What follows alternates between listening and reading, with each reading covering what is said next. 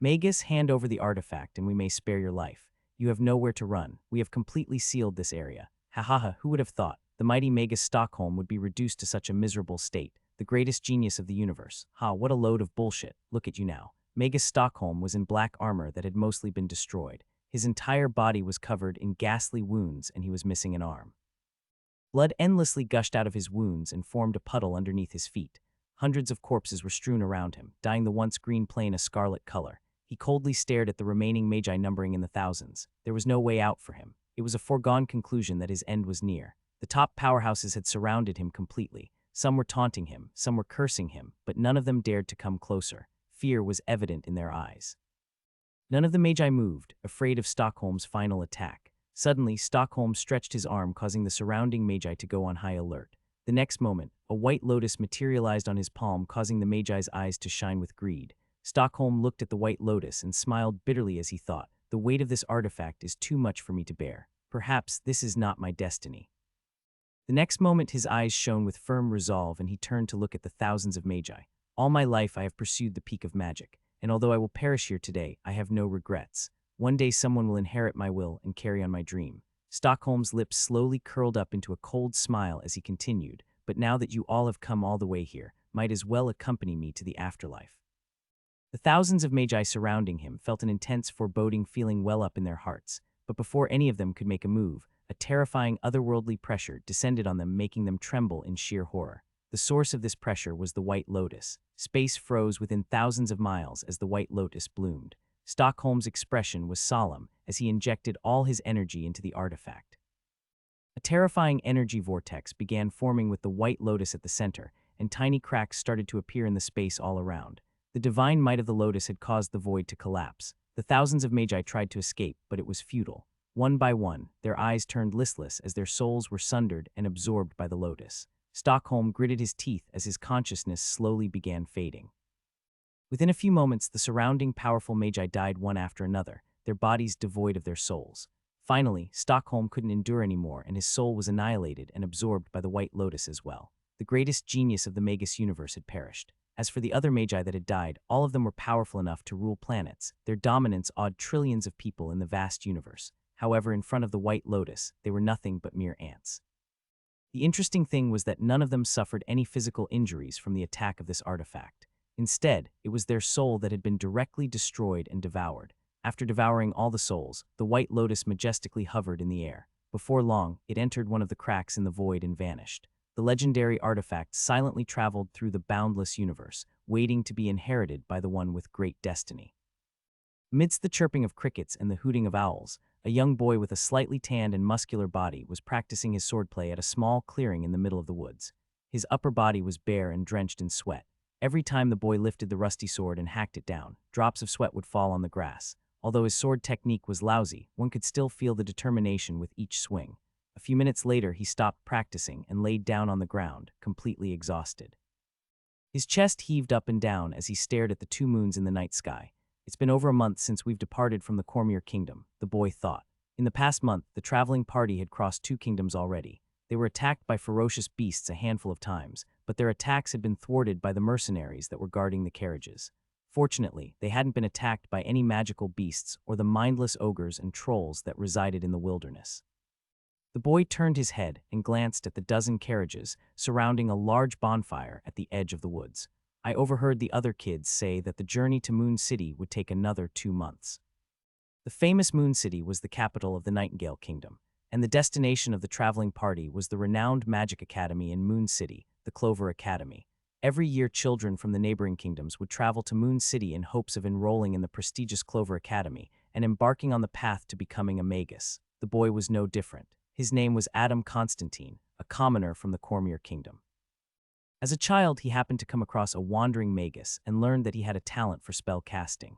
Adam couldn't help but be ecstatic at this discovery. After all, in the world he lived in, magi were mighty beings that were revered by the masses. They were strong and wise, able to control the elements of nature as they wished and create countless miracles. Moreover, this was a world where the strong preyed on the weak. If one didn't have sufficient strength, they would never amount to anything.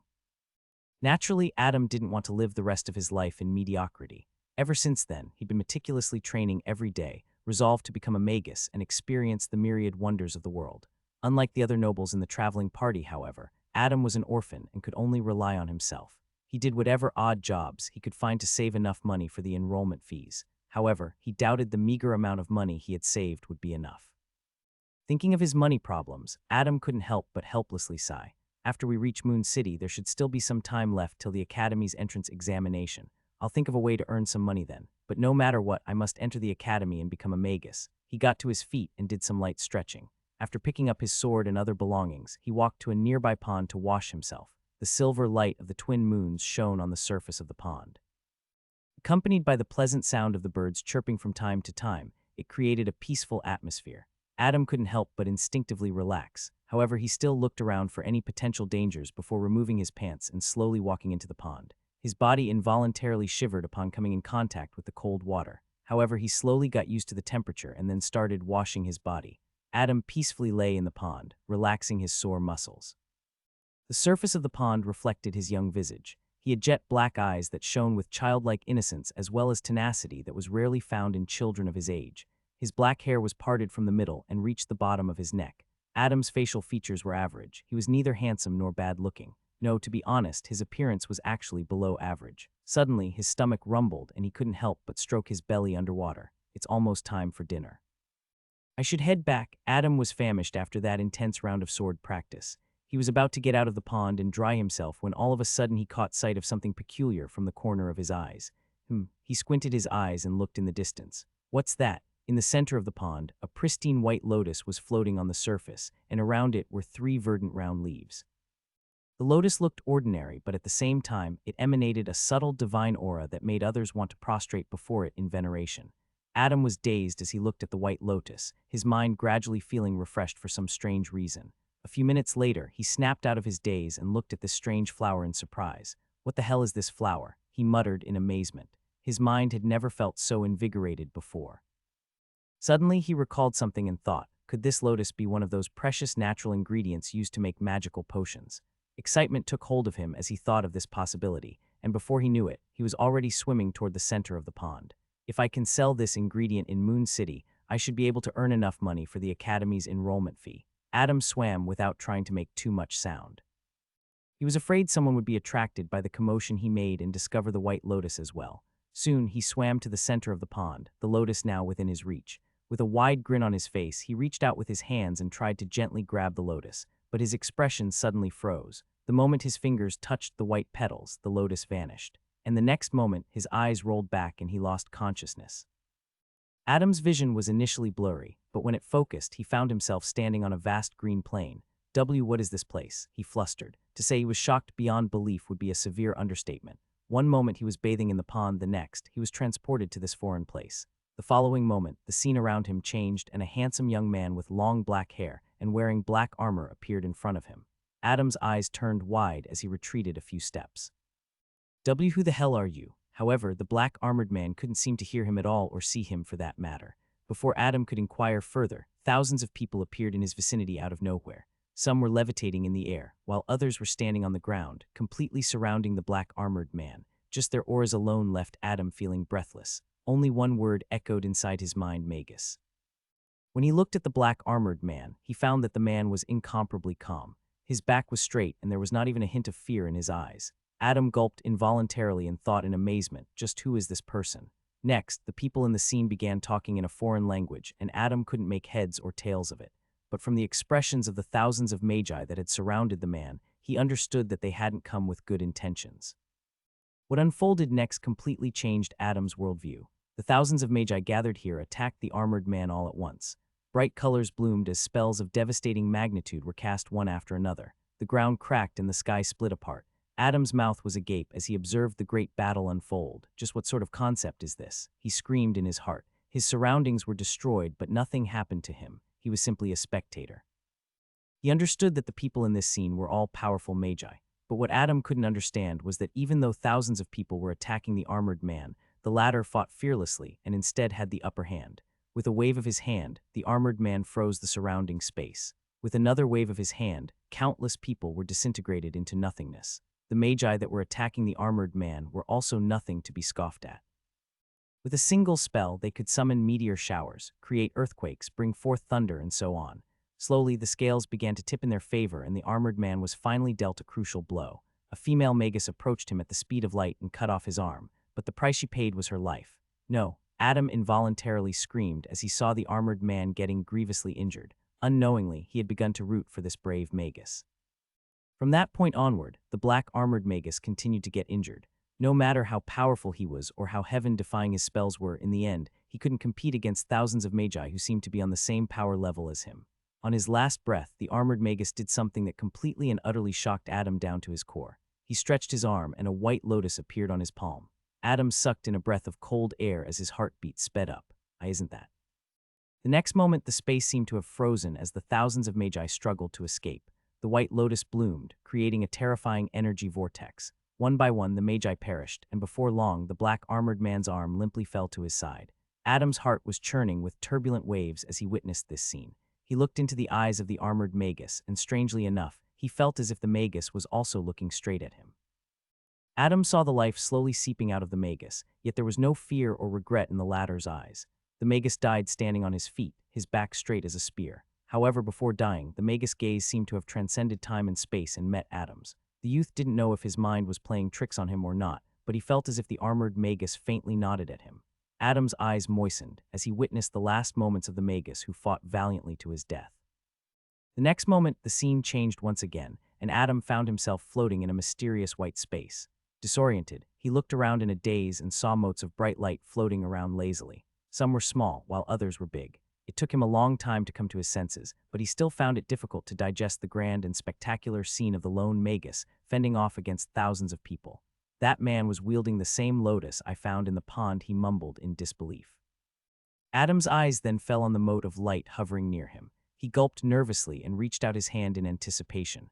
However, before he could, the scene changed once again, and he found himself floating on the pond he had earlier been bathing in. He looked around and found that the white lotus was nowhere to be seen. No, where is it? Adam panicked.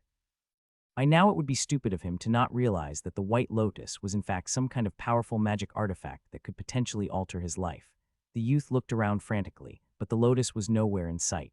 Suddenly, he caught sight of his hazy reflection on the pond's surface and froze. At the center of his forehead, a little above his eyebrows, was a lotus insignia. Adam's eyes lit up in excitement as he thought of a possibility. Could it be that the white lotus fused with me? Thinking of this, he was incomparably excited. He didn't know what the lotus was, but what he did know was that it was an extremely powerful tool that could help him on his path to becoming a magus. Slowly, under his observation, the lotus insignia completely melded with his skin and disappeared. After gathering his thoughts, Adam swam to the edge of the pond. He dried himself and wore a fresh pair of clothes, a blue tunic and white pants. He absent-mindedly walked toward the bonfire, where the dinner was being distributed, when all of a sudden a mocking voice full of disdain drifted into his ears. Oh, if it isn't the peasant warrior. Adam's eyes narrowed as he involuntarily clenched his fists. He looked toward the source of this voice with annoyance. This bastard again. A young blonde boy who seemed to be about the same age as Adam slowly walked towards the clearing in the woods. He was wearing lavish silk clothes and fancy ornaments and had an arrogant smile on his face. Indeed, it is the peasant warrior. Haha, look at his damn rusty sword. I'm afraid it'll break if the wind blows. The two boys walking behind the blonde youth also chimed in as they mocked Adam. Ever since the beginning of the journey, the three of them had constantly picked on Adam. After all, he was the only commoner in the traveling party. They despised the fact that a mere commoner would try to become a magus. One had to know that it was almost always children of noble birth who had the chance to become a magus. Adam was very fortunate to have received the grace of wandering magus a few years back. The magus had later confirmed that Adam had an aptitude for spell casting. Thus, it was extremely rare for a commoner to even dare to embark on the path of a magus. Not only was talent a crucial factor, but more importantly, one needed large amounts of resources. Adam looked at the blonde youth walking toward him and gritted his teeth. This boy, Jeffrey Palmer, was the son of a duke from the Cormier Kingdom. Being a noble of high birth, he naturally looked down on everyone else, most of all commoners like him. Until now, Adam would always silently endure all the insults thrown at him by this group because he didn't want any unnecessary trouble. However, after watching the black armored magus fighting off thousands of magi single-handedly, Adam felt a little hot-blooded. For once, he decided to stand up for himself. Besides, they were far away from Cormier Kingdom. Adam was sure that Jeffrey's influence wouldn't reach so far away from the kingdom, so he looked at Jeffrey dead in the eye and asked, "What do you want?" Jeffrey was taken aback. "Oh, so you do know how to talk. Oi, what's with that look? You dare talk back to Jeffrey?" The two lackeys stared daggers at Adam. Clearly, they wanted to be on Jeffrey's good books. Adam simply ignored them and stared intently at Jeffrey. If there's nothing, then get lost. Don't bother me from now on. I'm warning you. Jeffrey was stunned, thinking just what had gotten into this peasant to have suddenly grown a pair of balls. But soon he was furious and he growled, "You lowlife, how dare you talk to me like that? Jeffrey, leave this bastard to us. We'll teach him his place." Two lackeys walked toward Adam with unkind intentions. One of them suddenly rushed toward Adam and swung his fist. Adam calmly sidestepped, easily dodging the punch. He then raised his fist and struck the boy's face. His movements completely caught the boy off guard. The boy never imagined, even in his wildest dreams, that Adam would have the balls to retaliate. The fist landed squarely on the boy's nose and he fell to the ground screaming in pain. "Arg, my nose, it's broken." He looked at Adam with hateful eyes. "You mother." Bam! Adam stomped on the boy's face and knocked him out. The other boy who was approaching him suddenly froze in his footsteps, shock etched all over his face. Even Jeffrey was dumbstruck. "Come, what are you waiting for?" Adam looked at the other boy with a smug smile. He felt really good beating the bully. The boy nearly peed his pants as he struggled to even answer. In the end, he simply turned around and ran back to the campsite with his tail tucked between his legs. "You coward, come back here," Jeffrey roared, but the boy fled even faster. "You jerk," Jeffrey couldn't help but curse. He turned around and saw Adam crouching down and picking up a pouch from the unconscious boy lying on the ground. "You thief, stop what you're doing." Adam grabbed the pouch and looked inside. Upon seeing so many gold coins inside, he whistled in surprise. This was more money than he had managed to save back in his hometown in Cormier Kingdom. He then looked at Jeffrey and demanded, "Hand over your money pouch." Jeffrey was dumbfounded. This peasant dared to extort him, a noble son of a duke, the sheer audacity. Overcome by anger, Jeffrey ran toward Adam while screaming, "You bastard, I'll fight you. How dare you?" Bam! Adam easily knocked him out with a punch to the face. He crouched down and grabbed the money pouch from Jeffrey. This pouch was made of fine silk and was twice as heavy as the first one. Feeling the weight, Adam smiled in satisfaction. "Consider this the fine for bullying me." He got to his feet and walked toward the campfire, laughing heartily. The monetary problems that he had been worrying about for so long had been alleviated so easily. Naturally, he was in a happy mood. Of course, he wasn't afraid of any retaliation from Jeffrey. After all, the Cormier Kingdom was far from where they currently were. Moreover, the mercenaries guarding the traveling party wouldn't intervene in a scuffle between kids. Adam walked to the place where one of the mercenaries was distributing food. He got in line and patiently waited. A few minutes later, he grabbed his dinner bread and meat stew and sat on a patch of grass a little further away from the camp. While eating dinner, he thought back to the scene of the grand battle he had seen earlier, as well as that mysterious white place he had visited. He couldn't help but involuntarily rub his forehead, where the lotus insignia had hidden itself. Just what was that place, Adam thought to himself, as he recalled the countless motes of bright light in that mysterious space. He wondered how he could access that place again. He absent-mindedly finished his dinner and then lay down on the grass, gazing at the myriad stars in the sky. He recalled the scene of the black armored Magus fighting and had a look of yearning in his eyes. "I wonder if I'll ever be able to be like that Magus." The scene of the battle kept repeating in his head, and slowly, Adam fell into a deep slumber. In one of the carriages by the campfire, a man wearing an olive-colored cloak was sitting by the window and reading an ancient-looking book. Suddenly, he raised his head and his bright blue eyes stared at the sleeping Adam. The man's gaze then fell on the few bulging money pouches on the youth. A moment later, his gaze swept through the clearing inside the woods and fell on the two unconscious boys. The man's eyes narrowed, but in the end, he simply sighed and shook his head ever so slightly. Another month passed by as the traveling party continued on their journey to Moon City. It was the rainy season and the party had to withstand the heavy rainfall on their way. Although these mercenaries couldn't wield mana, that didn't mean they couldn't fight. More than 30 strong mercenaries were traveling with the party, and they easily took care of any magic beasts that attacked. However, everyone knew that the closer they got to the Nightingale Kingdom, the number of magic beasts would increase. At that point, these mortal mercenaries would become useless. But thankfully, 3 rank 1 magi were also traveling with the group. They were assigned by the Clover Academy to safely bring the children to Moon City. Till now, the magi had yet to make a move. But when they did, all the children believed that it would be a sight to behold. In the past month, Adam continued to diligently work out as well as hone his fighting skills every day. Jeffrey had gathered a few other kids and come to look for trouble with Adam a couple of times. But every time the group confronted Adam, they would be severely beaten, and at the end of it, Adam would come out a richer man. After a certain point, the kids simply stopped bothering him. Due to the disparity in their classes, none of the kids in the party tried to befriend Adam. Although he felt a little hurt by this, he grew to live with it. To him, all that mattered was strengthening himself and focusing on becoming a magus. Although none of the kids spoke to him, the same couldn't be said about the mercenaries. After all, Adam was a prospective magus. Who wouldn't want to form a healthy relationship with a future magus? On this day, Adam was sitting by a smaller bonfire and having dinner with a few of these mercenaries. He loudly chewed the food in his mouth and asked a man sitting beside him on the wooden log, "Rick, you said you're from Moon City, no? How is that place?" Rick was a middle-aged mercenary with a receding hairline. He had a scar over his left eye, which Adam thought was very cool. He tore a piece of meat from the bone and replied with a laugh, "In my life, I've been fortunate enough to travel to most of the kingdoms in the Southern Federation. But I can confidently say that Moon City is the best among all the places I've visited." Adam inquired with bright eyes, "Tell me what it's really like." Rick chugged a copper cup filled with wheat ale and replied, Where should I start?" The man thought for a good few moments and then continued, "There is the River Ore that flows through the city, dividing it into two sections, the North Ward and the South Ward. The North Ward is where most of the nobles live, and it is also where the royal palace is located.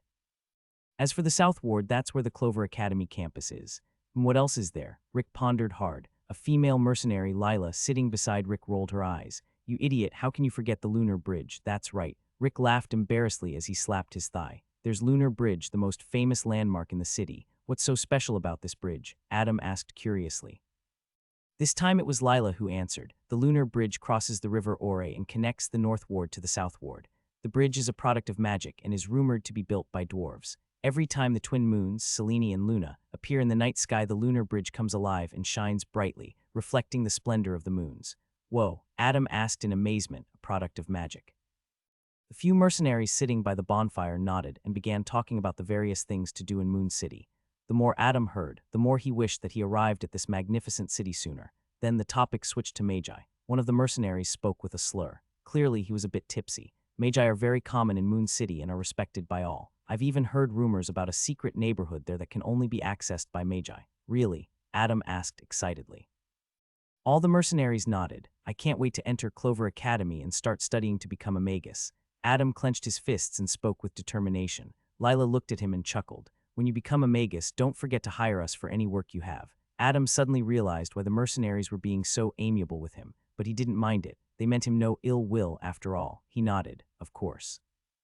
Hearing his affirmation, the few mercenaries by the small campfire were gratified. They continued to talk for a long time and even made Adam try ale for the first time. They also quite liked Adam. He was neither arrogant nor overbearing, unlike the other kids in the traveling party. They got along quite well with each other. On the other side, a few kids including Jeffrey were hatefully looking at Adam drinking alcohol and having fun with the mercenaries. A brown-haired boy with freckles gnashed his teeth and asked Jeffrey, "Are we going to do nothing about Adam? That scumbag took my sword. It was a family heirloom, damn it." Jeffrey coldly looked at this youth and snorted. "Then why don't you go to him and ask for your sword back?" The freckled boy couldn't come up with a reply. A few days ago, he was kicked in the butt so hard by Adam that it still hurt. Seeing the boy not reply, Jeffrey scoffed. "Didn't think so." He then turned his attention back to Adam, who seemed to be already drunk, and thought to himself, "The intensity of magic beasts will increase when we near the borders of Nightingale Kingdom." A cold glint flashed past his eyes. "I'll take care of you amidst the chaos from the magic beasts. You lowly peasant dare take my money and humiliate me. I'll make sure you die." The brilliant rays of the midday sun shone upon Crest Valley and bathed it in vitality. This valley and the mountains surrounding it were home to all sorts of magic beasts. People who passed through this valley would usually take the safest route that had already been scouted beforehand by the Magi. And if one were to travel through this valley alone, that was simply courting death. Of course, if it were a very powerful magus, then there would be nothing to worry about. The traveling party had just entered Crest Valley. From here on out, they would take about 3 weeks, give or take, to reach Moon City. But more importantly, the attacks from magic beasts would also intensify from here on out. Magic beasts had extreme primal tendencies. They disliked foreigners encroaching upon their territory. Adam looked at the view through the carriage window in awe. After all, he'd spent all his life in a small town in Cormier Kingdom. In the last 2 months, he had witnessed many new and different things. In the distance, a pack of half a dozen foxes were staring at the traveling party vigilantly, whereas the fox cubs were playing with each other in a carefree manner. On the other side, a herd of horses with fiery mane ran unrestrainedly. Although the scene looked spectacular, Adam knew that it was all just a facade. After his regular chats with the mercenaries, he had come to learn just how dangerous this valley was. Moreover, Crest Valley bordered the Murky Mountains, a place that even Magi didn't dare venture into. Adam's hands involuntarily grabbed the hilt of his sword as he thought to himself. Rick and the others mentioned that there would always be deaths in the traveling party when they went through the Crest Valley. He had learned that this wasn't the first time Rick and the other mercenaries were escorting young children to Moon City. In their past travels, there would always be casualties in this dangerous place. Even if there were magi present, they couldn't save everyone. Excuse me. Suddenly, a meek voice called out to Adam. He turned around to see that a young girl with twin ponytails was looking at him nervously. Yes, Adam asked. The girl thought for a moment and then replied, "You've been talking to these mercenaries quite often. How long did they say it'll take us to reach Moon City? I can't stand it anymore." Adam looked into the girl's eyes and noticed great discomfort as well as a hint of apprehension. He couldn't help but sigh. These nobles have never had to withstand such inconvenience in their lives. I can see why they would find this journey unpleasant, he thought. Just because Adam enjoyed the entire journey till now didn't necessarily mean that the others did too. In fact, most of the children were sick of traveling for months, not to mention they even had to be cramped up inside wooden carriages for long periods. Add to that, the constant attacks from wild beasts on their journey were taking a mental toll on them. Adam replied what he knew. The mercenaries said we'd reach the borders of the Nightingale Kingdom in another 2 weeks. From there on, it'll be completely safe. Moon City would take us another week of traveling once we enter the borders, or so they thought. Just before sunset, the traveling party found a relatively high ground to camp for the night. The mercenaries all got to work as they set up tents and started a campfire. This was part of their duties, after all. In one of the wooden carriages, the blue-eyed, olive-cloaked man who was still reading a book suddenly raised his head and looked into the distance. His gaze seemed to have traveled a long distance and made a discovery. His lips parted and he spoke calmly. "I guess it's time to make our move." 2 other people in this carriage, a man and a woman wearing the same olive-colored cloak, looked in the direction the blue-eyed man was looking in. The man replied, "Let those mercenaries handle it. We'll move in when things get a little difficult for them. Besides, those entitled little kids need some tempering. Clover Academy is not a place for weak-willed magi." "If you say so," the blue-eyed man shrugged and got back to reading. A few minutes of peace ensued, when suddenly, the howling of a wolf disturbed the peace in the camp. This wild and desolate howl echoed in the valley for a few moments, and then more howling could be heard one after another. "Damn it, it's a wolf pack, and a large one at that." The mercenaries wore solemn expressions. A single wolf alone, even if it was a magic beast, was not much to deal with. However, if it was a large wolf pack, then that spelled nothing but trouble. The wolves within a pack were able to coordinate with one another almost like a small military troop and were very difficult to fight against. "Hurry up, arrange the carriages as the blockade and get into formation," the leader of the mercenaries, an intimidating-looking bald man wearing leather armor, screamed as he ordered the others. In the dark of the night, hundreds of pairs of ominous green eyes were suddenly visible in the distance, and they were approaching the camp at a terrifying speed. The ground also began to rumble, signaling the incoming wolf pack. "Shit, it's the night wolves. Damn it, get in formation, get in formation." The mercenaries began cursing one after another. Night wolves were the strongest during nighttime. Their movements were swift and their attacks vicious. Rick looked at the dozens of children who were in a state of panic and spoke solemnly, "Prepare for battle." The few little boys and girls in the group began crying and calling out for their parents, while some of them had serious looks on their faces and brandished their weapons. Adam, too, felt the severity of the situation and unsheathed his steel sword that he had recently extorted out of one of the kids. His grip around the sword hilt tightened as he anxiously looked at the incoming wolf pack. A few meters away, Jeffrey, who had a crossbow in his hand, looked at the incoming wolves and gulped nervously. But when he turned his head and glanced at Adam, a cruel light shone in his eyes. The hungry wolves opened their maws and bared their sharp teeth as they ran toward the traveling party. When they were only 30 meters away, the bald mercenary leader roared, "Shoot!" Dozens of arrows were fired by the mercenaries toward the incoming wolf pack. The wolves at the front instantly stumbled after being injured by the arrows. Soon, they were dead after being trampled upon by their brethren from behind. When the wolves were 15 meters away, another volley of arrows was fired and a dozen more wolves died. "Fight with me," the mercenary leader shouted heroically as he brandished his spear. The mercenaries behind him readied their weapons and patiently waited for the wolves to arrive. And the next moment, the wolves smashed against the wooden carriages. The mercenaries who were standing between carriages or on top of it began attacking. A brutal bloodbath transpired. Wolf howls rang from time to time as they fell to their deaths. Some of the wolves split up and surrounded the camp, but they were stopped by the mercenaries who were guarding behind the carriages. The sound of curses, yelling, and wolf howls mixed together with the scene of blood sent chills down the children's backs who were situated at the center of the camp. Adam himself couldn't stop his hands from trembling. He had never witnessed such a gory scene before. Even in his hometown, he had never come across something so brutal. The most he had ever done was kill a wild boar just outside his hometown. But this wolf pack completely overwhelmed him. He closed his eyes, took deep breaths, and tried to calm his turbulent emotions. A few moments later, he opened his eyes and they shone with determination. "I'll kill anything that slips past the blockade," he screamed in his heart. He wasn't hot-blooded or muddle-headed enough to directly join the mercenaries. No, he would simply wait at the safe spot and attack if any wolves came at him. And it didn't take long for the mercenaries' formation to be broken. Just a few minutes into the battle, a young mercenary had already been eaten alive by the wolves. A grievously injured wolf managed to break through the blockade and rush toward the children at the center. Witnessing this scene, most of the children froze in horror, especially the children around Adam, because the wolf was heading in their direction. At the crucial moment, Adam instinctively rushed toward the wolf instead of retreating. His heart pounded vigorously as he inched closer to the vicious beast. In the blink of an eye, he raised his sword and struck with a horizontal slash as he ran past the wolf. The wolf abruptly came to a stop, and the next moment, blood gushed out from the side of its body. Adam's sword had slashed the wolf from the neck, all the way to its waist. Following that, the wolf limply fell down. It struggled for a few seconds and then finally died. "I did it," Adam muttered in disbelief as he breathed in large mouthfuls of air. With the adrenaline pumping through his veins, he felt like he was on top of the world. He felt invincible. For a brief moment, he had this impulse to join the mercenaries and fight with them. But soon, he shook his head and rid himself of such conceited thoughts. He hurriedly retreated toward the center of the camp and got into a fighting position once again. Only now did the children around him react to what had just happened. "Heavens, did you see that? He actually killed it." The children screamed in utter disbelief. Some looked at him with admiration, while most only felt negatively. They ridiculed themselves for being outdone by a mere commoner. However, with Adam killing the wolf, the children's morale was lifted, and most of them readied themselves for any impending wolf attacks.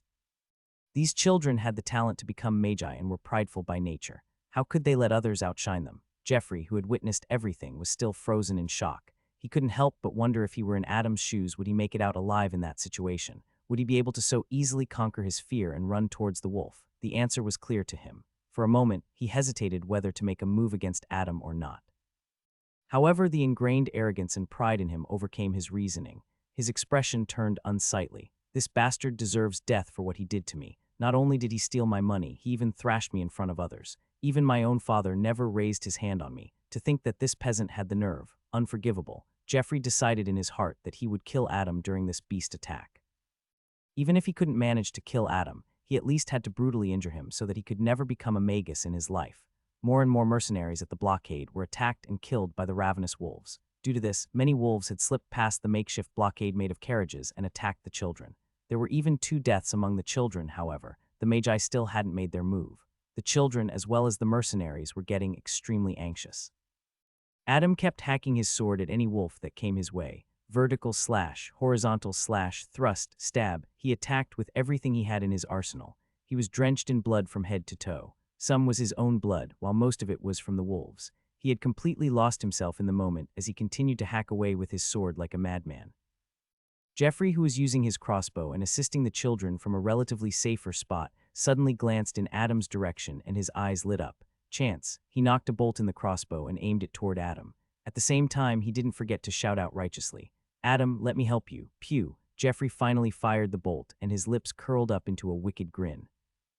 At the moment, Adam was busy defending against the attack of a wolf. He had been fighting nonstop for the last 10 minutes or so and was already out of strength, so he was relieved that someone was coming to help him. However, when he heard the voice, he was confused. Isn't that Jeffrey's voice? Why is he? He had never expected Jeffrey, out of all people, to help him. This left him puzzled. But the next moment, his thoughts came to an abrupt halt when an arrow pierced his left shoulder. Adam's eyes widened in shock. He didn't have a second of respite as the moment he was shot. The wolf had gotten the upper hand and had severely bitten his left arm and pinned him to the ground. "Ag!" Adam screamed in agony as the wolf's teeth sunk deeper into his arm, threatening to rip it apart. He was unable to do anything about it. Meanwhile, Jeffrey reloaded another bolt into the crossbow and cursed inwardly.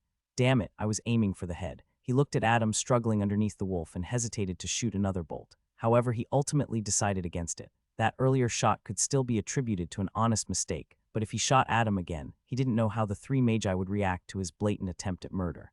Jeffrey didn't want to risk it.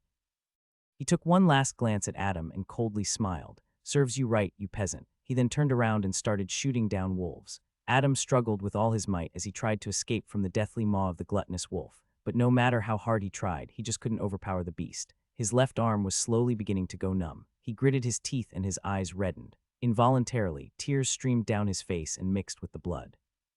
He thought back to all his struggles during his childhood, his encounter with the white lotus in the pond, and finally the scene of the black-armored magus fighting valiantly against the thousands of magi. Adam's eyes turned even more bloodshot and his aura turned savage. He screamed in his heart that brave magus single-handedly fought against thousands of powerful magi, and I can't even fight a mere beast. How can I die here? I haven't even become a magus. I refuse to die. A raging fire lit up inside of him, and he managed to gather strength that he didn't even know he had. He glanced at the crossbow bolt sticking out from his left shoulder and yanked it out. Arg! He growled like a beast as he tightly grabbed the bolt and stabbed it into the wolf's eye. Immediately, the wolf let go of Adam's arm and whimpered in misery. It tried to run away, but Adam had already coiled his legs around the wolf's neck like a python. Then he hammered down his right fist on top of the crossbow bolt. Bam! The bolt penetrated further into the wolf's skull and stabbed its brain. Adam continued to ruthlessly hammer down his fist on the bolt until the wolf completely stopped moving. After making sure that the beast had died, Adam felt like he had lost all strength in his body. He limply sprawled on the ground with the wolf's corpse still on top of him. A few moments later, he removed the corpse with great difficulty and slowly got to his feet. His left arm looked hideous as it was viciously chewed on by the wolf. He was drenched in blood and looked like a demon that had risen from the pits of hell. He looked around and his gaze finally landed upon Jeffrey, who was helping out the others. "I'll kill you," Adam growled as he slowly walked toward Jeffrey. He was full of unprecedented bloodlust. He had never taken his earlier scuffles with the other children seriously, but it looked like he had been naive. Just because he didn't plan to kill others didn't necessarily mean that others wouldn't kill him, and to think that Jeffrey would attempt to kill him for such a petty reason. The moment Jeffrey laid eyes on Adam, his knees buckled and he fell to the ground. The image of Adam drenched in blood and walking toward him with reckless, murderous intent made him shudder. He's alive. Jeffrey couldn't believe that Adam was able to make it out alive. He was certain that the wolf would devour him. He raised his trembling hands and pleaded, "Adam, wait. It was a mistake, I promise." Adam refused to listen. He slowly walked toward Jeffrey with the broken sword in his hand. His sword had already been destroyed from the constant fighting earlier. Just when he was a few meters away from Jeffrey, the blond man with bright blue eyes and wearing an olive-colored cloak appeared right in between them. The blue-eyed man first looked at Jeffrey, causing the latter to tremble in fear. Then he looked at the grievously wounded Adam, who didn't seem to be bothered by his presence at all. "This is not the time or the place for your dispute," he said calmly. But Adam protested. "I said this is not the place." The man interrupted him in a more strict tone. "Shut it," the blue-eyed man coldly said to Jeffrey. "Don't think I don't know what you did." "Shit." Jeffrey gulped and lowered his head, avoiding eye contact with the man. Two more people, a man and a woman, appeared out of nowhere and stood next to the blue-eyed man. All three of them wore the same cloaks. It was olive-colored and had a four-leaf clover insignia at the center of the chest. The man looked into the distance and saw a night wolf slightly bigger than the other wolves and muttered, "Seems to be on the verge of advancing to a rank 2 magic beast. No wonder it was able to control such a large number of wolves," replied the blue-eyed man. "Let's combine our spells and get this over with," the woman spoke succinctly. The three magi then jumped and landed beyond the blockade made of wooden carriages. Instinctively, the surrounding wolves made distance for them, sensing the immense danger. "All right, time to get to work." The blue-eyed man cracked his knuckles. Howl, the wolf leader, howled and commanded the pack to attack the three magi who had dared to cross the blockade and obstruct them. However, the wolves were afraid of getting close to the magi. In the end, they could only reluctantly attack. HMPH, the female magi scoffed. She had silver hair and cyan-colored eyes. She crouched down and placed both palms on the ground. A bright magic circle lit up underneath her palms. Rank 1 spell, Spill Water. A few seconds later, water was generated from the ground beneath her, and it quickly spread toward the wolf pack. This level of water didn't do any damage to the pack, neither did it impede them in any way. If anything, the water only made the ground a little wet. Next, the burly magus with a buzz cut stepped forward and stomped on the ground. A magic circle had already materialized underneath his foot, and the moment it touched the ground, the earth rippled and the waves spread toward the wolf pack. Rank 1 spell, Shape Earth. At once the ground had turned into an extremely muddy terrain. The majority of the wolves fell down as they lost balance. However, this was still not enough to defeat the pack. Finally, the blonde magus with bright blue eyes weaved mysterious hand signs and then raised his right arm. The next moment, blue lightning crackled on his palm. Rank 1 spell, Shocking Grip. He viciously punched the muddy ground with his lightning-infused fist. Following that, the land in front of them turned into a sea of lightning. The three spells combined in harmony, resulting in a devastating attack. Instantly, a large number of wolves were electrocuted. Their fur was charred and they struggled helplessly until they died. With a single move made by the three magi, close to 100 wolves died. Whoa. Amazing, this is the might of a magus. The children who had gone through a hellish battle saw this scene and their eyes lit up in amazement.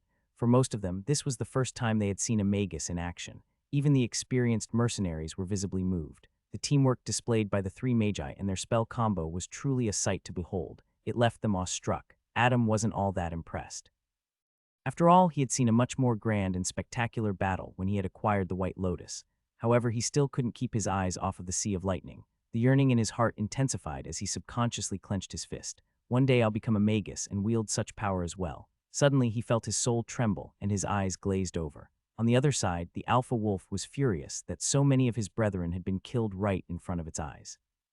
It howled to the skies, and one could feel its pain and anger. The next moment, it opened its mouth and conjured an energy ball of absolute darkness. The ball of darkness got bigger and bigger until finally, it shot towards the three magi at an extremely fast speed. The burly magus stepped forward, weaved hand signs, and loudly clasped his palms together. Following that, the ground around him trembled and then two thick and sturdy walls were erected in front of him. Rank 1 spell, Mold Earth. The ball of pure darkness collided against the earthen walls. A deafening sound was heard as dust and debris scattered in all directions. In the end, the ball of darkness had completely dissipated. At the same time, the two walls had also been destroyed. From within the dust and debris, the female magus along with the blue-eyed magus rushed out and sprinted toward the alpha wolf. Overcome by rage, the alpha wolf also rushed toward them as it prepared to launch another ball of darkness. However, before long, the two magi had already come close to the wolf. They both cast spells simultaneously and combined them. Rank 1 spell, Thorn Vine. Rank 1 spell, Acidic Splash. A green vine as thick as one's arms materialized in the female magus's hand, and she whipped it toward the alpha wolf. Before the whip had coiled around the wolf, the whole whip had already been coated with a layer of purple acid. This was the spell cast by the blue-eyed magus. The ease at which both spells had combined showed how efficient their teamwork was. The purple vine ferociously wrapped around the wolf, instantly restricting its movements, and at the same time melting its fur and poisoning its skin with acid. Even the ball of darkness that was about to form inside the wolf's mouth had vanished. Completely restricted, the wolf showed a hint of panic as it glared at the two magi. Suddenly, the ground behind the wolf cracked open, and a figure jumped out from underneath. It was the burly magus. Right now he was wielding a heavy war hammer that seemed to be made out of some kind of black material. He lifted both his hands and imbued mana into his weapon. Then he swung the war hammer down on the wolf's head with a wide grin on his face. Ha, gotcha. Boom. The wolf was instantly pulverized by the hammer. All that was left was a mangled mixture of flesh, bones, and innards. Seeing their alpha die such a gruesome death, the remaining wolves all ran away with their tails tucked between their legs. It's a pity. We could have sold the corpse for some money. The female magus pouted. The burly magus, Ivan, looked at the alpha's corpse or the lack of one and smiled embarrassedly. My bad, Kelly. The female magus, Kelly, shot one last glance at the mangled corpse of the wolf and then turned around and left. Nicely done, Ivan. Don't mind her. The blue-eyed magus gave Ivan a thumbs up. Ivan looked at his teammate and laughed. Haha, you too, Alex. Come, let's get back to the carriage. I need your help understanding a spell model from the School of Invocation. All right, let's go. Alex nodded and then went back to the carriage with Ivan. The surviving children and the mercenaries cheered for the victorious magi as they came back to the campsite. The fight earlier was simply breathtaking. Even the mercenaries, who were always fighting with their lives on the line, were in awe of the teamwork displayed by the three. Alex and Ivan were indifferent to the applause and the looks of admiration directed at them. They were already used to it. Suddenly, Alex caught sight of Adam, who was standing in one location in a daze. The boy was sticking out like a sore thumb. What's with this kid? Alex mumbled. Currently, Adam was oblivious to what was happening around him, as his mind had already shifted to the mysterious space within the White Lotus. Adam found himself floating in the mysterious white space once again. For a moment he got frightened, but then his eyes lit up. I'm finally back here. Ever since he acquired the White Lotus, he had been trying all sorts of ways to get inside this mysterious space, which he believed to be the interior of the Lotus. But no matter what he tried, he would never succeed. But now all of a sudden, he found himself back in this place, and he was elated. He looked around at the bright white spots curiously. I wasn't able to find out more about this place. Last time, Adam tried to swim around in the air. Just what are these lights? The words got stuck in his mouth when he saw what was happening in the distance. More and more glowing white spots were popping up. With the Adam was speechless. He looked around and saw that bright spots were popping up everywhere, albeit at a slow rate. All of a sudden, close to 100 white spots appeared out of nowhere. Adam was stunned. Just what the hell is going on? He couldn't understand what these white spots were and how exactly they were appearing in this space. Hell, he didn't even know how he appeared in this place. The white spots had stopped popping up now. Adam swam towards the closest white spot. This mote of light was only the size of his nail. He took a few deep breaths to calm his beating heart. Nothing ventured, nothing gained. He encouraged himself and touched the light without hesitation. Adam closed his eyes in preparation for what was to come. To be honest, he didn't even know what he was expecting. Nothing happened for a few seconds, but then. Calm, unprecedented tranquility. Adam felt as if his mind had expanded. Mentally, he felt rejuvenated. He had never felt such a satisfying sensation in his life. It was almost as if his soul had been strengthened. He didn't know for how long he was lost in this foreign feeling. Only when another white mote of light appeared in this mysterious space did he finally open his eyes. I feel reborn. His eyes were shining as he looked around as if he had found treasure. Adam was extremely excited. That feeling right now, I feel it's very beneficial for my soul. Adam didn't even know what a soul was. He had only heard a few bards mention it in their romantic songs, but he instinctively felt that the white motes in this space had strengthened him mentally. He looked at the thousands of motes of light in this mysterious space and involuntarily gulped. What if I consume all these lights? With a wide grin on his face, he swam to the closest white mote and stretched his hand out to grab it. But all of a sudden, he felt a firm hand on his shoulder and the scene around him instantly changed. Hey, you all right? A voice snapped him back to his senses. Adam looked around in bewilderment. Where am I? Alex looked at him in amusement. Oh, did you pass out while standing on your feet? What a guy. It took a moment for Adam to realize what exactly was happening. Looking around, he noticed that the wolves were nowhere to be seen. The mercenaries and the children were being tended to by the less injured ones. It's over. He was relieved that they were out of danger. Before he could reply to the blue-eyed Magus, his eyes rolled over and he immediately lost consciousness. The gruesome battle from earlier where he was almost killed by a wolf and the massive blood loss from his left arm had left him incapacitated. Exhaustion finally overcame him. The radiant rays of the sun passed through the window of the moving carriage and gently landed on the face of a 15-year-old boy. The youth had taken an entire seat in the carriage and was sleeping soundly. This boy was none other than Adam. Slowly, he opened his eyes, which appeared to be deeper than before. He then got up and found that his left arm had been fully bandaged and there were blood stains on it. Ow, he sharply breathed. Even a little bit of movement sent pangs of pain through his nerves.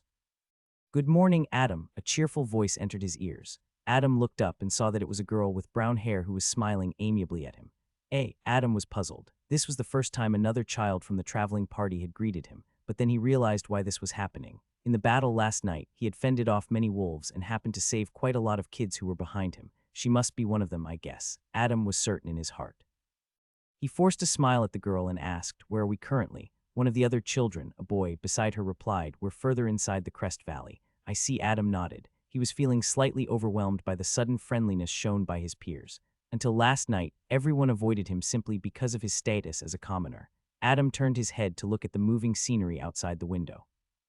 He had completely thrown out the matter of last night's gruesome battle, as well as Jeffrey's intention to kill him to the back of his mind.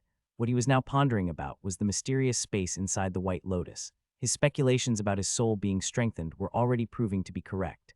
He felt his perception increase ever so slightly, his thoughts were running smoothly, and overall he felt his mind operate much better than before. But most importantly, Adam had a feeling that he now knew how to access that mysterious space at will.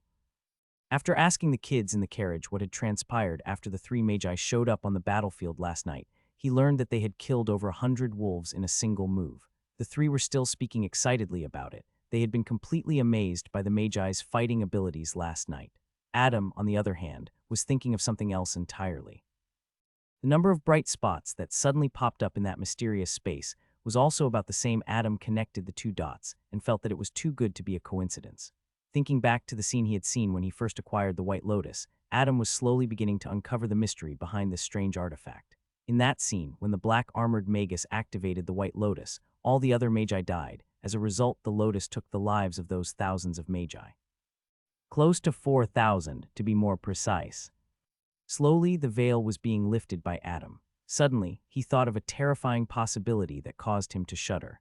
The number of bright spots in the mysterious space should also be the same as the number of magi that had died.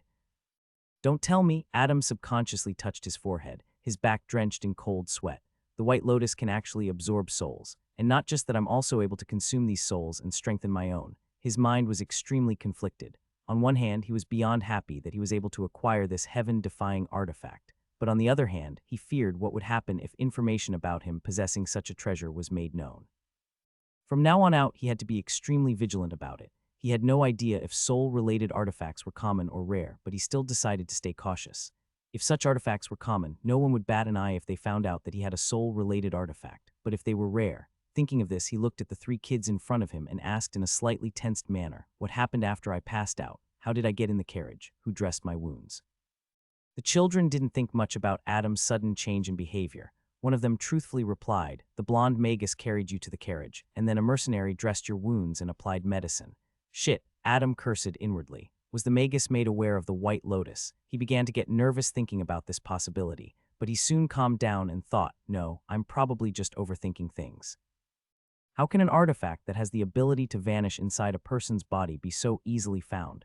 Thinking this, he gradually calmed down, but still I should confirm my speculations. For now, he decided to get inside that mysterious space. He could still feel the presence of the lotus inside his body. To be precise, he believed that the lotus was actually inside his mind. He decided to give it a try and closed his eyes. Soon, he entered a tranquil state. His breathing was stable and his face calm.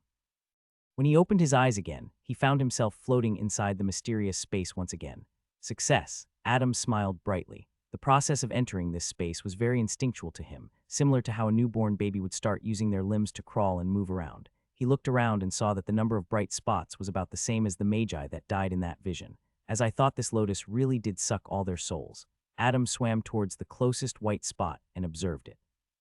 One by one, he observed the pure white spots around him and nodded. So this is what a soul is. Some spots were smaller than the size of his nail, giving him a very calm feeling.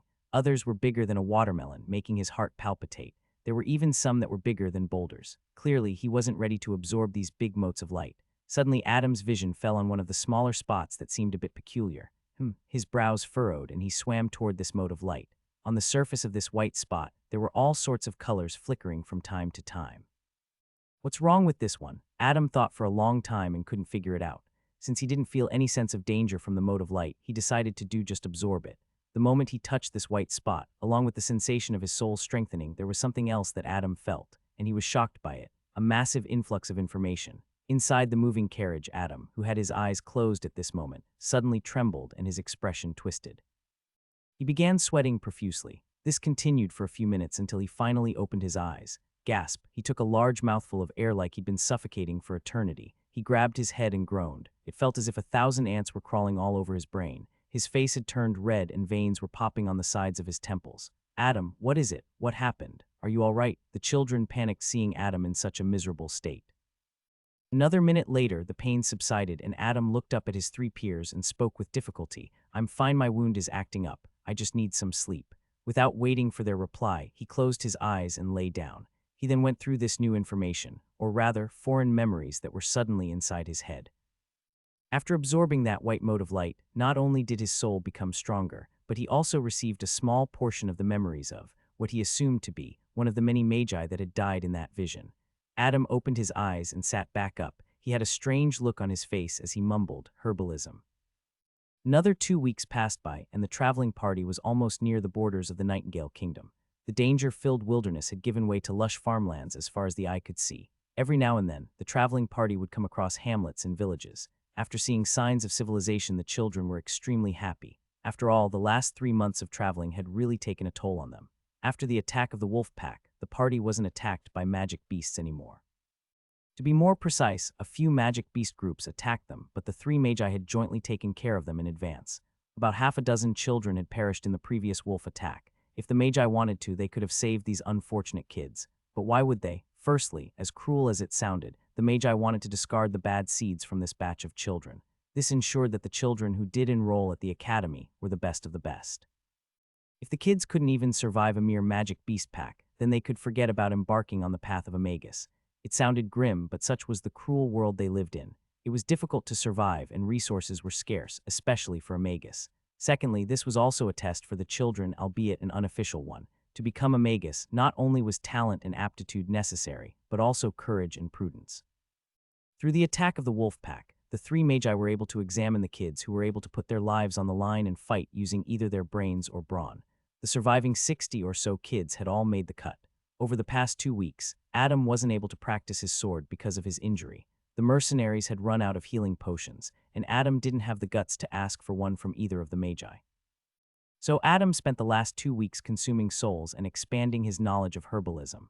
Herbalists were very sought after in the magus community, and he knew for a fact that herbalists or potion masters were very wealthy. so he decided to assimilate the memories related to herbalism so that he could get an edge over other students. At the very least, selling magical potions would ensure that he had a steady source of income.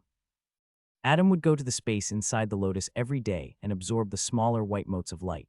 He could see the progress with his own eyes, and he was extremely ecstatic about it. His perception had increased to a level he hadn't thought was possible. Other than that, he felt as if his thought-making process had become quicker and a lot smoother. On this day, Adam was sitting inside the wooden carriage with his eyes closed and going through the knowledge of herbs and natural ingredients. After absorbing the memories, he felt great familiarity with the usage of herbs, like he'd been practicing it all his life. Not just the knowledge, but even the experiences of the magi were absorbed by Adam. The different uses and properties of potions thoroughly fascinated him, and he couldn't wait to give it a try. He was certain he could make a lot of money if he put this knowledge to use. The sunset was about half an hour away, so the traveling party stopped by a lake and prepared to make camp. All the children got down from the carriages and started helping the mercenaries. They weren't the same kids they were when they started their journey. After going through so much in the past 3 months, they had matured. Adam got out of the carriage and looked around as he breathed in the fresh air. Suddenly, his gaze fell on Jeffrey, and they made eye contact. Adam's eyes instantly turned cold, and he glared at Jeffrey. Jeffrey immediately looked away and distanced himself from Adam. Ever since that incident that night, Jeffrey had been avoiding Adam like the plague. Adam's eyes narrowed as he stared at Jeffrey's departing back. "Sooner or later, I'll kill you." He had never felt such hatred for another person before. Thinking back to how he had almost died that night, Adam was furious. He cursed under his breath and went the other way. In the distance, he saw the 3 magi alighting from the carriage and sitting on boulders by the lakeside. The burly magus, Ivan, and the female magus with the silver hair, Kelly, were busy reading books. Meanwhile, the blonde magus, Alex, was staring into the distance of the lake, throwing pebbles across its surface. Adam's eyes lit up as he unhesitatingly walked toward Alex. In the past few weeks, he didn't have a chance to speak with the magus, but now he finally did. He only hoped that Alex was also willing to talk to him. Hearing footsteps approaching him, Alex turned his head and looked at Adam with a faint smile. "It's you." Adam walked to him and respectfully greeted, "Good day, Sir Magus." Seeing Adam act so stiff, Alex found it funny. "What is it, kid? Take care of you." Alex chuckled. "I simply chucked you inside the carriage. I didn't really take care of you." Judging from the casual conversation between them, Adam was more or less certain that Alex didn't know about the existence of the White Lotus. Still, he couldn't be 100% sure about it, so he decided to remain vigilant anyway. Suddenly, Alex asked, "Where did you learn to wield the sword?" Adam was slightly taken aback. He thought that his sword skills might have caught the magus' eyes, so he puffed out his chest and spoke with pride. "I learned it on my own, sir." "No wonder it's so crude and barbaric." Alex nodded in understanding. Adam's expression froze. A moment later, he forced a smile and softly muttered, "I'll work on it." He then thought of something and asked, "Sir, if you don't mind, may I ask you something?" "Go ahead." Alex liked the boy's respectful attitude and didn't mind entertaining him a little.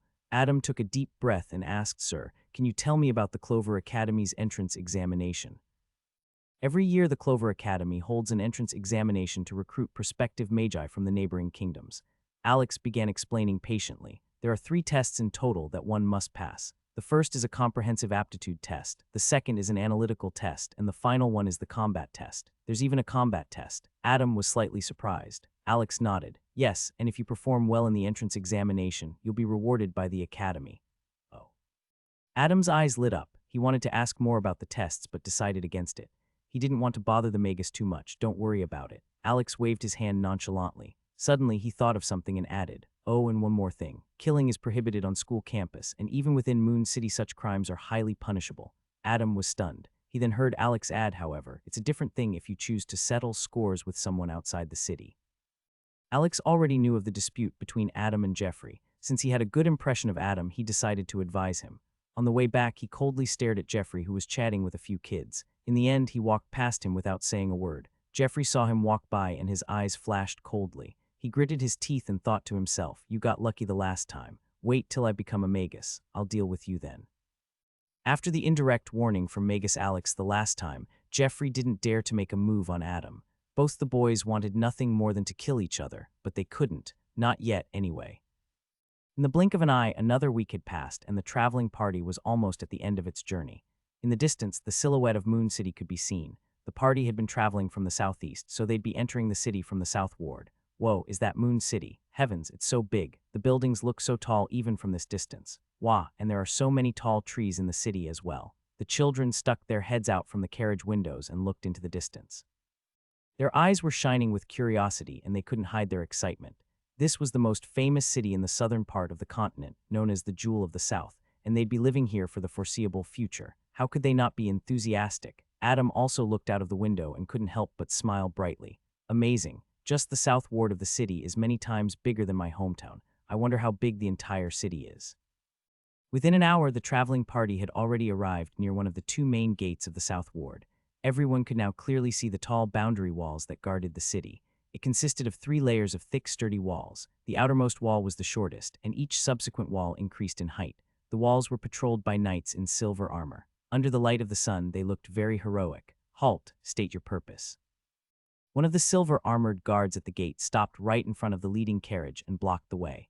The leader of the mercenary group got off the horse and took out a scroll from underneath his leather armor. He handed the scroll to the guard and respectfully said, "We are the Crescent Mercenary Company, and we're escorting children who are going to take the entrance exam for the Clover Academy."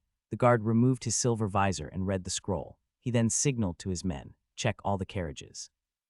Although he was already aware of this local mercenary company, he still had to carry out his duties diligently.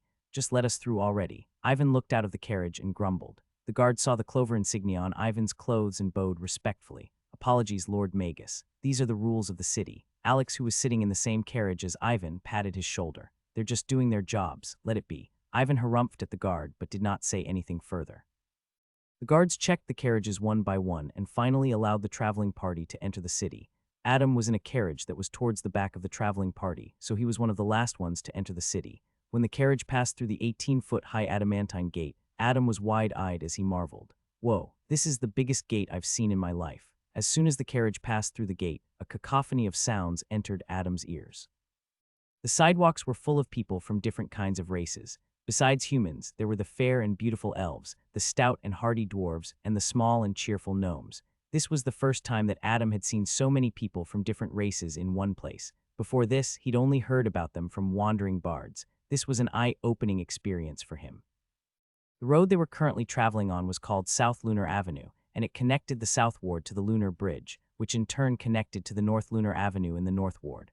All the roads in the city were made of cobblestones, and the sidewalks were completely packed with people and stalls. Here, one could see people of different races mingling with one another. One thing Adam noticed was the abundance of trees in the city. An earthy scent permeated the city, making one feel refreshed. There was vegetation flourishing almost everywhere he looked. Some trees were taller than buildings, some buildings were taller than trees, and there were even buildings that were actually trees. Adam stuck his neck out and saw a bridge made of tree branches right above the street. The buildings and houses were made up of stone and wooden beams. In the distance, Adam could see a tall tree with many windows. Clearly, people were living in it. Seeing the number of brick and mortar stores and the temporary roadside stalls, one could tell that trade was flourishing in Moon City, and it indeed was. Moon City was the greatest mercantile city in the Southern Federation. After about 20 minutes, the traveling party stopped in front of a large archway made of marble. At the center of the archway, above the entrance, was a 4-leaf clover symbol. Adam looked at the symbol and was incomparably excited. "We're here."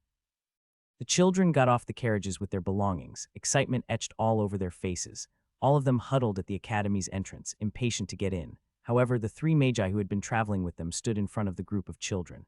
Alex, who was standing at the center, solemnly spoke. "Over the last 3 months, you all have endured great difficulty, overcome life-threatening challenges, and finally made it to Moon City. Good job."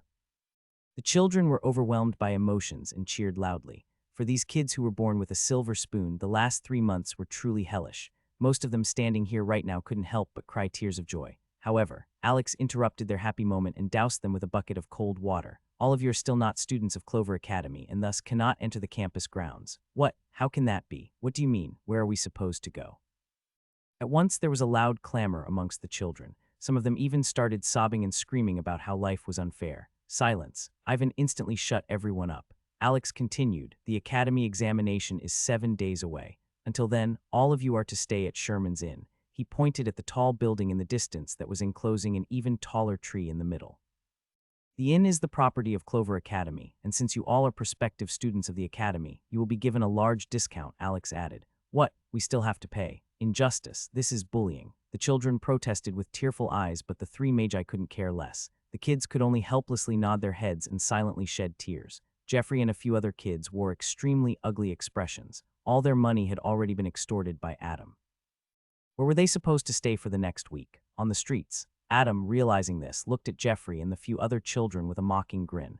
At the same time, he even dangled his bulging money pouch and showed it to them, as if provoking, "What are you gonna do about it?" Jeffrey and the few kids around him gritted their teeth and clenched their fists as they hatefully stared at the youth. In their minds, they were vehemently cursing Adam and his ancestors. After teasing them a bit more, Adam turned his attention back to Alex. "The city is completely safe. However, you all should still make it a habit to not wander around on the streets after sunset.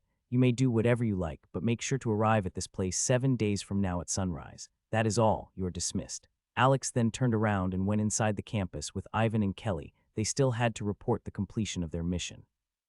Mercenaries who were still standing with the group of children bade their farewells and left as well. The children formed into smaller groups and started exploring the city.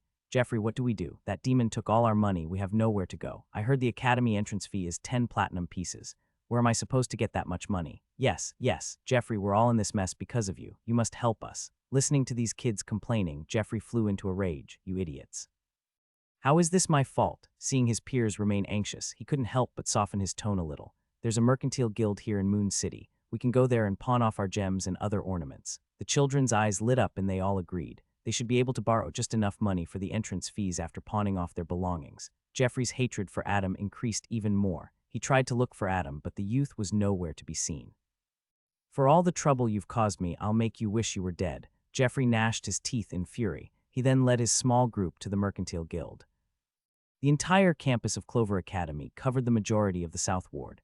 The rest of the ward housed taverns, inns, a bustling market, and houses that catered to the students of the academy. One could argue that the Clover Academy encompassed the whole of South Ward. This was a testament to the prestige of the academy, as they were able to occupy such a large area in the capital city of the Nightingale Kingdom. The market district was situated on the banks of River Ore, right next to the docks.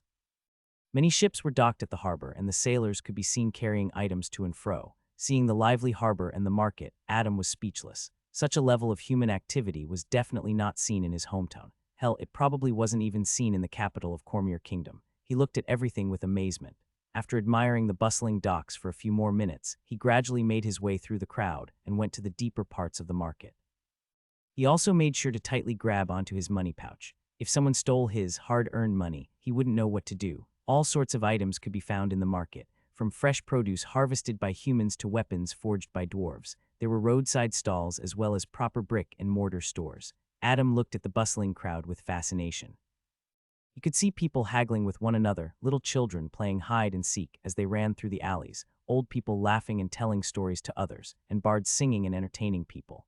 "It truly is the jewel of the South," Adam muttered with a smile. Although he hadn't visited any other cities, he had a feeling that no other city in the southern part of the continent could outshine the splendor of Moon City.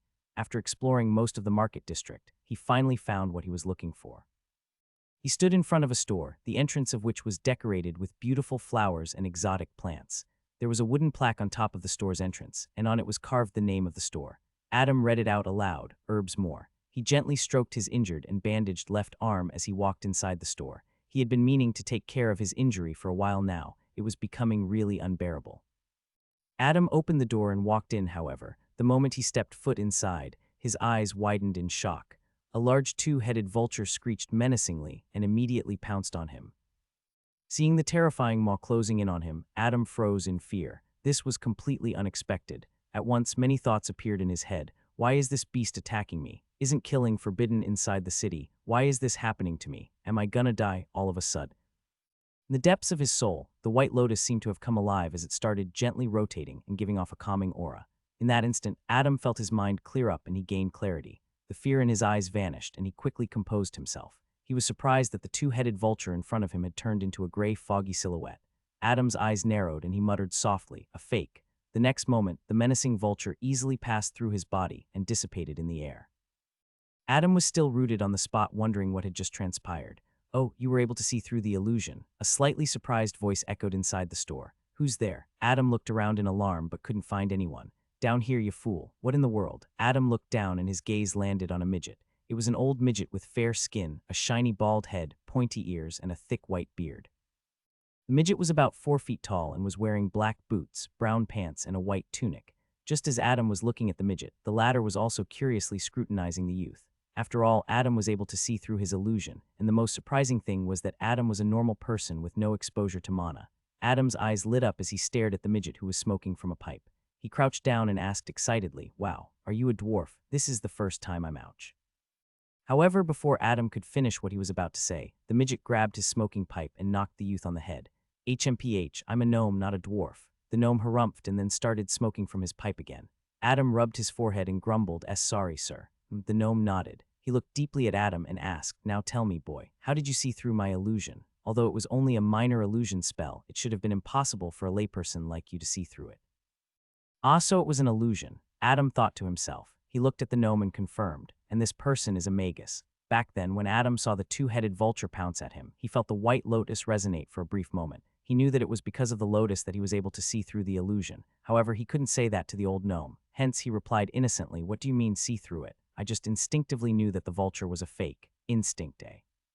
The gnome looked straight into Adam's eyes for a few moments, trying to discern the truth.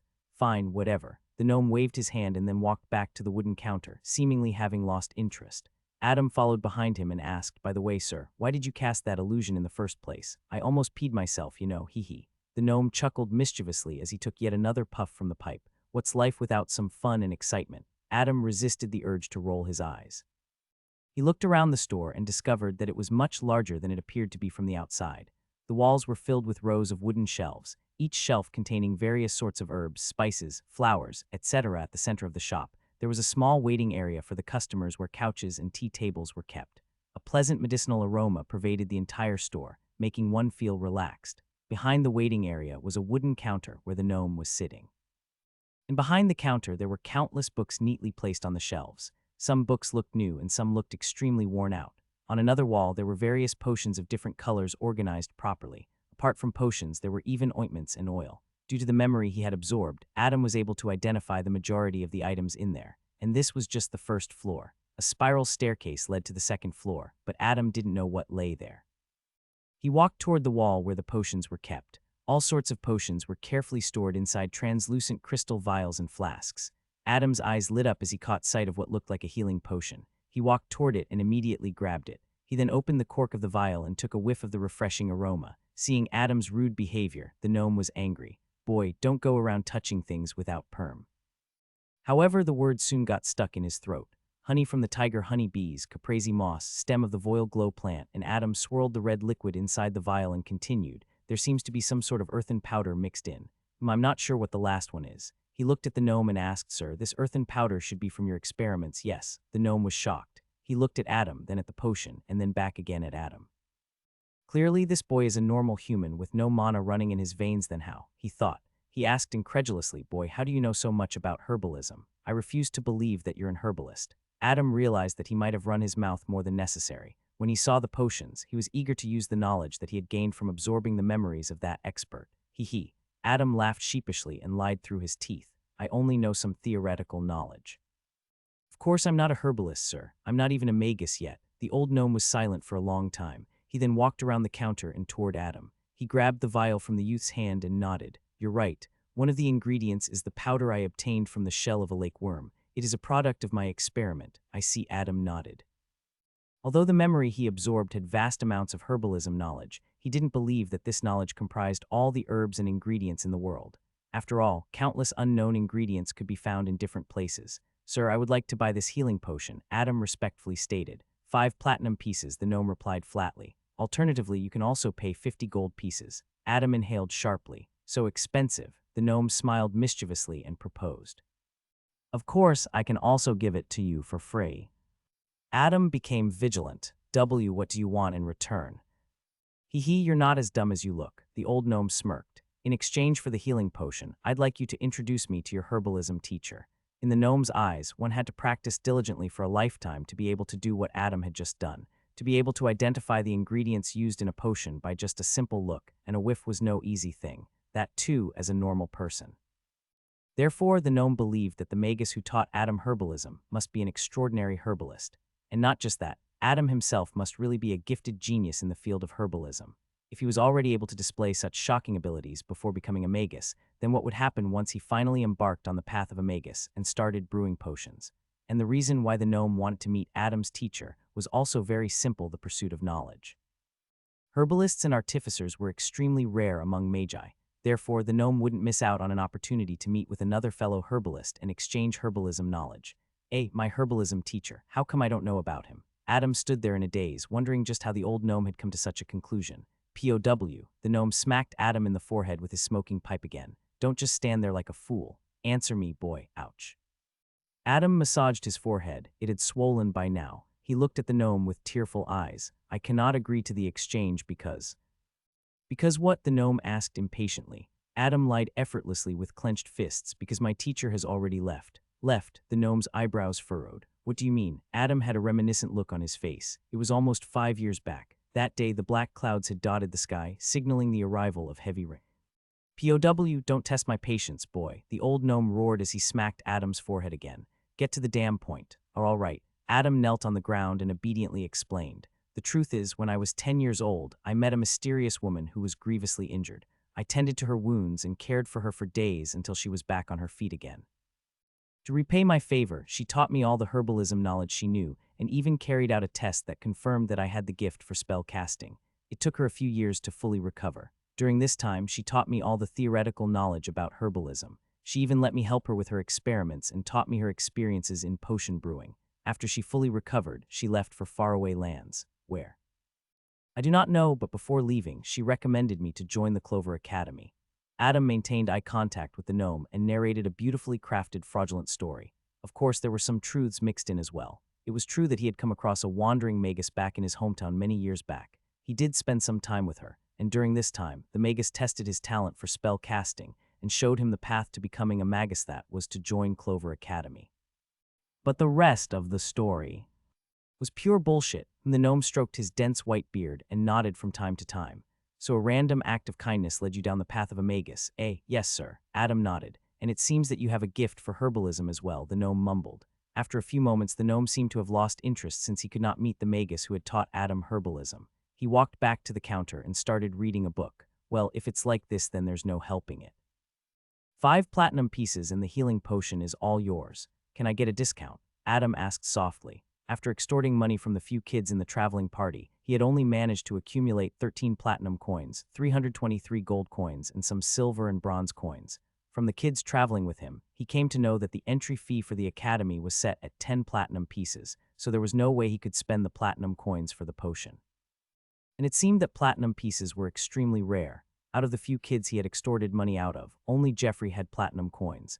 Back in his hometown, Adam didn't even know about the existence of platinum coins. The highest denomination he had ever used was a silver coin. Seeing Adam shamelessly ask for a discount, the gnome yelled, "Get lost. Relax, no need to get mad." Adam took out 50 gold pieces with a pained expression and gave them to the gnome. Here, HMPH. You cheap little bugger. Seeing Adam's bulging money pouch, the gnome couldn't help but scoff. With that, he turned around and left the store. After Adam left, the grumpy expression on the old gnome's face slowly disappeared and was replaced by a faint smile. What an interesting little fellow. Welcome to Sherman's Inn. How may I help you? A blonde young lady wearing a white dress with green patterned embroidery greeted Adam with a bright smile. She was standing behind the reception desk, which seemed to be made up of high-quality wood. After leaving the gnome's store, he directly went to the inn that Magus Alex had recommended. Besides, it was beginning to get dark and Adam didn't want to stay out, even though he knew it was completely safe. I need a room. For a week. Adam got straight to the point. Sir, are you here for the Academy's entrance examination? That's right. Adam nodded. Great. After the discount, the total would come to 10 silver and 50 bronze pieces. The lady replied, "S so expensive." Adam blurted out. The young lady's eyes couldn't help but twitch as she struggled to maintain her professional smile. She couldn't help but wonder just where this bum came from. Still, she replied with a courteous smile. This is a fine establishment, sir, and the total amount also covers excellent dining options thrice a day.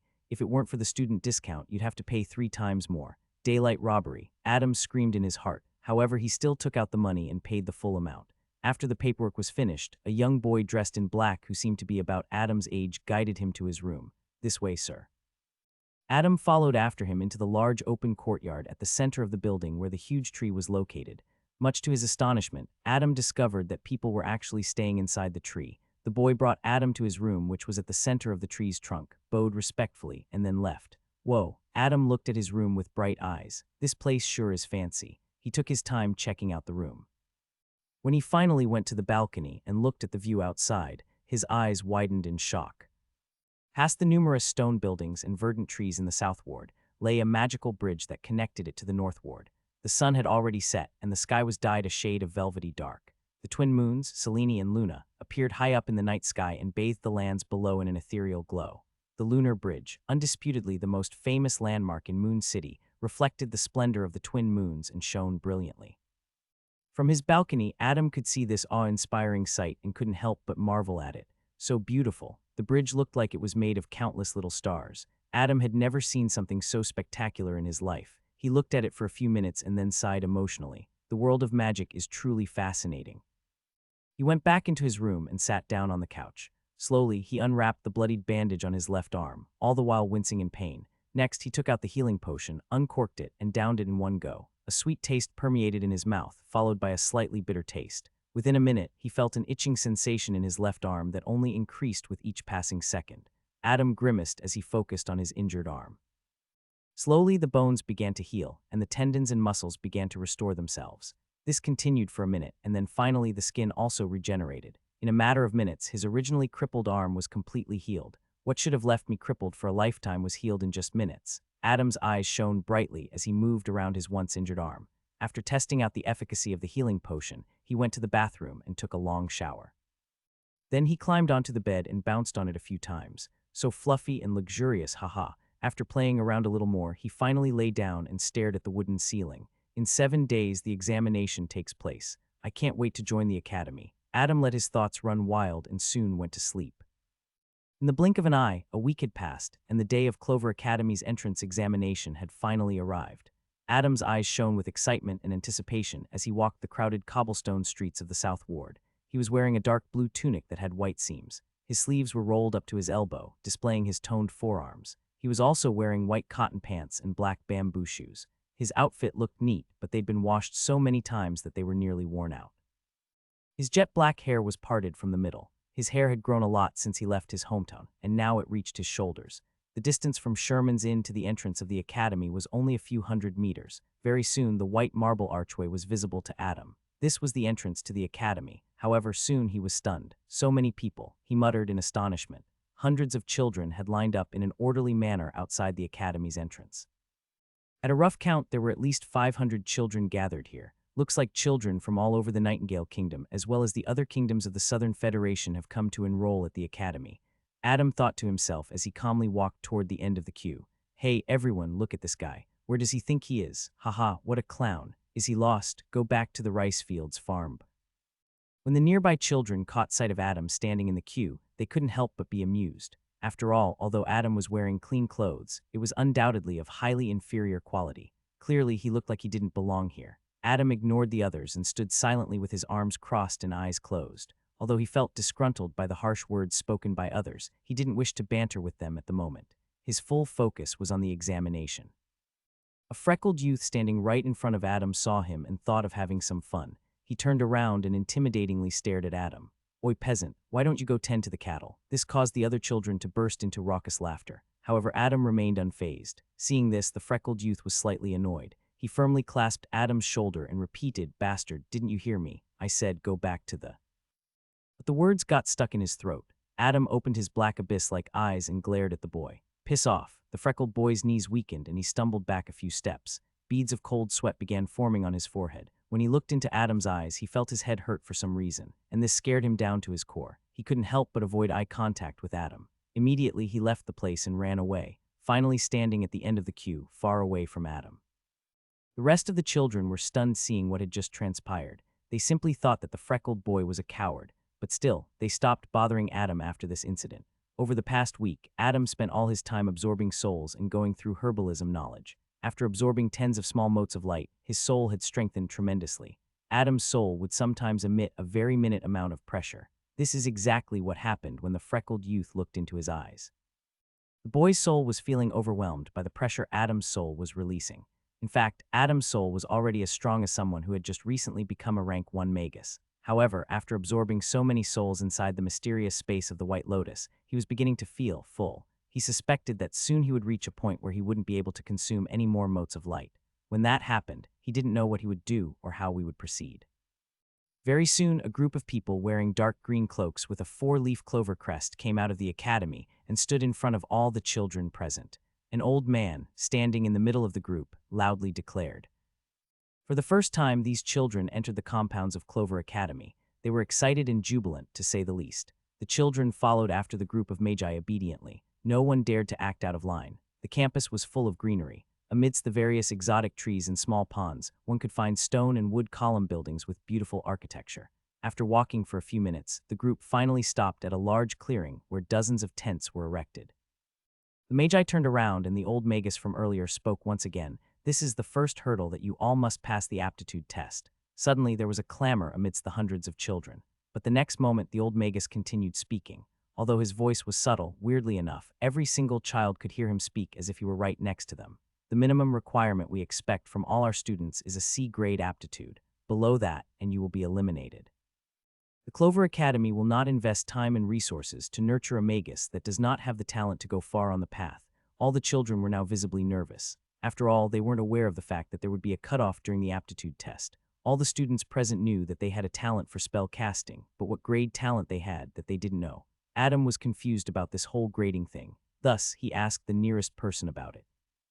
"Excuse me, how many aptitude grades are there?" A fatty wearing a luxurious black silk robe with golden seams who happened to be standing near Adam looked at him weirdly. "You don't even know this." Adam smiled awkwardly, trying to come up with an excuse. But the next moment the fatty began explaining. "Whatever, I'm guessing it's not common knowledge where you're from."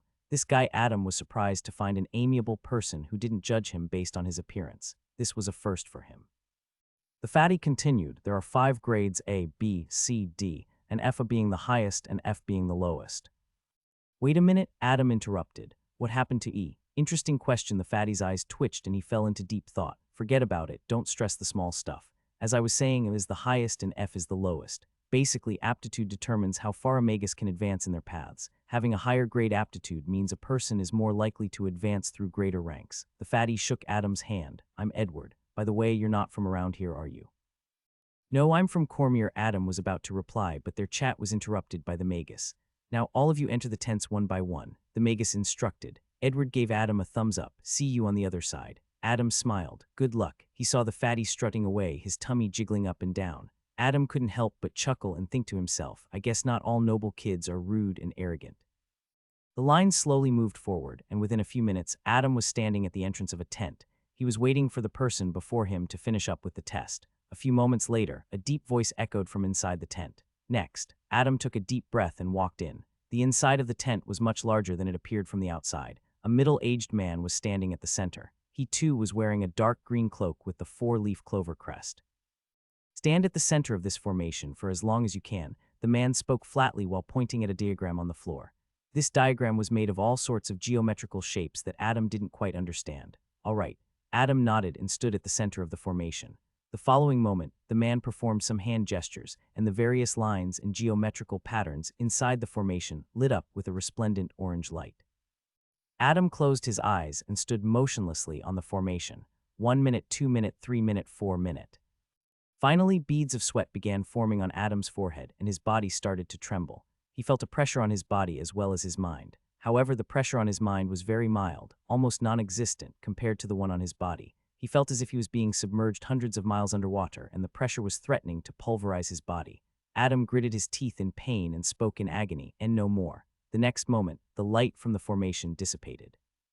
The man had deactivated it. He checked the time and nodded. "Good, B-grade aptitude, although just barely." "Phew." Adam breathed a sigh of relief as he wiped the sweat from his forehead. He clenched his fists and muttered inwardly, "I passed. Now fill up this form and proceed to the next tent through the back exit."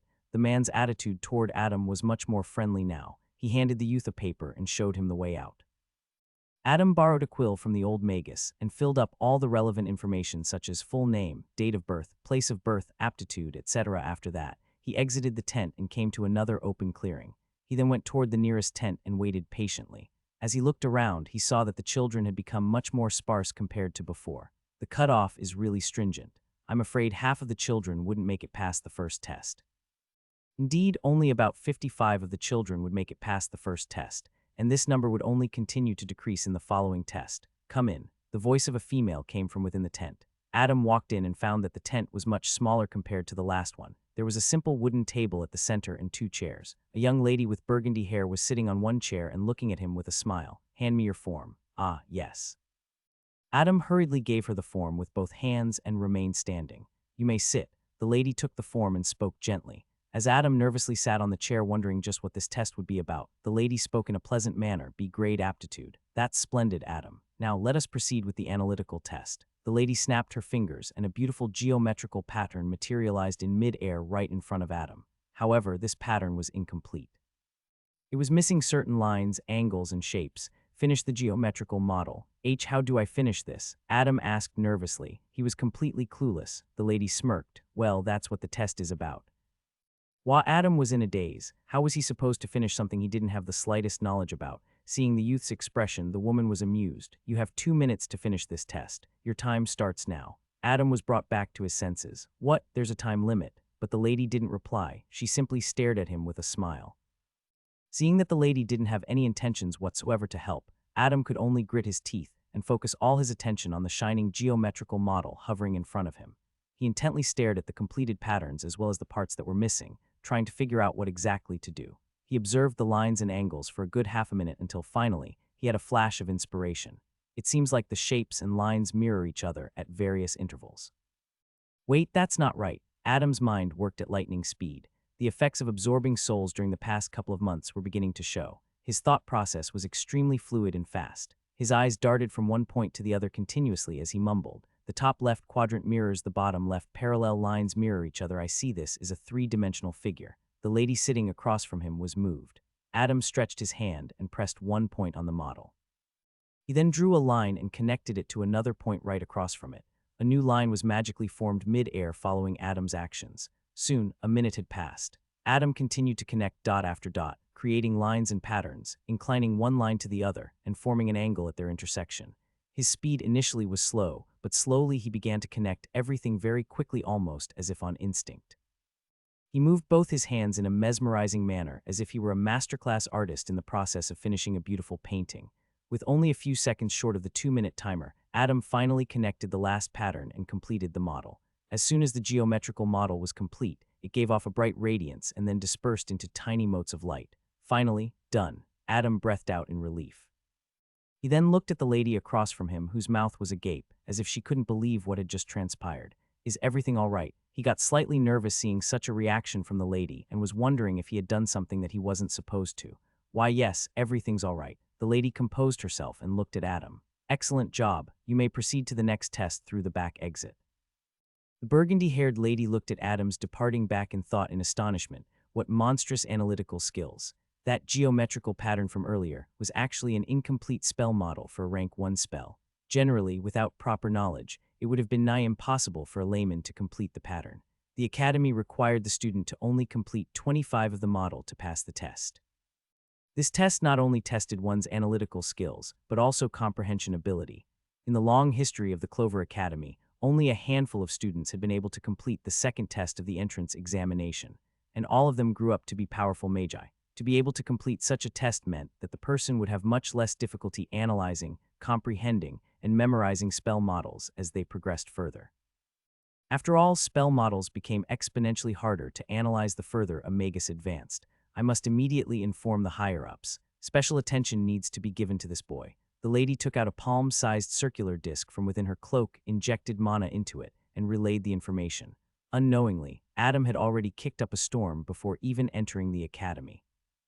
After exiting the tent, Adam found himself on a large square. The streets were paved with white bricks and lamp posts were placed on the sidewalk at fixed intervals, and in front of him was a grand 3-story building. At the center of the crossroad, there was a large and spectacular fountain. Many children were sitting around the fountain. Some sat on the grass on both sides of the streets.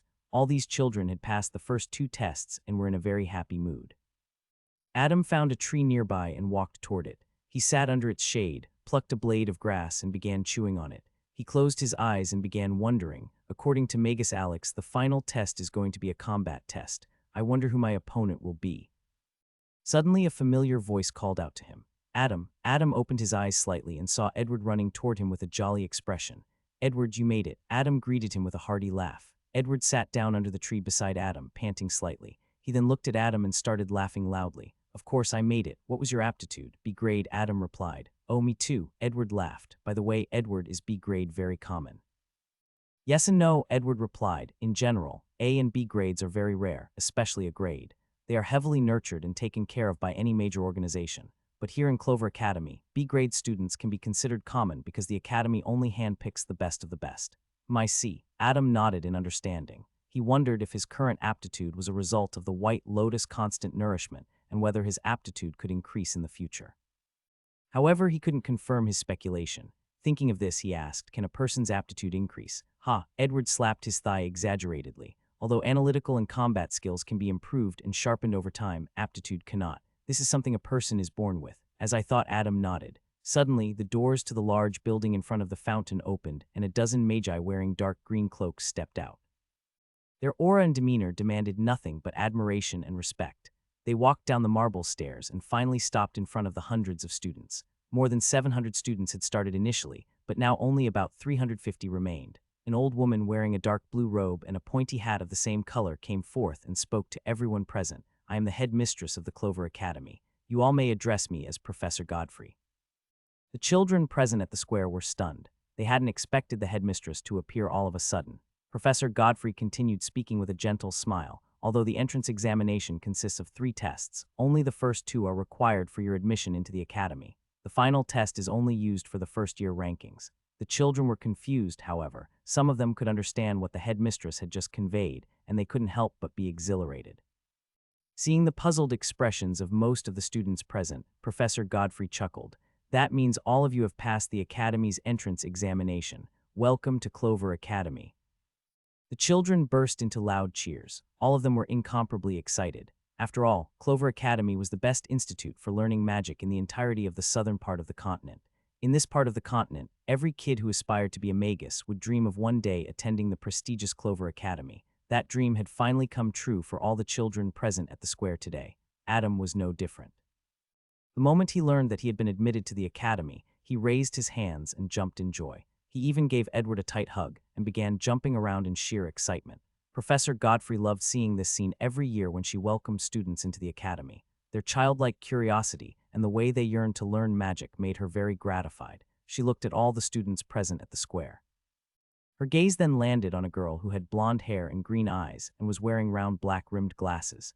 The girl, unlike the other kids, was standing in a cold manner, as if it was a given that she'd be accepted into the academy. Professor Godfrey's gaze then shifted to a blonde youth with blue eyes who was standing with his arms crossed and had an extremely smug look on his face. This boy was none other than Jeffrey, so these two have a grade aptitudes, she thought inwardly.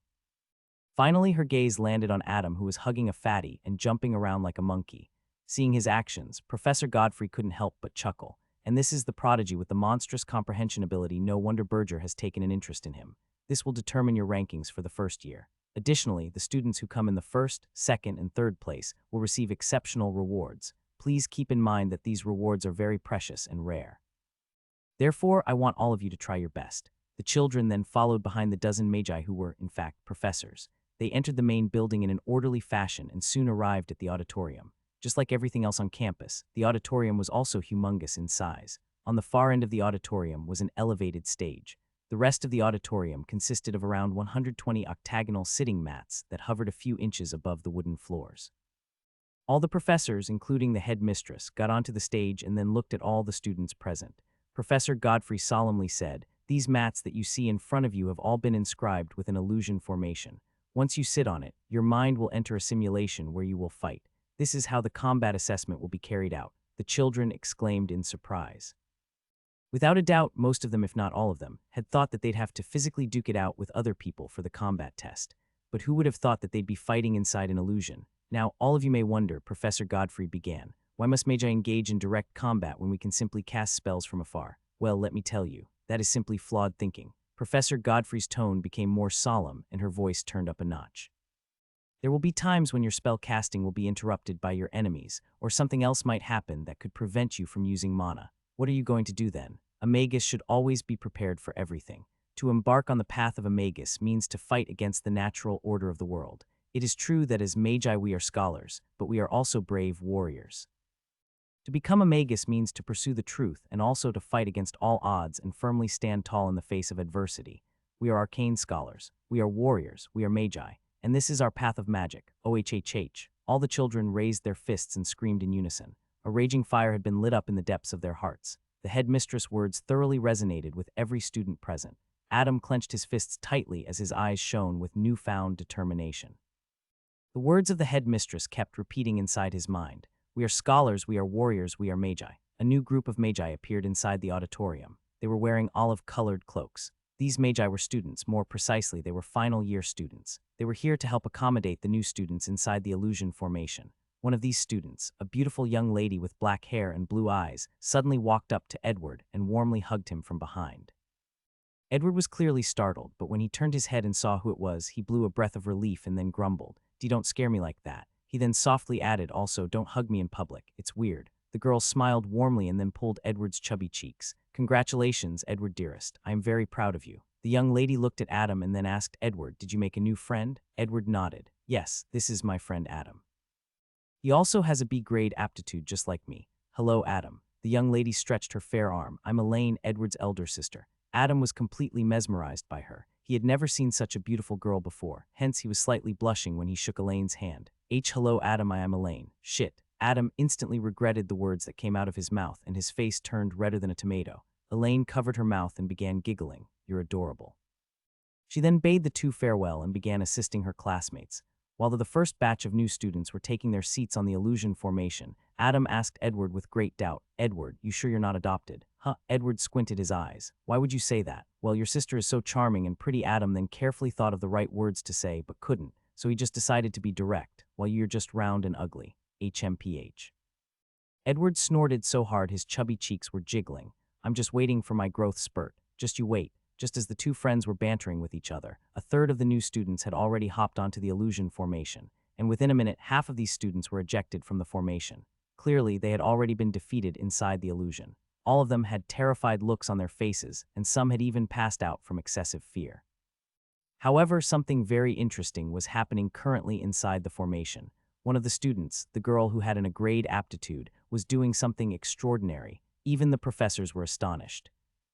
"This child has excellent fighting skills." "I agree. Although she's young, she's very learned in the art of combat. Indeed a good seedling." The professors standing around the headmistress were full of praise. It was very rare for a student to be gifted in learning magic as well as fighting. The latter was usually only cultivated over time. It had to be known that all the new students present were only 15 years of age. None of the other students could see what was happening within the illusion formation, but how could these professors, who were mighty magi, not know? They could clearly see the progress of every student inside the formation. Even the headmistress, Professor Godfrey, nodded her head in approval seeing the blonde girl's fighting abilities. "Tell me this child's background again," stated the headmistress. A man standing beside her respectfully complied. "Yes, Professor. This girl's name is Lisa DeClaire. Aptitude A grade, comprehension B grade. She comes from the Faber province." Professor Godfrey muttered in realization. "Faber province, so she's from the DeClaire Magus family." "That is correct, Professor." The man nodded. The DeClaire family head was killed in a dispute with another Magus family, the Gracie family, a few years back. Professor Godfrey thought inwardly as she saw Lisa battle a group of beasts inside the illusion formation. On the brink of ruin, the DeClaire family produced such a genius. If I'm not wrong, Lisa should be the late family head's daughter. A few minutes later, the beasts inside the formation finally overwhelmed Lisa and she was ejected. She opened her eyes and calmly stepped off the mat. Whoa, she was able to stay inside for so long. 5 minutes, that should be some record, right? She's definitely the best fighter among us. The new students spoke in awe as they saw Lisa stand in a corner of the auditorium. Even the final year students were impressed by her fighting skills. After all, lasting 5 minutes against a group of wild beasts was an impressive feat.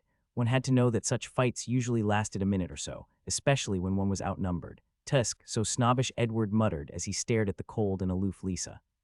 Adam nodded. The first batch of students that went inside the illusion already produced a solid fighter such as Lisa. He wondered how the students in the second batch would fare. He saw Jeffrey amongst the second batch of students sitting on the mat, and his expression instantly turned cold.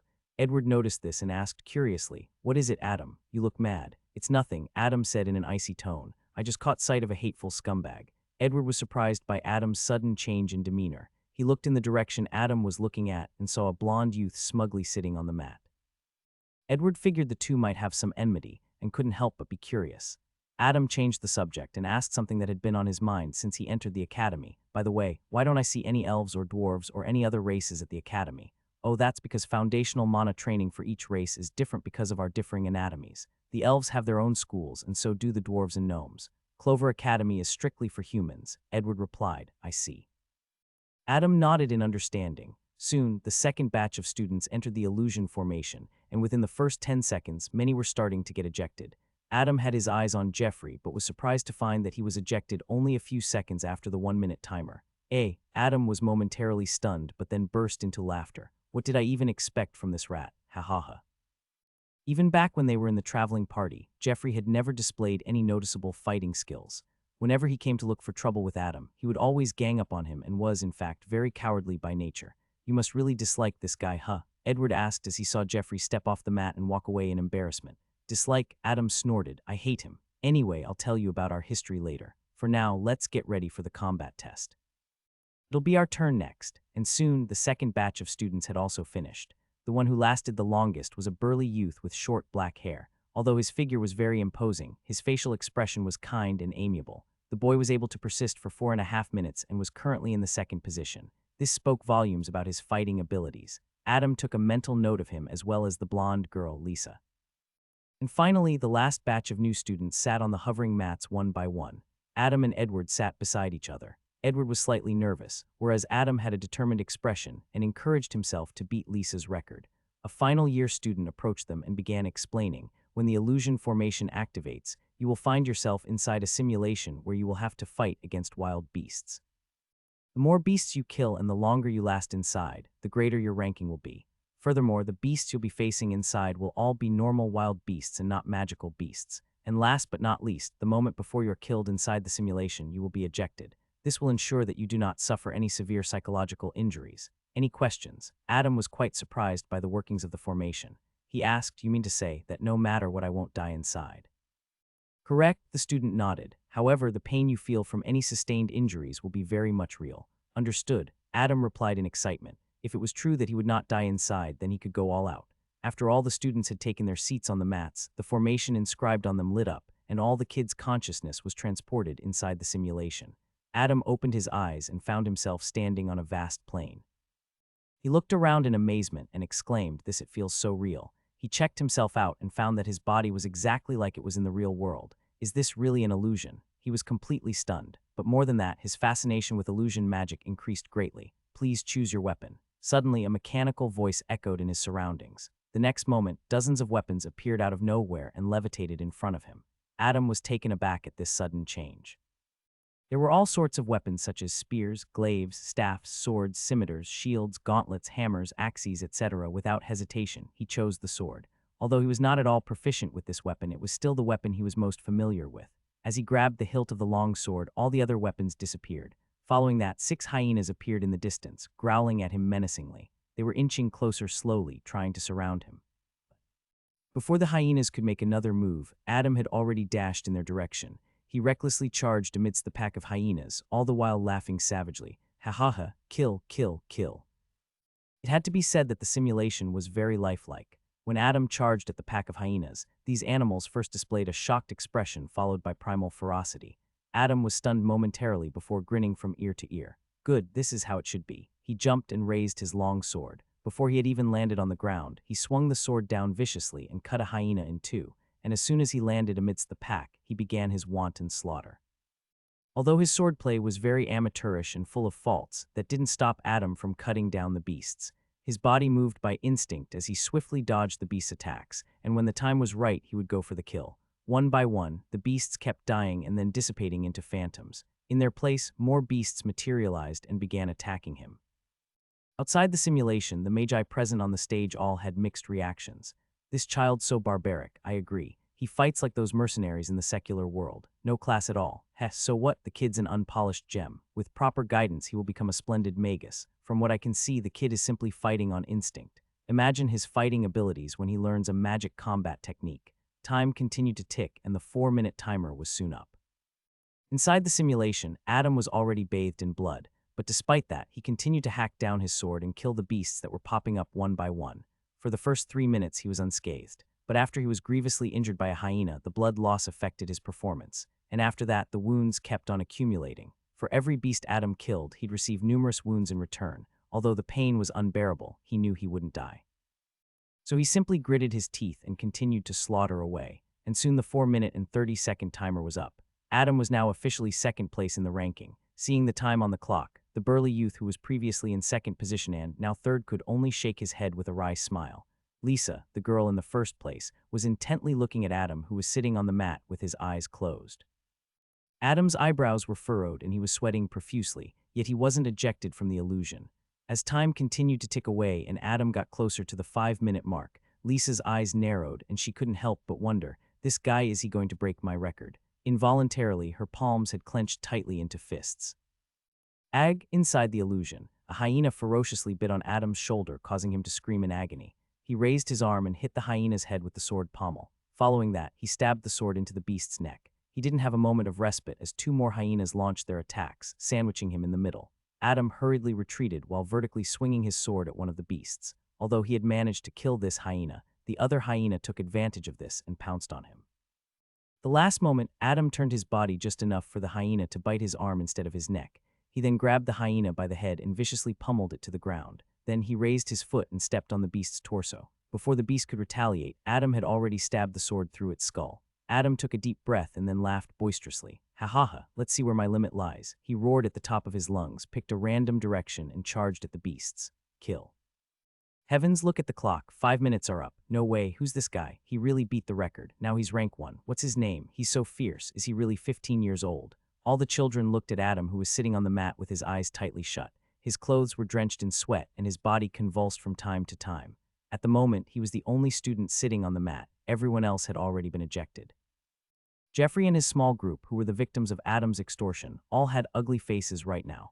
This lowly peasant, Jeffrey gnashed his teeth in rage. He had a great aptitude. Despite that, he was still outshined by Adam. Edward was pleasantly surprised as he stared at Adam, who was continuing to persist. This guy's so good at fighting. Hee nice. Lisa, on the other hand, was extremely angry and disappointed. Angry that her fighting skills were inferior to Adam, and disappointed that she wouldn't get the first place reward. Holy crap, 6 minutes are up. This guy is simply a monster, and he still hasn't been ejected. The students exclaimed loudly. They were in an uproar. All of them had been inside the simulation and knew exactly how the difficulty level would rise over time. That is why they were so shocked. On the stage, the professors were all more or less impressed by Adam's performance. But if there was one thing that they frowned up, that would be Adam's reckless demeanor. Such foolhardy behavior was truly unbecoming of a magus. Of course, one could still argue that Adam knew this was an illusion and that he wouldn't die, and that's why he chose to display such an attitude. But still, a few magi didn't approve of this. It's time, Professor Godfrey muttered with a smile. Finally, just when the 7-minute timer was up, Adam's eyes snapped open. The first thing Adam did when he opened his eyes was to immediately touch his neck in panic. After confirming that his neck was still intact, he breathed a sigh of relief. Phew, that simulation felt too real. Before he was ejected, the hyenas had thoroughly surrounded him and pinned him to the ground. The last thing Adam saw was a ravenous hyena ruthlessly biting down on his throat. Adam wiped the sweat off of his face and slowly stood up. He looked around and saw that all the mats were empty. The hundreds of students were standing and silently looking at him like he was some sort of monster. Suddenly, Professor Godfrey's gentle voice broke the silence. Congratulations, Adam. You were able to last 7 minutes and 18 seconds. You are now officially ranked first among the first-year students. There was a wide round of applause not just from the students but also from the professors. Even Lisa, aloof as she was, had to acknowledge Adam's fighting skills. She also clapped, albeit for only 2 seconds. The only people who weren't applauding were Jeffrey and his entourage. Go ahead, replied Professor Godfrey with a smile. In the history of the Academy's entrance examination, what's the longest a student has lasted inside the illusion formation? Adam asked expectantly. 7 minutes and 45 seconds. Professor Godfrey stated. You, Adam, are in third place if we are to consider the results of all the combat tests since the inception of the Academy. There was a collective gasp heard from all the students. They were stunned. To come in third place while taking into account all the combat assessments. What did that mean? It was simply shocking. One had to know that Clover Academy had been established in Moon City for hundreds of years. In fact, the Academy had been there even before the Nightingale Kingdom was founded. After the commotion had died down and Adam had stepped off the mat and taken his place among the new students, Professor Godfrey once again congratulated everyone. Now that the rankings are out, you may all proceed to the dormitories. But before that, you must complete your registration at the Academy's administrative building.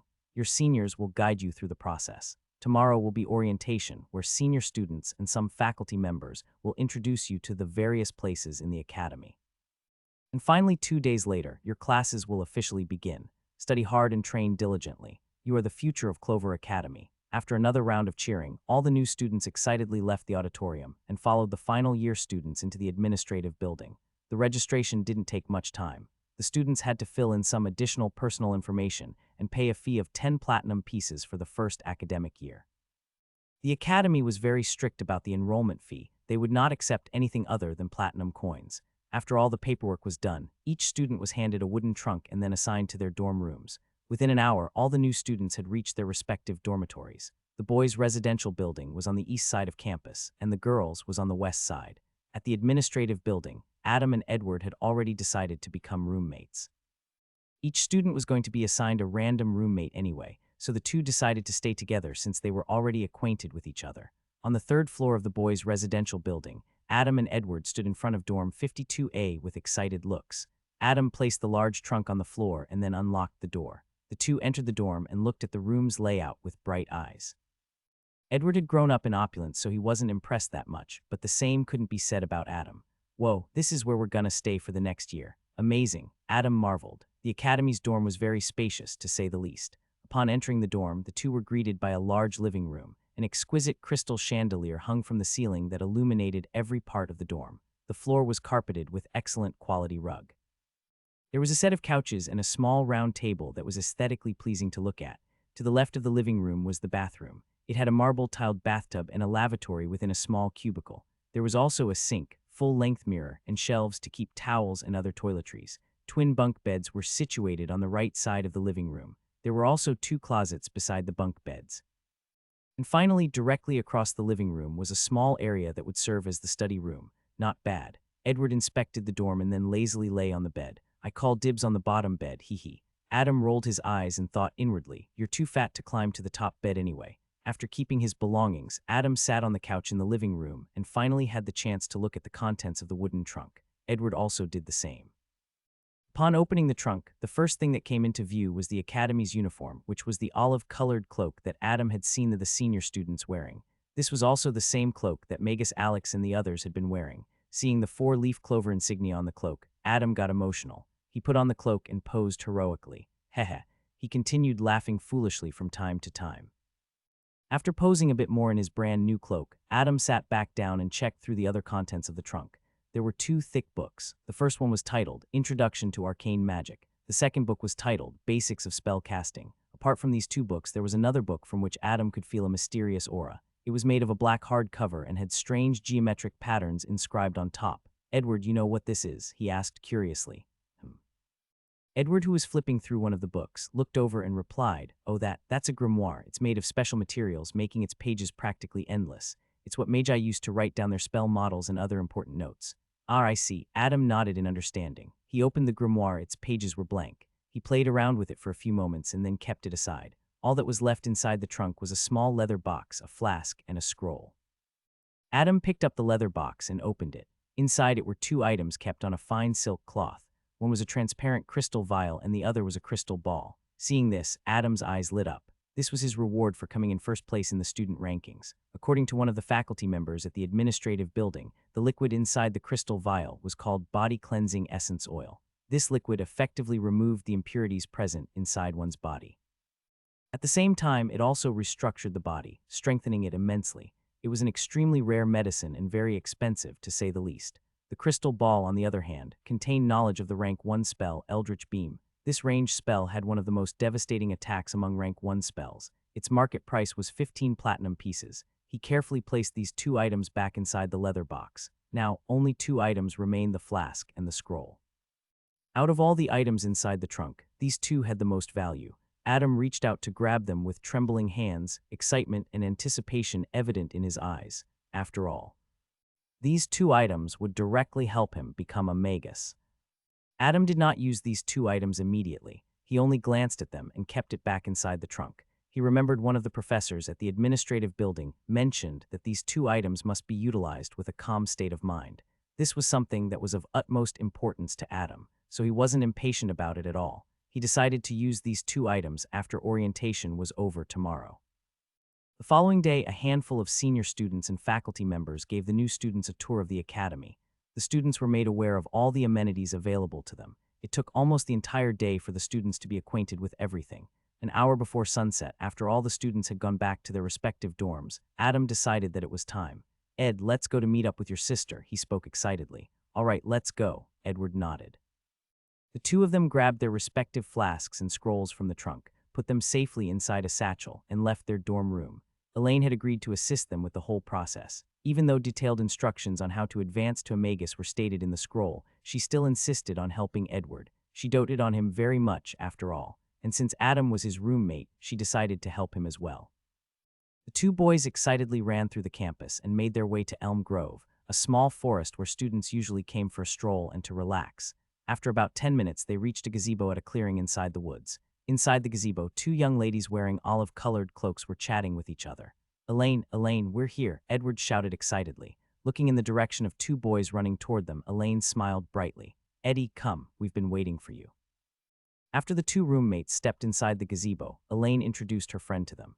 Eddie, Adam, this is my good friend Jenna. She then looked at Adam and smiled, and she'll be the one helping you with the advancement.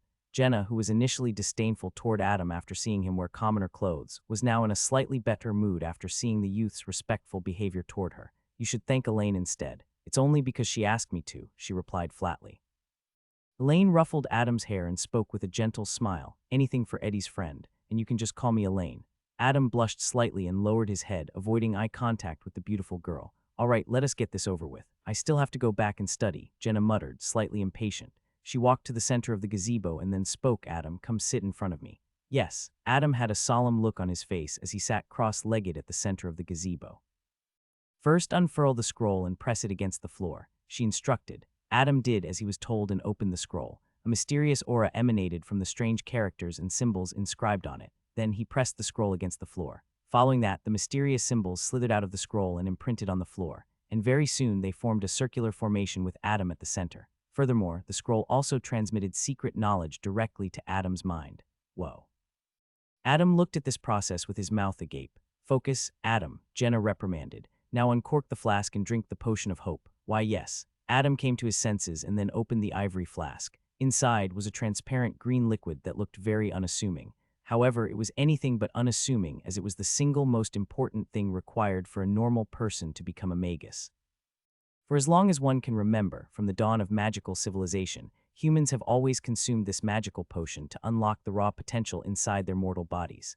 For hundreds of thousands of years, the recipe for this potion had been passed down for generations, and over time, it had been refined and improved repeatedly. This potion served only one function, and that was to allow a person to feel mana. And that is why this potion was named the Potion of Hope.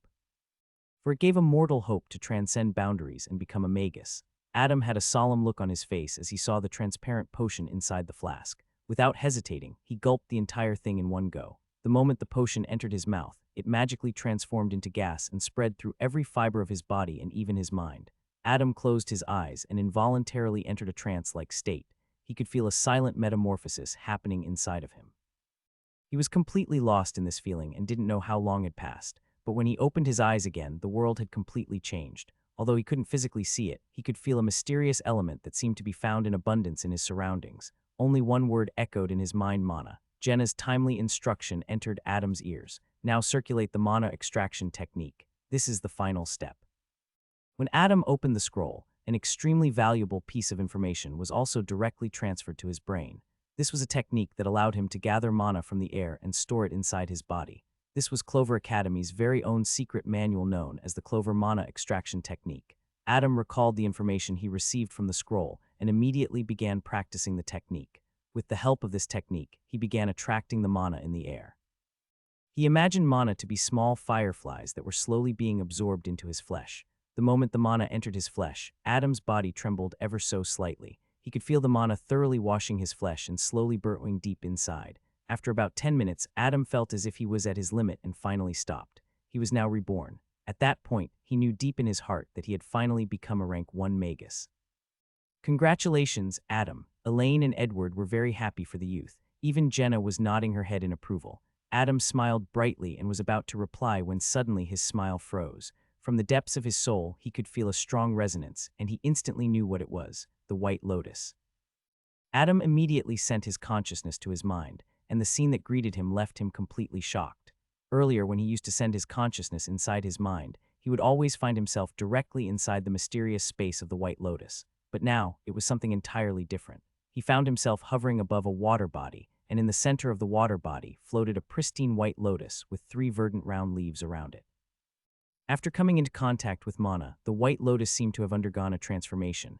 This Adam was flabbergasted. He looked around and saw that the water body appeared to be boundless, almost as if it were a sea. Wait a minute. Adam's eyes widened in disbelief. A sea. Although the Academy's Mana extraction manual only included knowledge relevant to rank 1 Magus, Adam recalled some of the bits and pieces of information about subsequent ranks that he had absorbed from the memory of the powerhouse. A sea. A sea, the youth muttered incoherently, his face filled with shock. Impossible. Right at that moment, Adam's consciousness returned to the real world when Edward called out to him. Adam, you all right? Seeing the concerned look on his roommate's face, Adam nodded. Why, yeah, I'm okay. I was just overwhelmed by this new feeling. Okay, hurry up and move. I need to advance as well. Edward spoke excitedly. Adam got to his feet in a daze and stood at the side. Meanwhile, Elaine helped Edward through the ritual of becoming a magus. Throughout the entire process, Adam remained absent-minded. He still couldn't come to terms with the unexpected gains brought to him by the White Lotus. This should have only happened when I advanced to rank 2. But the fact that it happened now, it has to be because of the Lotus. Adam thought incredulously. The magus soul that he absorbed inside the White Lotus not only contained vast knowledge and experience about herbalism, but it also contained some information about magus ranks. However, this information was not comprehensive because of the memory's fragmented nature. Congratulations, Eddie. Elaine's cheerful voice brought Adam out of his deep thoughts. Adam decided to throw the matter of this sudden development to the back of his mind for the time being. He walked up to Edward and gave him a hug. Nicely done, Ed. Edward hugged him back and laughed loudly. Ha ha ha, Adam, we're finally magi. This calls for a celebration. He came closer and then whispered in his ears, I have some fine quality wine back in our dorm room. Let's finish that bottle tonight. Adam definitely wouldn't say no to wine. He had developed quite a liking for it back when he tasted it for the first time with the mercenaries from the traveling party. Besides, he needed to calm the turbulent emotions in his heart. To celebrate the joyous occasion, that night the two of them got viciously drunk in their dorm room. Damn it, Adam cursed under his breath as he sprinted through the Academy's main building's corridor. He screamed without turning back. Run, fatty, run. Wait, ha. Edward struggled to speak as he ran after Adam. Wait for me. The two friends had drunk like madmen last night. As a result, they were severely hungover and were already late for class. Being late on the very first day of school was really messed up. After a series of twists and turns, the duo finally managed to locate their classroom. Both of them showed up in a haggard state, to say the least. Especially Edward, he seemed like he was on his last breath. The professor, a middle-aged man with fiery red hair, was interrupted by the two's sudden arrival. He looked at them and frowned. It's the first day of school and you're already late, by 30 minutes. Why the hell did you two even show up? Judging from the tone of the professor, he seemed really angry. Forgive us, Professor. Adam tried to cook up an excuse but was brutally cut off by the professor. Silence, the professor roared. I don't want to hear excuses. You two are to remain standing while holding your ears for the rest of the class. Why yes, Professor Adam and Edward could only helplessly nod. They stood by the door while holding their ears. This elicited a round of hushed laughter from the rest of the students in class. However, the professor didn't reprimand the class. After all, the whole point of the punishment was to make the two latecomers stand in embarrassment. As I was saying, the professor continued his lecture. Rank 1 is also known as Mana Foundation. This rank consists of 5 minor stages that a magus must advance through to be promoted to the next rank. The first minor stage is the flesh stage. Here, the magus absorbs the mana in the air and thoroughly washes their flesh. Only when every inch of the flesh has been nourished by mana can the magus advance to the next stage, called the muscle stage. Seeing that all the students were paying attention and taking notes, the professor nodded and continued explaining. The same happens in the second stage. Mana thoroughly nourishes all the muscles and tendons in the body until it seeps further in, at which point the magus advances to the bone stage where the cycle repeats itself. After the bone stage comes the organ stage and finally the neural stage. In the fifth and final stage, mana nourishes the brain and the nervous system. This results in the creation of mana channels that flow through the body. A student raised his hand and asked, Professor, if in the fifth stage mana directly nourishes our brain, doesn't that mean it is highly risky and very dangerous? The professor nodded in approval. Precisely. The fifth stage is the most dangerous and the first major hurdle that a magus faces. If something were to go wrong during this stage, then the magus would become a vegetable with no hope of recovery. All the students gasped in apprehension. The professor, however, comforted everyone with his next words. That is why it is so important to receive proper guidance when on the path of a magus, and you all, as students of Clover Academy, will naturally be taken care of. Always remember, kids. We can look far only because we're standing on the shoulders of giants. For the rest of the class, the professor taught other basic points that a rank 1 magus needed to take note of. However, no information was disclosed regarding rank 2. After all, that was highly confidential knowledge, but Adam knew exactly what happened after a magus reached the neural stage. In order to advance to rank 2, two prerequisites must be fulfilled. Firstly, the magus needs to guide the mana through the mana channels and condense it at the center of their body. The second prerequisite is the formation of the spirit sea, which only happens after the brain has been nourished and enhanced by mana. It had been 5 days since Adam started studying at Clover Academy. Apart from the basics of arcane magic and other foundational knowledge required for the mana extraction technique, nothing else was taught. All the new students were told to focus on extracting mana from the surroundings and nourishing their bodies. After all, this was one of the most important things one had to practice on the path of a magus. The first academic week served as a sort of warm-up for the new students to get used to being a magus, as well as the complex subjects that they would soon have to study. On this day, Adam and Edward were walking back to their dorms from the last class of the day. It was Friday and they were free to do whatever they wished for the weekend. I remember you said you wanted to buy a few things from the herb store, right? Edward asked curiously as he munched on a sweet bun. Yeah, replied Adam excitedly. Let's keep our stuff back at the dorm and then we can head out. He needed to buy a special type of water solution. If he were to mix this solution with the body cleansing essence oil, which was one of the rewards he had gotten, the effects would be much more potent. Naturally, he knew of this special method because of the memory he had absorbed. Apart from that, he also needed to buy a set of apparatuses to start brewing his own potions. This would be a really big investment for him. However, once he started selling his own potions, he would make loads of money. The two of them kept their stuff back at their dorm and immediately left campus. They walked through the bustling streets of South Ward and made their way to the market by the harbor. The sun had already set, and the city was bathed in the glow of artificial lights. In the distance, the lunar bridge radiated starlight in a spectacular fashion. It was only at night that Moon City truly came alive. The duo made their way through the crowded streets and finally arrived at Herb's Moor. Adam all of a sudden thought of something and a mischievous light flashed through his eyes. He bowed exaggeratedly and made way for his friend. After you, Lord Edward. Edward was momentarily stunned but then laughed in satisfaction. Hee, my dear roomie Adam, have you finally realized my greatness? Very well, I will lead the way and you shall follow behind me. Yes, my lord. Adam bowed even more and said in reverence, your greatness knows no bounds. You're not so stupid after all. Edward raised his chin and entered through the door, but the moment he stepped foot inside, he froze. In front of him was a 3-headed dog that was staring at him ominously. Edward was scared shitless. Not a word escaped his lips as he stood there frozen, and before he knew it, the demonic dog had already pounced at him. Eyak. Edward screamed in an extremely high-pitched voice and fell on his bum. Somebody save me. However, the pain he expected never arrived. Instead, all he heard was boisterous laughter. Ha ha ha ha. Adam was unable to control himself. Edgy, you ha ha ha, you're too funny. You dumbass. Edward slapped his thigh when he realized that he had been fooled by his friend. Adam helped him to his feet while still laughing. The look on your face was priceless. HMPH. Edward harumphed and stomped inside the store. He wanted to scold the person who cast the illusion, but then realized that if the other party could create such a lifelike illusion, then they had to be a magus. Upon this realization, his anger deflated like a balloon and he glared at Adam with resentment. Just you wait. I'll get back at you, HMPH. After apologizing to his roommate a few more times, Adam walked up to the counter where the old gnome was sitting and smoking from his pipe. He pressed his hand against his chest and bowed like a gentleman. Good evening, Sir Magus. The gnome replied in a bored manner. Looks like someone managed to teach the cheap caveman some etiquette. Cheap caveman, me? Adam thought to himself helplessly. However, he had indeed been taught some basic noble etiquette by Edward in the past few days. Thinking of this, Adam introduced his roommate. This is my friend, Edward. Edward peeked from behind Adam and curiously looked at the gnome who almost made him pee in his pants. Hello, Sir Magus. The gnome raised his eyebrow. Oh, Victor's son. Edward was taken aback. Sir, you know my father. Stupid boy. The gnome rolled his eyes. Who doesn't know your father in Moon City? Edward slapped his forehead and stuck out his tongue. I meant to say, how did you know I'm my father's son? The gnome's voice softened. Who do you think your father's been buying medicine from to cure your mother's illness? Edward was stunned and then his eyes reddened. So you're the one who's been concocting mother's medicine all this while. He came forward and bowed sincerely, tears rolling down his face. If it wasn't for you, my mother would have she would have. POW, the gnome smacked Edward on the forehead with his smoking pipe. Don't get sentimental with me, boy. Why, yes. Edward nodded his head while forcing himself to stop crying. He wiped his tears and asked, Sir, may I know your name? The gnome took a puff from his smoking pipe and replied succinctly, Berger. Berger waved his hand. He then looked at Adam and asked, "What are you here for, boy?" Adam respectfully handed him a list that he'd prepared beforehand.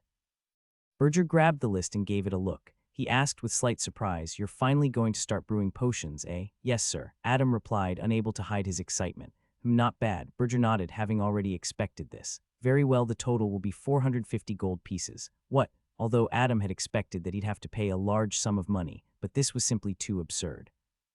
"Of course, I can give you a discount." Berger's lips curled up into a mischievous smirk. Adam had a feeling of déjà vu. What do you want in return?" Berger chuckled and looked at the list again. "From what I can tell, apart from the tools that you require for herbalism, you also wish to buy ingredients to brew healing potions, strength potions, venom antidotes, and explosion potions, eh?" As expected from a master herbalist, Adam was full of admiration. Although the list of ingredients appeared to be random at a glance, Berger was able to accurately infer the potions that Adam was planning to brew. Berger had listed all the potions except for one, and the next moment, Berger asked curiously, "But why do you need 20 liters of mana-infused distilled water, citrus extracts, and sanguine leech?" The last three ingredients were required to create a water solution that would enhance the effect of body-cleansing essence oil. Although these ingredients were very common, when mixed together, they resulted in a surprisingly significant effect.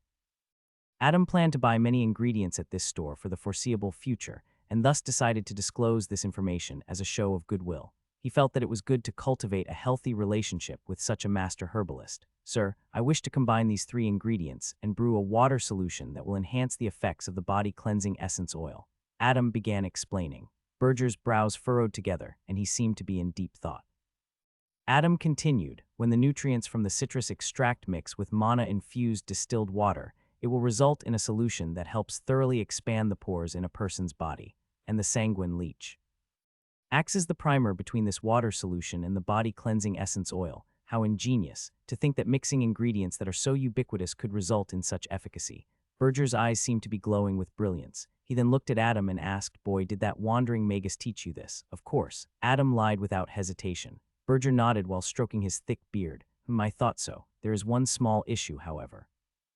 Although the body-cleansing essence oil will become much more potent if you mix this water solution, at the same time, it will also inflict upon you tremendous pain."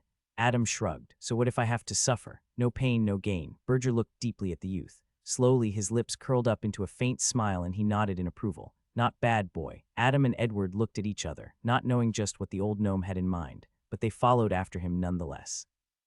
The second floor of the store served as Berger's laboratory as well as a living quarter. The laboratory took up the majority of the space. All sorts of glass equipment and other apparatuses were kept in an organized manner. Whoa. Adam marveled at all the glass vials, flasks, beakers, and other tools required for herbalism. On the shelves, there were various types of ingredients as well as finished products. "One day I'll have a lab of my own," Adam thought to himself gleefully. The three of them walked to the center of the room, where a large cauldron was placed. Inside, a green liquid seemed to swirl on its own. Berger snapped his fingers, and a dozen empty vials flew out of the shelves and hovered around the cauldron. Next, he waved his hand and the green liquid inside the cauldron magically flew out and accurately filled the dozen vials. Adam and Edward looked at this spectacle in amazement and couldn't wait to learn and cast spells. In the academy, they had yet to be taught the basics of spell casting. That is why they hadn't yet started utilizing spells. "Take the cauldron away," Berger instructed. Adan and Edward were puzzled and wondered if the gnome was talking to them. All of a sudden, heavy footsteps sounded from behind them. The two roommates turned around and were instantly scared out of their wits. A humanoid figure made of some sort of black metal emerged from the dark and was walking toward them. More precisely, it was walking toward the cauldron. The figure was more than 6 feet tall and had a crescent-shaped crown protruding from its head. What the hell is that?" Edward shrieked in fear. Berger rolled his eyes. "Stop being so overdramatic. It's a golem and is completely harmless." "A golem?" Adam asked as he nervously watched the adamantine figure walk past them and pick up the cauldron. "It's a magically created construct," Berger replied in a bored manner. "They'll teach you about this later in the academy." The adamantine golem carefully grabbed the cauldron and then placed it in a corner of the room. "Get the Ganish wooden tub, 25 pounds of citrus fruits, and 5 pounds of sanguine leeches," Berger instructed again. The sturdy golem walked to the shelf and one by one prepared all the items. Adam looked at the golem and curiously asked, "Magus Berger, does the golem not speak?" Berger snorted. "How can it speak? Golems are mindless and emotionless creations that know only how to carry out the orders of their masters. In other words, they are the perfect slaves, and also very expensive." While they were talking, the golem had already bought all the items and kept them on the floor beside Berger. The old gnome looked at Adam and instructed, "All right, take out the body cleansing essence oil and get this over with." Wait a minute. Adam was taken aback. "What do you mean, get this over with? You want me to do it here? Where else, you fool?" Berger scolded. "I need to watch the whole process with my eyes and study it properly." But the essence oil is in my dorm room," Adam replied meekly after being scolded out of the blue. "Don't worry about that." Berger waved his hand nonchalantly. He then took out a small metallic whistle from his pocket and blew on it. No sound was produced from the whistle, but suddenly, the space in front of Berger distorted and colors started to saturate, almost as if the colors in that particular space were melting. The following moment, the distorted space tore open and a small black silhouette shot out of it. This little figure looked around curiously with its tongue sticking out of its mouth until its gaze finally landed on Berger. Woof! It pounced on Berger and began to affectionately lick his face. Adam and Edward were flabbergasted. A puppy had casually torn open space and jumped out from this crack in the void. Berger looked at the astonished faces of the two youths and chuckled. "Now this is something they won't teach you in the academy." Adam and Edward had dumbfounded expressions as they saw the little black puppy playing with Berger's beard in a cute manner. This seemingly harmless and adorable creature had torn open space and jumped out from who knows where. To say that the two kids were astonished would be a severe understatement. Adam looked at the little black puppy that had a fluffy tail and two brown spots right above its eyes that looked like its eyebrows. He then looked back at the crack in the void that was beginning to mend itself and couldn't help but gulp involuntarily. The colors in that space were gathering back and becoming less saturated. At the same time, the crack in the void was also closing itself at a fast pace. At the last moment, Adam was able to catch a glimpse of the scenery behind the crack in the void. It was a place of extremes. The colors in this place seemed saturated to the extremes and were very intense to look at. Adam was reminded of those abstract paintings that he had seen some artists display on the streets of Moon City. It was only a short glimpse, but Adam felt his head spinning. It took him a few moments to clear his head, and when he did, the crack in the void had already mended itself and everything had gotten back to normal. The youth's back was drenched in cold sweat as he stared at the spot where the puppy had come out from. What was that place?" he asked with lingering fear. "Oh." Berger raised his eyebrows in surprise. "You really have high spiritual power for someone who's just become a magus." Adam was puzzled. He looked at Berger and asked, "What do you mean?" Berger pointed at Edward and chuckled. "Look at this idiot. Only one glance at the spirit world and he's already out cold." Adam turned to look at his roommate, and indeed he was sprawling on the ground while drooling. "Is he going to be okay?" Adam asked in concern. "Hey, don't worry about it." Berger waved his hand nonchalantly. He then crouched down and placed the puppy on the floor. The puppy began running circles around him happily. Adam suddenly thought of what Berger had just said and asked with shining eyes, "Sir, what is spiritual power? And what is this spirit world?" Berger made a face and reprimanded. "You talk too much. Ask those idiots at the academy." HMPH. Adam stood there meekly after being scolded by the old gnome yet again. "Where have you kept the essence oil?" The gnome asked. "It's in the wooden trunk under my study table," replied the youth in a soft voice. Berger rubbed the puppy's ears and instructed, "Blackie, you heard him. Go get his trunk." Woof. Blackie wagged his tail and then ran toward Adam. He circled a few times around the youth and then finally raised his hind leg and began urinating. "What the heck?" Adam jumped in surprise and retreated, but he was too late. Blackie had already peed on him. Adam looked at his stained white pants and then berated Blackie, "Bad dog." Woof. Blackie only stuck out its tongue, seemingly taunting Adam. Seeing this, Berger chuckled. "Looks like Blackie has taken a liking to you, and this is how he shows it." Adam had a wronged expression. "By peeing on me? That's just his way of leaving a mark on you," Berger replied while smoking from his pipe. "Anyways, get going, Blackie." Woof. Blackie nodded and then waved his little paw. Following moment, the space distorted and the colors in that area started to melt once again. Then a small crack in the void was torn open and the little puppy jumped inside. Adam was once again astonished at this scene, but this time he didn't dare stare at that strange place beyond the crack in the void. He still felt great apprehension toward that place. Only after the space crack had mended itself back did he walk up to Edward. He grabbed his shoulders and jolted him awake. "Ed, wake up." Edward sat up feeling disoriented. "What happened? Where am I? I'm hungry. Where's the food?" Adam rolled his eyes and was about to reply when all of a sudden the space in front of them distorted and tore open. And this time the crack was much bigger. Adam instantly closed his eyes, but Edward. Eek, the plump boy caught sight of the spirit world and passed out once again. Blackie jumped out of the space crack, but this time his tail had magically elongated and was wrapped around a wooden trunk. The cute little puppy placed the trunk in front of Berger. His tail shortened and it began wagging intensely. Woof. Blackie looked at Berger excitedly, as if saying, "Praise me, praise me." Berger crouched down and dotingly patted Blackie's head. "Good boy." He then took out a glittering, purple crystal the size of an adult human's fist from his pocket and gave it to Blackie. Here you go. Woof. Blackie grabbed the crystal with his front paws and immediately swallowed it whole. He then licked Berger's face once more and then turned around and tore a crack in space. The cute little puppy barked at Adam, bidding him farewell, and then jumped inside the space crack, returning to the spirit world. Adam was frozen stiff. He couldn't believe the things that had just transpired. His mind was short-circuiting from all the questions that were popping up inside. What is the spirit world? What the hell was that dog? How did it manage to bypass the Academy's defenses? How did it enter my dorm room? How did it bring back my trunk? Who? What? When? How? Adam was beginning to feel dizzy and was overwhelmed by everything that had just happened. Only when Berger spoke to him did he snap out of his thoughts. Boy, take out the body cleansing essence oil. Let us begin remodeling your body. The old gnome then instructed the adamantine golem to pour all the mana-infused water into the Ganesh wooden tub.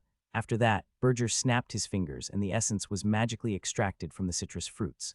While the citrus extract was being mixed with the mana-infused water, Adam took out the essence oil from his trunk and handed it to Berger. After stripping his clothes, he climbed inside the trunk, feeling slightly nervous and apprehensive about the pain he was about to go through. Don't worry, boy, Berger comforted. I'll try my best to alleviate the pain. Adam nodded, his eyes shining with determination. He took a deep breath and muttered, all right, let's do this. A very small magic circle appeared at the tip of Berger's fingers when he waved his hand. Following that, the crystal vial containing the body cleansing essence oil hovered right above the wooden tub, and its contents were emptied. Adam watched the transparent liquid fall into the wooden tub with anticipation. The essence oil soon began mixing with the mana-infused distilled water and the citrus extract. Beside the tub, Berger had already got out a few parchment papers and feather quills. With another wave of his hand, the parchment papers started levitating around him, and the quills began magically writing the entire process on their own. Very soon, the mixture of mana-infused distilled water and the citrus extracts began thoroughly expanding the pores on Adam's body, causing him to scream in agony. Arg! The youth's eyes rolled back from the extreme pain. If the pain was already so bad at the beginning, he couldn't imagine how worse it would get later. Hold on, boy. Berger had a calm expression on his face. He snapped his fingers and a bright magic circle lit up above Adam. Rank 2 spell, Ease Emotions. As soon as this spell was cast, Adam's pain-filled expression calmed down. Although the pain was still there, his mind was tricked into believing that the pain had been alleviated. Such was the might of the spells from the School of Enchantment. Despite the feeling of pain having been reduced to a large degree, Adam continued to struggle while gritting his teeth. The water solution had opened the pores on his skin, and the body-cleansing essence oil was slowly seeping in. A few minutes passed, and Adam continued to withstand the terrible pain. Berger circled the wooden tub, his eyes shining with brilliance from time to time. The feather quills continued to write down notes on the hovering parchment papers. Steam began to rise from the surface of the water which had now turned bloody and it looked like the body-cleansing essence oil had reached some sort of barrier. It could no longer penetrate further inside Adam's body, but right at that moment, Berger instructed his adamantine golem. Now, the golem poured 5 pounds of sanguine leeches into the wooden tub. These leeches were extremely minute creatures. They were attracted by the blood that had been leaking out of Adam's pores and immediately swam toward it. These leeches were strange creatures, very similar to moths. They would recklessly charge toward the sight of blood and bathe in it. However, the very same blood would become the reason for their demise. Within moments, the leeches penetrated Adam's body and continued to bore further inside. They passed through the flesh, the muscles and tendons, and finally the bones. But by this time, they had already perished one by one. Blood was their source of sustenance as well as their cause for departure from life. How fascinating, Berger exclaimed, to think that such unassuming creatures would have such an effect. The herbalist who taught the boy really is a genius. I wonder if she's from the Uriel continent, or perhaps. The pain Adam was withstanding increased tenfold. The innumerable sanguine leeches, although now dead, were able to dig extremely minute tunnels inside his flesh for the body-cleansing essence oil to seep further in. The essence oil's potency had increased tremendously as it thoroughly nourished Adam's skin, flesh, muscles, tendons, and even bones. Slowly, they began to restructure in the most optimal way the youth's body would allow. The bloodied water released large amounts of steam as it began to evaporate. Adam's body continued to intensely tremble from the pain. His eyes had already rolled back, but the pain had kept him conscious. Right when he felt that he wouldn't be able to take it anymore and pass out, Berger's voice drifted into his ears. Endure it, boy. Remember what you said, no pain, no gain. With that, he brought his hands together, resounding in a loud clap, and 2 more magic circles appeared above Adam. It was the same spell that the old gnome had used earlier. Adam's eyes gained clarity and he screamed in his heart, persevere. I must persevere. Ha ha. He clenched his fists and roared to the skies. The liquid in the tub began to decrease rapidly as it was heated. Large amounts of steam were produced, and it enveloped the entire second floor. Adam's body was very muscular and bulky, as he had gone through strength training earlier in his childhood after he had found out that he had a gift for spell casting. But now, with the help of the body cleansing essence oil, his physique was instead shrinking. The youth's body was going through a wonderful metamorphosis as the essence oil transformed it from the inside out.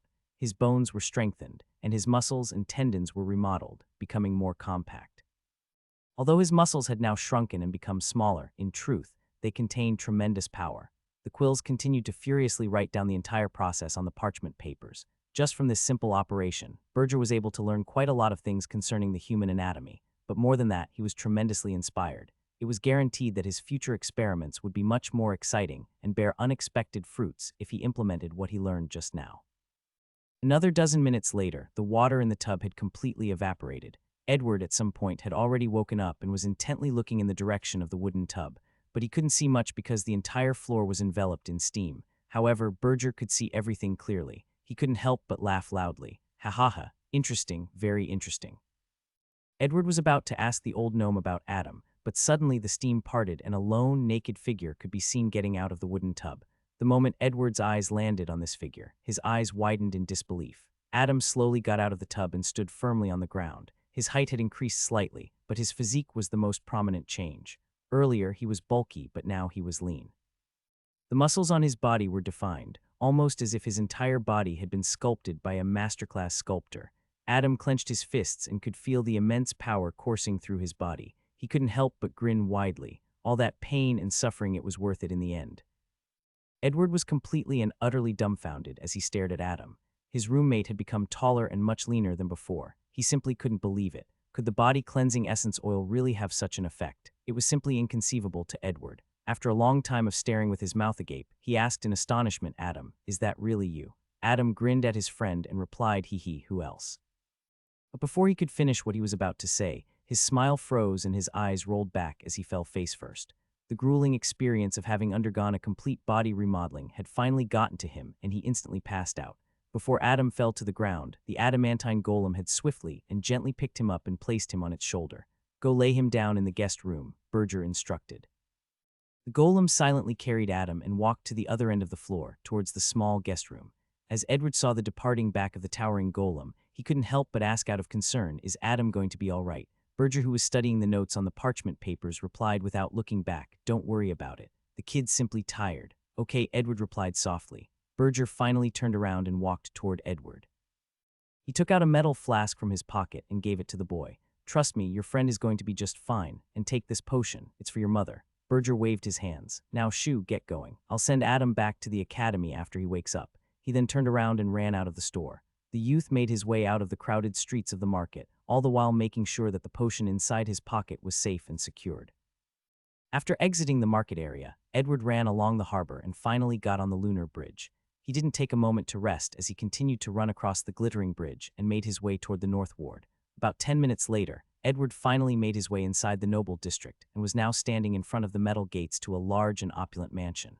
Armored men were guarding the gates, but when they saw Edward, they respectfully bowed and opened the gates.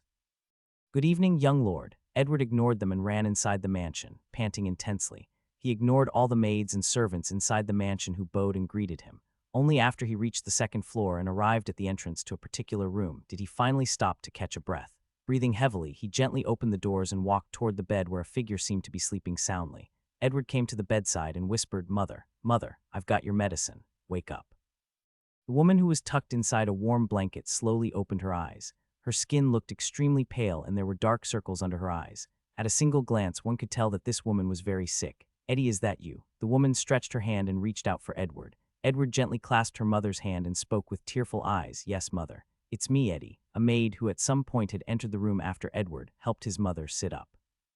His mother coughed intensely as she struggled to even sit. "Here, feed it to her." Edward gave the flask to the maid. His heart ached when he saw his mother drink the potion with great difficulty. No one was able to determine the reason for her illness, not even someone as medically experienced as Berger. This led to Edward blaming himself for his mother's miserable state and becoming estranged from his father. The youth believed that his birth had something to do with her mother's illness, and he could never forgive himself. As he was wallowing in his own misery and silently crying, his mother gently caressed his head and spoke warmly, "My little Edward, why are you crying again? Look, mother is fine after drinking the potion."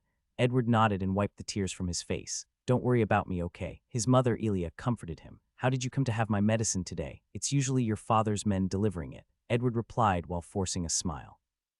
"Mother, I went to Magus Berger's store with my roommate today. It was there that I found out that he's been the one who's been concocting your medicine all this while. So he handed me the medicine and told me to give it to you." Elia coughed while covering her mouth. She then drank some water and nodded. "Old Berger has helped me tremendously. It's good that you got acquainted with him. He's a very wise man." The mother and son spoke for a long time.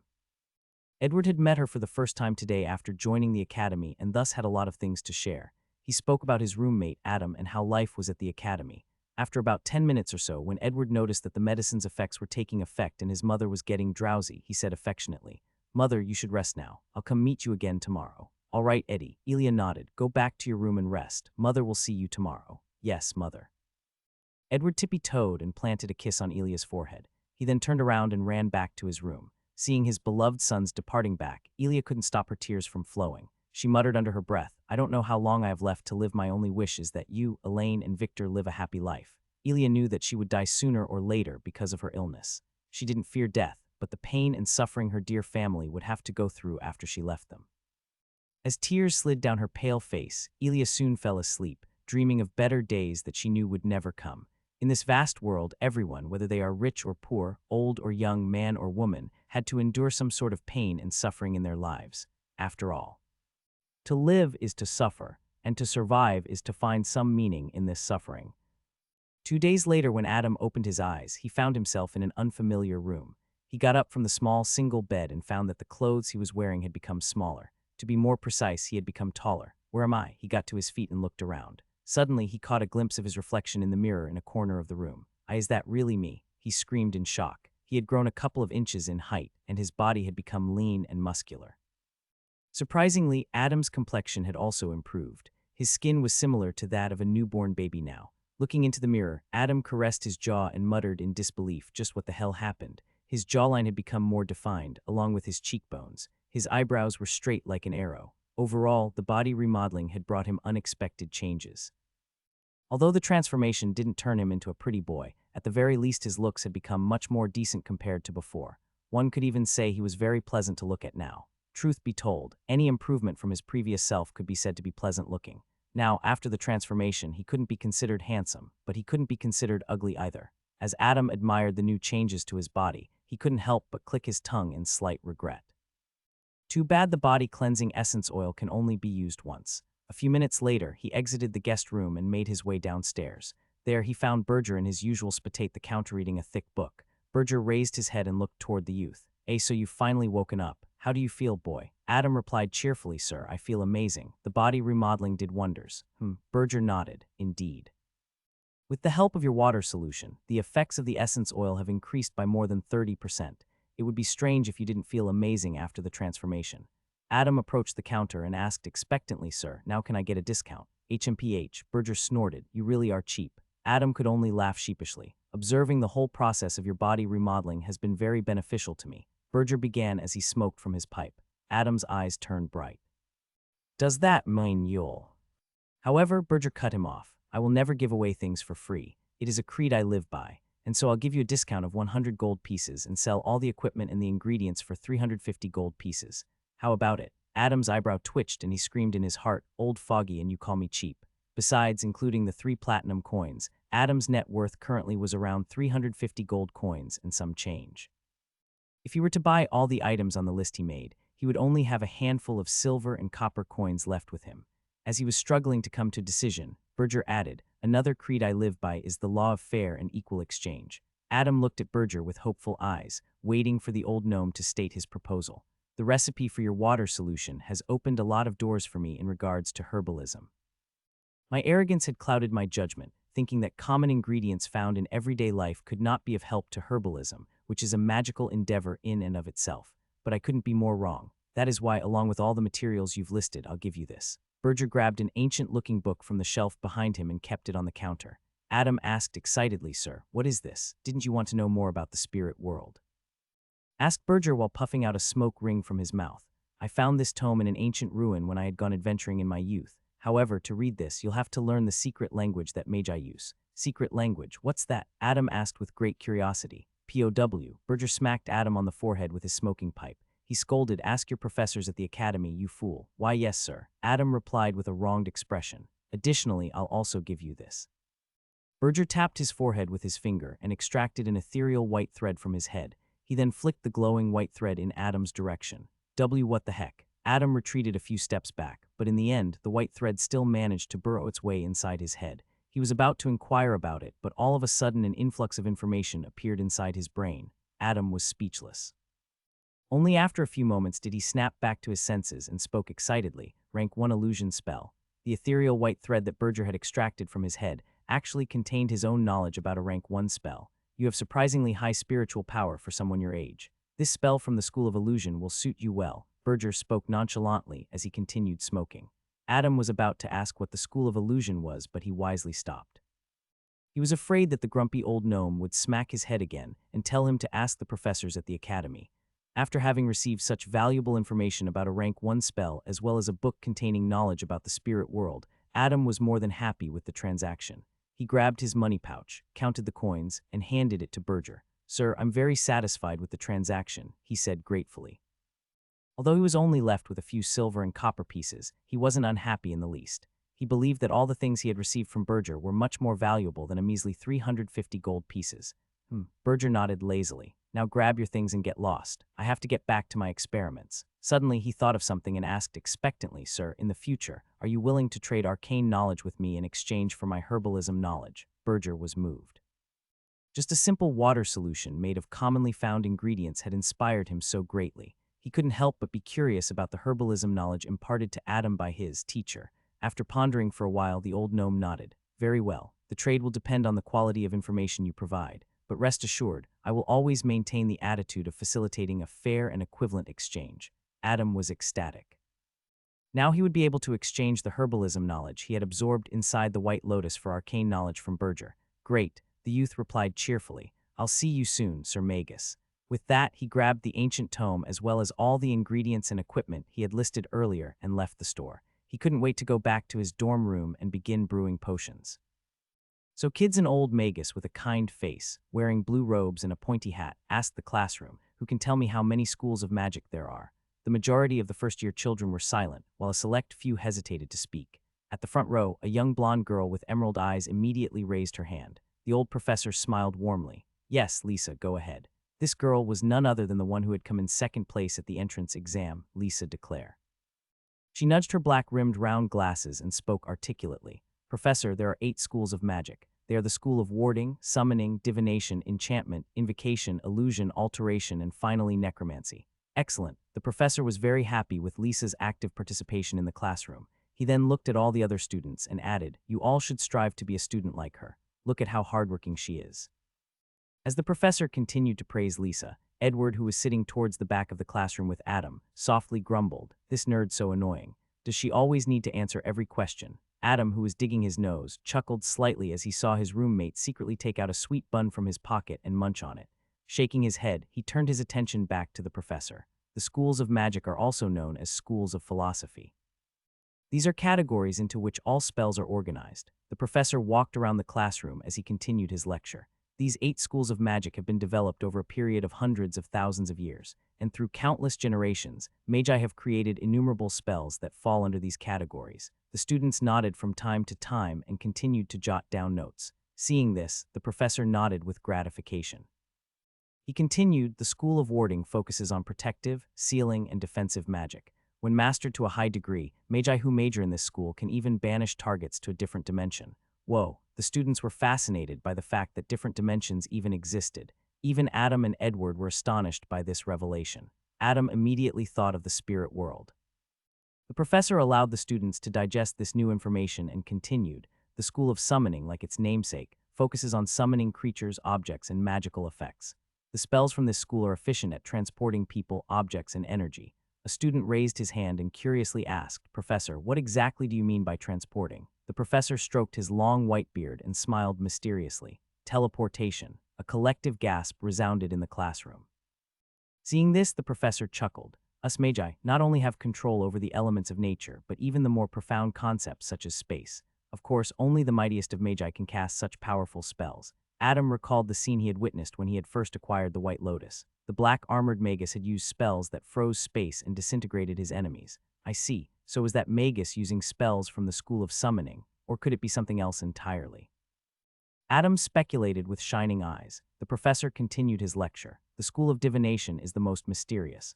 Although it has fewer spells compared to other schools, it allows a magus to see the unseen. The unseen? Professor, what do you mean? A young girl asked with curious and innocent eyes. Spells from this school allow a magus to see the future, gain insights, and uncover hidden information. The professor replied patiently. See the future. Isn't that too overpowered? All the students had the exact same thought. The professor, knowing exactly what everyone was thinking, chuckled. Of course, to perform an accurate divination, the magus also needs to gather the relevant information. He then took out his pocket watch from inside his robes to check the time. Seeing that very little time was left, he accelerated the pace of the lecture a little. Next up is the School of Enchantment. This school focuses on manipulating minds and influencing the thoughts and actions of the targets. Magi who major in this school have a keen sense of observation and are adept at curses and hexes. The professor walked back to his table and started to pack up his things. Unfortunately, we don't have more time left. I have introduced 4 schools of magic to you all. Your homework will be to study the other 4 schools. Next class, I will ask you questions about it, so be prepared. As he walked out of the classroom, he gently smiled at the children. Moreover, next class I will teach you how to construct spell models and give you a thorough explanation of the components required to cast spells. After learning them, you will finally be able to cast spells. Class dismissed. Edward stuffed the last of the sweet bun inside his mouth and muttered sadly, "It's combat training now, I hate it." Suddenly he thought of something and softly elbowed Adam. "Say, buddy, how about skipping class and going out to eat? I know a really good restaurant that serves delicious food." Adam rolled his eyes and scolded, "You fatty. Do you think about nothing but food?" "Of course not," Edward replied without hesitation. He rubbed his palms together and spoke like a shady salesman. "Let's go, Adam. Attendance is not necessary for the next class. Besides, that restaurant also serves one of the best wines in the city." Adam's eyes lit up and he laughed loudly. "Ha ha ha. You should have mentioned this in the beginning, you dummy. Let's go. Hee hee, I know you too well, Rumi," Edward thought with glee. The 2 friends strutted out of the classroom, one thinking about delicious food while the other thinking about fine wine. Their mouths were drooling, causing the other students to draw back from them. But right as they were about to exit, a young girl stood in front of them and blocked their way. "Lisa, declare." Edward's eyebrows furrowed. "What do you want, nerd?" However, Lisa completely ignored him and walked up to Adam. She looked him dead in the eye and spoke with determination. "Adam Constantine, I challenge you to a duel." Adam was momentarily dazed. This was completely out of his expectations, and he couldn't help but wonder if he had somehow offended this girl for her to challenge him out of nowhere. While Adam was looking at Lisa in puzzlement, Edward came forth and expressed his dissatisfaction. "Go back to the library, nerd." For some reason, Edward found her very annoying. Lisa, for the first time, looked at Edward and snorted, "Get lost, fatty." While Edward's face turned red from anger, or perhaps it was embarrassment. Adam called him fatty all the time, but he was never offended by it. But for some reason, when Lisa called him fatty, it really struck a nerve. He pointed his trembling finger at the bright young girl and scolded, "You nerd. Who the hell are you calling a fatty? Who do you think?" Lisa rolled her eyes and decided to ignore him. This caused Edward to flare up even more. He was about to scream yet again when suddenly Adam patted his shoulder to calm him down. He then looked at Lisa and asked in confusion, "Why do you wish to fight me? We don't have any enmity between us, do we?" Adam was genuinely confused. Because of his high perception from constantly absorbing souls, he was able to vaguely glean a person's intentions. It was difficult to explain, and he couldn't put it in words. It was a strange new feeling to him. But he was certain that Lisa did not mean him any ill intent. Lisa looked into Adam's eyes and coldly muttered, "Fighting in reality is different from fighting inside an illusion.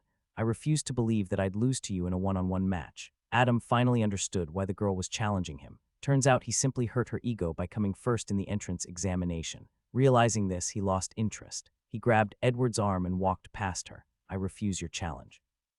Lisa and the surrounding children who had stopped by to see the drama unfold were dumbfounded.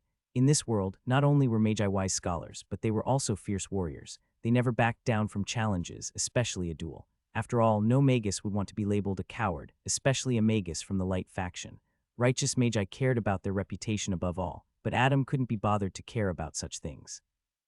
Moreover, he was new to the magus society and wasn't aware of most of its customs. That was why everyone was stupefied upon hearing Adam's answer. Forget everyone else, even Edward was stunned. Lisa came to her senses and reprimanded Adam. How can you refuse a challenge? Are you a coward? Adam turned around and made a stupid face while picking his ear with his pinky finger. Yeah, I'm a coward. What are you gonna do about it? You think your words can bait me into fighting you? HMPH get lost. Once again, Lisa was dumbfounded. Adam began walking away while whispering to Edward, come fatty. Let's get the hell out of here. Everyone's looking at me strangely. Edward's lips twitched. Because of his roommate, he was now embarrassed as well, so he began sprinting out of the classroom while avoiding the gazes of his classmates. Wait. Lisa ran after the two and then blocked their way once again. She pointed at Adam and scolded him. You coward. I'm willing to wager 50 gold pieces. She wanted to bet on the outcome of the fight, but before she could finish her proposal, Adam appeared in front of her and grabbed her shoulders with a wide smile. The winner gets 50 gold pieces. Ha ha ha, deal. Adam laughed heartily. He was really in need of some money. After buying all the herbalism equipment and ingredients from Berger yesterday, he barely had any money left. Moreover, it would take him some time to brew potions and sell them, so 50 gold coins was a big deal to him. Lisa was tongue-tied at Adam's sudden behavior. She didn't know how to respond for a long time. Only when she saw Adam walking away did she come to her senses and scream. Wait, when do you want to duel? Adam confidently waved his hand, replying without turning back. 10 days. Keep those gold coins warm for me. Hua. Lisa's eyes narrowed and she thought to herself, this guy's too cocky. In the end, she harumphed and declared, I'll see you at the Academy's arena in 10 days. With that, she turned around and left without waiting for Adam's reply. After both parties had left the classroom, a commotion ensued among the children who had just witnessed everything. Heavens, did the goddess challenge our batch's rank 1 student to a duel? Screw that. Adam initially refused. He's a scared little rat. Yes, he dares to fight against our goddess Lisa. Blasphemy. Everyone boycott him. Adam was so scared, haha. He only agreed after Lisa put 50 gold coins on the line. A peasant is a peasant after all. Lisa had a lot of fans in this new batch. Not only did she have a great aptitude, but she was also very pretty. Naturally, every mostly boys flocked towards her. Besides, this was the first duel to take place between students from the first year. Naturally, everyone was excited. And to top it all off, the duel was happening between the rank 1 student and the rank 2 student. At once, this news spread amongst all the students of the first year, and there was an uproar. The children excitedly anticipated the day of the duel. Inside a famous restaurant located in the South Ward, Adam and Edward were sitting at a table enjoying rice wine. Seeing Adam drink wine in such a carefree mood, Edward couldn't help but ask Adam, aren't you nervous about fighting that nerd? She has a great aptitude, you know. Adam downed a small cup of wine and replied, what has aptitude got to do with anything? Of course it does, Edward blurted out. Not only does she have larger mana reserves than you do, but her mana replenishment speed is also much higher than you. It plays a very crucial role in battle. Adam nodded. You're right, but mana isn't the only factor that determines the outcome of a fight. Edward couldn't come up with a retort. He could only helplessly sigh and chug another glass of wine. Are you confident in winning? Adam's lips curled up into a grin. Of course I am. His confidence naturally stemmed from the fact that he had 2 rank 1 spells in his possession. Now, all he needed was to study the construction of spell models and the usage of spell components. But that was not all. He had another trump card, one that he acquired from the White Lotus. The following day, Adam and Edward had come back to their dorm room after all the classes had ended. Right after entering the room, Edward jumped on his bed and decided to take a nap. Adam, on the other hand, began brewing potions. Currently, he was standing in front of a metal cauldron and swirling a red liquid inside of it with a ladle. After the liquid had reached a certain texture, he paused. Now, I have to let it simmer for exactly 11 minutes. He recalled the herbalism knowledge of the expert that he had absorbed inside the White Lotus mysterious space. As the liquid continued to bubble inside the cauldron, Adam pulled a chair and sat down. He then grabbed a book and began revising the things he had learned in school today. The School of Invocation focuses on harnessing and manipulating magical energy to create devastating effects. Adam's finger ran across the words on the page as he mumbled. This school of magic had the most potent attack power among all the schools. Magi who major in this school effectively create something out of nothing, in a manner of speaking. The rank 1 spell, Eldritch Beam, that Adam had received as a reward for coming first in the entrance exam, was a spell from the School of Invocation. Magi who specialize in the School of Illusion focus on creating sensory illusions and manipulating their target's perception to deceive and mystify. Deceive the 5 senses, then the mind, and ultimately deceive the world itself. Adam was very fascinated by the School of Illusion. The spell that Berger had given him belonged to this school. After fantasizing about the various things a magus could pull off with the help of illusion spells, Adam got back to reading the book again. The School of Alteration focused on changing and transforming the properties of objects and creatures. And finally, the School of Necromancy dealt with life and death. manipulating life force, communing with spirits, and raising the dead. Practitioners of the school of necromancy, also known as necromancers, traversed a morally gray area. Some used their powers to heal the living and ensured that the dead were given proper burial and peacefully sent off to the afterlife, while other necromancers used their powers to cause chaos and destruction to society. After going through information about all 8 schools one more time, Adam kept the book away and approached the cauldron. About time, he muttered after inspecting the texture of the red liquid. He grabbed a handful of violet leaves and earthen roots from a glass jar and placed them inside a mortar. Then, he grabbed a pestle and began crushing these ingredients until a fine white paste was formed. Right when the time was right, he dropped the paste inside the cauldron and began stirring the liquid with the ladle again. He infused a thin strand of mana into the liquid and facilitated the mixture of the red liquid and the green paste he had just made. This is the moment of truth. Adam's eyes shone with anticipation. After another few minutes of stirring the liquid in a particular rhythm, the outcome was finally decided. The once red liquid had now turned dark and murky. Seeing this, Adam was extremely dejected. His shoulders slouched and he dropped the ladle. Another failure.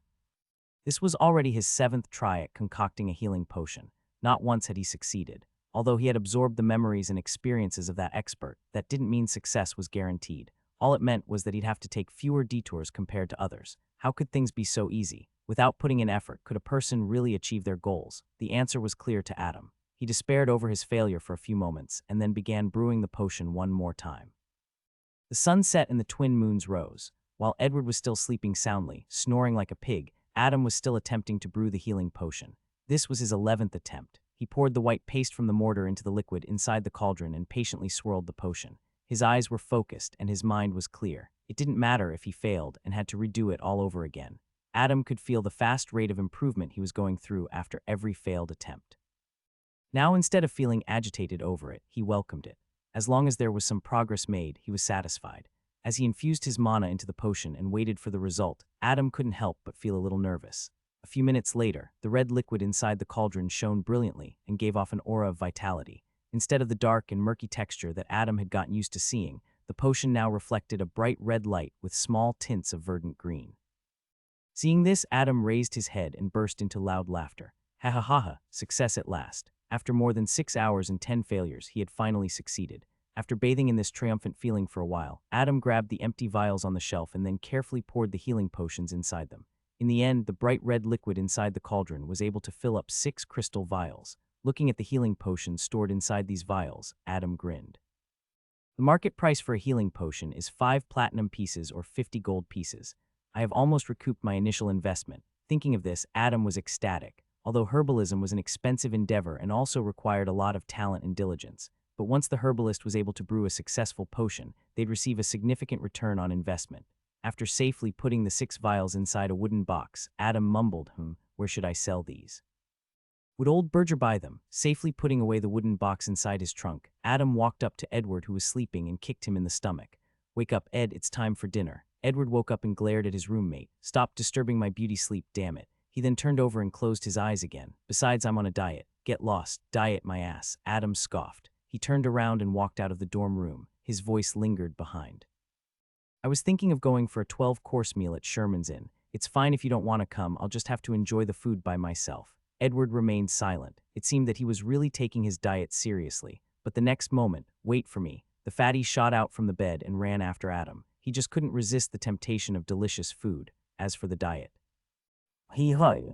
After having a very heavy meal last night with Edward, Adam went back home and was able to concoct 4 more healing potions. But it took him almost the entire night. He was only able to succeed after repeated failures. He was so in the zone that he'd forgotten the passage of time, and that is the reason why he was currently sleeping in class.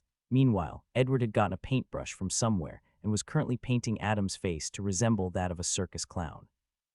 Unlike magic combat techniques, the casting of arcane spells requires spell components, said the middle-aged professor with fiery red hair. There are 3 components. Some spells require only 1 component, while others require 2. The professor moved around the classroom with his hands behind his back as he continued the lecture. Similarly, there are also spells that require all 3 components. He looked around the classroom and his gaze fell on Adam, who was soundly sleeping with his head on the table. Seeing this, the professor frowned. He already had a bad impression of Adam and Edward for coming in late for class on the first day of the academy, and now that he saw Adam sleeping, he was furious. He stomped in Adam's direction and roared in his ears. Adam Constantine, tell me what the three magical components are. Adam was scared shitless. He hurriedly stood up and got into a fighting position, looking around in alarm. Who, what, where? When everyone saw Adam, they burst into laughter, not because of his sudden reaction to being woken up, but because of how his face was painted. His face was painted white, his lips were red, and there was a blue circle and a square on both his eyes. Edward, who was sitting next to him, struggled to contain his laughter as he saw Adam make a fool out of himself. When Adam came to his senses, he realized what a blunder he had made, and when he turned around and saw the professor glaring at him, he almost peed his pants. Professor Jock, I can explain. Adam tried to come up with an excuse, but his heart sank as he saw the professor's facial expression distort with each passing second. And to top it all off, this professor was known in the academy for his bad temper. Seeing Adam's clown-like face, Professor Jock had great difficulty controlling anger. In the end, he lost it. I don't need your damn explanation. Go to the front of the classroom and stand while holding your ears, he screamed at the top of his lungs. Adam could only nod helplessly. Yes, sir. He glared at Edward before walking to the front of the classroom. Meanwhile, Edward was covering his mouth and laughing uncontrollably as he looked at his masterpiece of a painting on his roommate's face. POW, Professor Jock smacked the back of Edward's head with the book he was carrying. And you, go join him. Edward rubbed his head and looked at the professor with a wronged expression. He wanted to protest, but seeing the professor's angry face, he didn't dare to. And soon, he too joined Adam. The professor took a few deep breaths to calm his fiery temper and then proceeded with the lecture. As I was saying, there are 3 spell components that are required for spell casting. Who can tell me what they are? As always, Lisa was the first student to raise her hand. The professor looked at her with a warm smile and gestured. Go ahead, child. All the professors in the academy doted on Lisa, but the same couldn't be said for Adam and Edward. Lisa nudged her black-rimmed round glasses and replied, the first is the model component. This requires a magus to construct a spell model, also commonly known as a magic circle, with their spiritual power, and then inject the spell model with mana to cast the spell. Very good, Professor Jock praised. Now before we move on, Lisa, please remind the class what spiritual power is. Spiritual power is the energy generated by the soul, Lisa replied on cue. Professor Jock nodded with a smile. Now tell me about the other 2 spell components. The second is the physical component, which requires the magus to make a series of motions with their fingers or hands to cast a spell. And the final spell component is the material component, which requires a magus to sacrifice the required material. Lisa answered thoroughly. Splendid, Professor Jock commended. You may sit down, child. Lisa nodded and sat down. She then glanced at Adam and flicked her hair with a HMPH.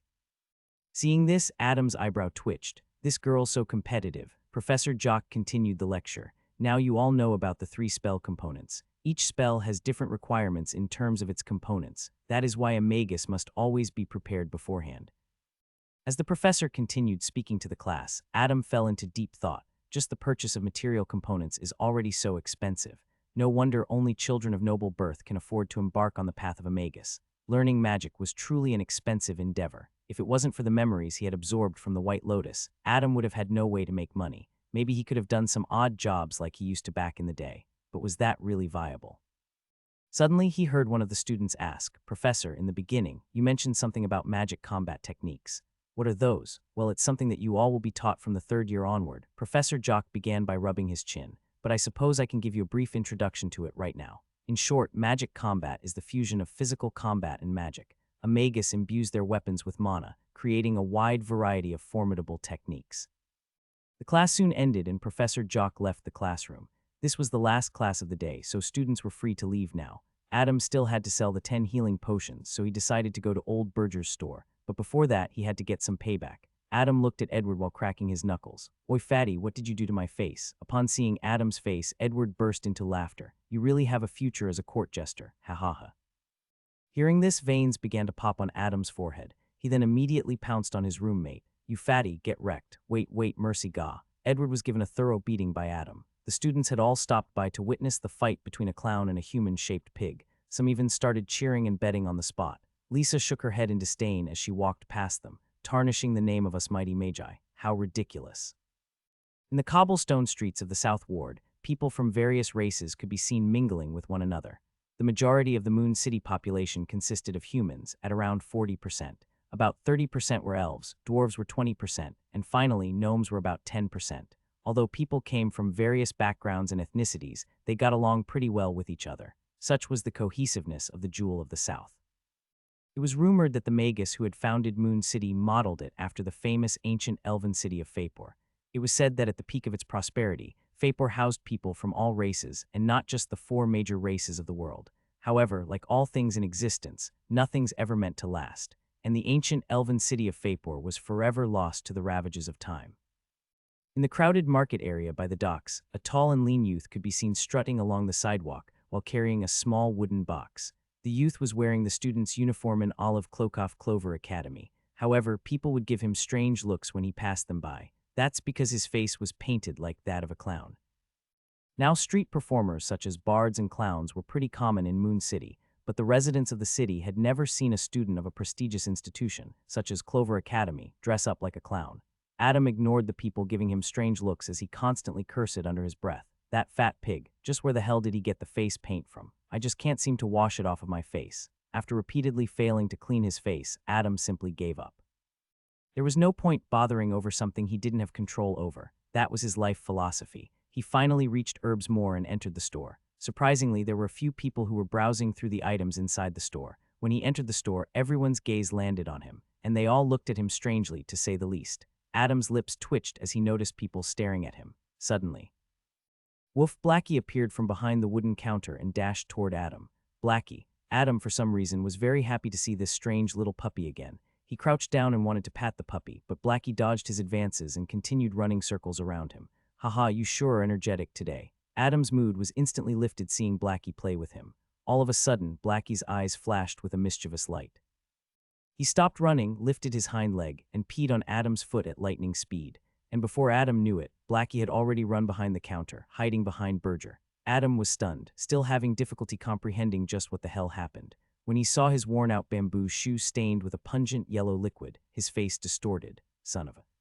He glared at Blackie and chased after him. Bad dog, I'll fight you today. Woof. Blackie had a taunting expression on his face as he dodged the angry Adam. And just like that, the two began running around inside the shop. One was fuming with anger and the other seemingly having a lot of fun making the former angry. When the people inside the store saw a clown chasing after the store owner's dog, their backs were drenched in cold sweat. They couldn't believe what they were seeing. All of them had the same thought. Just who is this kid? Chasing after Lord Berger's familiar, is he courting death? Berger, who had been sitting behind the wooden counter and smoking from his pipe as usual, looked at Adam and Blackie playing around and couldn't help but silently chuckle to himself. He then looked at the magi who had come to his store to buy certain items and muttered, "You all get lost." "Yes, sir." The group of magi replied in unison, with their backs straight as an arrow.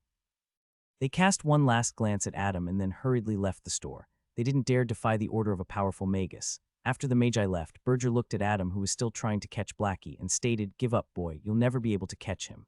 Adam finally gave up on chasing the naughty puppy. He glared at him and spoke with narrowed eyes. "One day I'll pee on you, Blackie. Let's see how that makes you feel." Hearing this, Blackie scoffed. He then strutted toward Berger with a smug expression on his face. He jumped on Berger's lap and then closed his eyes as the old gnome started stroking his furry little head. Berger looked at Adam and asked, "What are you here for this time?" Adam walked up to the counter and placed his wooden box in front of Berger. "Sir, look at this. What do you think? POW. Berger smacked Adam on the forehead with his pipe. He roared, "Do you expect the box to open by itself?" Sorry," Adam replied with a wronged expression, thinking to himself, this grumpy old fart, getting angry for no damn reason. As Adam opened the box and the crystal vials containing the healing potions inside came into view, Berger mumbled with slight dissatisfaction, "Oh, it's just a healing potion." But his eyes soon narrowed and the words got stuck in his mouth. He grabbed a crystal vial and intently stared at the red liquid inside. Seeing some green tints within the liquid, he asked, "This isn't your usual healing potion, is it?" After removing the cork and taking a whiff of the potion, the gnome's eyes lit up. A new recipe. He looked at Adam and asked, "How much for the recipe?" However, much to his surprise, Adam shook his head and smirked. "Not for sale." Berger was momentarily taken aback. He couldn't remember the last time someone said no to him. Then, he heard Adam speak with a hint of gloating. "Of course, I can also give it to you for free." This little shit, Berger's eyebrow twitched as he thought to himself, "What goes around comes around, is it?" Thinking this, he couldn't help but smirk. "Heh, fine boy, tell me what do you want in return?" Adam grinned, and with his face resembling a clown, his smile looked humorously fierce. "I want." "Ha." Berger laughed exaggeratedly at Adam's folly. "We have a deal." Seeing Berger, Blackie also began laughing while pointing his tiny paw at Adam. The little puppy would do anything to tease this stupid human. Adam had a bad feeling well up in his heart as he saw the gnome and the puppy laugh at him. What's wrong? The old gnome viciously ridiculed him. You want to trade a mere rank 1 spell for a new potion recipe. You fool. Woof. Blackie nodded. Wait a minute. You mean to say a new recipe is much more precious than a rank 1 spell? Adam asked nervously. Of course it is, Berger scolded the youth. The price of a rank 1 spell in the market is almost always 10 platinum pieces, whereas the price of an unknown recipe is many times more than that. Adam clenched his fists till his knuckles were white, cursing himself silently. He looked at the old gnome and asked with a fawning smile, Honorable sir, I seem to have made a mistake. Can we still? POW, HMPH, stupid boy. Berger smacked the youth with his pipe. Although I advocate fair trade, you won't learn from your mistakes if you never face the consequences. Woof woof. Blackie crossed his front paws and nodded with a serious expression. Adam massaged his swollen temple with tearful eyes. He wished he could have researched a little more about the prices before coming here. He clasped his hands and looked at Berger pitifully. However, with his clown-like appearance, he looked anything but pitiful. Good sir, please just. POW, Berger scolded. Next time think twice before running your mouth. Adam could only helplessly nod. The two parties then initiated the fair trade. Berger received the new recipe for the healing potion and began reading it. The excitement in his eyes couldn't be hidden, whereas Adam received the rank 1 spell, Hide. This was a spell from the School of Illusion. Essentially, this spell rendered one person or an object invisible to a target.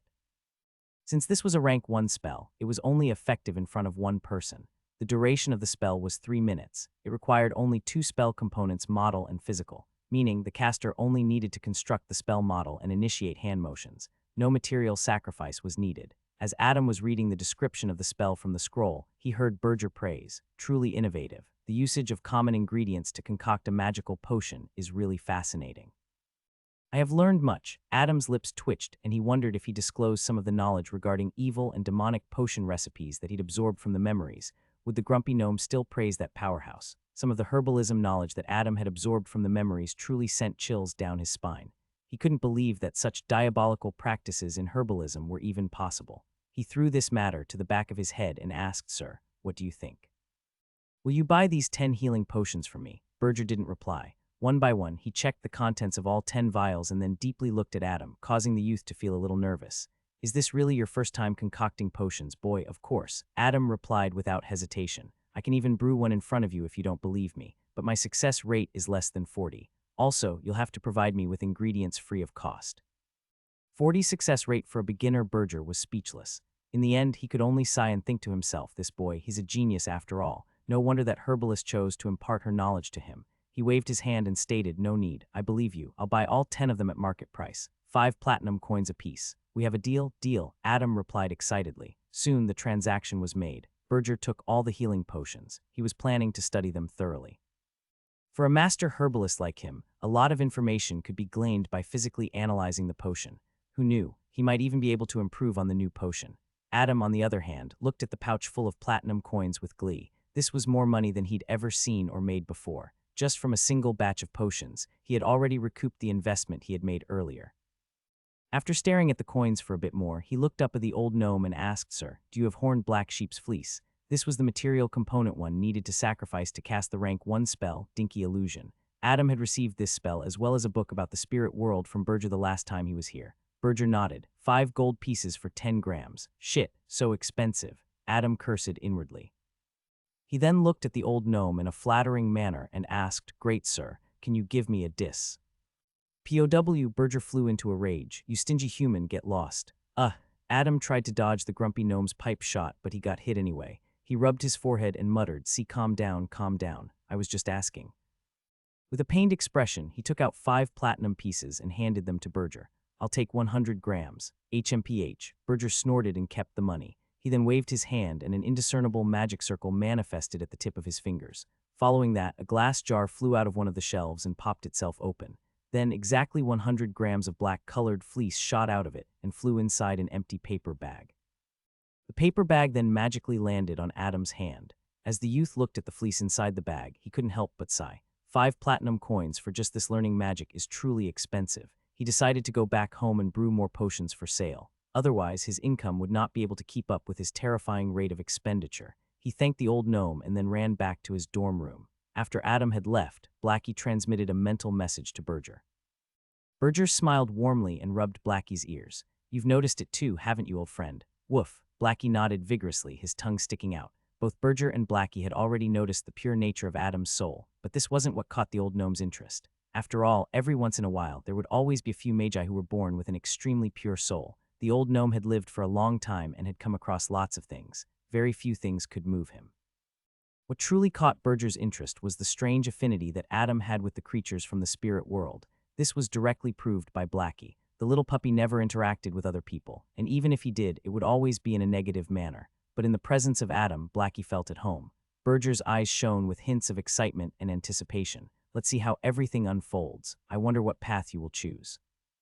Outside dorm room 52A, a small crowd of first-year students had gathered. Some were leaning in on the door, trying to listen to what was happening inside, while others were whispering to each other. For a while now, sounds of things breaking, crashing, curses, and yelling could be heard from inside 52A naturally. The kids were curious to know what was happening and had gathered outside the door. What do you think is going on? These two are always up to something. Yeah, why am I even surprised? You think there will be another fight? I sure hope so. Yeah, no matter how stupid these two are, they sure are entertaining. Just as the children outside were chatting with one another in hushed tones, the door to the dorm room slammed open and a fat pig charged out. However, upon closer inspection, it wasn't a fat pig at all, but Edward. Edward crashed into a few children and pummeled them with his weight. He hurriedly got to his feet and looked inside the dorm room. Seeing what he was seeing, he burst into laughter. Ha ha ha. His laughter came to an abrupt halt when a flying shoe suddenly smacked him in the face. Bam!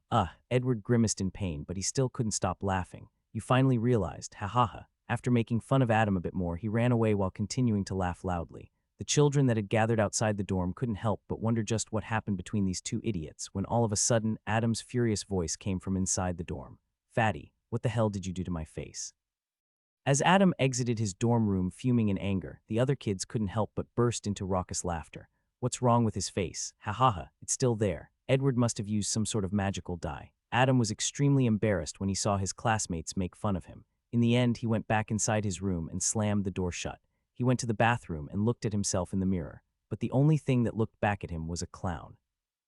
Adam tried to wipe the paint off of his face many times, but it was all futile. It had been 2 days since Edward painted his face, but the paint simply refused to be washed away. In the end, he could only sigh helplessly. Did that fatty really use some sort of magical paint? What a pain in the ass. Since he couldn't do anything about it at the moment, he threw this issue to the back of his head. Then he grabbed some items from his study table and exited his dorm room. Ignoring all the strange looks people were giving him, he walked to the north end of the campus and entered a building. He took the stairs to the underground level and walked to the reception where an old woman with a crooked nose was dozing off on her seat. Ahem. Adam coughed loudly to wake her up. Huff-hoo. The old woman rubbed her eyes and her gaze finally landed on Adam. What in the world? If it wasn't for Adam wearing the school's uniform, she would have really attacked this clown. You sure have a weird fetish, kid, the old woman muttered while rubbing her chin. Anyway, are you here to rent out a room? Adam's lips twitched at the woman's comment, but he still replied respectfully, yes, ma'am. May I please know the rental rate? A platinum piece an hour. The old woman yawned. Although Adam had expected it, it still pained him to learn about the exorbitant price. He couldn't help but hopefully ask, see, can I get a discount? The old woman looked at Adam speechlessly. Are you stupid? No, I am Adam. Old woman Adam. The two silently looked at each other for a minute. Finally, Adam gave in and handed a platinum coin to the old lady. Here, take this and go to room 5. The old woman took the platinum coin and handed Adam a metal room card. Adam thanked her and walked toward room 5. The old lady saw his departing back and mumbled to herself, the academy's accepting all sorts of strange characters these days. Soon she closed her eyes and fell asleep once again, the sound of her snoring echoing in the hallway. Adam waved the metal key card and entered a large room at the end of the corridor. The walls of this room were made of some sort of dark alloy and were inscribed with complex formations.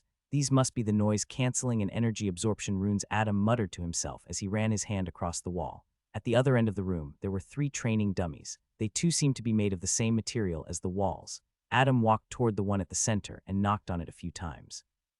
Tough indeed. He walked to the other end of the room and got into position. The reason why he had come here today was naturally to practice his spell casting. Currently, he had 3 spells in his arsenal, but only one of them could be used to attack. The rank 1 spell, Eldritch Beam, while the other 2 spells, well, they were only used to fool people. He got on one knee and then began weaving a series of motions with his hands. He had practiced this a lot of times before, hence his movements were fast and fluid. Within just a second, Adam had already completed the 11 hand and finger movements required for the physical component of the spell. Finally, he grabbed his right wrist with his left hand. Then, he aimed the index and the middle finger of his right hand at the training dummy in the center. Following that, Adam channeled his spiritual power, and a resplendent and bright magic circle materialized at the tip of his 2 fingers. The physical and model components were completed, and then a mass of dark purple energy began gathering at the tips of his 2 extended fingers. Seeing this, Adam was incomparably excited. This would be the first time he would cast a spell. He soon calmed his emotions and focused all his attention on the spell. The mass of crackling energy concentrated at the tips of his fingers, and the next moment, Adam's eyes widened in shock and apprehension. Boom. A crackling beam of terrifying energy shot out from the tip of Adam's fingers. However, this energy beam did not shoot out in a straight line, but in an unpredictable crisscross manner. The energy beam zigzagged its way across the room and shot past the training dummy that Adam had been aiming at. Ultimately, the spell ended up missing the mark by a large distance and landed on the ceiling at the other end of the room. Adam, on the other hand, was swept off of his feet and landed a few meters away because of the spell's recoil. He looked at his right hand in horror. It had already gone numb. Realizing what had just happened, the youth couldn't help but gulp nervously. I'm afraid if it wasn't for my flesh being constantly nourished by mana, my hand would have been severely injured. He was slowly beginning to understand just why each minor stage of rank 1 mana foundation was so crucial to a magus. Without the proper foundation, a magus would end up becoming a victim of their own spell. Adam got to his feet and looked at the area on the ceiling where his spell had landed. That part of the ceiling was glowing with purple light as the runes continued to absorb the energy. His back was drenched in cold sweat as he mumbled, "What if this spell landed on another person?" He believed that if this spell landed on a person, it was sure to leave a bloody hole in them. Of course, that's only if it's a normal person with no exposure to mana, but this realization still brought chills down his spine. As expected of one of the most devastating attack-type spells amongst rank 1 spells, Adam marveled. He got into position and prepared to cast the spell one more time, again. There were only a few days left until his duel with Lisa, and he had to make the most of every possible second to perfect his spells. Initially, he had accepted the challenge because of his need for money, but now, things were different. He had already made a lot of money by selling potions and would continue to do so. Now, he just wanted to duke it out with a genius magus who had a great aptitude. Adam's eyes shone with fighting spirit as he completed the physical and model components. His lips curled up into a wide grin as he cast the spell one more time. Boom. Just as Adam was preparing for the upcoming duel, Lisa was also doing the same. She didn't become complacent just because she had an advantage over Adam in terms of talent. Not only did Lisa have a great talent for spell casting, but she was also an incredibly hardworking young girl. Perhaps her sheer diligence was the reason why she was able to excel as a magus at such an early age. Inside another state-of-the-art training facility on campus, Lisa was currently battling a dozen training dummies made of wood and straw. As it turned out, apart from spell casting, Lisa was also very proficient in hand-to-hand combat. This was a given. After all, she did come in second place in the combat assessment. The dozen training dummies slowly surrounded her, but Lisa remained unfazed. She allowed them to completely surround her. And right when the moment was right, her eyes shone with brilliance. She crouched down and placed her hand on the ground. A magic circle lit up under her palm, and the next moment she muttered calmly, "Shape Earth." This was a rank 1 spell from the School of Alteration. The moment this spell was cast, the ground beneath Lisa rippled outwards, and wave after waves of mud spread out in all directions, causing the straw dummies to lose their balance and fall over. Lisa rushed in one direction as she wielded her wooden staff. The straw dummies were magically created constructs and thus had some levels of sentience. They wanted to dodge Lisa's attacks, but because of the rippling ground underneath them, they were unable to. And just like that, with a simple wave of her staff, Lisa was able to demolish the majority of the wooden dummies one after another. By the time the dummies got to their feet, she had already destroyed over half a dozen of them. Throughout the whole time, she remained calm and composed. Before the rest of the dummies made their move, Lisa dashed toward them once again and raised her staff. With great accuracy, she hammered the staff down vertically. Bam! The wooden dummy's body instantly exploded into splinters. Another dummy came forth and swung its fist at her face. Lisa calmly sidestepped and dodged the attack. Then, she swung her staff upward at lightning speed and destroyed the dummy's upper body. Suddenly, her eyes narrowed and she retreated a few steps. Right as she had retreated, 3 dummies crashed at the spot she was earlier at. Having missed their attacks, the last 3 dummies rushed in her direction. One of the dummies pounced at her, intending to take her down and pin her to the ground. However, Lisa gracefully somersaulted in the air, dodging the takedown. While her body was positioned in the air right on top of the dummy, she extended her fair hand and tapped the dummy's head with her finger. Her hand movements were so quick that she had already completed the spell's physical component before her finger touched the dummy's head. Rank 1 spell, Frostbite. A thin layer of frost formed on the dummy's head and slowly made its way to the rest of its body. But Lisa didn't wait. She immediately waved her staff in mid-air and shattered the dummy's head.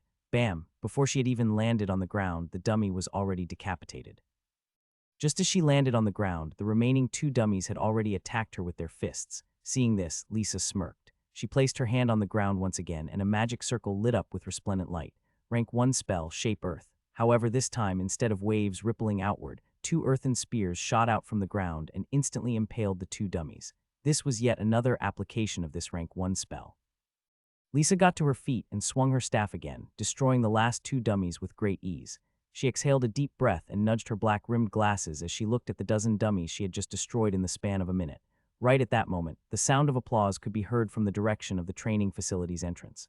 Bravo, as expected of my dear Lisa.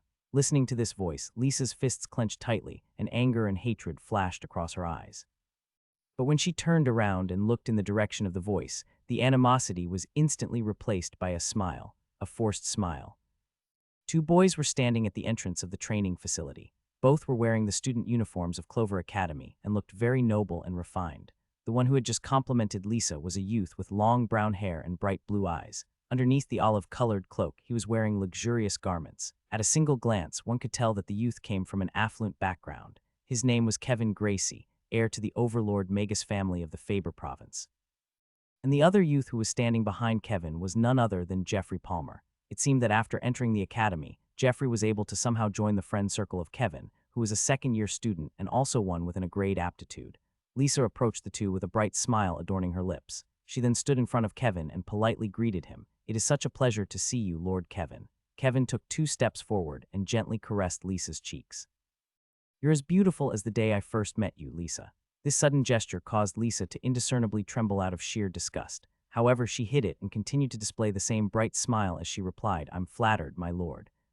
Kevin nodded as he slowly looked at Lisa from head to toe, his eyes oozing with lust. After taking his time to lasciviously ogle Lisa, he mumbled, "I was right to choose you that night after all. Only you are worthy of becoming my wife." When Lisa heard Kevin mention that night, her eyes involuntarily reddened. Kevin noticed this and smiled coldly. He didn't care about Lisa's feelings at all. All he cared about was having her in his possession. Anyway, Kevin's grip around Lisa's cheeks tightened a little as he came closer and whispered in her ears, "I'll be watching your upcoming duel with that farm boy. Make sure to put up a good performance for me, okay?" Lisa nodded as tears threatened to fall down her cheeks. Jeffrey chimed in with a cruel smile. "If you can, make sure to cripple that bastard." However, Lisa completely ignored him as she stood there in a daze. The two boys coldly chuckled at Lisa's unresponsive behavior and then left the training facility. After the two of them had departed, Lisa's legs buckled and she knelt on the ground listlessly. Tears fell down her cheeks uncontrollably as she began sobbing. She tightly clutched at the grass and mud beside her and spat through gritted teeth, why. As she continued to cry loudly, she raised her fists and punched the ground beneath her in anger and frustration. Why? Why? In the end, she buried her face in her hands and continued to sob miserably, her shoulders heaving up and down. Years ago, her family had been attacked by the Gracie family over a resource dispute. She had to personally witness her father being killed by the head of the Grace family. That night, her whole family would have been slaughtered had it not been for her accepting the sudden marriage proposal to the heir of the Gracie family, Kevin Gracie. The two were to marry each other when they were of age, and as if that wasn't enough, the Gracie family kept constant watch over her remaining family members. They even went so far as to threaten the life of her younger brother. This was to ensure that Lisa and the DeClaire family didn't dare to pull any tricks. Thinking of her dear younger brother, Lisa couldn't help but cry even more intensely. Little Jamie. She was helpless, she was powerless. Lisa lay on the ground and cried for a long time. She soon wiped her tears and got to her feet. Thinking of her family, her eyes shone with resolve as she muttered to herself, "I'll become strong so that I have to never bow down my head again. I'll make sure to protect you all." She had no hopes of avenging her father. The Gracie family was a powerful Magus family, and the head of the family was a rank 2 Magus. All she ever hoped for was protecting her own family. But deep down in her heart, she yearned for freedom. She yearned for power. She wanted strength to exact revenge. That was why she constantly pushed herself to work hard, harder than anyone else. She challenged Adam for the very same reason, hoping that she would learn something from him and come out stronger after the duel. Despite her suffering, she continued to move forward. She got to her feet, her facial expression returned to her usual cold and aloof self. Only a few days remained till the duel, and she didn't plan on wasting her time crying and complaining. Just like Adam, she would make use of every second available to her. Lisa exited the training facility and made her way to her dorm. As she was walking through the lush and beautiful campus grounds, lost in thought, she was suddenly taken aback, because in the distance she could see a clown chasing after a boar. And currently there was only one person in the entire Clover Academy whose face was painted like that of a joker. Adam, Lisa exclaimed. She hurriedly stomped in his direction. It turned out that Adam was still chasing after Edward. After a few minutes, she finally managed to catch up to them. She put her hands on her hips in an intimidating pose and blocked their way. She stared at Adam's clown-like face with narrowed eyes, trying her best to contain her laughter. "You better give it your all in the upcoming duel. Don't disappoint me. HMPH. She then turned around and walked away, afraid that if she stayed any longer, her intimidating facade would crumble down. Adam deeply looked at her departing back and mumbled. She seemed sad. Although Lisa seemed fine and dandy on the surface, with his strengthened perception, Adam could instantly tell how gloomy she really was. Suddenly, "Bam ha, eat that sucker." Edward kicked Adam in the butt, causing him to fall tragically. He then ran away while taunting. "Ha ha ha, catch me if you can, you joker." Adam got to his feet while rubbing his bum. "You're dead meat, fatty." He then continued chasing Edward. The game of cat and mouse continued throughout the campus. Lisa, who was standing under the shade of a tall tree in the distance and looking at the two friends playing with each other, smiled bitterly. She held her fists close to her heart and mumbled in sorrow, "I wish I could be so happy and carefree." Adam sat cross-legged on his bed, practicing mindfulness. This was the method cited in the mana extraction technique that one had to practice every day. As Adam continued to revolve the technique, minute mana particles in the surroundings slowly gathered around him and began nourishing his flesh. Only after every inch of the flesh has been thoroughly nourished will mana further seep inward toward the muscles. This would signify a magus, advancement to the second minor stage of mana foundation. However, Adam was still far away from breaking through. After almost an hour of practicing mindfulness, the youth opened his eyes, which shone with brilliance. He clenched his fists and muttered, "That bottleneck I felt earlier is beginning to loosen up. How interesting." Earlier, when Adam would go to the mysterious place inside the White Lotus and try to absorb the small white dots, he would always feel full, like he had overeaten. But ever since he became a magus and started practicing mindfulness, this feeling of bloating was slowly diminishing. The mana extraction technique is constantly strengthening my body, and this led to me being able to absorb more soul fragments. Adam rubbed his chin and speculated. Could this mean, the stronger my body is, the more souls I can absorb? Adam thought for a long time and then grabbed his grimoire from beside him and started jotting down his speculations with a feathered quill. He began laughing foolishly. "One day I'll uncover the secrets of the soul. Kayahaha." But for now his face turned solemn and he got to his feet. He grabbed his clothes and went to the bathroom to get dressed. He looked at his reflection in the mirror and suddenly breathed a sigh of relief. Thankfully, the face paint has come off, or else I'd be really embarrassed while fighting. Today he would finally face off against Lisa. Lisa was currently in her dorm room sitting at the study table and memorizing all the spell models she had recorded down in her grimoire. Coming from a magus family, naturally, she had a lot of spells that she could use, and she was planning to make use of everything she could get. Of course, the number of spells she could cast depended on her mana reserves, but as an upgrade talent, she didn't have to worry about that. She soon got up and gathered the material components she would require to cast spells. After making sure everything was prepared and she was ready, she left her dorm room and made her way toward the academy's arena. Her eyes shone with great determination as she thought to herself, "No matter what, I will win this match, and I will come out a stronger magus." Edward was eating a sweet bun as he made his way towards the arena, but he was somewhat confused as he saw students make their way towards the arena in droves. "Why are there so many people going to the arena? Strange," he muttered. When he reached one of the entry gates to the arena, he was stunned. Hundreds of students had crowded in front of the gate and were making their way inside. It seemed that all the first-year students had come. "Don't tell me, are they all here to watch Adam's match?" He spoke in astonishment. He made his way towards the bleachers, to a place where he'd earlier agreed with Elaine to meet up. After making his way through the crowd with some difficulty, he finally managed to find his sister. "Elaine, Elaine." He waved his hand and made his way toward her. "You're finally here, come sit." Elaine beckoned to Edward with a warm smile. She was currently sitting with Jenna and a few other friends of her. After Edward greeted all of her friends, he asked Elaine curiously, "Why have so many people gathered to watch a match between two first years? Or is there another duel that is going to take place that I'm not aware of?" Elaine chuckled. "As you may already know, Lisa is a magus with an grade aptitude, so naturally people are interested to see her battle." Edward nodded in acknowledgement. "But did you know, Adam is also a genius in his own right?" Elaine asked with a smile. "Huh." Edward was confused. "How so?" "Doesn't he have the same B-grade aptitude as me?" "He does." Elaine nodded. "But one of my professors disclosed to me that Adam scored a perfect score on the analytical test. Only a handful of magi were able to accomplish this feat since the establishment of the academy, and in some ways this is even more impressive than having a grade aptitude. Are you serious? Edward's eyes bulged out. He recalled that he had only just barely passed the analytical test by completing 25 of the spell model, and to think that Adam was actually able to complete 100 of the spell model without any prior knowledge of the arcane arts was simply inconceivable. This guy Edward gulped involuntarily. He acts goofy all the time, but to think he's actually a genius. This time Jenna, Elaine's close friend, replied, I was quite shocked as well. I looked down on him because of his simple background, but he's really something. Elaine's other friends nodded as well. To them, having a perfect score on the analytical test was way more extraordinary than having a grade aptitude, and they couldn't help but admire Adam.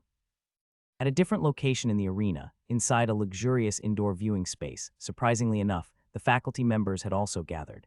Usually, this wouldn't have happened when a duel between two first-year students was taking place. But Adam and Lisa weren't your average first-year students. All the professors teaching the first years were present, and some of the professors who taught senior students had also gathered. And the most surprising of all was that the headmistress of the academy, Professor Godfrey, was also in attendance. All the professors were on their feet and respectfully stood behind two comfortable chairs at the front. Even though they had seats of their own, no one dared to sit. This was the respect one had to give to a powerful magus. What the professors were the most surprised about was not the presence of the headmistress, but the person sitting next to her. Many of them couldn't help but cast curious and secretive glances at this person. Some looked at him with admiration, while others looked at him with fear. Professor Godfrey, who was casually sitting on her seat and drinking some wine, looked at the person beside her and spoke in amusement. To be honest, I'm quite surprised that you decided to show up, but I guess this is not completely out of expectation either. Isn't that right, Berger? The old gnome was wearing a gray robe, a white tunic underneath, a pair of black trousers and black boots to match, and as usual he was smoking from his pipe. When he heard Professor Godfrey speak to him, he simply rolled his eyes and ignored her. Now, if this was someone else, they would never dare to disrespect the headmistress like that, but the old gnome and the headmistress went way back. There were even some rumors that the two were actually very old friends and went out on adventures together during their youth. Not to mention, both were powerful rank 3 magi. The only other magus of the same rank as them within Moon City was the king of the Nightingale Kingdom. There was a handful of rank 3 magi living in the Southern Federation. However, there were many more living in secrecy. Berger slightly sniffed the aroma of the wine Professor Godfrey was sipping on and asked curiously, "This smell lychee wine from the Akkadian Empire?" Professor Godfrey nodded with a smirk. "That's right. I paid quite the sum to get it transported out here." She then stretched out her hand. The next moment, a light flashed on her palm and a wine cup appeared. She poured some wine into the cup and handed it to Berger. "Here, try some." The old gnome swirled the wine in the cup first and then chugged the whole thing in one go. He smacked his lips and muttered, "Ah, too sweet for my taste." But then his lips curled up into a reminiscent smile. "But it sure brings back memories." Then he took out a small jute pouch from his pocket and showed its contents to Professor Godfrey. He chuckled gleefully and showed off like a little child. "Helene, guess what this is?" Professor Godfrey leaned over and squinted her eyes. The next moment she gasped in shock. "Don't tell me, is that?" "Ha ha ha," Berger laughed loudly. "That's right. Blackie managed to find some chem leaves in the spirit world. He brought it to me just the other day. Let's try some." When the surrounding professors heard the term spirit world, their ears perked up and they tried their best to inconspicuously lean over to see just what this item was that came from the mysterious dimension.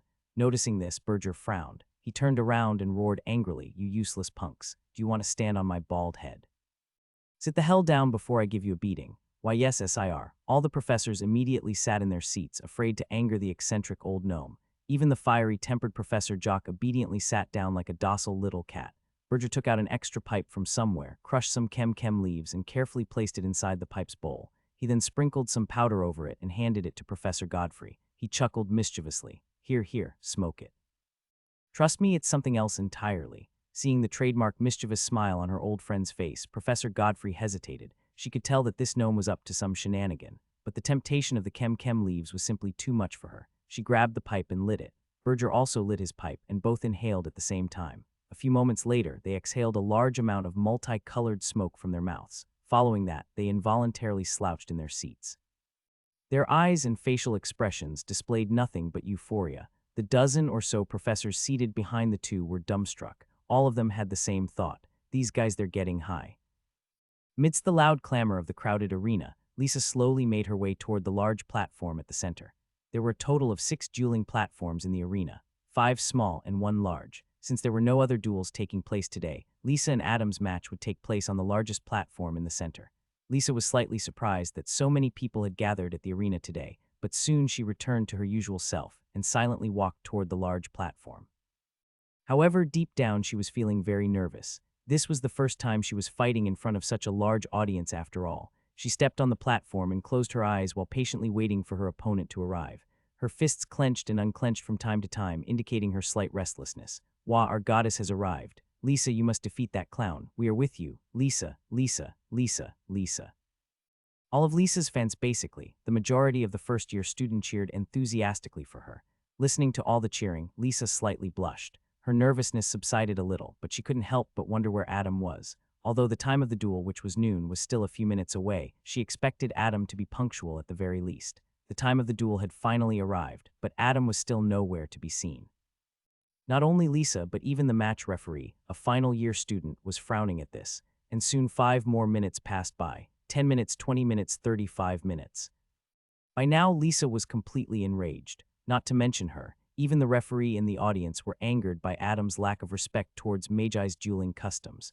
Just when the referee had had enough and was about to disqualify Adam, he heard the sound of footsteps coming from the direction of the arena's entrance. Everyone simultaneously turned their heads and looked in the direction of the entrance. There they saw a figure wearing tattered and stitched-up clothes, holding a wine gourd and wobbling in the direction of the big platform in the middle of the arena. Who else could it be but Adam? Everyone was flabbergasted looking at Adam's appearance, even the professors. He was dressed up like a complete beggar. No, even a beggar would dress up better than he did at the moment. Not to mention, his face was flushed red. Clearly, he was extremely drunk. Adam somehow stumbled his way and climbed up the platform. He wobbled his way toward Lisa and then suddenly stopped. He opened his arms wide and raised his head towards the sky, and then burp, a loud and nasty burp echoed in the arena, causing everyone to become utterly speechless. Amidst the dead silent atmosphere, Adam wiped the wine off of his lips and laughed. Ha ha ha, good wine. He then looked at Lisa and taunted her. Oi, want some? Lisa was livid. She stared at Adam with bloodshot eyes and gritted her teeth in rage. Not only had he disrespected the customs of Magi by showing up late, but he was even drunk out of his mind. When she looked at Adam's clothes, she was utterly revulsed. She was having so much difficulty controlling her anger that she didn't know what to do. Just when she was about to lash out at Adam, the referee stomped toward Adam and grabbed his collar. This final-year student was completely appalled by Adam's appearance and behavior. He roared at the youth's face, "Adam Constantine, just where the hell are your manners? Is this how a magus carries himself in public? Are you out of your—" The referee was about to continue berating Adam, but the words got stuck in his throat. Burp. Adam burped at the referee's face without restraint. He then spoke while slurring, "Calm down, Hiccupman, why so serious? You." The referee's face turned red with anger. He raised his hand and was about to slap the intoxication out of Adam when suddenly a fair and delicate hand caught his own.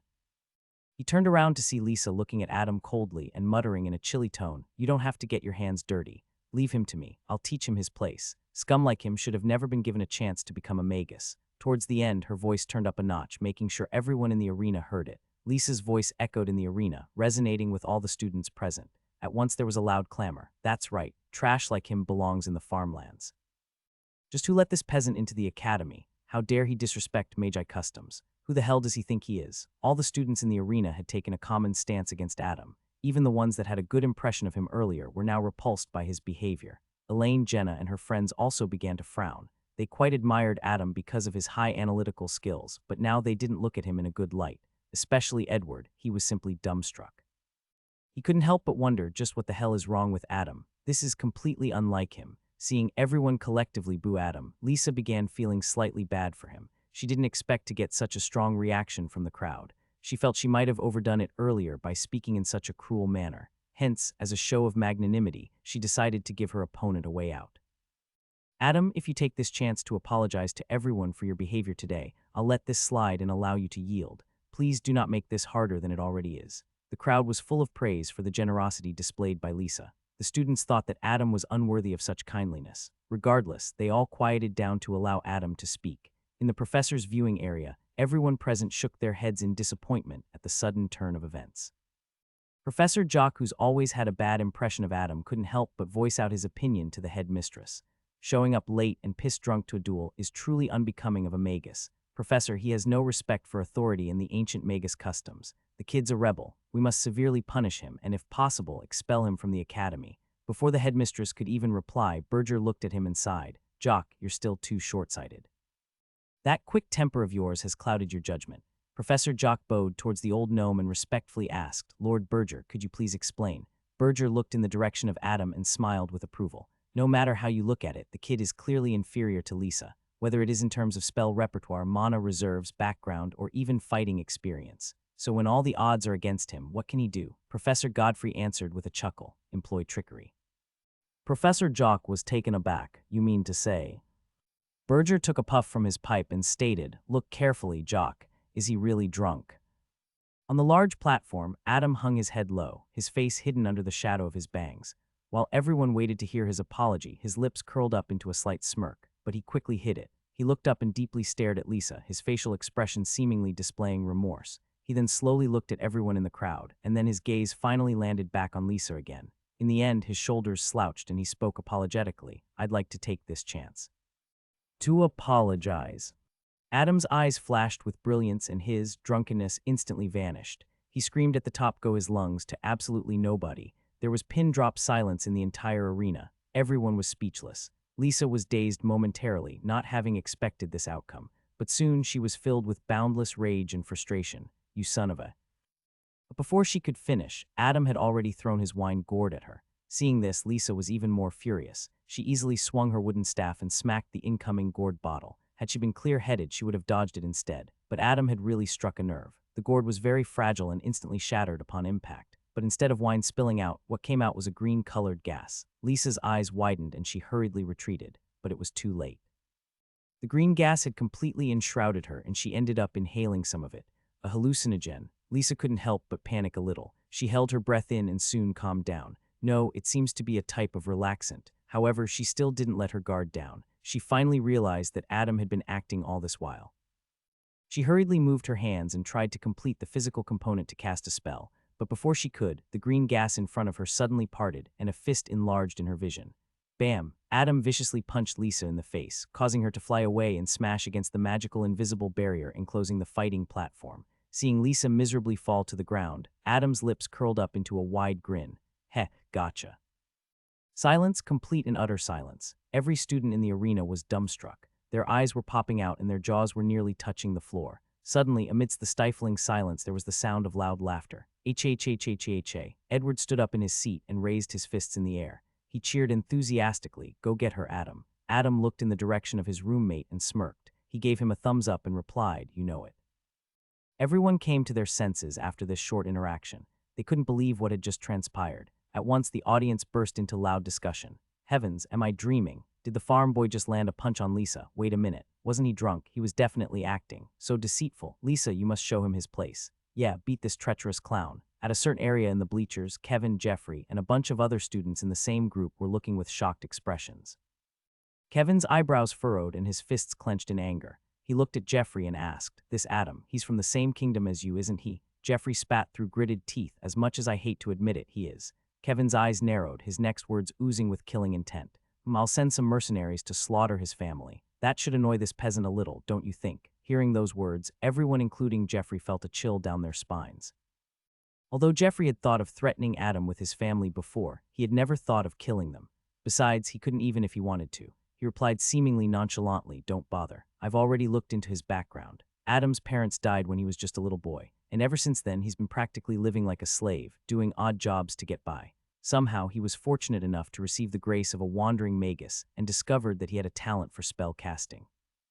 Subsequently, he made preparations to travel to the Nightingale Kingdom and then finally get admitted to the academy." HMPH, Kevin snorted in disdain. "A slave, huh? Yet he dares to lay his hands on my future wife. I'll deal with him later." Kevin's gaze then landed on Edward, who had just now loudly cheered for Adam. He was thinking of dealing with this person as well. And who the hell is that fatty? But suddenly he paused and his eyes narrowed when he saw Elaine sitting next to Edward.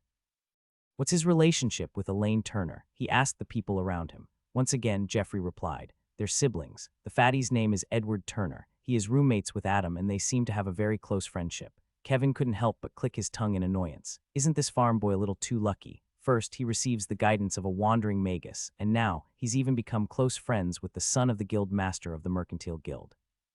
Jeffrey didn't reply, but he too felt quite helpless about it. He had this absurd notion that the universe was compensating for Adam's miserable childhood by granting him a little bit of luck.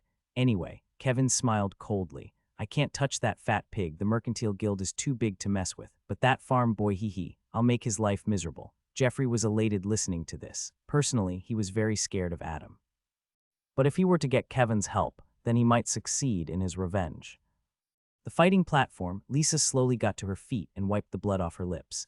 She looked at her blood-stained palm, and then at Adam, who was looking at her with blatant provocation. However, she was smart enough to not fall for his ploy twice. She realized that she had fallen for Adam's tricks from the very beginning. She couldn't help but wonder, him arriving late, mocking Magi customs by dressing up like a beggar and pretending to be drunk, was it all to anger me and throw me off guard? When she thought up to this point, deep down in her heart, she couldn't help but come to admire Adam a little, no matter how underhanded his methods were. But so what, HMPH, now that I know I won't fall for it again, she thought inwardly. She looked Adam in the eye and muttered, you're really good at acting. Adam was slightly taken aback by Lisa's sudden change in demeanor. He realized that it would be very difficult to trick her again during this match. HMPH, Lisa harumphed. Adam's theatrics were now beginning to annoy her. Without speaking another word, she began weaving hand motions to cast her spell. Adam's eyes narrowed, and instead of making distance from the spell's range, he charged headfirst. His plan was to interrupt Lisa's hand motions. What was the number one reason for a magus's spell to fail? It was the interruption of their magical components, but he had severely underestimated this genius. Lisa's hand speed was many times faster than Adam had expected. And before he'd even reached her, a bright magic circle had already appeared on Lisa's palm as she slammed her palm to the ground. Rank 1 spell, Shape Earth. A thick earthen wall was erected in front of her. Seeing this, Adam simply snorted. How lame. He quickly approached Lisa, planning to circumvent the wall and attack her. But much to his surprise, Lisa had already cast the same spell once again and placed her palm on the wall.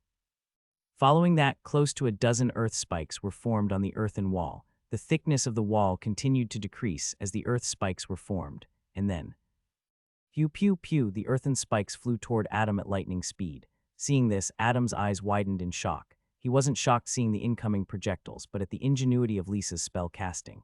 This spell could be said to be one of the most versatile spells amongst rank 1 spells, but most of it depended on the spellcaster's creativity. Heh, so what? Adam grinned like a madman. Time to test out that move. Instead of dodging the incoming earth spikes, he ran towards them. Finally, he would be able to use the ability that he had developed with the help of the White Lotus, Sphere of Resonance. Ever since Adam had acquired the White Lotus and began consuming the soul fragments inside the mysterious space, his soul had been strengthening at an astonishing rate, and the strengthening of his soul directly increased his spiritual power and perception. Adam's perception had increased to such a degree that at one point he even had difficulty processing everything that was happening in his surroundings. Only after constant practice was he able to control his heightened perception.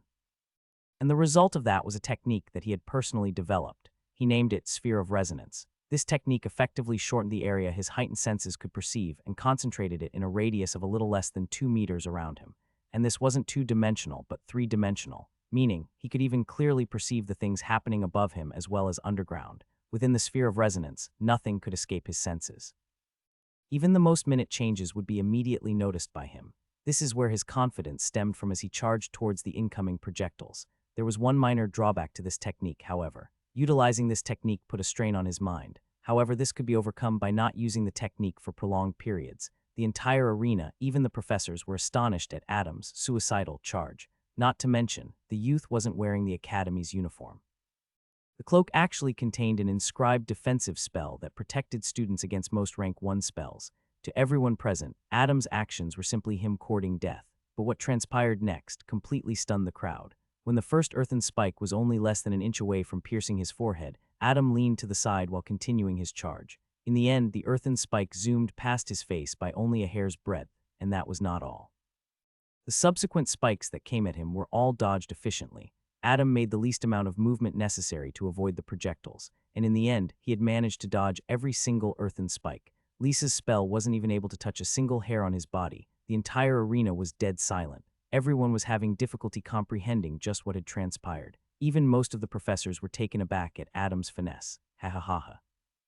Adam laughed like a madman as he approached the earthen wall that separated him from Lisa. Then he jumped high in the air while weaving his hands quickly to complete the physical component of his spell.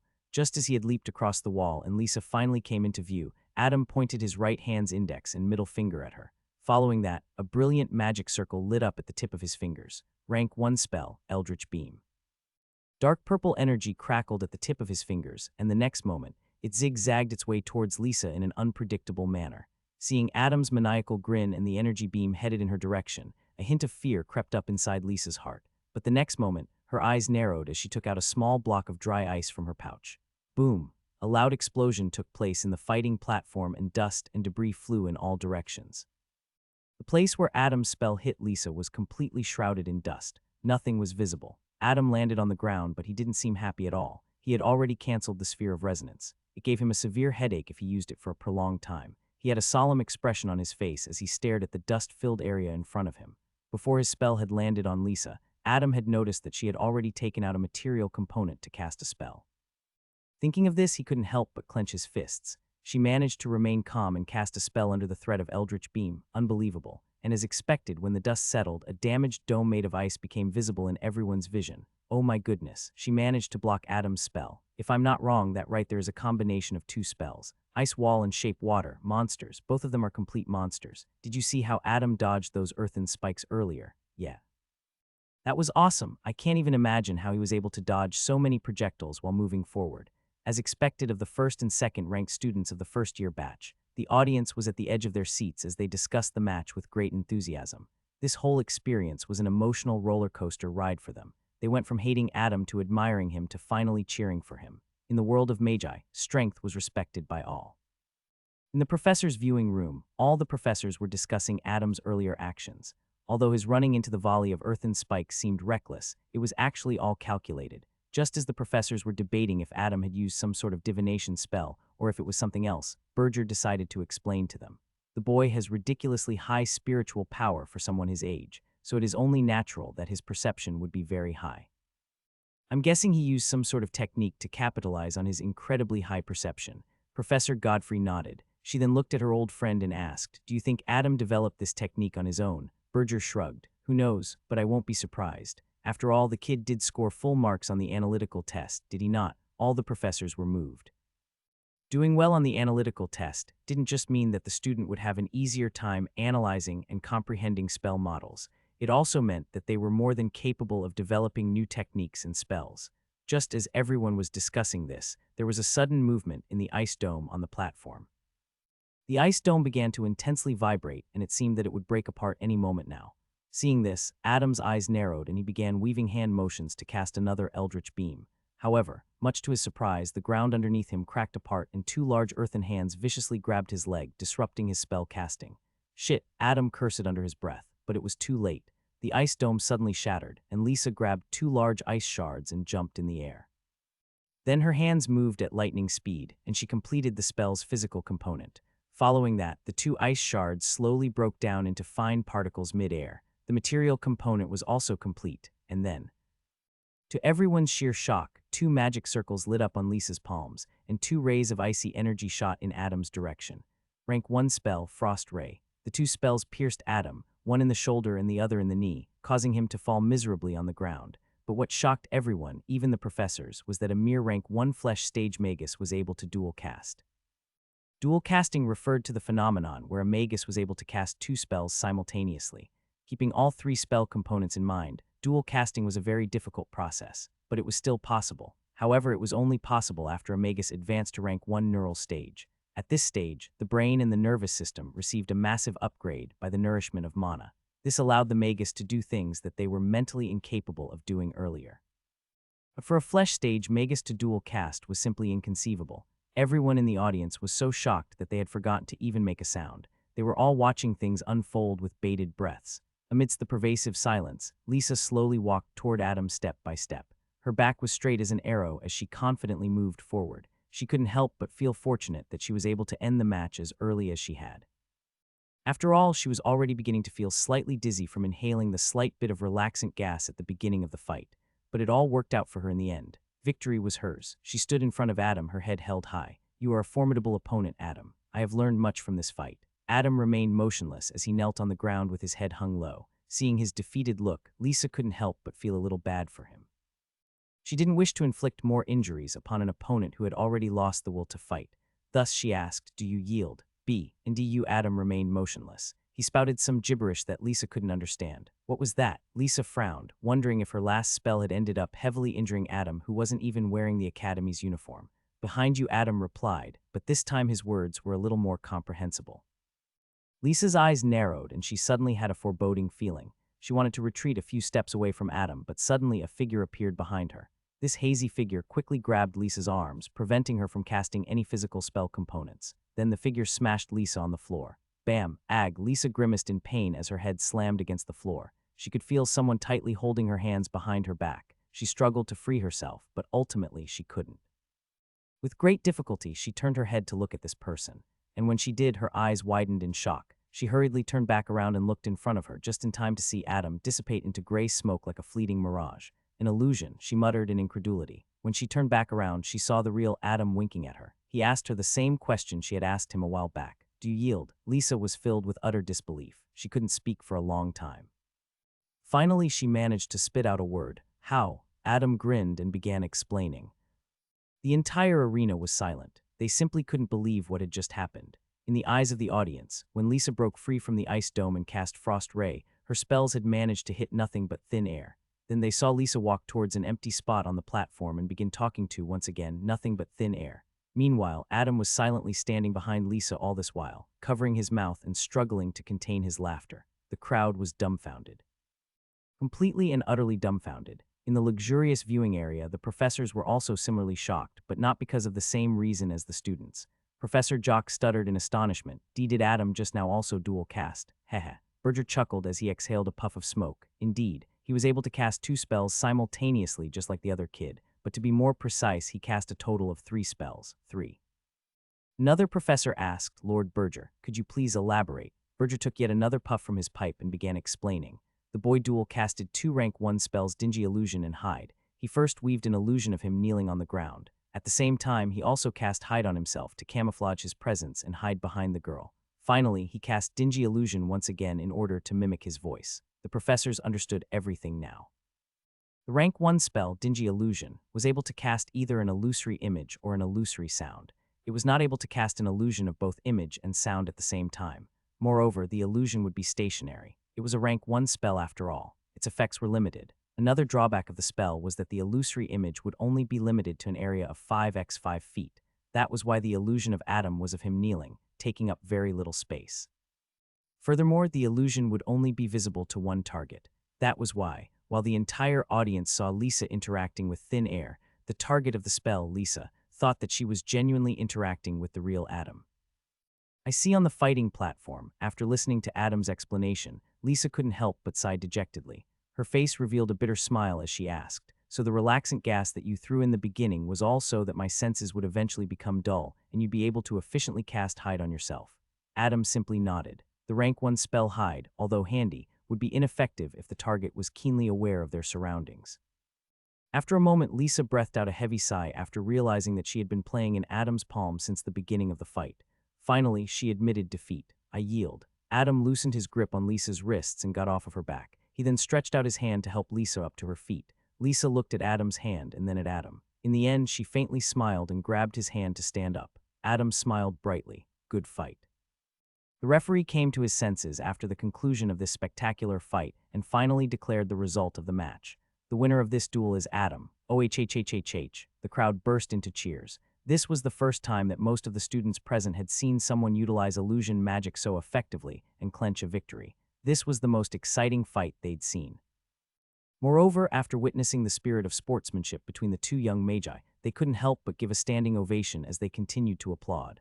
"Adam, Adam, Adam, Adam." Seeing the crowd chant his name in such a lively manner, Adam couldn't help but blush a little. In the end, he placed his hand on his chest and bowed in all 4 directions. The splendid theatrical piece he had crafted had finally come to an end. In the audience, Berger looked at Adam's antics and faintly smiled. "So you've chosen the path of the illusionist after all." More than a month had passed since the duel between Adam and Lisa took place. A lot of things had changed since Adam had displayed his prowess on the stage that day. Adam's actions and behavior that day had caused some professors to frown, but the majority of the students started looking up to him. Adam's rebellious nature and his efficient use of illusion spells had thoroughly won the students' hearts.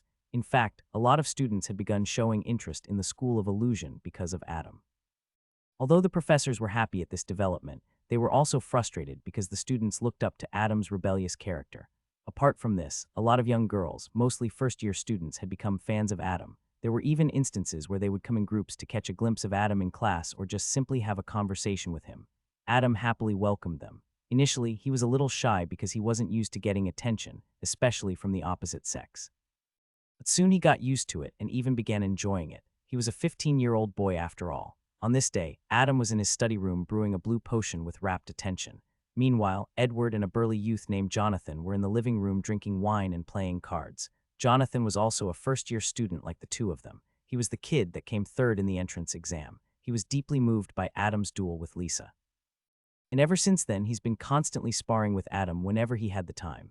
It couldn't be helped. Jonathan was a battle maniac after all, and over the course of the month, he and Adam had become really good friends. After a few minutes, Adam breathed a sigh of relief as he had finally succeeded in brewing the potion. Although he failed quite a lot of times in the beginning, his success rate had drastically improved since the time he first started brewing potions. Adam carefully poured the blue potion from the large cauldron into 5 empty vials. The name of the potion was Broken Oath. It was a strength potion that gave the user a great boost in strength followed by an even greater loss in strength. He gently placed the crystal vials in his satchel and prepared to leave the room. On his way out, he bade his friends farewell. "All right, boys, I'll see you both at dinner." "Bye, Adam," Edward replied without looking up. He was concentrating on the card game. "Adam, don't forget to buy the materials for the familiar ceremony tomorrow," Jonathan reminded him before getting back to the game at hand. Adam nodded, but inwardly he smirked. "Hess, my familiar ritual ceremony will be a little different from you guys." He then left the dorm room and quickly made his way to Herb's Moor. "There is no hope for a cure, Victor. The most I can do is extend her life with potions," said Berger in a somber mood. Across from him, a tall and muscular man with black hair, blue eyes, and a thick beard was sitting. He was wearing luxurious black garments and a velvety red silk cape. His face had a striking resemblance to Edward and Elaine. This man was none other than the guildmaster of the Mercantile Guild, Victor Turner. Right now, Victor was in a terribly sad mood. His wife's condition had worsened in the past few days. He had personally come to Berger to get the medicine this time, hoping there would be another way for this old gnome to save his wife. But like always, the gnome's answer didn't change. Berger was helpless. He had never seen such a disease in his long life. That is the reason he paid even more attention to this. Not being able to cure someone was an insult to a master herbalist like him. But more than that, he was very curious about the origins of this type of disease. It was a disease that sucked that mana and essence out of a person. Don't worry about it. Berger waved his hand nonchalantly. "Rest assured, I will continue to heal Elia with my potions for as long." Berger's words came to an abrupt halt when the store's entrance door slammed open and a figure barged in. "Muahaha, old man, I've managed to brew another successful potion." "Want to see?" Adam came in enthusiastically when suddenly his gaze fell on Berger and a fierce-looking man seemingly talking about something important. Sorry. I'll come back later," Adam meekly said as he turned around and prepared to leave. "Hold on, young man," Victor called out in a deep voice as he got up from his seat and walked toward Adam. Seeing such a towering figure walk toward him, Adam couldn't help but gulp nervously. "Sorry, sir, I didn't mean to interrupt." Victor stood in front of Adam and spoke gently. "Your name is Adam, yes?" Adam was taken aback. He couldn't help but wonder how this stranger knew him. "Yes, sir. May I know who you are?" Victor smiled. "I'm the guildmaster of the Nightingale Mercantile Guild, Victor Turner." Adam was stunned. The man in front of him was one of the wealthiest people in the Southern Federation. He just couldn't understand how this man came to know him. "Nice to meet you, sir." How do you know me?" Victor's eyebrow furrowed in puzzlement. Did Edward not mention anything? Now Adam was even more confused. "Mention what? Wait a minute, how do you know Edward?" Realizing just what was happening, Victor burst into laughter. "Ha ha ha, I see." Seeing Adam's puzzled expression, he ruffled the kid's hair and spoke warmly. "I am Edward's father." Adam was dumbstruck. He knew that his roommate and best friend was rich, but he didn't know he was the son of the guildmaster of the Mercantile Guild. Realizing that Adam did not become friends with his son due to any ulterior motives, Victor was very gratified. His voice turned even warmer. "Both Edward and Elaine have told me a lot about you. It was finally nice to meet you, kiddo." Adam was still reeling in from the shock as he continued to stare at Victor like an idiot. Victor simply chuckled and took out a crystal card from his pocket. He then handed it to Adam. "Here, take this. If you show this to any of the shops affiliated with my guild, you'll receive a flat discount of 35. Moreover, this card is valid in any of the kingdoms in the Southern Federation." He looked at Adam and smiled. Farewell, kiddo. You should come by to my house sometime for a meal. With that, he left the store, leaving Adam standing by in a daze. Suddenly, POW, the smoking pipe magically flew out of Berger's hand and smacked Adam in the forehead. Ugh, Adam grimaced and he was brought back to his senses. While Adam was gently massaging his forehead in an aggrieved manner, Berger was intently inspecting the potions the youth had brought. After a few minutes of scrutiny, Berger shook his head with slight disappointment. This batch of broken oath is identical to the ones already in the market. Deep down, he was expecting Adam to once again bring a new recipe for the potion, but he was simply wishful thinking. Apart from that, he was quite impressed by Adam's progress in herbalism. You seem to have improved a lot, boy. The old gnome nodded in approval. Adam replied smugly, of course. I'm a genius, Kekek. However, inwardly he was thinking, how can my herbalism not improve when I have thousands of years' worth of experience in my head? Berger simply rolled his eyes at the youth. He didn't care to admonish such behavior. After all, Adam had every right to be arrogant. In fact, even his own rate of progress couldn't match Adam's. He kept the 5 crystal vials away and got to business. 4 platinum coins apiece. Adam nodded in understanding. Strength potions were less valuable than healing potions, so naturally they would cost less. But money wasn't what he was here for today. He had already sold quite a lot of healing potions in the past month, and his net worth was close to 150 platinum coins now. He took out an ancient-looking black tome from his satchel and placed it on the counter. Then he spoke with shining eyes, sir. I finally managed to learn the language required to read this book. Oh, Berger was pleasantly surprised. He spoke with raised eyebrows. I didn't expect you to learn the language so quickly. Adam made a distressed face. It was very difficult to learn it. I had to spend a lot of coins in the Savant Tower to be able to learn this language. It's completely unlike the common language we speak in the Southern Federation. Of course it's difficult to learn, you fool. Berger scolded. How can you even compare the Mori language to the common language of the secular world? By now Adam was used to the grumpy gnome's constant scolding. Thus he asked curiously, Old sir, what sort of background does this language have? I remember you said you found this tome in an ancient ruin back when you were young. What type of ruin was it? Berger smoked from his pipe and patiently explained, legend has it that the Mori language was jointly created by the ancient mind dragons and the first gnomes. That is why you'll see traces of draconic and gnomish languages in it. It is also essential for all magi who deal with the spiritual aspect of magic. Whoa, Adam was so fascinated by this new piece of knowledge. He had learned at the academy that dragons were an ancient race. They were very powerful and magical creatures, but also very reclusive in nature. One could only come across a dragon if they were extremely fortunate, so it was a surreal experience to learn something that was said to have been created by dragons. But there was one thing he didn't quite understand. Hence, he asked, sir, how did gnomes get involved with the mind dragons? Berger's face revealed great pride as he replied, us gnomes have the highest affinity to illusion magic compared to any other species in the world, so it is only natural that my ancestors would work with the mind dragons in creating the secret language. Adam nodded his head in understanding. He began rubbing his chin, deep in thought. A few moments later, he asked, you mentioned the spiritual aspect of magic. Can you please explain? And how does it relate to illusion magic? If it was earlier, Berger would have smacked Adam on the forehead and told him to ask the teachers in the academy. But now things were different. Since Adam had shown interest in embarking on the path of the illusionist, Berger didn't mind disclosing some important knowledge. After all, Adam was a great seedling. Not only did the kid have great talent in herbalism, but also in the school of illusion. The gnome began, there are 8 schools of magic, as you already know. These 8 schools can be further divided into 2 aspects, the physical aspect and the spiritual aspect.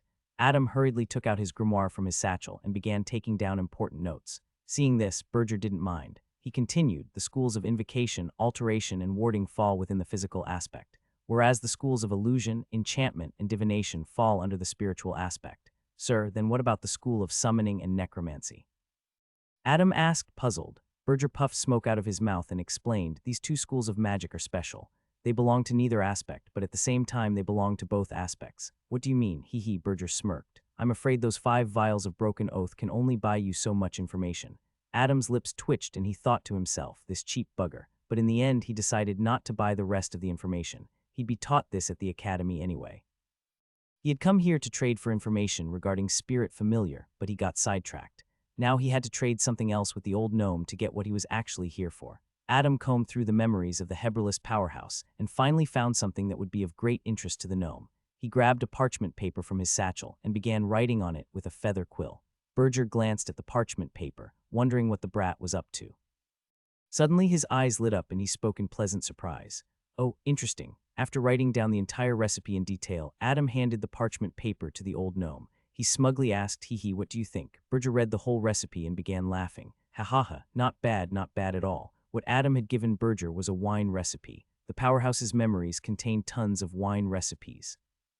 Adam picked a random one and gave it to the old gnome who loved indulging in wine and tobacco. He looked up at Berger, his eyes shining with anticipation. Sir, I'd like your help setting up a ritual to contract a spirit familiar. Oh, Berger was amused. A spirit familiar, eh? A familiar was a creature of magic that formed a bond with the magus. The bond they shared was very special. After the bond was formed between the magus and the magus would be able to use some of the innate abilities of the familiar. Similarly, the familiar would also be able to use spells that the magus knew. In some ways, it could be said that the magus and the familiar shared a common existence. There were two types of familiars that a magus could contract. The first type was the creatures that could be found in the material world, and the second type was creatures such as Blackie. These were called spirit familiars, for they weren't creatures of the material world but the spirit world. Ever since Adam learned that Blackie was a spirit familiar, he'd been wanting to have one for himself as well. There was no particular reason behind this decision. He just found it very cool. Yes. Adam nodded excitedly. Is it possible? It is possible, but... What? Berger explained, spirit familiars are very different from normal familiars. Firstly, unlike normal familiars, spirit familiars won't always be in your company. After all, they are creatures of the spirit world and like to spend most of their time there. That's okay. It's not like I was going to depend on my familiar for every little thing. Adam waved his hand. It's good that you think that way. Berger nodded in approval. After all, there have been many cases where magi became complacent after contracting a familiar. But keep in mind, the ritual for contracting a spirit familiar has a high chance of failure. The chances of a spirit world creature resonating with you and responding to your call are very slim, the old gnome added. So then how did you form a contract with Blackie? Adam asked curiously. Berger revealed a rare gentle smile. I managed to come across a heavily injured Blackie many years back when I had visited the spirit world. At the time I had healed him with my potion, and ever since then he's always answered my call. Oh, that's so touching. Adam clasped his hands over his chest and smiled. POW, don't get sentimental with me, boy. Berger returned to his grumpy self and smacked Adam in the forehead. Sorry. Adam wanted to curse the old gnome but didn't have the balls to.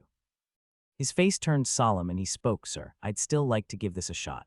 If I don't succeed, I can always contract a normal familiar. Berger nodded as he smoked from his pipe. Give me a week to prepare everything for the ritual. The materials required shouldn't exceed 100 gold pieces, and I believe this wine recipe of yours is worth many times more. So what else do you want? Adam was ecstatic that Berger would help him with the ritual. Hence he decided to act magnanimously for once. He raised his head and spoke like a true young master. You can consider the rest of it as my gift to you. POW, POW, POW. Berger ruthlessly hit Adam with his smoking pipe. He roared, stingy human. If you have so much money to squander, why can't you buy yourself some nice clothes to wear? Wait. Adam was on the verge of tears. My clothes are fine. POW, POW, POW. Why must you dress like a hobo and embarrass yourself? Get lost. Berger kicked Adam out of his store. Adam ran away like his life depended on it. Damn you. His aggrieved voice lingered in the crowded cobblestone streets of the market district. A week later, Adam was sitting on his bunk bed and practicing mindfulness. The mana particles in the air swirled around him and endlessly entered his body through his flesh. The mana constantly nourished every inch of Adam's skin, and soon he seemed to have reached a breakthrough point. The mana seeped in through his skin and was finally able to come in contact with the muscles. Sensing this, a smile crept up on Adam's lips, but he continued to revolve the mana extraction technique. About half an hour later, he opened his eyes and smiled brightly. I've finally advanced to the muscle stage of Mana Foundation. It had been almost 2 months since he entered the academy. Finally, he had advanced to rank 1 second stage. He jumped off the bed and landed on the ground. Fatty, let's go. Edward, who was reading arcane theories in the study room, looked at Adam excitedly. Is it time already? Yep. Adam was excited as well. Screech. Suddenly, a small creature flew out from the other end of the room and landed in Edward's arms.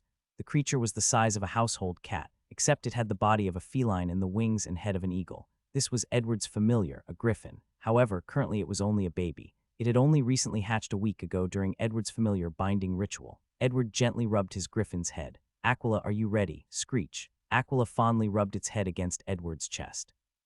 Haha, let's go then. Edward laughed and then together with Adam left the dorm room. The duo ran through the campus and finally stopped at the white marble gateway, which was the main entrance of the academy. Where's that nerd? Edward grumbled. Here came a voice from behind him. Eek! Edward jumped in fright. He hurriedly turned around and screamed. Don't scare me like that. Lisa simply rolled her eyes. Meanwhile, the white fox cub in her arms menacingly growled at Edward. However, it ended up looking extremely adorable instead. Lisa looked at Adam and nodded. Let's get going. Ever since their duel, Lisa had surprisingly become great friends with Adam. The girl had come to respect Adam after their battle. The two would always get together to study arcane spells and other magic-related studies. She, just like Edward, had agreed to witness Adam's familiar binding ritual. After all, it was very rare for someone to carry out a ritual to form a contract with a spirit world creature. As magi, the two were naturally curious and decided to tag along. Jonathan wanted to join as well, but at the last minute, he was called by his father to attend something family-related, hence he wasn't able to make it. Adam greeted Lisa and then suddenly shot off into the distance. The last one to reach the old man's store buys dinner for everyone. Ha ha ha. Lisa and Edward were momentarily stunned, but soon Lisa began running after Adam, a faint smile adorning her lips. Wait. Edward struggled to catch up to his friends. This is unfair. Old man, I'm here. Adam walked inside the store and looked around for the old gnome, but he was nowhere in sight. Lisa and Edward entered the store after him. The former looked around in curiosity and wondered this was the first time she had visited this store. Meanwhile, the latter was panting like a dog. Suddenly, a deep voice echoed in the store. Come upstairs. It was Berger's voice. Adam excitedly led his friends up the spiral staircase and went to the second floor, which was Berger's laboratory as well as his living quarters. There, he saw the old gnome instructing the towering adamantine golem to inscribe a mysterious formation on the ground. Lisa approached the formation on the ground and curiously began studying it. She nudged her glasses and muttered, "This familiar binding ritual is very similar to the ones we used in the academy last week. Except there are some minute changes in the first and fourth quadrants." Berger, while smoking from his pipe, nodded. Correct. The runes in the first quadrant open a portal to the spirit world, whereas the runes in the fourth quadrant serve as an anchor. Anchor? Adam was puzzled. What for? So that your spirit body doesn't permanently separate from your physical body and wander in the spirit world for eternity. Berger chuckled in a threatening manner. Hearing this, both Adam and Edward were scared. The latter whispered into Adam's ears, "You sure you want to do this?" "Oh, of course." Adam appeared brave, but his trembling knees gave him away. Heth, Berger was amused. "Don't worry, things won't go south. But if they do, Blackie will help." Woof, the little puppy appeared out of nowhere and pounced on Adam. But like all the times before, Adam didn't avoid him. Instead, he welcomed Blackie with open arms. He hugged the puppy and asked with watery eyes, "Blackie, you'll help me, right? I'm your friend, right?" "Right." Blackie dubiously looked at Adam with narrowed eyes, wondering why the stupid human was acting even stupider today. "I'll reward you if you help me, I promise." Adam tried to coax the naughty little thing. Blackie turned its small head to look at Berger, seemingly asking for confirmation. Berger simply shrugged his shoulders. The puppy then turned around and reluctantly nodded. Seeing this, Adam's eyes twitched. He couldn't help but inwardly curse this stupid dog. He then placed Blackie on top of his head and watched the golem continue to carve the ritual formation on the floor. Meanwhile, Lisa, Edward, and their respective familiars were curiously looking at Blackie, who was treating Adam's head like a throne. Lisa had never seen a spirit world creature, so she was extremely curious. She stretched her hand to try and pat Blackie, but suddenly, "Grrr." Blackie noticed this and he looked at Lisa with a frown. Sorry." Lisa immediately took back her hand, her back drenched in cold sweat. Following that, Blackie returned to taking a nap on Adam's head. So scary. Lisa cast a secretive glance at Blackie. She then looked at Adam and thought, how did the two of them get so close? It took about 15 more minutes before the adamantine golem had finally finished inscribing the ritual formation. The formation consisted of a pentagram enclosed in a circle. Furthermore, the circle was enclosed inside of a square. A total of 9 common ingredients from the spirit world were placed on the formation, 5 on each of the 5 points of the pentagram and 4 on the 4 points of the square. Berger pointed at the center of the pentagram and instructed Adam, "Go sit there." Blackie jumped off of Adam's head and started jogging around the formation, seemingly scrutinizing it as he kept nodding his head from time to time. He then looked at Adam and gave him a thumbs up. Woof. Adam gulped nervously and walked toward the formation. He then sat down at the center of the pentagram and looked to Berger for guidance. Berger began explaining, not only to Adam but even to Lisa and Edward, spirit world is a place of extremes. When you enter this dimension, your senses will be enhanced, colors will appear more vibrant, and sounds will seem more distinct. It is quite a magical place, but it is also extremely dangerous. The gnome's voice turned solemn as he continued after a brief pause. The spirit world is made up of all sorts of abstract information and symbolism. If you try to make sense of all that you see in this dimension, you will fail miserably. Your head may even explode. Inside this mystical world, time and space have lost their meaning. One cannot discern the direction, nor can they distinguish between the past, present, and the future.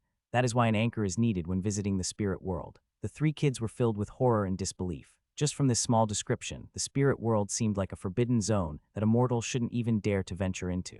Edward and Lisa couldn't help but glance at Adam in concern.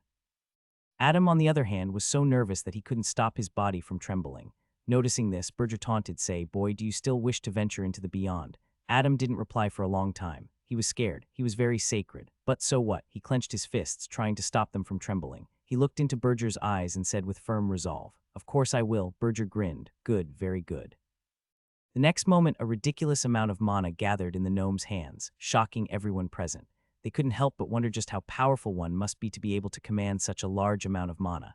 Berger reminded, "Also, remember this, boy. The spirit world is the home to spirits. Spirits can be good or evil. Either way, I recommend you not to interact with them. Furthermore, there are also some hidden existences residing deep within the spirit world.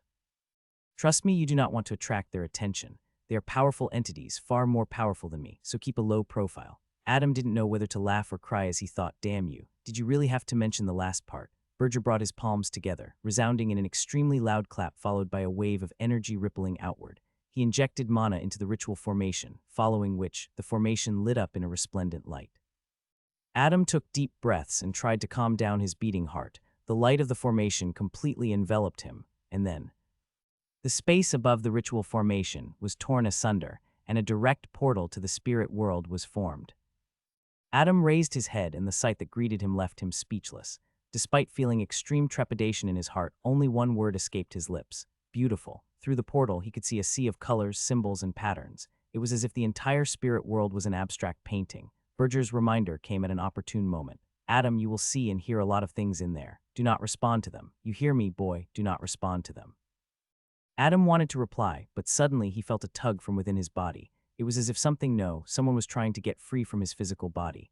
The next moment, his eyes rolled back and his body trembled. Following that, a pristine white apparition escaped his body and hovered above it. Whoa! Adam looked down to see himself sitting motionless at the center of the ritual formation. He then stretched his hands to take a look at them. It was white and glowing with a pure light.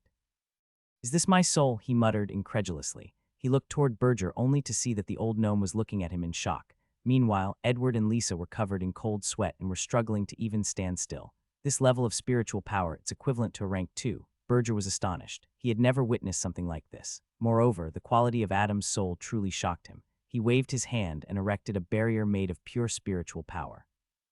Otherwise, the two kids beside him would be knocked out unconscious by the sheer pressure of Adam's soul.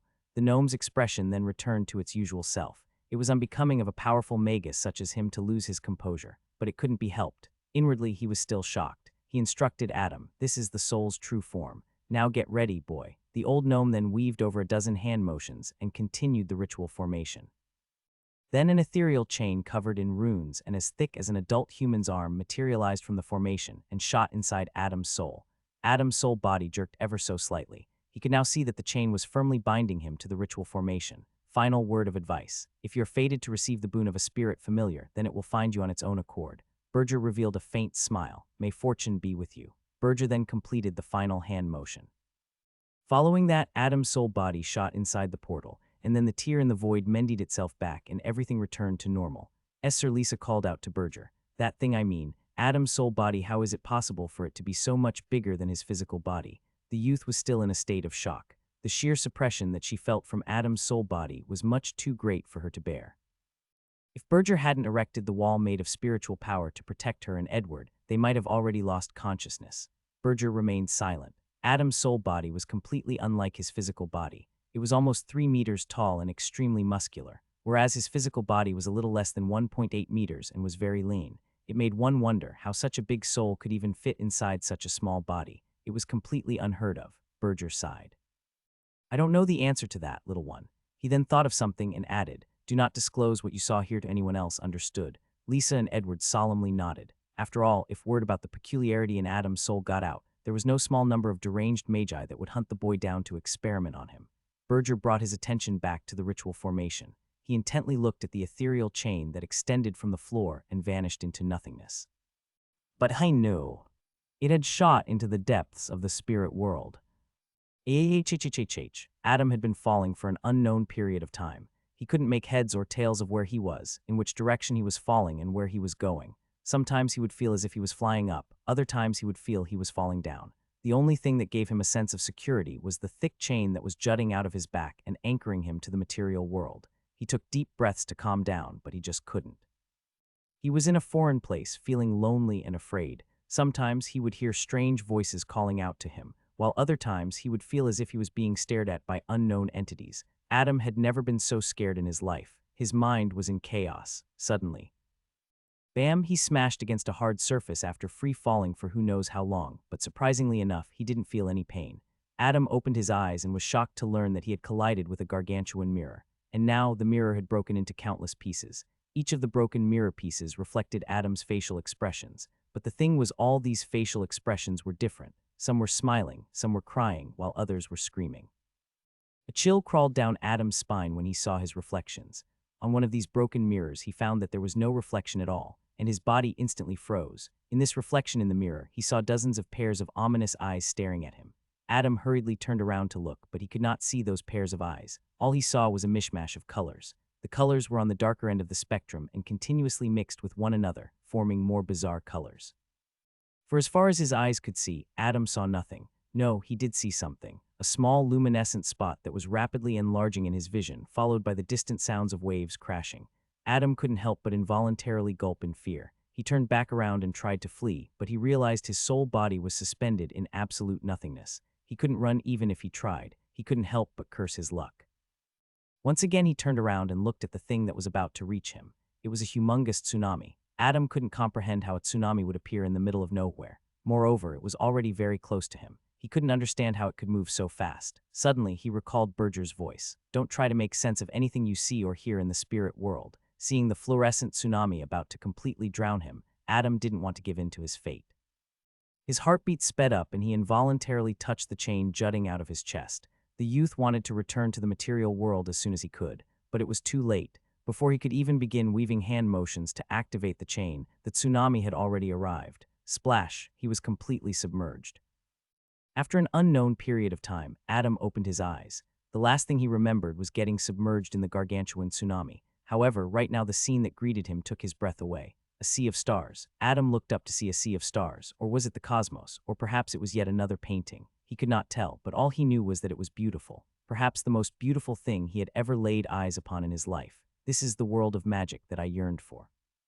He mumbled, he looked around and finally realized where he was. He was currently floating in the ocean, an ocean made of radiant water. The ocean seemed to be floating in the infinite void that was the spirit world. Is this the same ocean as before? He mumbled, it should be. He tried to move around and was happy to know that he could. He was finally in control of his body. He swam aimlessly, trying to figure out where to go. But he couldn't. The boundless, glowing ocean was everywhere. In the end, he gave up and started floating with his face up. Since he couldn't do anything about it, he might as well enjoy the view. He no longer wanted to return to the material world. He was starting to like this place. Something about this place made him not want to leave. When he looked at the myriad stars in the sky, he couldn't help but smile. How can there be something so beautiful in this world? But then he realized he wasn't in the world that he knew. This was another dimension. Suddenly, splash, a ginormous figure jumped from underneath the surface of the ocean, a few meters away from him, and made a beautiful arc in the air.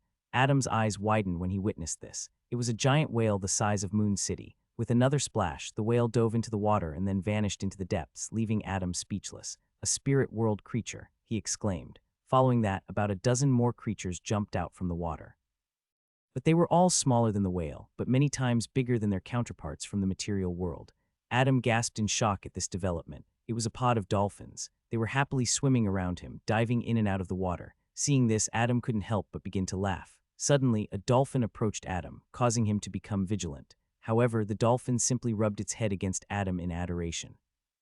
A much smaller dolphin that had accompanied this dolphin also came closer and began playing with Adam, splashing water on him with its tail. Adam was speechless. He then asked the bigger dolphin, "Is this your child?" The dolphin nodded. "What? You can understand me?" he asked in disbelief. This time all the dolphins present started making weird noises, and strangely enough, Adam could feel as if they were saying yes to his question. The baby dolphin then swam around Adam and started pushing him from the back. "Haha, what do you want?" Adam asked playfully. The baby dolphin made some weird sounds. Adam could vaguely understand that it wanted him to come with them. Adam thought for a while and then nodded. All right. He grabbed the fin of the mother dolphin and then climbed onto her back. Following that, the dolphin swam away into the distance along with the rest of the pod. Adam was completely in the moment, enjoying this otherworldly experience. But little did he know, the chain that was binding him to the material world had already broken and disappeared. In the material world, Berger had an extremely solemn look on his face. Over an hour had passed, and Adam had still not returned. In the dangerous environment of the spirit world, the soul of an outsider would be constantly eroded over time.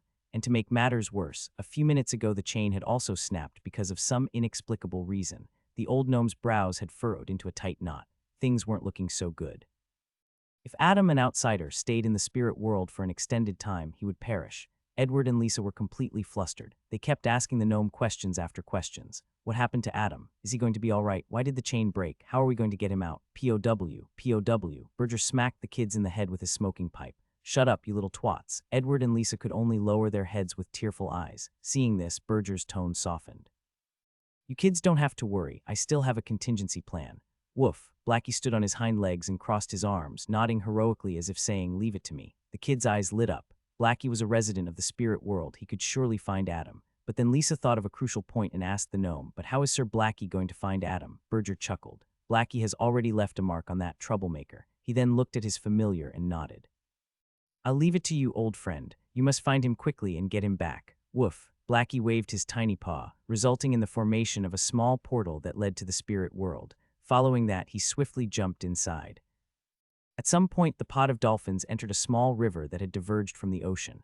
The river was flowing through a valley, and the mountains surrounding it seemed to be made out of pink crystals. No one would believe Adam if he said so. The youth was taking in all the scenery as he held onto the mother dolphin's fin. He didn't know how long he had been traveling with the pod, but he enjoyed every second of it. Suddenly, help me. Adam turned his head in a particular direction, his eyes narrowing. What was that? He then looked at the dolphins around him and asked, did you guys hear it? The dolphins made some weird noises as they continued to swim. Understanding their intent, Adam frowned. Was I imagining things? Help me. Once again the words echoed inside Adam's mind. But this time the words were laced with a great sense of urgency. The youth involuntarily clenched his fists as his heartbeat sped up. Who is it? Where are you? He screamed, but no answer came. Unlike the other malevolent voices he had heard before, this one seemed to be truly desperate. It seemed like the owner of this voice was in a very precarious situation. But Adam didn't know whether to respond to it or not. Berger had clearly warned him not to respond to the voices in this spirit world, but his intuition kept telling him otherwise. As the plea for help continued to ring inside his mind, Adam grimaced as he subconsciously covered his ears. But the voice continued to call out for help, each call more desperate than the last. Fine, damn it, he roared. Then he instructed the mother dolphin to take him to the place where he thought the voice was guiding him. The pod of dolphins happily obliged. After traveling for a long time, the pod of dolphins soon came to a stop at the edge of the river. Adam discovered that a straight drop was directly in front of him as if he were standing at the precipice of a high waterfall. Adam was scared shitless. Oi, oi, oi, his knees buckled as he tried to speak to the owner of that voice. Is this where you were guiding me to? You must think I'm crazy. Save me, hurry. Adam couldn't help but curse inwardly as the voice continued to call out to him, but there was no way he was going to jump. All of a sudden, a large floating island materialized in front of Adam just across the waterfall. The youth was dumbfounded. One moment there was nothing, and the next moment an entire island appeared out of thin air. At the center of the island was an ancient and dilapidated citadel. It was dark, gloomy, and fear-inducing, and around the citadel was a lush forest. The trees were tall and their leaves were dark purple. Shadowy figures could be seen dancing in the dark forest. Seeing this, Adam nervously gulped. He looked down and asked the mother dolphin, I think we should turn back. But the words got stuck in his throat when he realized that the dolphins had disappeared, and he was already standing at the periphery of the dark forest.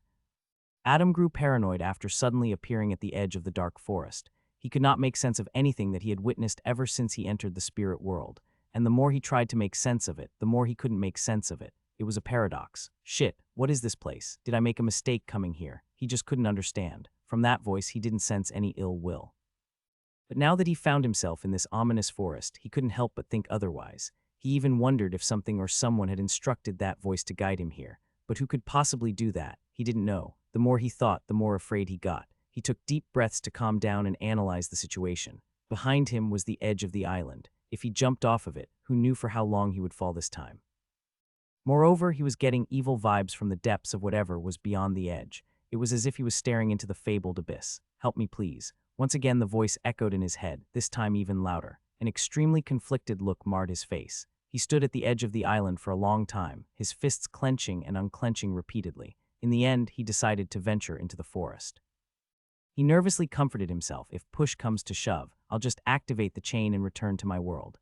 Adam took a deep breath and then stepped foot inside the dark forest. He was the only source of light on this dark and gloomy island. Everything was obscure, except for his soul, which shone with the purest of light. As he walked through the forest, he could see the shadowy silhouettes of strange creatures lurking in the woods, but none of them dared come closer. They seemed afraid of the light emitting from his soul body. Even the surrounding darkness would recede with every step he took. Once again, Adam felt something strange. From the creatures hiding in the woods, he felt extreme hostility, but none of them dared to approach him. He couldn't help but wonder if it was because of the White Lotus. Despite that, being stared at so maliciously was a harrowing experience for the youth. Adam gradually left the dark woods and made his way to the ancient citadel situated on top of a cliff. Finally, he arrived at the entrance of the citadel after walking for what seemed like hours. From up front, the citadel looked even grander. However, it seemed that the structure had been eroded by the ravages of time. The walls were dilapidated and some of the spires were even destroyed. What the hell happened to this place? Adam felt as if the citadel was as old as time itself. Emanated an extremely primeval aura. Is this where that voice came from? He thought to himself as he tried to calm down his turbulent emotions. Then he stepped in through the main gate of the citadel. After walking in the dark corridor for a long time, he found himself in a dimly lit hall. The hall was extremely spacious and its height was more than 50 meters. Moreover, there were dozens of thick pillars that supported the vast ceiling. The moment Adam stepped foot inside the hall, he was frozen stiff. His eyes trembled in sheer terror at what he was witnessing. Hundreds, if not thousands, of corpses were strewn across the floor. Some of them were intact, but for most of them only their bones remained. All these dead creatures were extremely strange, unlike the ones that Adam had read about in the material world. All of them are spirit world creatures. He came to this realization. He nervously gulped, afraid of making any sound. If all these creatures are dead, then who killed them? Help me once again, the voice echoed in his mind. This time it was much clearer. Adam instinctively turned his head in a certain direction, and his gaze landed on a strange egg kept atop a pile of corpses. These corpses were whole and looked fresh. Moreover, they were placed in front of a large pillar. The youth raised his head and saw that the pillar extended into darkness. That's one big pillar, he thought. Then his gaze landed back on the egg as he slowly made his way toward it.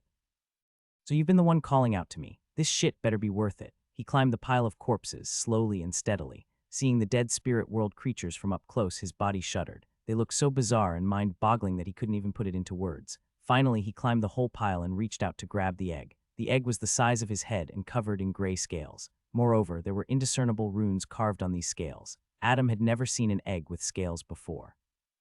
Moreover, the fact that the creature inside could directly speak to him, even though it hadn't yet hatched, greatly surprised him.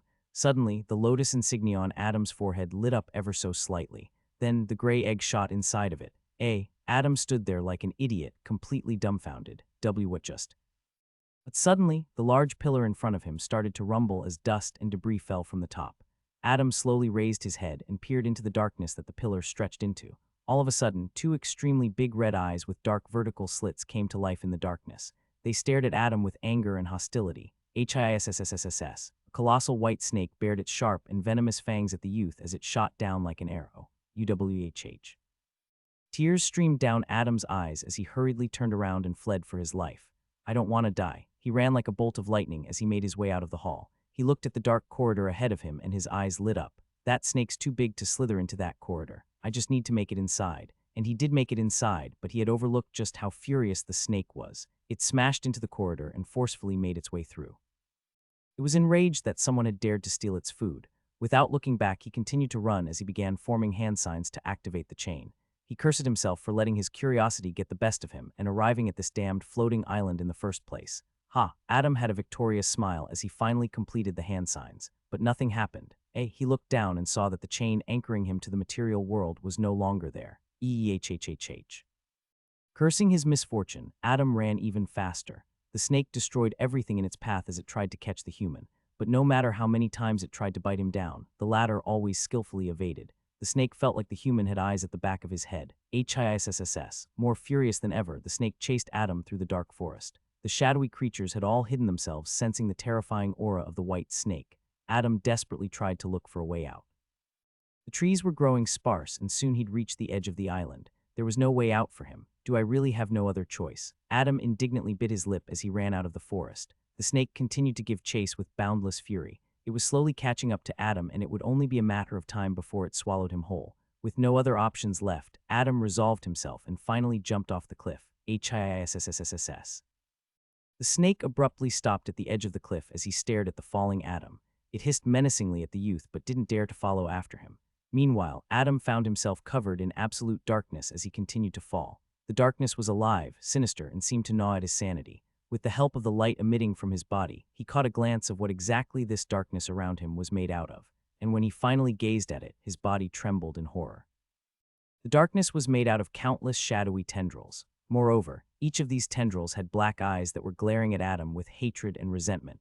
Adam subconsciously curled up into a fetal position as he continued to fall through the abyss of tendrils. He had a feeling that he was going to fall for eternity and would never be able to return home. This thought deeply rooted itself in his mind, and he could think of nothing else. Unbeknownst to him, the tendrils had curled up around his limbs and were slowly covering him, intending to devour him whole. Suddenly, the dark abyss-like place lit up in a pure resplendent light, causing Adam to squint. In a daze, he looked in the direction of the light and saw a white butterfly gracefully flying through the abyss of tentacles and making its way toward him. Wherever it flew, the dark tendrils hastily retreated. The tendrils seemed to deeply fear this newcomer. Adam involuntarily stretched his hand and reached out for this beautiful butterfly. In this scary place, this tiny creature gave him a sense of warmth. The butterfly flew and gently landed on Adam's finger, and then, crash, the sea of tendrils broke into countless places as if they were fragile glass. The next moment, everything magically disappeared like it was nothing but a fleeting dream. Only the butterfly remained as it happily flew into the depths of the spirit world. Adam slowly came to his senses. He looked around and saw that he was no longer falling through the sea of black tendrils. He muttered in confusion, was it an illusion? But he immediately shook his head. No, that was way too real. Next, he tried to discern where he currently was and found that he was floating amid an amalgamation of myriad colors. All these colors tried to mix with one another, but they failed, resulting in a bizarre sea of chaos. But at the very least, this place seemed much safer and peaceful than the one he was previously in. Just thinking about it made him shudder. Adam was slowly getting used to the strange happenings in the spirit world, but still, he didn't want to experience that abyss full of tendrils ever again. He floated in the colorful void for a long time, thinking to himself, how do I go back home without the chain? The youth wanted to cry but didn't know how to. He pulled at his hair and roared, why did I have to follow the voice of that damned egg? Adam was livid, but this feeling didn't last long. Once again, he had this strange feeling that he was being stared at by something or someone, and when he looked around, it was indeed so. Gasp! Dozens of pairs of eyes as large as mountains were looking at him with malice and whispering words of madness in his ears. Arug! Adam groaned in agony. He felt he would go insane by simply listening to these ravings. It's one thing after the other in this damnable place. Just when he thought that he was at his limits, from the depths of his soul, the white lotus bloomed and emanated an aura of placidity throughout his being. Adam felt his mind gaining clarity and his soul body began shining brighter than ever. I need to get out of here, he muttered in panic. Seeing that the ravings didn't affect the puny human, the owners of these pairs of eyes drew closer and the ravings intensified. Aaggghhhhh. Adam screamed at the top of his lungs. He had never felt such pain. After all, it was an attack directly on his soul. Meanwhile, the white lotus began emanating an even brighter light as it protected the youth's soul. ROARR. Suddenly, an enormous wolf as dark as the night appeared right in front of Adam. Its size seemed to be similar to the owners of the pairs of eyes. It opened its gaping maw filled with razor-sharp teeth and swallowed the youth in one go. Following that, the wolf cast a glance of warning to the owners of those ominous eyes and then disappeared just as quickly as it had arrived. Seeing that their prey had vanished, the dozens of pairs of eyes slowly disappeared, not wanting to follow after the wolf. Adam massaged his temples as he slowly opened his eyes. Where am I? His eyes landed on a familiar wooden ceiling, causing him to be puzzled. Then he looked around and confirmed that he was indeed in Berger's guest room. What the hell am I doing here? He slowly sat up and tried to recall what had happened, but the splitting headache prevented him from doing so. Woof! Suddenly, Blackie dashed into the room and jumped on the youth's lap. Oh, Blackie, it's you. Adam gently rubbed the little puppy's head. But suddenly he stopped. The last thing he remembered was him being stranded in the spirit world and then being swallowed up by a large wolf. Adam's eyes narrowed. It was you, wasn't it? Blackie avoided eye contact with the youth. At the same time, the puppy was secretly smirking. Seeing this, Adam's eyebrows twitched and he thought to himself, so this fellow has just been acting cute all this while, pretending to be a puppy, that's right. Blackie was actually a wolf in puppy's clothing. You're finally awake, boy. Berger's deep voice entered Adam's ears. The gnome entered the room while smoking his pipe. He came in front of Adam and carefully scrutinized him. How are you feeling? Adam replied while massaging his temples. I've got a terrible headache, old man. Just a headache, eh? The old gnome muttered under his breath, hiding the shock in his voice. After all, Adam was in the spirit world for hours. By all rights, he should have died. In the best-case scenario, his soul would have been heavily eroded and he would have become a vegetable for the rest of his life. But all he had was a headache. Berger didn't know what to say. He looked at the youth and solemnly asked, "Boy, tell me what happened in the spirit world. How did the chain anchoring you to our world break?" Adam nodded and began recounting all the fantastical and terrifying things he had witnessed, from drowning in the tsunami to swimming with the dolphins. From entering the citadel through the dark woods to running away from the white serpent. With lingering fear, he spoke about his descent into the abyss of tendrils, and then finally getting stranded in a sea of myriad colors while being surrounded by ominous hidden entities. Berger was speechless. He couldn't believe that the kid was able to witness so many different things on just his first visit to the spirit world, and it appeared that he went to quite a lot of places. Gnome couldn't help but rub his temples. Then he asked, "So in the end you didn't manage to contract any familiar, eh?"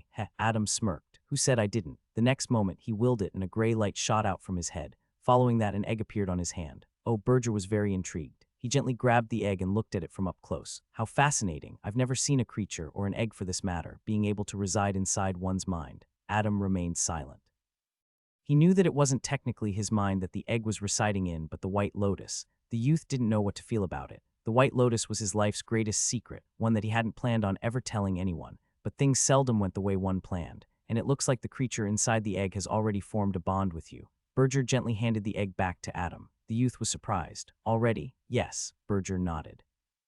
"I sense a very strong connection between you two." "Woof," Blackie nodded vigorously. Adam stared at the egg and thought in a daze, "Is it because I saved you from the snake?" Blackie didn't reply, but his tail began swaying faster. "Anyway, you should head back to the academy." "It's already been 10 days, said the gnome while puffing out a ring of smoke. "What?" Adam was shocked. "Damn it, I missed a test." "No, wait, I think I missed two. Don't worry about it. I've already spoken to Helene. She'll take care of it."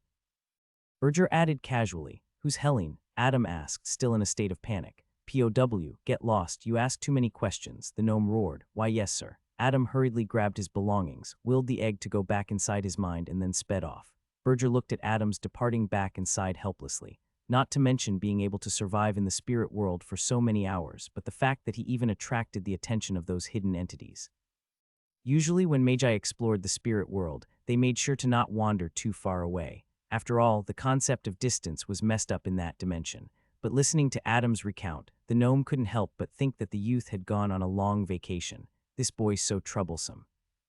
It had been 4 months since Adam's first journey to the spirit world. Unfortunately, no matter what the youth tried, the creature inside the gray egg simply refused to hatch. It didn't even respond to his call. At one point, Adam had become so frightened that he even thought that his familiar had died for some inexplicable reason. But after Berger confirmed that the creature inside the egg was indeed alive, Adam finally calmed down.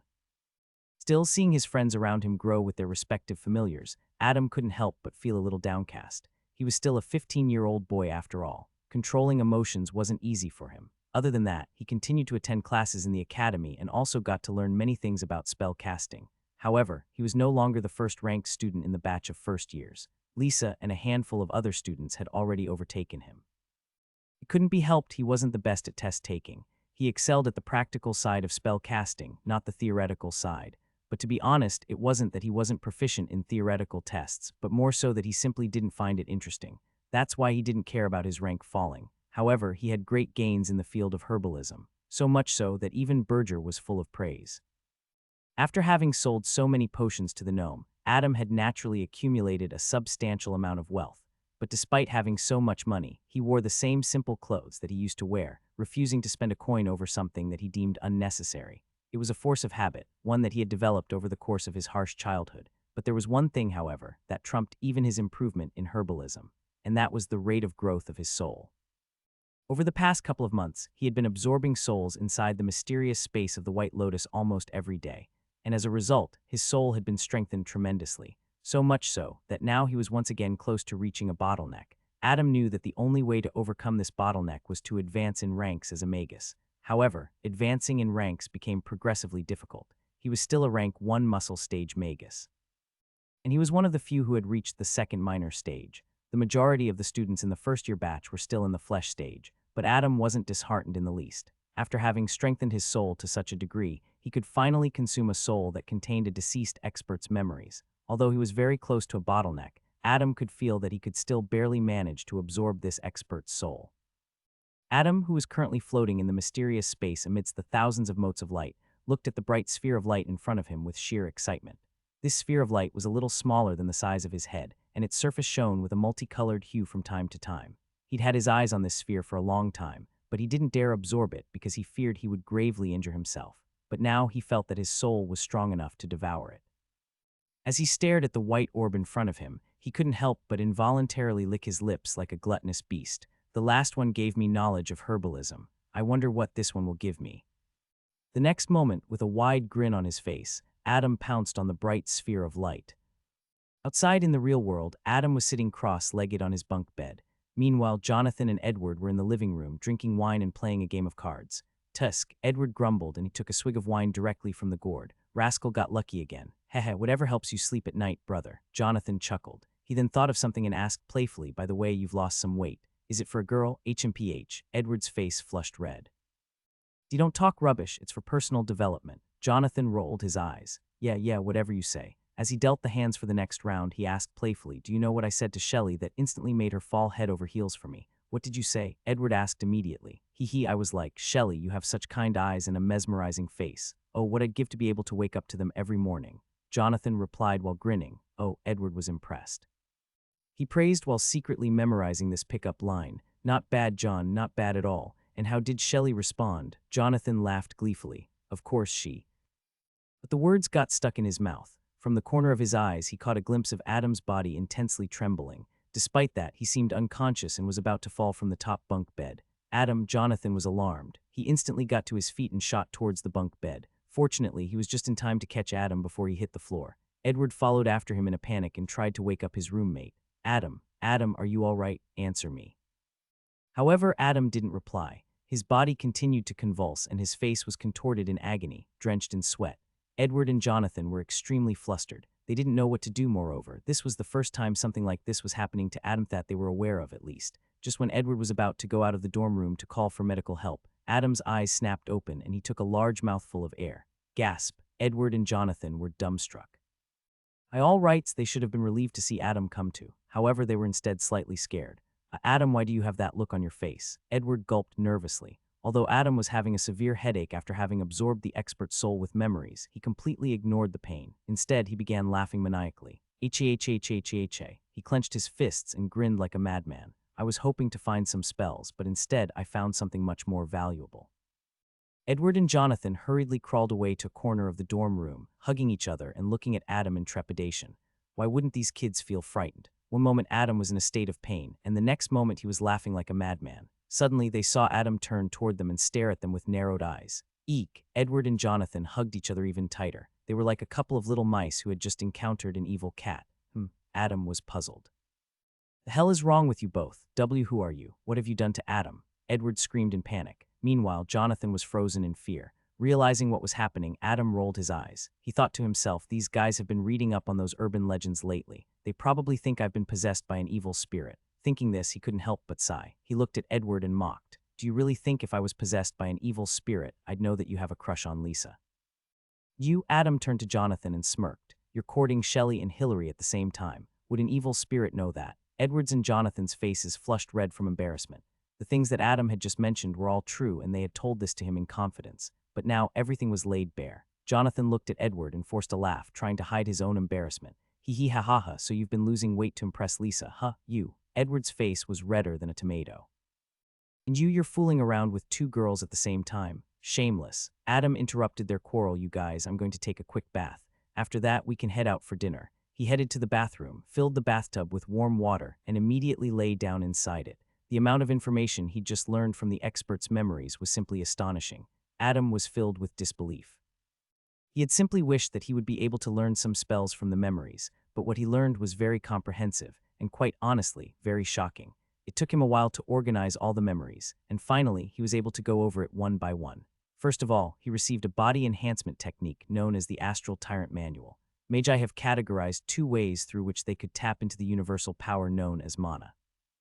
First is the external mana system, through which Magi manipulate mana to achieve desired effects.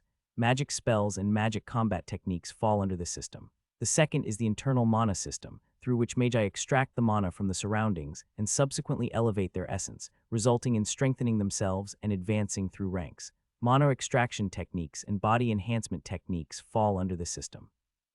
A body enhancement technique allows the magi to use the mana stored in their bodies to augment their limbs or weapons to fight enemies. The Astral Triumph Manual was one such technique. Moreover, it also contained magic combat techniques as well as a mobility technique. But the best thing about this technique was that practicing it would constantly strengthen the user's body, building a solid foundation and making the most optimal build. It adjusted the user's body to reach perfection. It was a technique that could be considered the cream of the crop.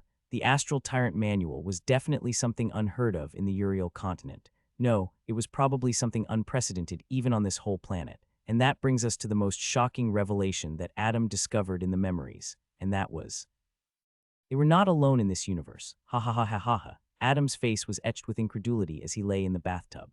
Is this what the professors meant by the wisdom paradox? The wisdom paradox states the following: the more a person learns, the more they realize how much they don't know. In the memories, Adam witnessed the expert, who is in fact a high-ranking magus, flying through the vast cosmos and traveling to various planets. Each of these planets had their own magical civilization. Some were backward while some were highly advanced. Adam also got to see the various species that inhabit the universe. It was truly an eye-opening experience. Moreover, Adam witnessed the expert travel to an ancient ruin of a long-extinct magical civilization. It was here that the expert obtained the Astral Tyrant Manual. When he found this body enhancement technique, he was extremely regretful. Because the Astral Tyrant Manual required one to start practicing it while they were still at rank 1. One would not be able to practice it if they had already advanced to the next rank, because that would mean altering their entire physiology from scratch, which was simply impossible. Moreover, this manual also required the user to have high spiritual power relative to their rank. Otherwise, the user would never be able to display the true power of the Astral Tyrant Manual. The prerequisites were extremely strict, however. Adam was very fortunate that this manual was a perfect fit for him. After having gone through the memories, Adam sighed emotionally. So this planet I'm on is merely a grain of sand in the boundless desert that is the universe. The amount of information that Adam had learned from the memories of the expert exposed him to the immense unknown. However, he was not frightened in the least. If anything, he was empowered. Adam clenched his fists, his eyes shining with newfound conviction. Embrace ignorance. Embrace lifelong learning. That is the path of a magus. From the memories, Adam was also able to vaguely learn the common language used in the majority of the planets in the universe. He recalled the scene he had witnessed when he first acquired the White Lotus. In that scene, the magi were talking in a foreign language. He wasn't able to understand then, but now he could faintly understand some of it. Adam thought of the black armored magus that valiantly fought against the thousands of magi. He had long since taken this magus as his role model. Today, he was finally able to learn his name. Magus Julian Stockholm. Adam muttered, "I will follow in your footsteps and one day become a magus just like you." You've been very absent-minded since your episode earlier. Edward spoke as he chewed on the food.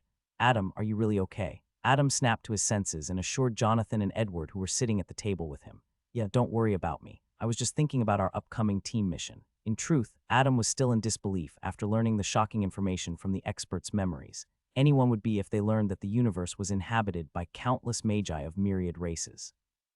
Currently, the three friends were having dinner at a fine establishment in the North Ward. The restaurant they were currently in, Serafina, was one of the best restaurants in Moon City. The food served here was naturally very expensive. Moreover, it was also very difficult to find reservations at this fine dining place, but that wasn't a problem for this group of friends. Not to mention Edward was the son of one of the wealthiest men in the kingdom. Even Jonathan came from a very affluent family in Moon City. At the mention of the team mission, Edward looked toward Jonathan and scoffed. No wonder you didn't want to team up with me and Adam. It all makes sense now why you'd want to go with Shelley and Hillary. Edward's face turned red and he harumphed, HMPH, if you say so. Seeing his friends banter with one another, Adam couldn't help but chuckle. For most of his life, he was alone and struggling to make ends meet. Adam smiled warmly and enjoyed this moment. He looked at Edward and asked, when do we leave for the mission? Edward took a large bite of meat and replied, all first-year students are required to depart by the end of the week. The curriculum of Clover Academy was divided into 2 sections. The first section took place in the first half of the academic year, where the students would be taught theoretical knowledge by the professors. This would naturally take place within the safe walls of the academy. The second section took place in the latter half of the year, where the students would put to test all that they'd learned. This would come in the form of a team mission assigned by the academy. This team mission would be a long-term mission ranging anywhere from 4 to 6 months. The students would be graded depending on how they performed in the mission. This form of theory and practice would continue for all 5 years that the students spent at the academy. One reason was to make sure that the students of Clover Academy would be able to hold out on their own when they were exposed to the reality of the dangerous world, and the other reason was to foster teamwork among the students. After all, a whole is greater than the sum of its parts. Edward continued, "Tomorrow we'll go with Lisa to the administrative building and choose our mission." Adam nodded. He took a sip of red wine from the round ceramic cup and asked Jonathan, "Have you already decided on the mission?" Jonathan nodded with a lecherous smile. "Of course, me and the girls have already applied for it earlier today." HMPH, what mission? Isn't this just a sexual escapade? Edward grumbled. Jonathan laughed triumphantly and teased him. "Heh, my dear Ed, you're just jealous, aren't you?" Seeing his friend act in such a manner, Adam couldn't help but shake his head and smile. He would have never expected the amiable Jonathan to be such a lustful fellow, but deep down Adam knew that he had a kind heart. While the three friends were drinking and having fun, in another corner of the restaurant, inside a private cubicle, Kevin and Jeffrey were having dinner. From time to time, Jeffrey would secretly glance at Adam with hateful eyes. Over the past few months, he had tried on many occasions to make life difficult for Adam, but every time he was obstructed. And the person who came in his way was none other than the one sitting across from him right now. Jeffrey looked at Kevin, who was calmly having dinner, and wondered, just what the hell is this bastard plotting? Although both of them had the same grade aptitude, Kevin was at the bone stage, whereas Jeffrey was only at the muscle stage. That was why he didn't dare to voice out his grievances to Kevin. Not yet anyway. Jeffrey was a standard example of bullying the weak and fearing the strong. Just as Jeffrey was secretly cursing Kevin, the latter's calm voice drifted into his ears. "You must be wondering why I'd stopped you from messing with that peasant all these months." Jeffrey was taken aback, but he hurriedly denied it with a forced laugh. "Not at all. Although it's a pity that I didn't get a chance to tussle with that farm boy. I'm sure you had your reasons. Get a chance to tussle. You coward, you wouldn't have done it even if I offered you that peasant on a platter." Kevin scoffed internally. He knew exactly the type of person Jeffrey was. However, he couldn't say that to his face. After all, regardless of how spineless Jeffrey was, he was still a magus with a grade aptitude. Therefore, Kevin had to cater to his ego if he wanted to use him. "The reason why I did so is so that you do not become a suspect in the events that are about to unfold in the next few months," Kevin stated calmly. Jeffrey's voice turned solemn. "What do you mean?" Kevin took out a metallic orb, the size of his fist, from his cloak and kept it on the table.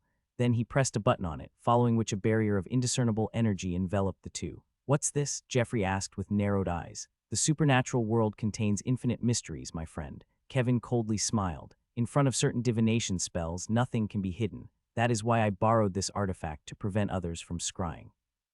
It's my family heirloom, a rank 2 artifact," he continued with a proud smile. "It hinders any divination attempts. Of course, if a rank 3 magus casts a divination spell, this artifact will be useless. But rest assured, magi from the School of Divination are very rare even in the Akkadian Empire, much less in the Southern Federation." Jeffrey's interest was piqued, but at the same time, his cautious nature made him think that whatever Kevin had planned was very dangerous. So he asked, "What are you planning to do?" Kevin spoke with intense killing intent. "Of course, I'm planning to kill Adam during his team mission."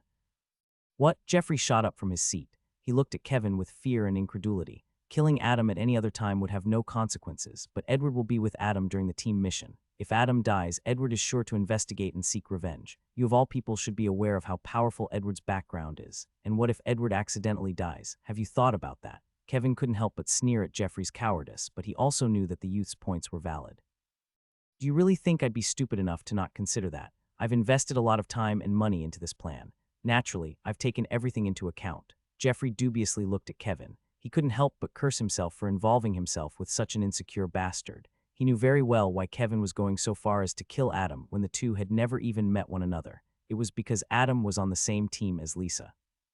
Jeffrey even believed that if Edward didn't have such a solid background, Kevin would have killed him as well. But at the end of the day, Jeffrey was glad that Kevin was taking care of Adam for him, because at this point, the enmity between him and Adam was irreconcilable, so he might as well use Kevin to get rid of Adam. But little did he know, Kevin was also trying to make use of him. Kevin had spent a lot of money to track down and hire killers from a mysterious assassins guild in the Southern Federation. The assassins of this organization were known to take their own lives in the event of a mission failure. However, should anything go wrong, and if any assassin was by chance captured alive and interrogated, Kevin made sure that any information divulged would not lead to him, but Jeffrey. The following day, Adam and Edward were walking toward the administrative building. The latter had groggy eyes and was constantly massaging his temples.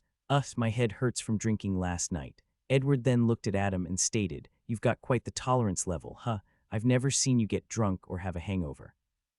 Adam smiled smugly. However, inwardly he thought, hee hee, that's because I can will the White Lotus into clearing the fog in my mind at any time I wish and make sure I retain full clarity. The amount of time it takes me to sober up is a fraction of a second, probably even less. The youth had realized this very early on. Not only did the White Lotus strengthen his soul and give him enhanced perception, but it also made sure that he always maintained clear-headedness. It was one of the passive effects of the artifact. Soon, the pair reached the administrative building and walked to the designated lobby where missions were distributed to the students.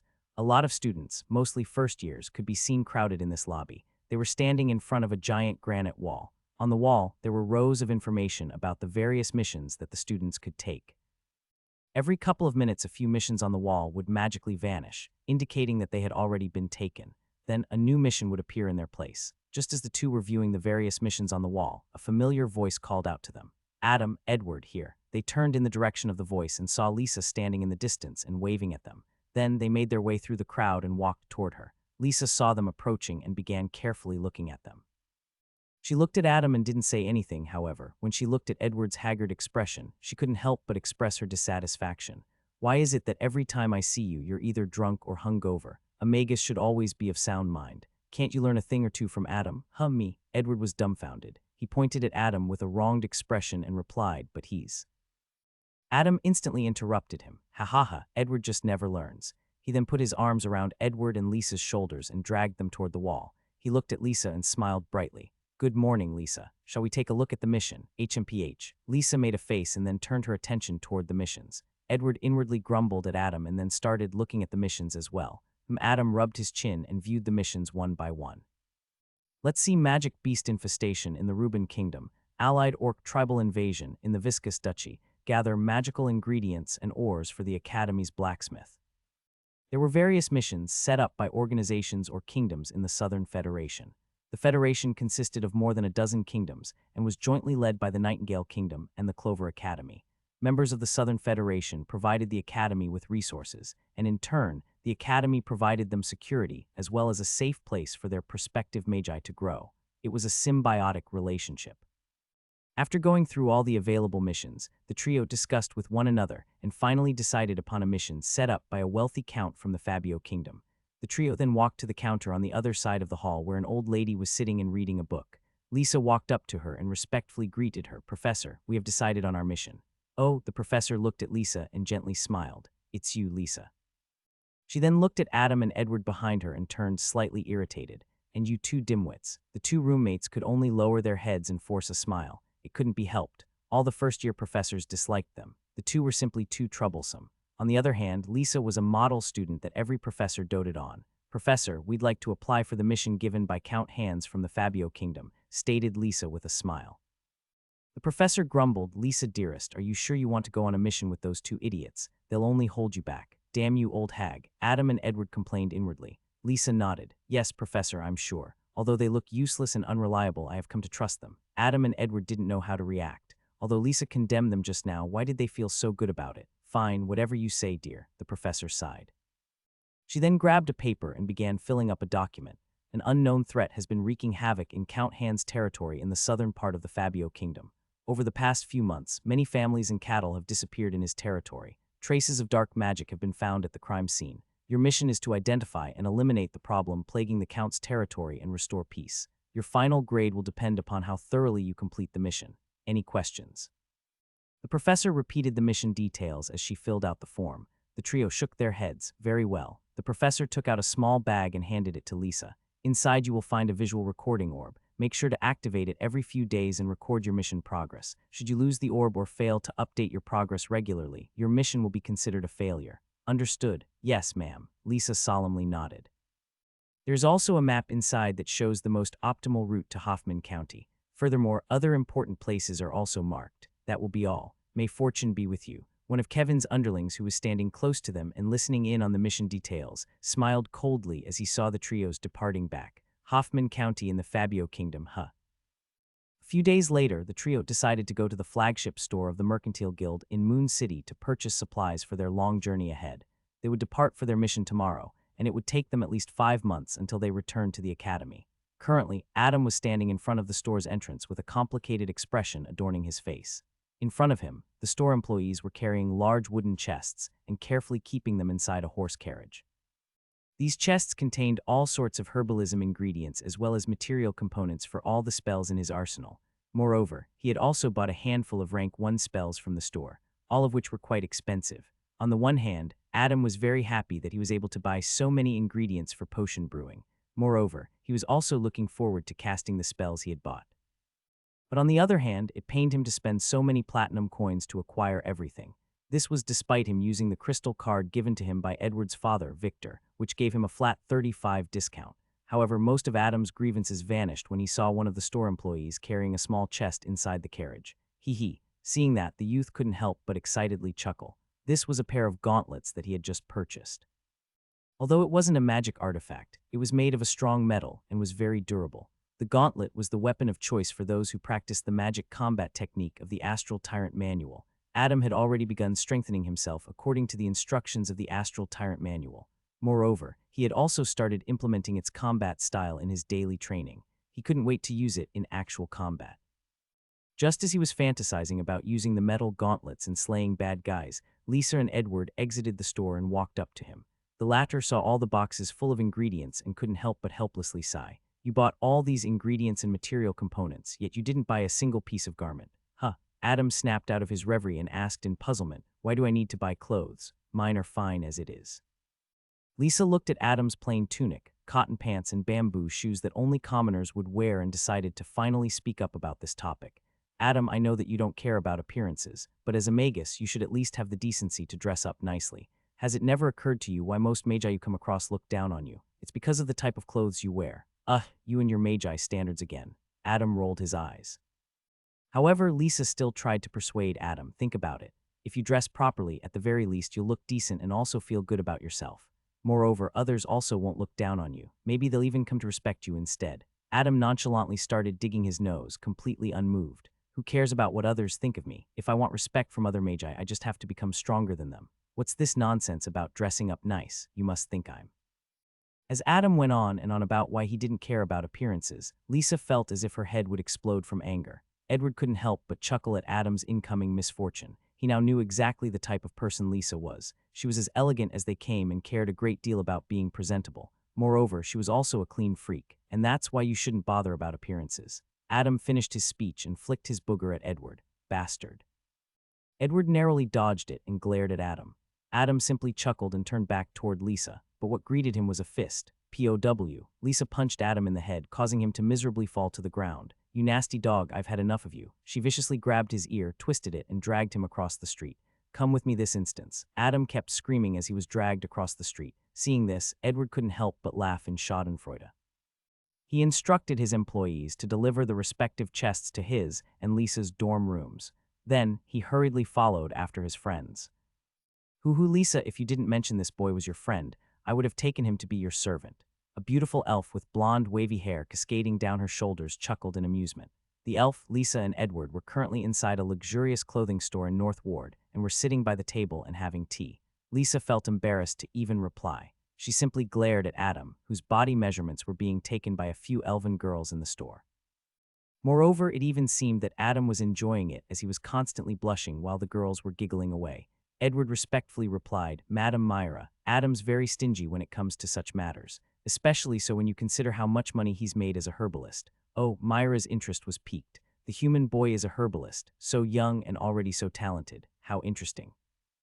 If earlier she thought that Adam was just another cheap bugger, now after learning that he was a young herbalist, she only felt that Adam was an eccentric. After all herbalists were. She got up from her seat and walked toward the youth. Magus Adam was it. After learning that he was a herbalist, her attitude toward him changed. After all, Adam was a budding herbalist, and it was always nice to build good relations with people with such sought-after skills. Why, yes, ma'am.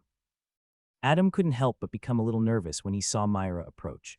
As an elf, she was naturally very beautiful and charming. Myra carefully looked at Adam from head to toe, circling him a few times. This caused the boy to blush intensely. Seeing him act in such a cute manner, the elven girls around him couldn't help but laugh coquettishly. But Myra acted very professionally. She asked Adam with a smile, do you have any preferences in terms of clothing? Why, yes, black clothes would be nice, Adam replied nervously. Myra nodded. Anything else? I'll leave it up to you, replied the youth. Myra thought for a long time and then smiled. Very well, I have the perfect outfit for you. A few minutes later, after receiving instructions from Myra, two elven girls came forth, one carrying a set of garments while the other carrying a pair of black boots. Myra pointed at the clothes and introduced them with great professionalism. This is a set of magus robes that I've designed. Taking inspiration from the traditional attire worn by the magi of old, it combines the classical aesthetics with modern design. She gently grabbed a violet garment and continued, this is the inner garment. I've infused a defensive spell into it which cushions any physical attack that lands on the body. Whoa, Adam took the item of clothing from Lisa and marveled at it. He then wore it over his white tunic. The piece of garment reached to his knees. Myra then gave the youth the black robe. This is the outer robe which offers defensive capabilities against magical attacks up to a certain point. Moreover, it is inscribed with the mending spell, ensuring that it stitches itself back in case it tears. This was a surreal feeling for Adam. He'd never thought that wearing such fancy clothes would bring him such joy. He quickly wore the black robe over the inner garment. Isn't this a little baggy? Adam muttered. How will I be able to even fight in these? Myra smirked. Please infuse your mana into the robes and refine it. Adam did as instructed, and within a few minutes he had refined the set of clothing. Now he could feel a sort of connection to it. Now command your robes to enter combat mode, Myra explained. Combat mode. Adam excitedly repeated the phrase. Following that, the magus robes conveniently tightened around his body. Moreover, it was still very convenient to move around. Looking at his robes that had now become tight-fitted, Adam couldn't help but exclaim. He then stepped aside and practiced a series of basic combat moves from the Astral Tyrant manual. He was happy to know that his clothes did not impede him in any way. If anything, when he moved around, the hems of his robes fluttered elegantly, making him appear very cool. Adam looked at Myra with a bright smile and gave a thumbs up. Madam Myra, I love it. Everyone inside the store was stunned seeing the series of moves that Adam had just performed. They had never seen something like that before. Myra asked with surprise, Magus Adam, those fight moves, what technique is that? Adam was tongue-tied. He instantly came up with an excuse and waved his hand. That. I was just randomly punching and kicking. Nothing special. That wasn't random at all. If anything, it was very precise and methodical. Where did he find such a combat technique? Myra thought to herself. She speculated that Adam must have found the inheritance of some magus. Thus, she didn't pursue the matter. Please wear these pants and boots as well. All of them together are equivalent to a rank 1 defense-type artifact, she stated. Adam wore the pants that were made of the same material as the robe. Then he put on the black boots, which seemed to be made of the hide of a rank 1 magic beast. Seeing their friend in a new set of clothes, both Edward and Lisa were dumbstruck. Especially Lisa. She couldn't help but exclaim, I can't believe this is Adam. He looks like a completely different person. Edward couldn't help but nod in agreement. Clothes indeed make the man. While Adam was checking himself out in the full-length mirror, Myra was staring at him with a pondering expression. It feels like something's missing. Suddenly, her eyes lit up and she walked toward a nearby shelf. A couple of moments later, she returned and handed Adam an item. Here, put this on. Adam turned around and saw a big, pointed, and slightly curled black hat. It was a magus hat that he'd seen some of the old professors at the academy wear. He looked at Myra and spoke hesitantly, Isn't this for oldies? Just do as I say, Myra said sternly. Yes, ma'am. Adam instantly put the hat on, and the second he did, it felt like for a moment his entire aura changed. He looked mighty and dignified like the great magi of old. Even Myra was slightly taken aback at this strange feeling, but then she smiled. Perfect. Adam once again looked at himself in the mirror. His black magus robes had reverted to loose clothing. The black knee-high boots comfortably fit his feet and wrapped around his calves. After admiring himself in the mirror, he turned around to look at Myra with a bright smile. He placed his hand over his chest and bowed like a gentleman. Hoo-hoo-hoo, well, I'm satisfied that you're satisfied. Myra chuckled. Anyway, your total will come up to 70 platinum pieces. Adam's smile instantly froze and his body trembled. He took off the pointy hat and shamelessly said with a straight face, I would like to. No, you will not, Lisa roared. She stomped toward Adam and glared at him. For the first time in your life, you actually look like a magus, and now you want to return these fine clothes, as if I'll pay for you now. You can return it to me later. Adam couldn't help but curse this girl inwardly. He spat through gritted teeth, and no need for that. I'll buy it myself. He then looked at Myra and asked with an extremely pained expression, You don't give discounts, do you? Heh, Myra smirked. Thought you'd never ask. The trio walked along the cobblestone streets of North Ward as they made their way to their horse carriage. Edward looked at Adam, who was walking with a lifeless look, and asked, What's wrong with you? Madam Myra gave you a 50% discount. Shouldn't you be happy? Happy. Adam snapped. HMPH. Did you forget what she said about giving her priority for selling potions? Although she agreed to buy my potions at full price, who knows how many times she's going to make me churn out potions for her. Lisa tried to placate him. Someone as well informed as her would naturally be able to find out about your relationship with Lord Berger. You don't have to worry about her trying to exploit you. Huh? Adam was perplexed. What's that grumpy old man have to do with anything? Lisa's lips couldn't help but twitch. She thought to herself, this idiot, does he not know that Lord Berger is as powerful as the head mistress? She debated whether to tell this to Adam, but ultimately decided against it. Forget it.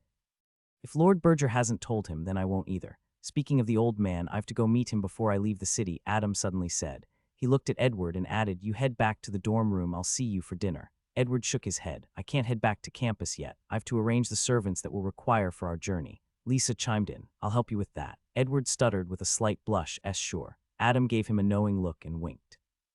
All right, then I'll see you both for dinner at Sherman's Inn. With that, the three went their separate ways. Adam entered Herbsmoor while carrying a large wooden barrel over his shoulder.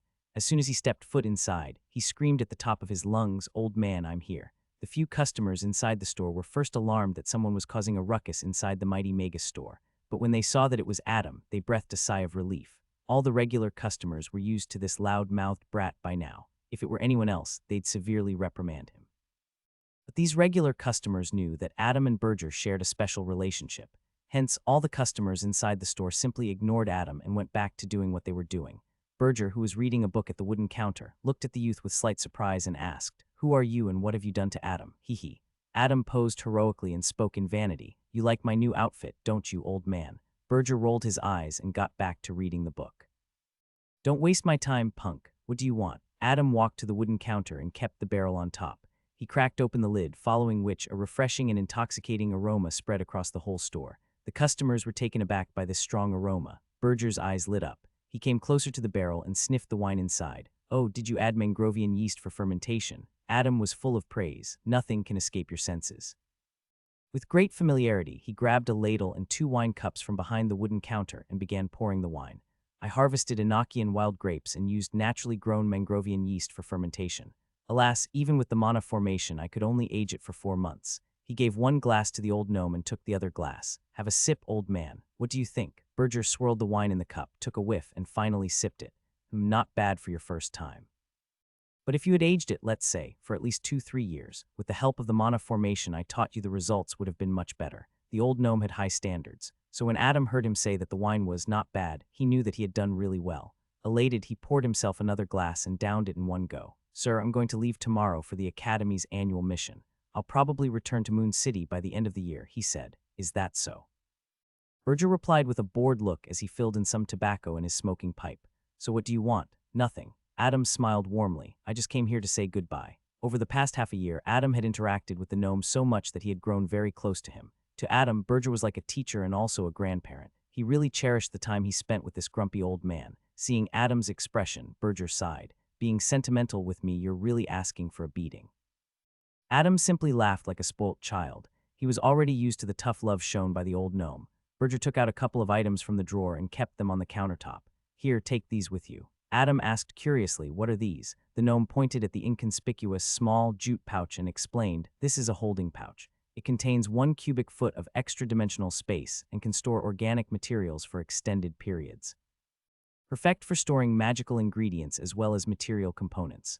Whoa, Adam's mouth was agape. He had naturally heard of space-type storage artifacts before, but they were known to be very expensive. That's why he'd never bothered buying them. Although the holding pouch only had an inner volume of 1 cubic foot, Adam was sure that its market price was still a couple of hundred platinum pieces at the very least.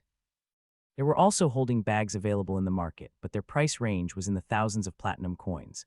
Berger then pointed at a small, bronze whistle in the shape of a thin cylinder. With this, you'll be able to summon Blackie. All you need to do is blow it. Adam was flabbergasted. He held the bronze whistle with trembling hands. This whistle can summon Blackie. Unbelievable. Berger nodded as he smoked from the pipe. However, I forbid you to call Blackie to fight in your stead. Is that clear?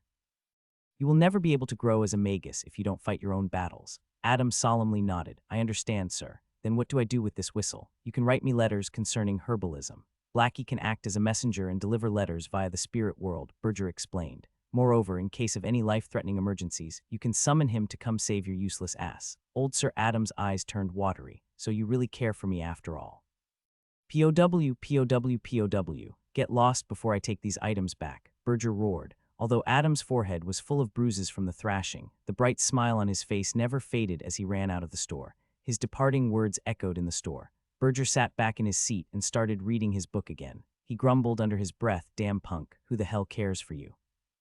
The following day, a small traveling party slowly exited one of the two gates of the South Ward. There were 3 horse-drawn wooden carriages. Surrounding it were a dozen mercenaries armed to the teeth. At the forefront of the traveling party were 3 sturdy steeds. At the center, Adam was wearing his new black magus robe and had excitement etched all over his face. To his right was Edward wearing blue robes, and to his left was Lisa wearing green robes. She was holding a cute white fox in her arms and gently petting it. This fox was Lisa's familiar, Enia, Screech. Edward raised his head and saw Aquila flying excitedly in the sky above them. He then looked at his friends and asked, "Shall we leave?" Lisa simply nodded. Meanwhile, Adam turned around to look at the dozen mercenaries and hesitantly asked, "Do we really need them to come with us? Feels like an overkill, Ed." Edward explained, "They'll be carrying out all the menial tasks for us. Besides, we're not breaking any rules. The Academy only prohibited us from hiring magi. They didn't say anything about hiring mortals, but we already have the servants to do all the chores for us. A bigger traveling party will only slow us down," Adam argued. Edward clicked his tongue. "Just shut up and trust me, ha, fine." Adam finally gave in. Then he pulled the reins of his steed and enthusiastically shouted, "All right, onward to Fabio Kingdom." It had been 6 weeks since the traveling party departed from Moon City. They had crossed 2 kingdoms and had passed through many cities, towns, villages, and hamlets. For the most part, their journey was smooth sailing. However, there were a handful of instances when they were attacked by greedy bandits. During such times, the mercenaries hired by Edward swiftly took care of the nuisance. On this day, the traveling party had stopped by a small creek to set up camp for the day. They had already entered the borders of the Fabio Kingdom and were only a few days away from Hoffman County. Lisa was wetting her legs in the creek while reading notes in her grimoire. Meanwhile, Enia was lazily lying beside her. Edward and Aquila had already passed out and were sleeping on top of one another, snoring. The maids and servants were setting up camp and had already begun cooking meals for everybody. A dozen mercenaries, however, had gathered near a tree in the distance and were waiting in anticipation. Right underneath the tree, Adam was standing calmly with his eyes closed. His short, black, wavy hair fluttered in the wind and his lean and muscular upper body was laid bare. His posture was as straight as a spear, and he gave off an aura of an immovable war general. One of the younger mercenaries looked at the youth with shining eyes, waiting for the spectacle to unfold. "Lord Adam is really amazing. The things that I've witnessed him do have really opened my eyes. I didn't even think a human, no, a magus could perform such moves." An old man beside him wearing leather armor replied, "Indeed. Magus Adam is very different from the rest of the magi that I've had the fortune to meet. Unlike them, who are always buried in books and scrolls, Magus Adam focuses more on practical combat." Another mercenary, a middle-aged woman, chimed in, "Very true. He's so young, but he's already so proficient in fighting.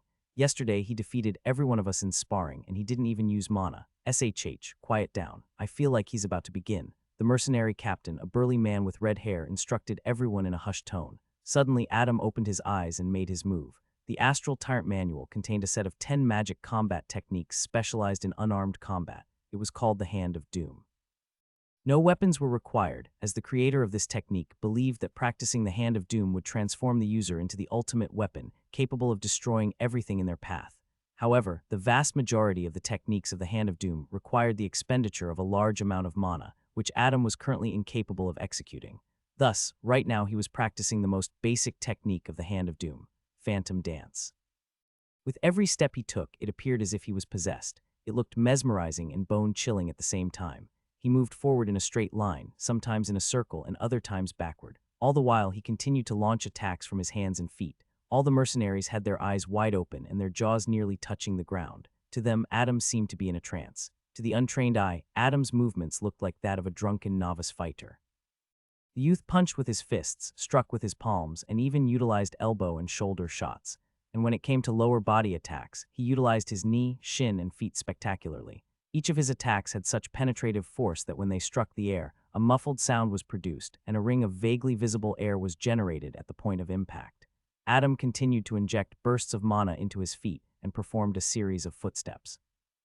Moreover, his steps made no sound at all. His movements were unpredictable. It appeared fast when it was slow. Similarly, it appeared slow when in truth it was very fast. This was the mobility technique called stellar steps, a footwork method included in the Astral Tyrant Manual. Adam continued to practice for a long time. Right when he felt that his mana reserves were about to be completely depleted, he opened his eyes and disappeared from his spot.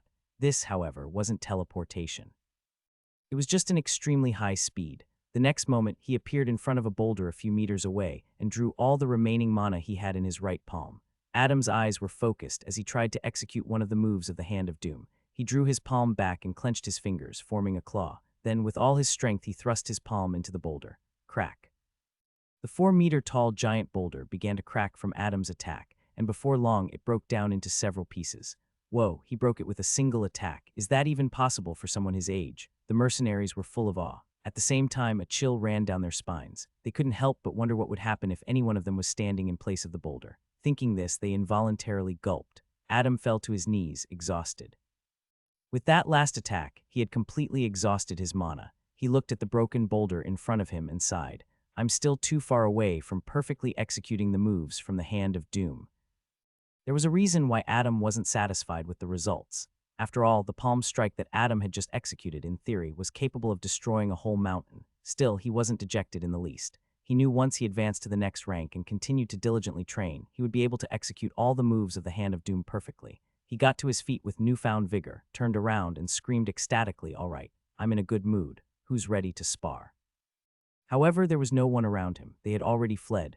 Can't be helped. Adam sighed helplessly. I'll just do some more shadow practice then. The mercenaries, who were hiding in the bushes in the distance, saw Adam punching and kicking the air and couldn't help but curse inwardly. This muscle head, does he know nothing other than training? Why can't he be like a regular magus and read a book? When will you hatch? Adam gently caressed the gray-scaled egg on his lap with a dispirited look. It had been more than half a year since he'd acquired this egg in the spirit world. Except from the time when it had called out to him, it had been completely silent ever since. No matter how much Adam tried to communicate with the thing inside the egg, it just wouldn't reply. It felt as if the creature inside the egg had gone into a deep slumber. Look, Adam. Edward's excited voice entered Adam's ears. The youth gently took the egg back inside his spirit sea. There it comfortably lay on one of the green leaves, nestled against the petals. Then he looked in the direction that Edward was pointing toward. The speed of the traveling party had slowed down considerably as they were nearly at the entrance of the county seat of Hoffman County. Beyond the city walls, the trio could see medieval-styled buildings, but that was not what caught the kids' eyes. It was what lay even beyond the buildings. Dozens of sailing ships dotted across the vast sea, while only one word escaped Adam's lips. This was the first time he had seen the ocean. He couldn't help but be moved by the scenery. This is nothing. Wait till you see the actual harbor. Edward chuckled. Lisa looked at him and curiously asked, have you been here before? Of course. Edward patted his chest. Apart from our moon city, the capital of Hoffman County, Hand City, has the largest mercantile community in the Southern Federation.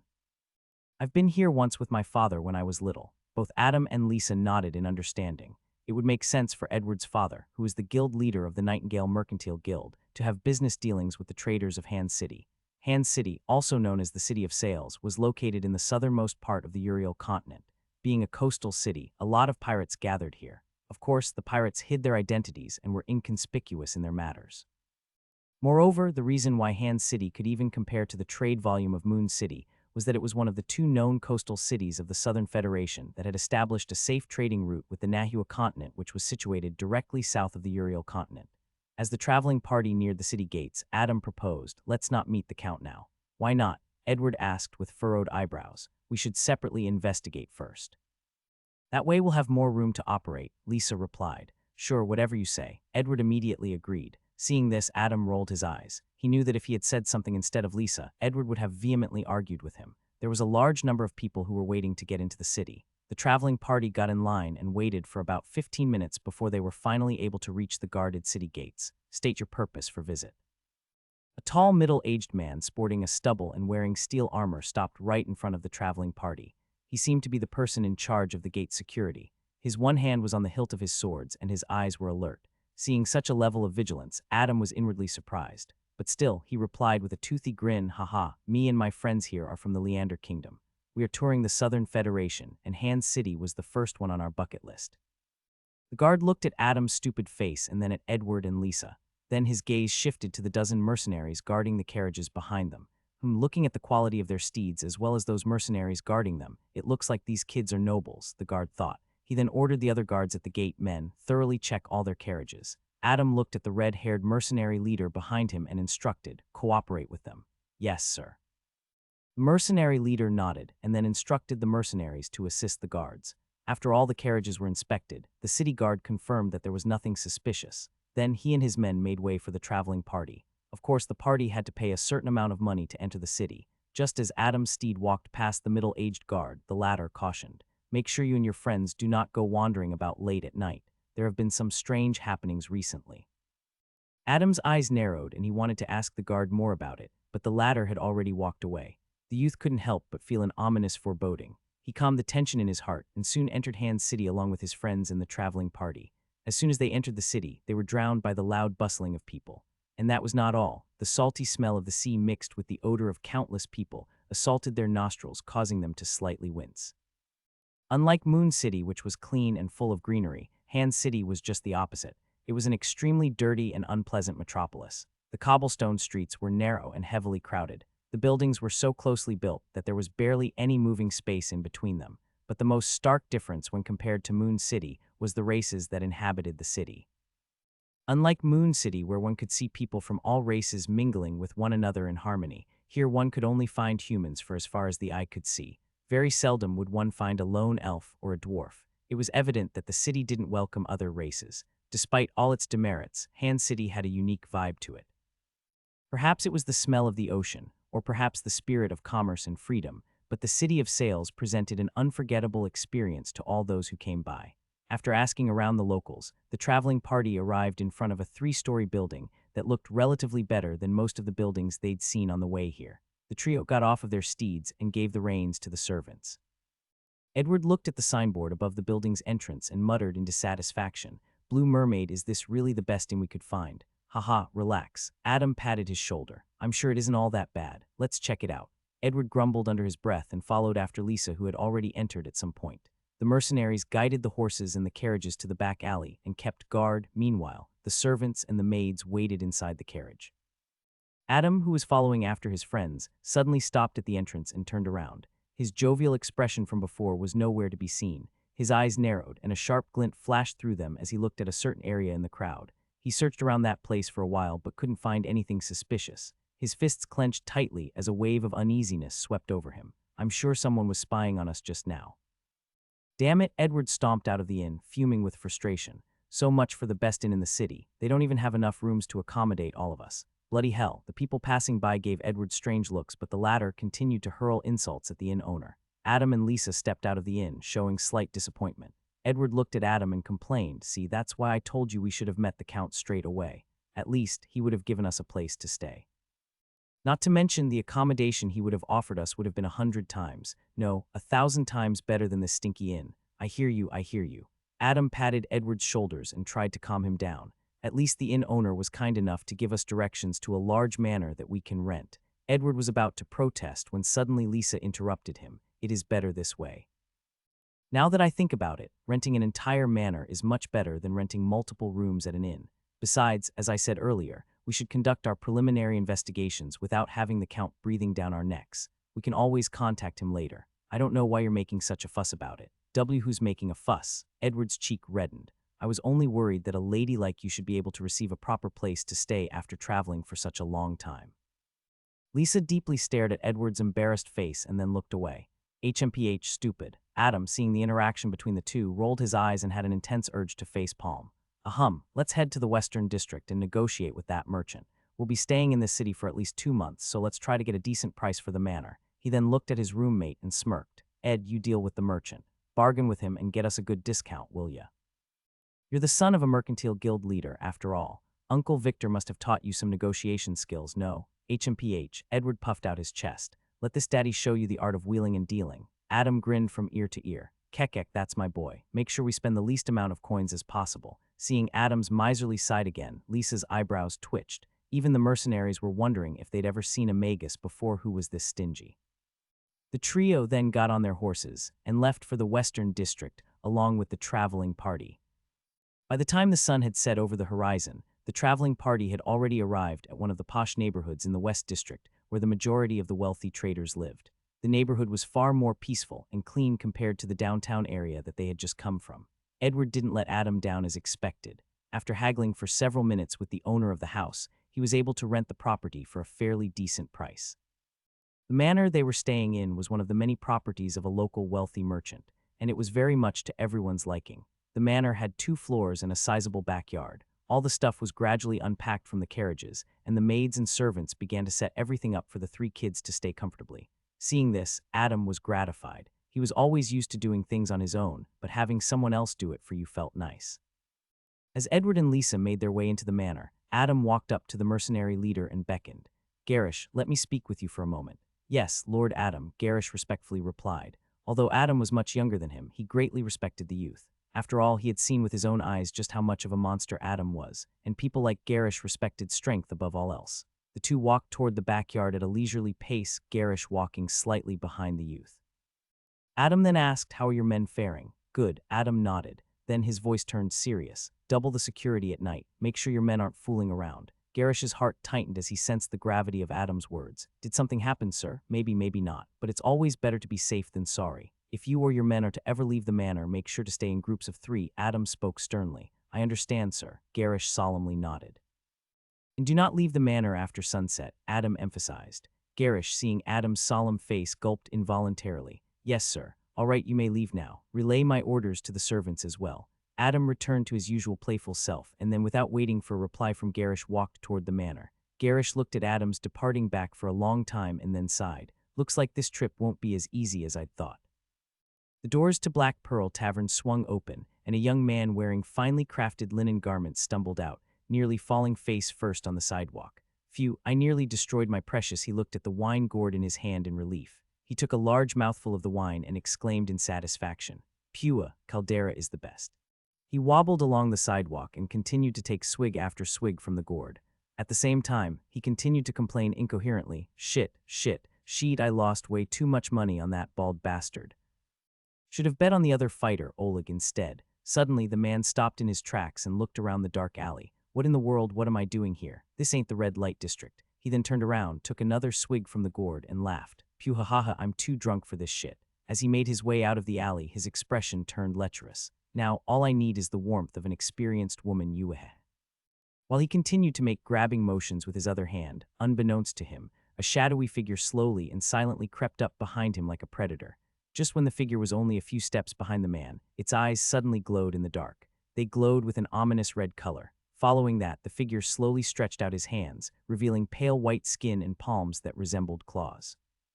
Suddenly hearing the guttural growl of a beast behind him, the drunk man flinched and turned around. But before he could react any further, the shadowy figure had already pounced at him. The man bellowed in horror, but his screams were quickly cut short. The dark alley regained its peace, and the man and the figure were nowhere to be seen. All that was left that could testify to the gory scene from just now was a mere few drops of blood on the muddy cobblestoned alley. The second floor of the manor consisted of 4 luxurious bedrooms. The trio had taken one each for themselves, and the fourth one was converted by Adam into his very own temporary lab. On this day, while the others were still asleep, Adam was relentlessly trying to brew a potion in the lab. He'd been up for 2 hours and had been trying very hard to succeed at this new potion recipe. The potion he was brewing was called Potion of Aqua Breathing. Since Adam was by the seaside, he thought he might as well try his hand at this potion recipe that he had acquired from the first memory. As the name indicated, the potion allowed one to breathe underwater for a limited time, but he didn't think brewing it would turn out to be so difficult. Fortunately, he had all the ingredients required to brew it. Adam carefully crushed the illy fish's lungs in a marble mortar with a pestle. After gathering the lung extract, he poured it into the cauldron beside him. When the extract came in contact with the white liquid already inside the cauldron, it began to change color. So far, so good. Adam's eyes shone with hope. This was the furthest he had progressed today. He carefully grabbed a metal ladle and gently swirled the liquid inside the cauldron. At the same time, he continued to release his mana into the liquid through the ladle. After a few minutes, the liquid in the cauldron began to shimmer with a silvery glow, and finally, it started transforming into a bright blue liquid. Seeing this, Adam was incomparably excited. Almost there, but right on the verge of success, the liquid suddenly turned a murky green and began releasing a pungent aroma. Witnessing yet another failure, Adam was momentarily stunned. Then his shoulders slouched and he shook his head in disappointment. He lifted the ladle and threw it at the wall in a fit of anger. Damn it, he spat through gritted teeth.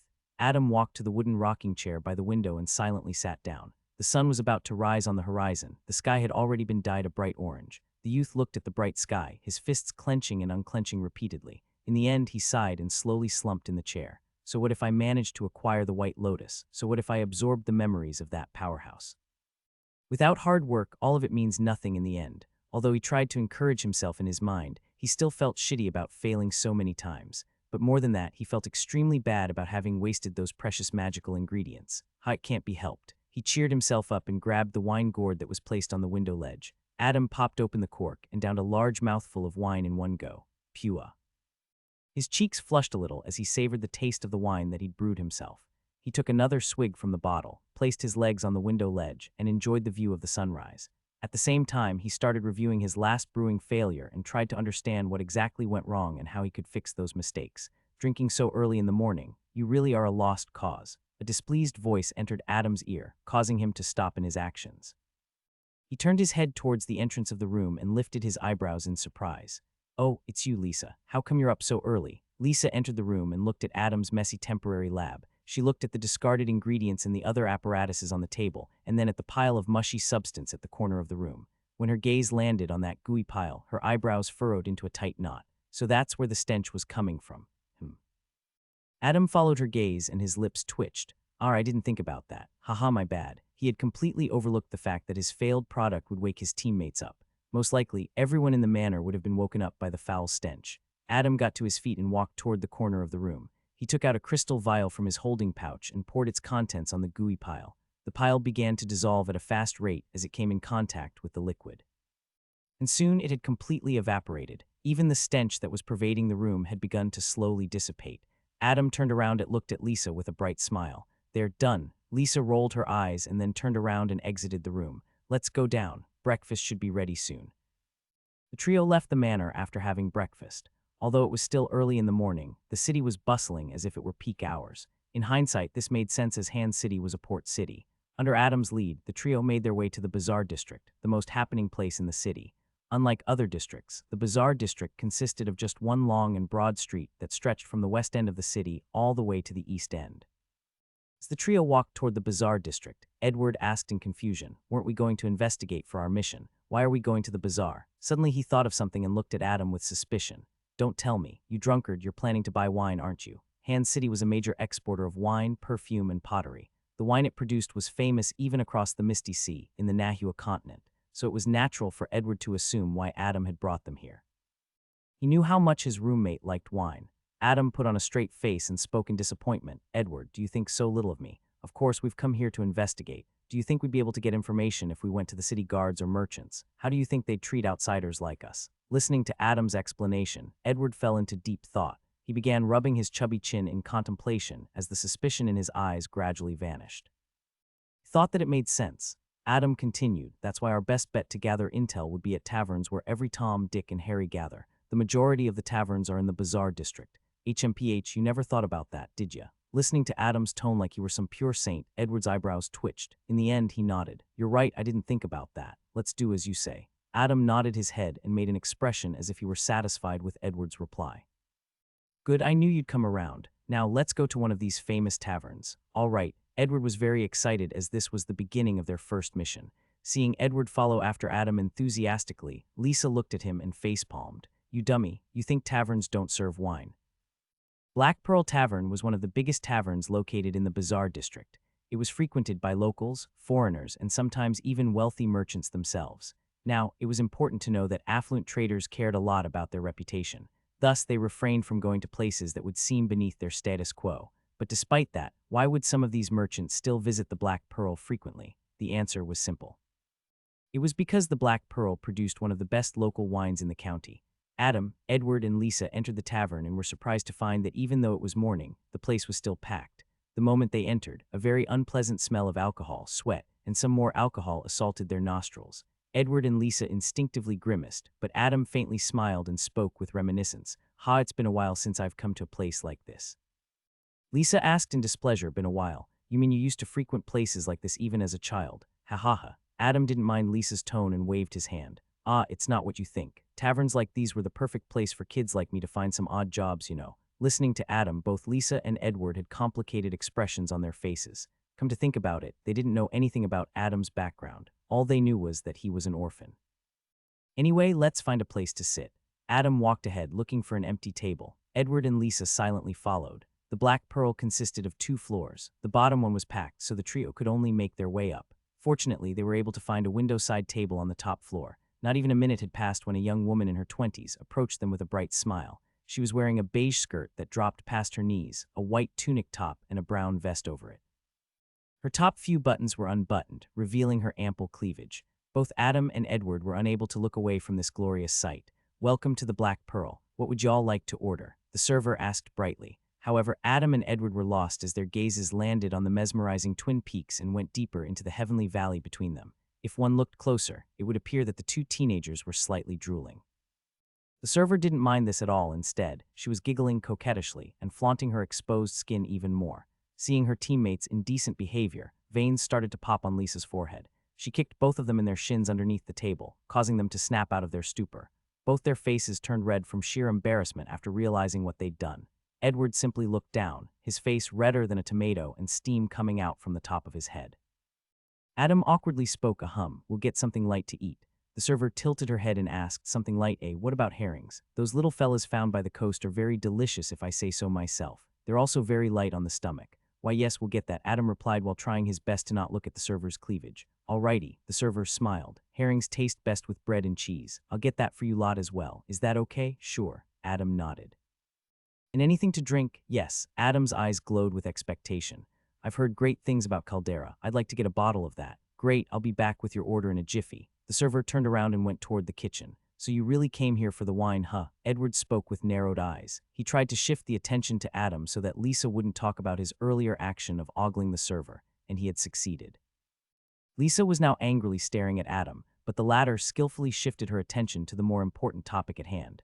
"Now there are two ways that I can think of for us to gather intel. First, it is to patiently listen to the conversations of the people around us and hope that we're able to find what we're looking for." Adam spoke with a straight face. "Second, we buy information from someone working at the tavern, but it's totally up to them whether they would want to sell us the information or not. After all, we're outsiders and whatnot," he added seriously. "Adam," Lisa spoke in an icy tone. "Why yes," Adam gulped. "I know that you know spells from the School of Enchantment, so enchant that bartender over there and get this over with." She coldly smiled. "Oh, of course, why didn't I think of that?" Adam replied while a drop of cold sweat rolled down his forehead. Sometimes he found Lisa very scary. A few minutes later, the trio saw the server approaching them while carrying a tray full of food and wine. Seeing her come, Lisa glared at Adam.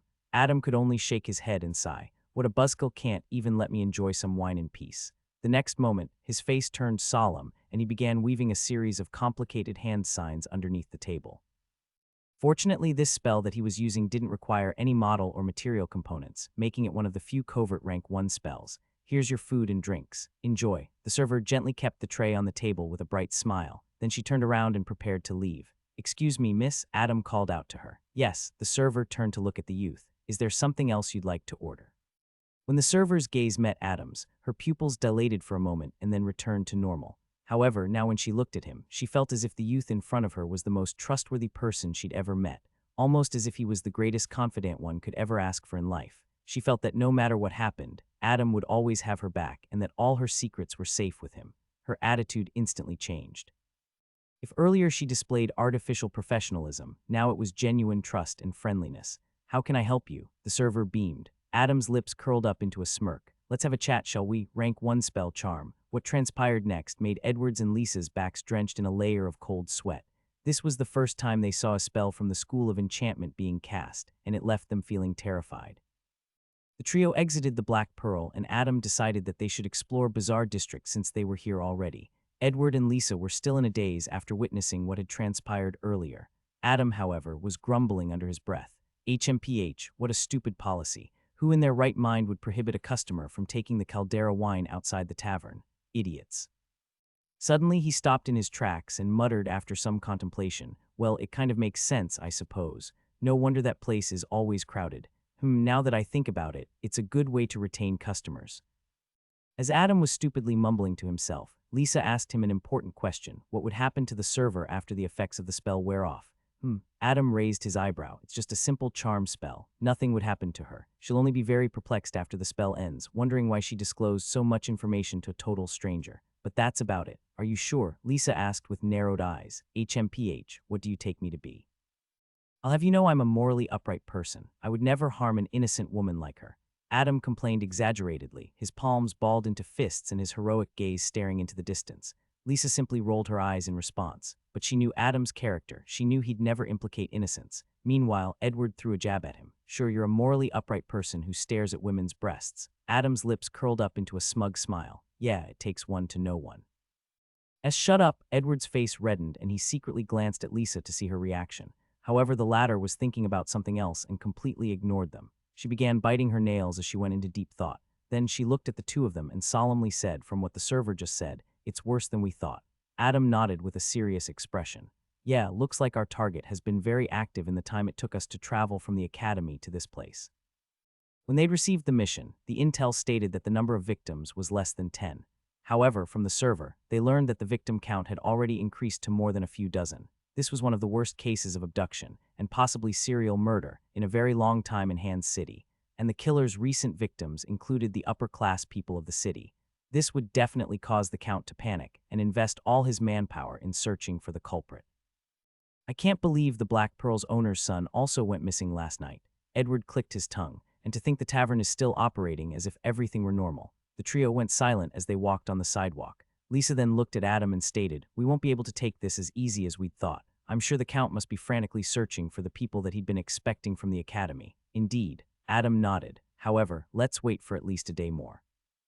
I want to confirm this intel from other sources as well. Edward and Lisa nodded. Then Adam licked his lips. Shall we head to the other taverns? Is that the only place you can think of? Edward snorted. Oh, ease up, will you? Besides, we can go tavern hopping and collect information at the same time. It's like killing two birds with one stone. Ha ha ha. Adam put his arms around Edward's and Lisa's shoulders and dragged them towards their next stop.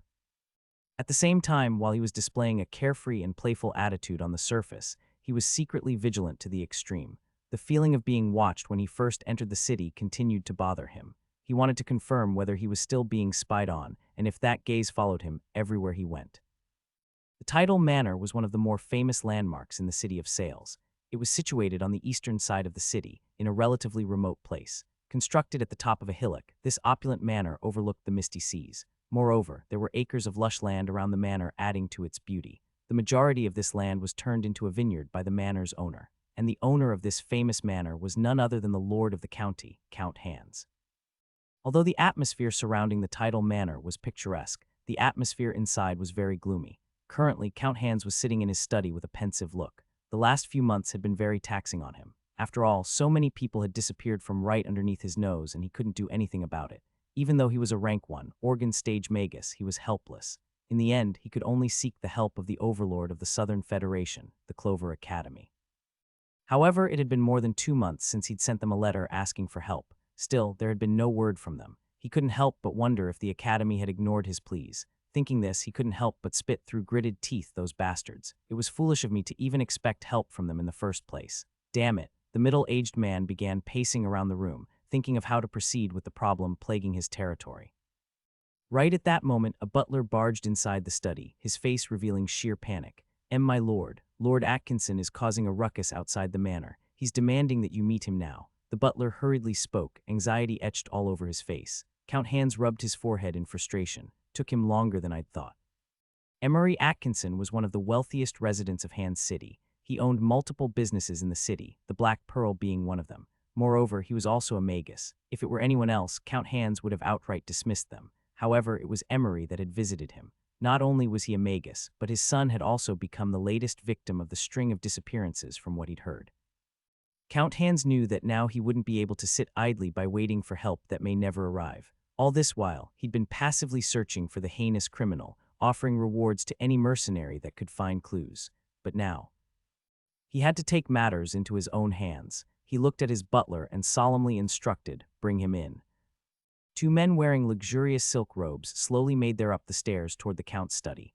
One of them was a portly middle-aged man with a head full of black hair and a thick beard covering most of his face. The man had gem-studded rings adorning most of his fingers and a thick golden chain around his neck. This ostentatious person was none other than the owner of the Black Pearl Tavern, Emery Atkinson. Anxiety marred his face as he clenched his fists so hard that nails dug into his palms, causing them to bleed slightly. The other person, an old man with white hair and a long white beard, walking beside him saw this and sighed. "Lad, I know what you're going through, but we're about to meet the Count. Don't let emotions cloud your judgment. Keep that temper in check, will you?" Emery looked at the old man who was looking at him with a kind smile. In the end, he nodded. He respected this old man quite a lot. Not only was he a magus, but he was also a friend and mentor to him. Carl, do you think that troublesome son of mine might still be alive? Emery asked as his eyes reddened a little. Roland was Emery's youngest son, and although the kid was a good-for-nothing wastrel, he was still his own flesh and blood. So when Emery learned that Roland had disappeared, he was furious. He had turned everything upside down and personally gone to look for his kid. But in the end, Emery couldn't find him. That is why he was here at the Count's manor right now. Listening to Emery, Carl stroked his long, white beard like a wise sage and gently replied, I don't know. Roland's eyebrows twitched. If you don't know, then why act so knowledgeable? The Duke soon arrived at the entrance of the study. Count Hans' butler was already waiting for them. As soon as they arrived, the bald butler bowed respectfully. His shoulders were trembling and he was sweating profusely.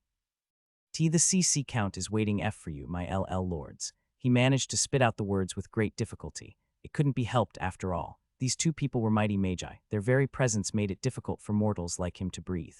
Moreover, magi were very rare in the city, and the common people were not used to being around them. The butler opened the door for them and immediately turned around and fled. He was afraid if he stayed there any longer, he'd be out of breath and pass out. The two magi walked into the study, and their eyes landed on the blond and broad-shouldered middle-aged man who was sitting behind a mahogany desk. Greetings, Count Hans. Emery and Carl put their right hands over their chest and bowed ever so slightly. He came in front of Emery and placed his hand on the latter's shoulder. My friend, I heard about what happened. I'm deeply sorry for your... Watch your words, Count Hans. Emery could barely contain his anger. My son is not dead. Seeing this, the Count sighed. Forgive me, I misspoke. Emery looked at the Count's face that showed nothing but penitence and clenched his fists tightly. He wanted to say a lot of things to this man. Why hadn't he done his job as the lord of the territory? Why did things have to get to this point? Why did his own son have to disappear? In the end, he swallowed his words and lowered his head. Forgive me, Count. You don't need to apologize, my friend. Come, let's sit. Count Hans faintly smiled and then guided the two men to the couch nearby. He grabbed a bottle of bourbon from his cabinet and poured them a glass each. As soon as the liquor was poured into his glass, Emery grabbed it and downed it in one go. The Count didn't mind it and simply gave the bottle to Emery after he'd made himself a drink. He looked at the two magi in front of him and began, I've already deployed my personal guards and ordered them to thoroughly search every nook and cranny of my city. Moreover, I've also hired mercenaries to aid them with the search. Carl took a sip of his drink and asked, I reckon you haven't been able to find anything as well. Count Hans smiled bitterly. I'm ashamed to say this, but I haven't. All I've been able to gather are traces of dark magic being used. Other than that, nothing. Dark magic, or to be more precise, magic that used negative energy, was a taboo in the Magus community. Not only was it the antithesis of positive energy, but it was the life force of undead creatures. Magi that engaged in dark magic were frowned upon by various cultures. After all, dark magic left only chaos and destruction wherever it appeared. Emery shook his head and spoke. Those useless mortals won't be able to find anything if even us magi couldn't. Suddenly his eyes lit up as he thought of something. Count, why don't you ask the Clover Academy for help? I'm sure they'd be able to do something about this. But soon he began frowning. No, even if they do come here, it'll take them at least a month, maybe more. By that time, it'll be too late for my kid. Who knows what he's going through right now? You think I haven't reached out to Clover Academy already? The Count replied, a trace of anger and helplessness evident in his words. But no one from there showed up. We can only depend on ourselves. There's only 3 magi in Hans City, and all of them are in this room right now. I'm sure with us working together, it should only be a matter of time before we find the culprit. Carl encouraged the two. Emery nodded and so did Count Hans. Very well. I've already tripled the patrolling guards starting tonight. I'm sure if something happens, we'll find out soon enough, the Count stated as he looked at the two men. He got up from his seat and instructed solemnly, prepare all the material components that you might need. Starting tomorrow, we will personally head out to investigate. Emery nodded with a determined look. Wait for me, son. I'll save you no matter what. A pair of black horses with curled horns jutting out of their heads trotted across the dirt road as they pulled a wooden carriage behind them. The rental carriage was currently on its way to the tidal manor. The sun was minutes away from setting, dyeing the sea in an orange hue. Lisa looked out at the sea through the horse carriage, and a faint smile formed on her delicate lips. So beautiful, she muttered. You might not know this, but I was considered the most handsome boy back in my village. He smiled charmingly and continued to brush his hair backward, thinking it made him appear very handsome. Most handsome boy, Edward snorted. Was your village full of orcs? Adam's lips twitched and his eyes narrowed. Fatty, you've been too outspoken on this trip. Looks like you need a beating. Enough, Lisa reprimanded. We're about to meet the Count, so you both better be on your best behavior. Especially you, Adam. She glared at the youth. We'll be representing the Clover Academy. Please don't do something unbecoming of a magus. Fine, I'll behave. Adam raised his hands in the air as a show of surrender. Soon the horse carriage stopped at the compound gates of Tidal Manor. The trio got out of the carriage, paid the driver, and walked toward the entrance guarded by armored guards. "Halt! Who goes there?" One of the guards approached the trio, his eyes gleaming with vigilance. However, when he saw the four-leaf insignia of each of the three kids' olive cloaks, he was stunned. "Are you three perhaps?" he began. Lisa stepped forward. "We're from the Clover Academy. We have come to meet the Count." Count Hans, Emery, and Carl were in the Count's study room and were instructing a few guards behind them about how to proceed with the investigation. All of them were standing around a large table that had the city map spread on it. The Count marked several points on the map and instructed his guards. These were the areas where the victims were last seen within the city. Keep strict watch around these places and thoroughly inspect all the abandoned buildings around these areas. "Yes, sir." The guards solemnly replied, "Okay, all of you disperse. Night has fallen, the chances of the culprit showing up are great. Travel in groups and shoot the flare signal as soon as you see something suspicious. The two Lord Magi and I will immediately rush to your positions." Suddenly the door to the study opened and the butler barged inside. He looked around, and when his gaze landed on the Count, he spoke with excitement. "My lord, they're here." "Who's here?" The Count frowned. He didn't like the butler barging into the study without his permission. "Help from Clover Academy has arrived." The butler spoke in elation. "What?" Count Hans was shocked, and so were Emery and Carl. Honestly, the Count didn't think that the Clover Academy would send help in the first place. Firstly, the Academy was an aloof existence in this part of the continent. And secondly, his territory was very far from Moon City. "Where are they?" The Count appeared in front of the butler and grabbed his shoulders. "They're standing at the front door, my lord." The butler struggled to speak as he was being vigorously rocked by the Count. The Count immediately rushed downstairs. Emery and Carl looked at each other and then followed behind the Count. Emery could finally see a faint ray of hope. They'd already begun their investigation 2 days ago, but till now they hadn't found anything. But if the Clover Academy aided them, then it was a completely different matter. How could countryside magi compare to the ones that had been nurtured by a prestigious magus organization such as the Clover Academy? When the three magi reached the front door, they were stunned. When they heard that help from the Clover Academy had arrived, they didn't expect the help to be in the form of 3 young children. The Count looked at the 3 kids and his lips twitched incessantly. In the middle, a refined young girl with blonde hair and emerald eyes was standing gracefully. To her right, a chubby youth wearing luxurious garments was standing with a solemn expression, and to the girl's left, a youth wearing a black, pointy hat was standing with a bored expression. Moreover, he wasn't even standing straight and was leaning on one leg and had his arms crossed. Who is this hooligan? Count Hans couldn't help but develop a bad impression after seeing Adam. Lisa followed the Count's gaze, and when she saw Adam act so casually, she was furious. She viciously elbowed Adam in the ribs, causing the latter to grimace. Adam saw Lisa glare at her and involuntarily gulped.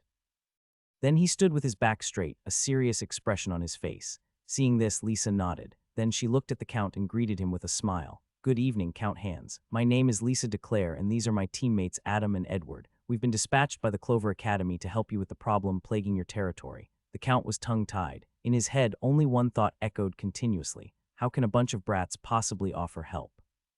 He looked at Lisa and asked, "The Academy has only sent you 3. "Yes," Lisa replied with a courteous smile. "Is it just the 3 of you?" Even Carl was dumbstruck. Clearly, he didn't expect any help from the 3 children. Sensing the doubt in their voice, Lisa had a hard time maintaining her smile. Despite that, she replied politely, "Yes, sir, it is just 3. We apologize that it took us so long." However, Emery had had enough. He walked right in front of Lisa and roared, "Is this a fucking joke to you?" Lisa was stunned at this man's sudden behavior. She involuntarily stepped back as she stared at Emery with incredulity. Emery continued to scream in anger. "So many people have disappeared, and the Clover Academy has only sent a bunch of useless children. Do you have any idea?" But right then, a cold voice drifted into Emery's ear, causing him to instantly shut his mouth.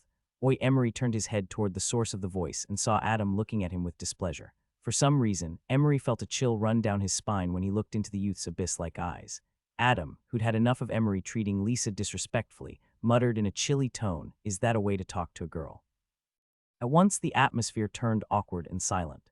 Things had taken a drastic turn so suddenly that Count Hans didn't even have time to interfere. He knew that Emery was not in a good state of mind ever since his son disappeared, but he didn't expect the man to display such behavior towards children.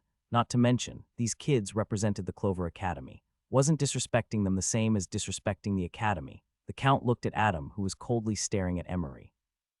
Then he looked at Lisa, who had an indifferent expression on her face. It seemed that she didn't intend to interfere. And finally, the Count's gaze landed on Edward, who was showing clear hostility. "Damn it, did things really have to turn out like this?" he screamed inwardly. When he was about to step forward to defuse the situation, he saw Emery walk toward Adam. Emery towered over the youth and glared at him angrily. Brat, what the hell did you just say to me? Ha.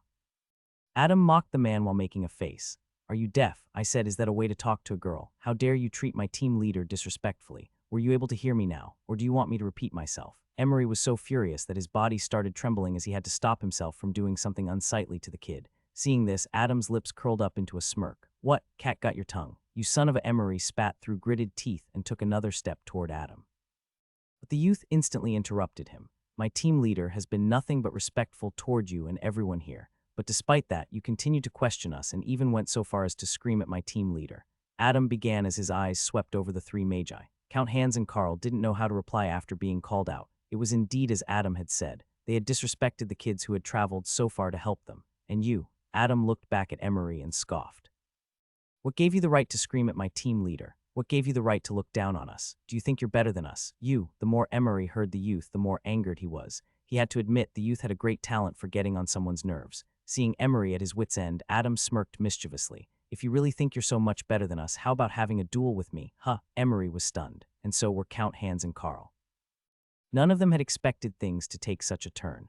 Now the Count had no other option but to step in, but once again he didn't have the chance to. Ha ha ha ha. Emery burst into laughter, however. His laughter was filled with ridicule and anger. He wanted to teach this brat a lesson but didn't want to come across as bullying the young. This was just perfect for him. Kids these days really don't know how to respect their elders. But remember, brat, it was you who initiated the duel.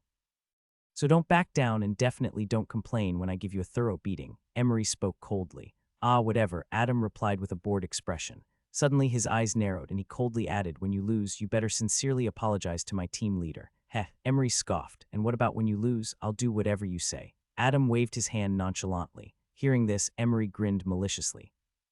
Good, I'll take out all my pent-up frustration on you and show you your place, you little shit. The duo then walked toward the open clearing in the garden right in front of the manor. Seeing them about to begin the duel, Count Hans panicked. He looked at Lisa and hurriedly said, things need not escalate so far, Miss Claire. However, Lisa shook her head. I don't mind being disrespected by that man. But things have already reached this point, and if Adam doesn't see this through, I'm afraid we'll never be taken seriously by you. Listening to her, both Count Hans and Carl were taken aback. It was indeed as she had said. Suddenly, they saw Lisa look at them and brightly smile. Don't worry, I won't let Adam hurt Magus Emery. Adam and Emery walked toward the center of the garden and then finally took their positions. There was a distance of about 10 yards between them. I'll let you cast the first spell, Emery stated. His anger from earlier had mostly subsided by now. He knew the importance of having a clear mind while fighting an opponent. Adam raised his chin and spoke with sheer arrogance. Let me cast the first spell. Ha, you think too highly of yourself. I don't even need a spell to beat the likes of you. Bastard. Emery gnashed his teeth in boundless rage. This brat really had a knack for getting on people's nerves. Moreover, seeing the cocky smile on Adam made him even more furious. He took a few deep breaths and calmed himself down. Very well. Emery's eyes turned solemn as he slipped his left hand inside his satchel to take out the material components for his spell. At the same time, he started weaving complex hand gestures with his right hand. He was about to cast the basic rank 1 spell, Magic Missile. This was an attack-type spell that required all 3 magic components. Emery quickly retrieved 5 small stones, the size of his finger, from the satchel, and then he flicked them into the air above him. At the same time, he hadn't stopped completing the physical component with his other hand. In his mind, 5 magic missiles were more than enough to deal with the impudent brat. However, just as he was about to finish weaving his hand signs, much to his disbelief, he saw Adam, who was standing in the distance, suddenly disappear from his spot. Emery blinked his eyes in shock. When he opened his eyes again, Adam had already appeared in front of him and viciously grabbed his right palm, which was on the verge of completing the physical component of the spell. The man didn't even have enough time to speak, much less counterattack, when all of a sudden Adam swiftly extended his other arm and placed the tips of his fingers against his chest. Following that, a large amount of mana gathered on Adam's palm as he prepared for his attack. His lips parted and he coldly muttered, Hand of Doom. Count Hans and Magus Carl were completely and utterly dumbstruck. They couldn't believe what had just transpired. One moment, Adam was standing at a distance of more than 10 yards away from Emery, but the next moment, the youth had already appeared in front of him. Both of them had their mouths agape as they struggled to comprehend just how Adam had managed to attain that level of speed as a mere rank 1 Magus. Perhaps it was fine for Carl to not understand it. But how could Count Hans, who was an organ stage Magus and 2 whole stages above Adam, not be able to see through the youth's movements? To say that he was shocked would be an understatement. The only people who weren't as shocked as them were Lisa and Edward. After all, they had already seen Adam practice such moves throughout their journey here. Lisa had a calm expression on her face, but the hint of pride in her eyes couldn't be hidden. Edward, on the other hand, puffed out his chest and proudly said, "Heh, that's my boy." Emery was frozen stiff at how things had played out. This was not what he had expected. He had thought that he'd teach the boy a lesson, and at the same time release all his pent-up frustration that he'd accumulated these past couple of days. But the boy, whom he thought was nothing but an ignorant lamb, actually turned out to be a vicious tiger. And that was not all. When he saw the mana gathering on Adam's palm, a great foreboding feeling welled up in his heart. And when he saw the mana slowly begin to rotate around the youth's palm, the sense of foreboding intensified further. "I'll die." Emery had never felt such fear in his life. He knew for a fact that if Adam finished his move, there would be nothing left of his body, and when he looked into Adam's eyes, he felt as if he was an insignificant ant. Nothing he could say or do would be able to save him at this point. Adam's expression was dignified and overbearing, like a tyrant. Just when Emery thought that everything was over, a clear and gentle voice snapped him out of his fear-induced stupor. "That's enough, Adam." Emery's entire body was drenched in cold sweat. His knees buckled and he fell to the ground. He looked at his hands that were still trembling and thought to himself, That attack would have surely killed me." When he saw the mana begin to rotate on Adam's palm, intense warning bells began to ring inside his head. He had never felt such a level of terror in his life. He turned around and gazed at Adam's departing back and couldn't help but gulp. He's no ordinary kid. Count Hans and Carl incredulously watched Adam walk toward them and then stand behind Lisa. He stood there casually while digging his ear with his pinky finger, but the two didn't dare to find fault with him anymore. Sure, the kid was eccentric, but he was strong. Count Hans looked at Lisa, placed his hand over his chest, and bowed. "Miss Claire, I sincerely apologize for our rude behavior earlier. I hope you can find it in your heart to forgive us." Carl followed suit. "I apologize as well." "I hope we can start over." Lisa smiled. "No need to apologize, Count Hans, Magus Carl. We're here to help you in the first place. I hope our cooperation can bear fruitful results." Count Hans was very gratified with Lisa's response. "Please let us head inside the manor." The Count led the kids inside, whereas Carl walked toward Emery. When he looked at his friend's face, which was still full of shock and apprehension, he couldn't help but click his tongue. "I told you so, didn't I? That foul temper of yours was someday gonna bite you in the ass." He then helped Emery to his feet and walked back toward the manor as well. In the Count's study on the second floor of Tidal Manor, Count Hans, Carl, Adam, Lisa, Edward, and a few of the Count's trusted and capable subordinates were going over the plan of how to fish out the criminal. It had been a couple of hours already since they had begun planning. Count Hans and Carl were very impressed by the students of Clover Academy, especially Lisa. The youth brought a lot of creative ideas to the table. The two men couldn't help but admire the girls' insight.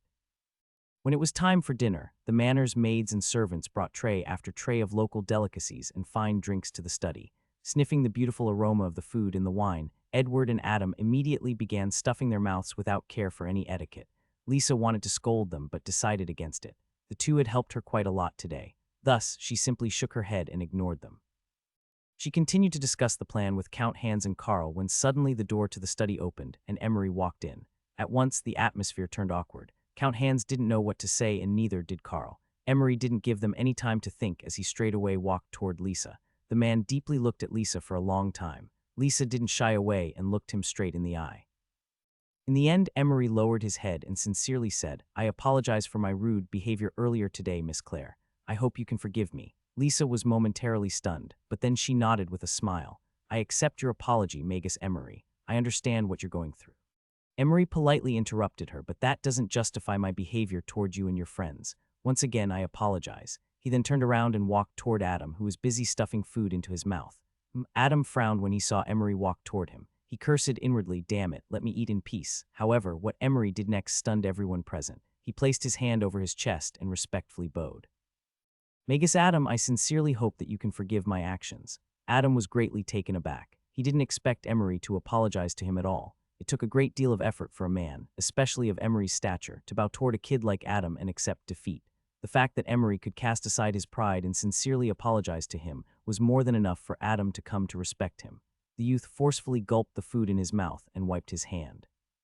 He coughed a few times to clear his throat and beamed. "You're all right." He then extended his hand and said with a bright smile, "Friends?" Emery was speechless. But then he realized something as he looked into the youth's innocent eyes, and it made him involuntarily smile. He's a kid after all. He firmly shook Adam's hand and laughed, "Ha ha ha, friends." The days that followed were very hectic. Count Hans, Emery, and Karl continued to patrol the city along with the city guards. However, this time the 3 first-year students of the Clover Academy also aided them. Since it was more or less confirmed that the culprit they were looking for was an undead creature, their investigations were only limited to nighttime. However, as to what undead creature they were looking for, they did not know yet. But even after turning the entire city upside down, the culprit had still not been found. This was very demotivating for the Magi, however. They couldn't just quit now, especially Emery. He was still desperately holding on to the thread of hope that his son was still alive. On this day, the 3 kids were walking down the coast as they made their way to the Hans Lighthouse. It was one of the famous landmarks in the city of Sails. Situated at the end of a long arm of narrow, rocky land that separated Hans Harbor from the misty sea, the Hans Lighthouse served as a beacon of hope for sailors and a monument of identity for the residents of the city. As the 3 carefully navigated the rocky patch of land, Adam suddenly stopped and raised his head to look at the towering lighthouse. Whoa, that sure is a tall one. Should be close to 100 meters, huh? Lisa, who was behind him, looked at the lighthouse and replied while nudging her round glasses, 85 meters to be precise. Edward approached them from behind, gasping for air. Damn it, why did we have to come to this place again? We should have just stayed by the harbor and begun patrolling when night had fallen. Tusk, you fatty. Adam clicked his tongue and shook his head in disappointment. We've come so far away from the academy, we should at least do a little bit of sightseeing, no? The 2 roommates continued to argue with one another as they soon reached the lighthouse. Upon arriving, Lisa gave the lighthouse guard a document signed by the Count. This document allowed them to enter the tower. It took about a few minutes for the trio to climb the lighthouse, and finally, they arrived at the gallery deck. A gust of wind blew across their faces as they stood on the deck and breathed in the refreshing and salty smell of the sea. Gallery deck gave them a 360-degree view that was simply breathtaking. On one side was the boundless sea, and on the other side was the city of Sails. Seeing such a magnificent view, the 3 kids quieted down and just silently took in everything. Adam nimbly jumped over the railing and sat on it, his legs lazily dangling in the air. Then he took out a cloth-wrapped box from his satchel. Inside, there were 3 hot apple pies that he'd bought from a local vendor on the way here. Here, he gave one to Edward and Lisa, and then enjoyed the fantastic view of the city while munching on his pie.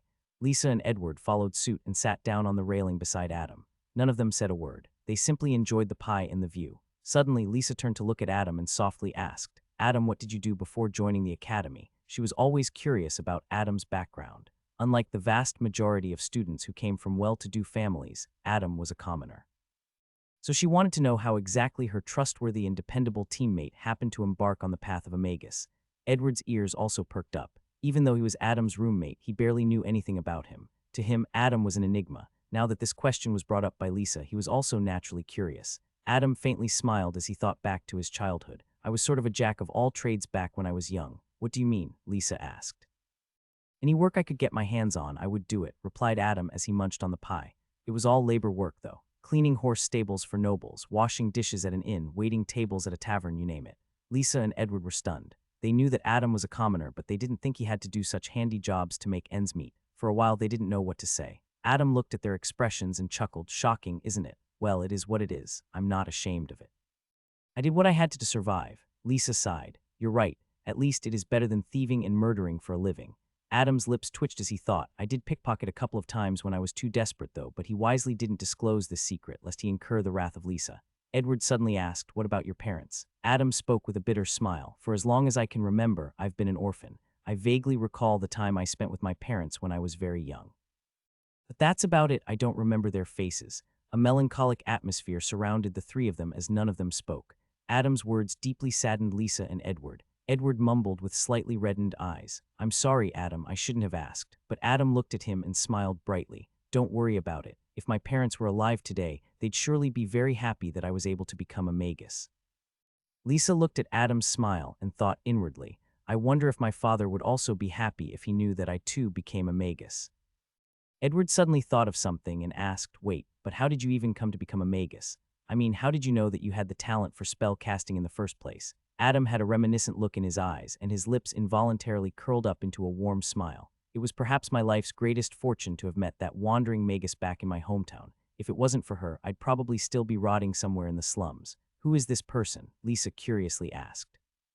Adam replied, her name is Anna. After briefly discussing the days he spent with Anna, Adam asked Edward to share about his past. The youth felt that this was a great time and location to open up to one another and strengthen their friendship. Unlike Adam, Edward's life was smooth sailing for the most part.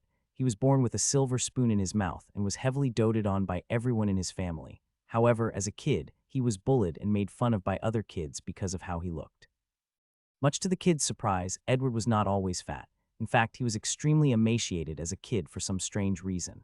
Therefore, Adam and Lisa were the first true friends that he had made. Edward didn't share anything about his mom's deteriorating health, though. He thought it would only dampen everyone's mood. Moreover, he didn't want to talk about it in the first place. When it was Lisa's turn, however, she lowered her head and slightly shook her head. "I don't wish to talk about it." Seeing this, Adam sighed. He always felt that Lisa was shouldering a heavy burden. Seeing that she wasn't comfortable speaking about it, he didn't mind. Instead, he patted her on the shoulder and comforted her. "It's all right. No matter what, me and Eddie are always there for you." "That's right." Edward clenched his fists and nodded his head vigorously. Listening to her friends, Lisa bit her lower lips as tears threatened to fall from her eyes. She got down from the railing and turned around, refusing to let her friends see her cry. She proceeded to walk downward as she muttered, "Let's not waste time anymore. The sun is about to set. Let's begin our patrol." The trio headed toward the bustling city. The bond of friendship that bound them together had become deeper than ever. Inside a large cavern at an unknown location, magically hidden from the prying eyes of the Magi, a figure shrouded in darkness sat on a throne made of bones. He sat idly on the throne, his hands supporting his chin. The figure seemed to be deep in thought. Soon his eyes opened, revealing intense killing intent. The man's lips parted and he muttered to himself, "Things are getting difficult." Everything was going according to plan until those three Magi showed up a few weeks ago. Thinking of those three Magi, the man couldn't help but gnash his teeth in rage. How dare they obstruct me? He needed lots of fresh humans not only to sustain himself, but also to complete a ritual. The ritual took precedence above all, but now that those Magi had shown up, his plans had been delayed. "I should rip out their throats and eat them alive," the man growled, but he got to his feet and turned around. Behind the throne made of bones lay an obsidian coffin placed vertically against the cavern walls. A conflicted expression marred his face, but soon it was replaced by reverence. "Everything else can wait." He turned back around and walked toward the other end of the cavern. His footsteps constantly echoed in this gloomy place, and his figure was slowly illuminated by the only source of light in this dark place: luminescent crystals that were embedded on the walls and ceiling.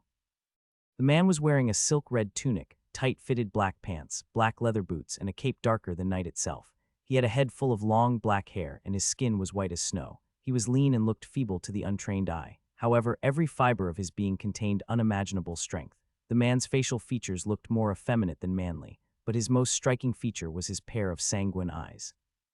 As he made his way to the other end of the cavern, his gaze fell on dozens of silhouettes, close to 100, to be precise. These were the residents of the city that he had abducted over the past few months. These numbers greatly surpassed the estimate of Count Hands and everyone else. The residents were currently being held captive inside a large cage, as if they were cattle. All of them had listless eyes like they'd been drugged. But the strange thing was, although they appeared weak, they were in fact brimming with vitality. Clearly, the sanguine-eyed man had done something to them. The man soon arrived in front of the cage. When he looked at the captives, he spoke disdainfully. "The fate of you vermins was to serve a much glorious purpose, but now things have changed." His lips curled up into a cold smile. "Now some of you will have the honor of serving me for eternity." He unlocked the cage and stepped foot inside. Then he grabbed the nearest persona woman and brought her close. Following that, the man opened his mouth, revealing a set of perfect white teeth. But soon his teeth turned sharp and jagged like that of a ferocious beast. His canines turned much sharper than the others. Then he viciously bit into the woman's neck. "Ah!" The woman's pupils dilated as pain filled her being. She screamed in agony, her eyes rolling backward. The man, after injecting the poison through his canines, threw the woman outside the cage. Then he grabbed the next person and did the same thing. He repeated this 15 times. He licked the blood from his lips and muttered, "This should be enough." The man stepped out of the cage and patiently waited in front of the 15 corpses. Within a few moments, a series of groans could be heard as the 15 corpses began to show signs of movement. Seeing this, the man smiled. Soon, the 15 corpses got to their feet. Their skin had turned pale and their eyes had turned red, just like the man. They looked around in confusion, but when their gaze landed on the man, their bodies stiffened. Immediately, they knelt on their knees and spoke in unison, "Master." The man chuckled coldly at their greeting. His lips parted as he gave his spawns their first order: "Go to the surface covertly and bring me fresh sacrifices. As many as you can, but remember my slaves." His eyes narrowed as he revealed intense bloodlust, causing the spawns to tremble in fear. "If you feel like your actions might reveal the whereabouts of this cavern, immediately kill yourself." "Yes, master." There was not a shred of hesitation in their voices. "Good," the man nodded. "Now leave." The spawns vanished from their spots and slowly made their way to the surface. Their bloodthirsty eyes gleamed with determination and fearlessness, ready to lay down their lives for their new master. It had been close to a month since the trio had arrived at Han's City. With the city's curfew starting at sunset and the increased nighttime patrol, the disappearances had lowered significantly. However, this didn't mean progress. After all, the Magi were still unable to locate where the captives were being held. Adam's life in the city had become monotonous. The entire night, he'd be out with Edward and Lisa, patrolling the streets. Then, he would return to the rented manor in the wee hours of the morning. After sleeping for 6 hours only, he would begin practicing mindfulness, and then bury himself in studying herbalism and experimenting with potions. During such times, oh how much he wished that practicing mindfulness could substitute for his sleep. But unfortunately, it didn't. In the past few weeks, after repeated failures and subsequent learning from said failures, Adam had already mastered brewing the potion of aqua breathing. Furthermore, he had also begun experimenting on other potion recipes that he'd acquired from the expert's memories. Of course, the potions he could experiment on were restricted to his rank. He wouldn't even try experimenting on those high-level potions that he had memories of. Currently, Adam was inside his temporary lab and was thoughtfully looking at a pile of dust on the table. He rubbed his chin and mumbled, "What exactly is missing?" The dust in front of him was an accidental byproduct of one of his experiments. When he learned that it could be further improved upon, he established a clear-cut goal of how he could use this dust in his battles. Although the dust that he envisioned wouldn't have any attack power, it would greatly aid him nevertheless, especially right now when he knew that the criminal that he was searching for had a great chance of being an undead. After thinking for a long time, he still couldn't understand how to proceed. In the end, he grabbed a blank piece of paper and a quill and then began writing a correspondence. A few minutes later, he rolled the parchment paper and slid it inside a small cylindrical compartment. Then he took out a bronze whistle from within his robes and looked at it with anticipation. "Let's see how this thing works," he muttered and then blew the whistle. Much to his surprise, the whistle didn't produce any sound. No matter how hard he blew into it, no sound came out. What the? Adam frowned as he examined the whistle. Does this not work, or am I doing something wrong? He was about to blow on it again when all of a sudden the space in front of him distorted and the colors around it began to saturate. Then the space was torn open. Adam's eyes lit up. Black ack. Before he could finish what he was about to say, something bolted out of the tear in the void and slammed right into his face. The youth fell off his stool and landed on the ground. Blackie. Woof. Blackie, who was sitting on Adam's face, continued to lick him without stopping. It took Adam a lot of effort to get the little fellow off of his face. He sat up and placed Blackie on his lap. Then he rubbed the spirit creature's head fondly. "How have you been? Did you miss me?" Blackie nodded his little head, his tongue sticking out and his tail wagging intensely. "Ha ha ha." Adam gave him a hug and warmly said, "Well, I missed you too, buddy." Adam played with Blackie for a while and then waved the compartment that contained the letter in front of his face. "Can you deliver this to the old man?" Blackie snorted and looked away. At the same time, he relayed something to Adam mentally. Hearing Blackie's mental transmission, Adam's eyebrows twitched. He repeated, "Can you please deliver this to the old man, Lord Blackie?" Woof. Blackie immediately swallowed the small compartment. "Oh, I almost forgot." Adam got to his feet and then put a bit of his experimental dust inside a leather pouch. Then he handed it to Blackie. "Here, give this too." Once again, Blackie swallowed the pouch. Following that, he looked at Adam with narrowed eyes, seemingly waiting for something else. "Woof, I know." Adam chuckled. "I haven't forgot." He took out a small purple crystal from his satchel and gave it to Blackie. "Here you go." Blackie was ecstatic seeing this crystal. His eyes shone brightly and he began drooling. He bit on the crystal and slowly ate it, savoring the flavor. Seeing Blackie's intoxicated look, Adam couldn't help but chuckle. This small purple crystal was an ore that could be found only in the spirit world. Berger had given some to Adam for one reason and one reason only. It seemed that this little fellow, Blackie, would refuse to deliver mail for Adam if the latter didn't give him some type of incentive. Recalling the time when Berger had instructed him to use the crystals as if they were some sort of transportation fee, Adam found it very amusing. After Blackie had finished eating the crystal, he waved his paw and tore the space open once again. Then he bade Adam farewell and stepped inside the spirit world. The space mended itself back and everything returned to normal. Adam stood in the same spot and marveled. To be able to open a direct portal to the spirit world so effortlessly, Blackie, man, what a guy. Adam tidied up the lab and got rid of all the waste. Then he went to his bedroom and got changed into his black Magus outfit that he had purchased in Moon City. After he had put on his pointy hat, he went downstairs and saw that Edward and Lisa were already waiting. The sun had already set and the city-wide curfew had begun. The trio left the manor and were greeted by 6 city guards sent by the Count. Adam, Edward, and Lisa each went their own ways with 2 city guards accompanying them.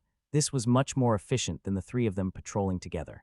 As Adam greeted the 2 city guards who were stationed with him, suddenly he had this strange premonition that tonight wasn't going to be a quiet one.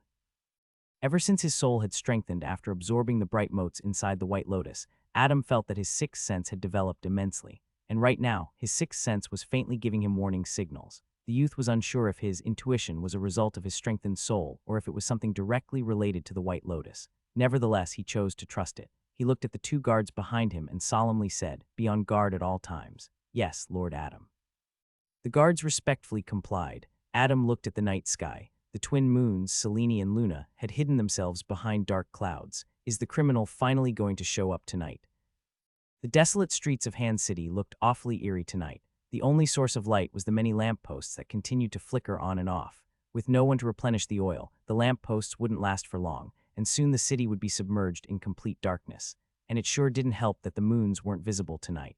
The city guards that were accompanying Adam could feel the chill pervading the air tonight. But it wasn't the chill that made them feel cold, but something that ignited a spark of fear in their hearts, the fear of the unknown. One of them looked at Adam, who was walking in front, and asked in a hushed tone, "Lord Adam, I have this strange, ominous feeling. I don't know what it is." The other guard chimed in with a nervous expression. "I feel it too. The city feels different tonight." Moreover, the fact that Adam had instructed them to be especially vigilant tonight further reinforced this bad feeling in their hearts. They couldn't help but edge closer to the youth walking in front of them, his presence giving them a sense of security. Listening to them, Adam sighed and thought inwardly, even normal people like these two can feel the sinister vibe. As expected of those undead bastards, I guess. Don't worry, here, take this. He grabbed 4 crystal vials from his satchel and handed them to the guards. The guards, who were slightly older than Adam by a few years, respectfully accepted the vials, 2 for each of them. Seeing the bright red liquid inside the transparent vials, one of the guards asked curiously, "My lord, what is this?" "Life insurance," Adam spoke without looking back. "If you see something, let's say, dangerous, throw those vials at it immediately. And make sure to keep your distance, okay?" Their respect and admiration for the youth increased by several folds as they looked at his broad back with shining eyes. Adam, on the other hand, bit his lips and tried his best to prevent himself from cursing and crying. Those red potions that he'd just given away were potions of explosion that he'd brewed just recently. Their market price was 15 gold pieces. "Damn you, Count Hands, if it wasn't for the gravity of the situation, I would have never parted with those vials," he complained inwardly. Suddenly, his lips curled up into a smirk and a cunning glint flashed past his eyes. "Never mind, I'll just have you compensate me for it. You better pay me double, no, triple the amount." Kekek. Just as Adam was thinking about how to make money off of the Count, the dark sky was suddenly illuminated by a bright red color. He raised his head and looked in the direction of the light. His face turned solemn when he saw a red orb of light flying toward the sky, leaving a bright trail in its wake. The ball of light reached an altitude of about 50 meters and exploded into a brilliant display of fireworks. "That's the emergency signal," one of the guards behind Adam blurted out. Adam turned around and solemnly instructed, "I'm going ahead. You both follow after, but no need to rush. Be alert at all times." Without waiting for their reply, Adam jumped on the tiled roof of the nearest building and vaulted over the next building as he made his way toward the location where the emergency signal was shot from. The guards were shocked at the sudden development, but they calmed their nerves and unsheathed their swords. They also readied the potion that Adam had just given them and then ran in the direction of the emergency signal. "Let's go, follow Lord Adam." At a large stone plaza in front of the Rhodes shipyard, something shocking was taking place.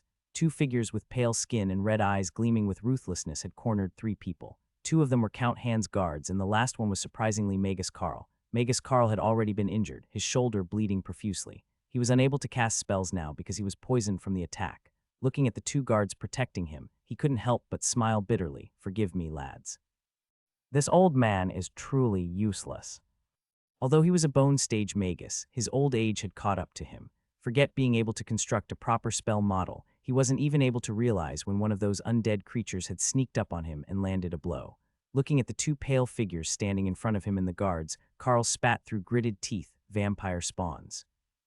One of the spawns, a brown-haired man, looked at the other and said while pointing at the 2 unconscious humans tied up in the distance, "You grab them and head back to Master. I'll deal with these 3 and come after." The other spawn, a black-haired woman, nodded. "Be quick. That old magus shot some sort of signal in the air. Their reinforcements must be on the way." "Reinforcements? Heh." The man licked his lips, an expression of mockery marring his pale face. "I'll be done with these 3 before they even arrive."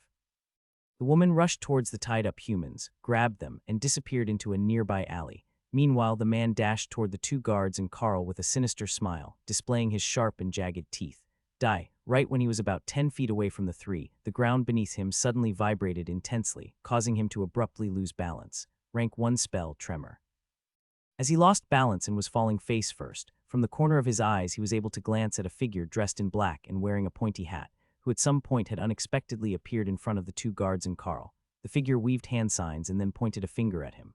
Following that, a resplendent magic circle materialized at the tip of his finger, and then a bright ball of energy shot in his direction. Rank 1 spell, Magic Missile, intense brightness. That was the last thing that the vampire spawn saw before, forever being embraced by darkness. Magus Carl and the two guards had already accepted their deaths. A vampire spawn was an undead creature with strength comparable to a peak mortal. Moreover, their undead bodies and regenerative abilities made them difficult opponents to deal with. The two guards stood no chance against a vampire spawn, and neither did Magus Carl, who at this point was incapacitated. His old and feeble body could not even handle a single punch from the vampire spawn. Furthermore, they knew that no matter how fast reinforcements arrived, they wouldn't be faster than their enemy who was right in front of them. Just when all hope seemed lost, Magus Carl and the two guards saw a figure abruptly appear in front of them like a ghost. Magus Carl was taken aback as he couldn't even sense just when this person had appeared, but what happened next shocked him even more. The black-robed figure raised his foot and stomped on the ground. Before his foot landed, however, a magic circle had already formed right underneath his foot. Following that, the ground within a 10-foot radius of the figure intensely trembled as if it were an earthquake. At the same time that the figure had stomped on the ground, another magic circle had already materialized at the tip of his finger, which was now aimed at the vampire spawn. Magus Carl's eyes widened. Dual casting. A magic missile shot out from the fingertip of the figure and flew toward the vampire spawn, and before the latter knew it, the spell had already burst his head open like a watermelon. Within a matter of seconds, the vampire spawn had died without even being able to fight back. Adam looked at the headless body of the vampire spawn that was still twitching from time to time. His hand that had just shot out the magic missile was trembling ever so slightly. He grabbed his hand and tried to stop the trembling. Tumultuous waves were rising in the youth's heart. This was the first time he had killed someone after all, although one could argue that the vampire spawn was an undead creature and had hence already died to begin with. Adam still couldn't deny the fact that he had just taken a life. However, now was not the time to think about such things. He still had to rescue the people who had been abducted by the other vampire spawn. He turned around and looked at Magus Carl, who was looking at him with his mouth agape. When Adam saw the old man's injured shoulder, a trace of contempt flashed past his abyss-like eyes. How can a mighty magus such as you can't even deal with a weak undead creature? Pathetic. But as soon as this thought crossed the youth's mind, he was taken aback. Since when did I become so snobbish, he thought. Adam rubbed his forehead and mumbled, that idiot Lisa's character is rubbing off on me. He took out a potion of healing from his satchel and threw it at Magus Carl. Then, without saying another word, he dashed in the direction of the alley where the female vampire spawn had gone. Magus Carl subconsciously caught the vial flying at him. He looked in the direction Adam had departed to and muttered in a daze, "What a monster." The black-haired vampire spawn ran at quick speeds as she carried the two unconscious humans in her arms. When she heard the sound of fighting behind her, she didn't panic but instead increased her speed. What surprised her was that the fight seemed to have ended a lot quicker than she'd expected. Their reinforcements arrived much earlier than I thought. I need to hurry, she thought to herself and quickened her pace even more. Suddenly, a gust of wind blew seemingly out of nowhere and brushed against her back. The female vampire spawn's eyes widened in shock, and she instinctively turned her head to look behind. But before she could, she suddenly felt something pressing down on her shoulder. The next moment, everything in her vision began to spin, and then all of a sudden everything abruptly stopped. She found herself staring at the cobblestone street as if she was lying down on the ground. When did I? But the words got stuck in her throat when her gaze fell on a familiar figure holding two humans in her arms. Except the figure was headless, and an unknown person was squatting on the figure's shoulders. The person then jumped down from the figure's shoulders and slowly walked in her direction. I see realization suddenly dawned on the vampire spawn, but it was too late. The person was wearing black robes and a pointy hat of the same color. Before the vampire spawn could mutter another word, the man in the pointy hat raised his foot and viciously stomped on her head. Splat! Adam raised his foot and looked at the mangled mixture of brains, blood, and bones with a complicated expression. Then he looked at his bloodied hands, deep in thought. In the end, he clenched his fists and steeled himself. The path of a magus is filled with bloodshed. I must not waver. He turned around and picked up the two humans, a middle-aged man and a young girl, who were still unconscious, and walked back toward the plaza where Magus Carl and the others were. Magus Carl, who had just drank the potion of healing, was marveling at how potent the potion was. In front of his eyes, the poison that had begun to spread to all parts of his body was now being countered by the potion. Just as his body was being healed, he heard footsteps coming in the direction of the alley Adam had just gone in. The old man panicked as he still wasn't in a state of being able to fight. Thus, he hurriedly instructed the guards, "Someone's coming, hurry."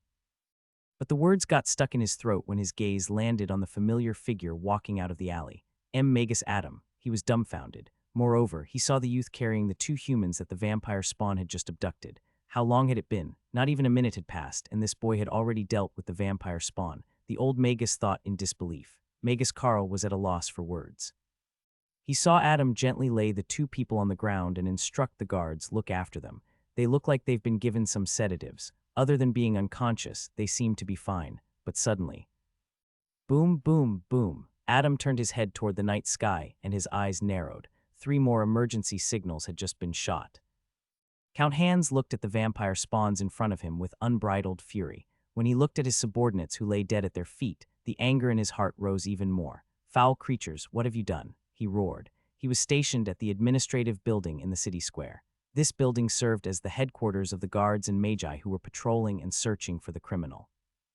While he was going over the reports of the city guards, 3 emergency signals were fired back to back. Naturally, he left everything behind and rushed toward the nearest position from where the flare had been shot. But when he reached the place, he witnessed the massacre of half a dozen of his city guards at the hands of these undead creatures. 3 vampire spawns were currently standing opposite the angered count. Each had 1 or 2 unconscious humans in their arms.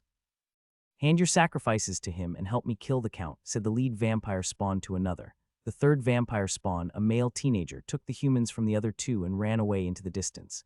"You dare?" The count was furious as he brandished his broadsword and chased after the spawn. "Quick, engage him in combat. Don't let him cast spells," the vampire spawn told the other as they dashed in the direction of the count.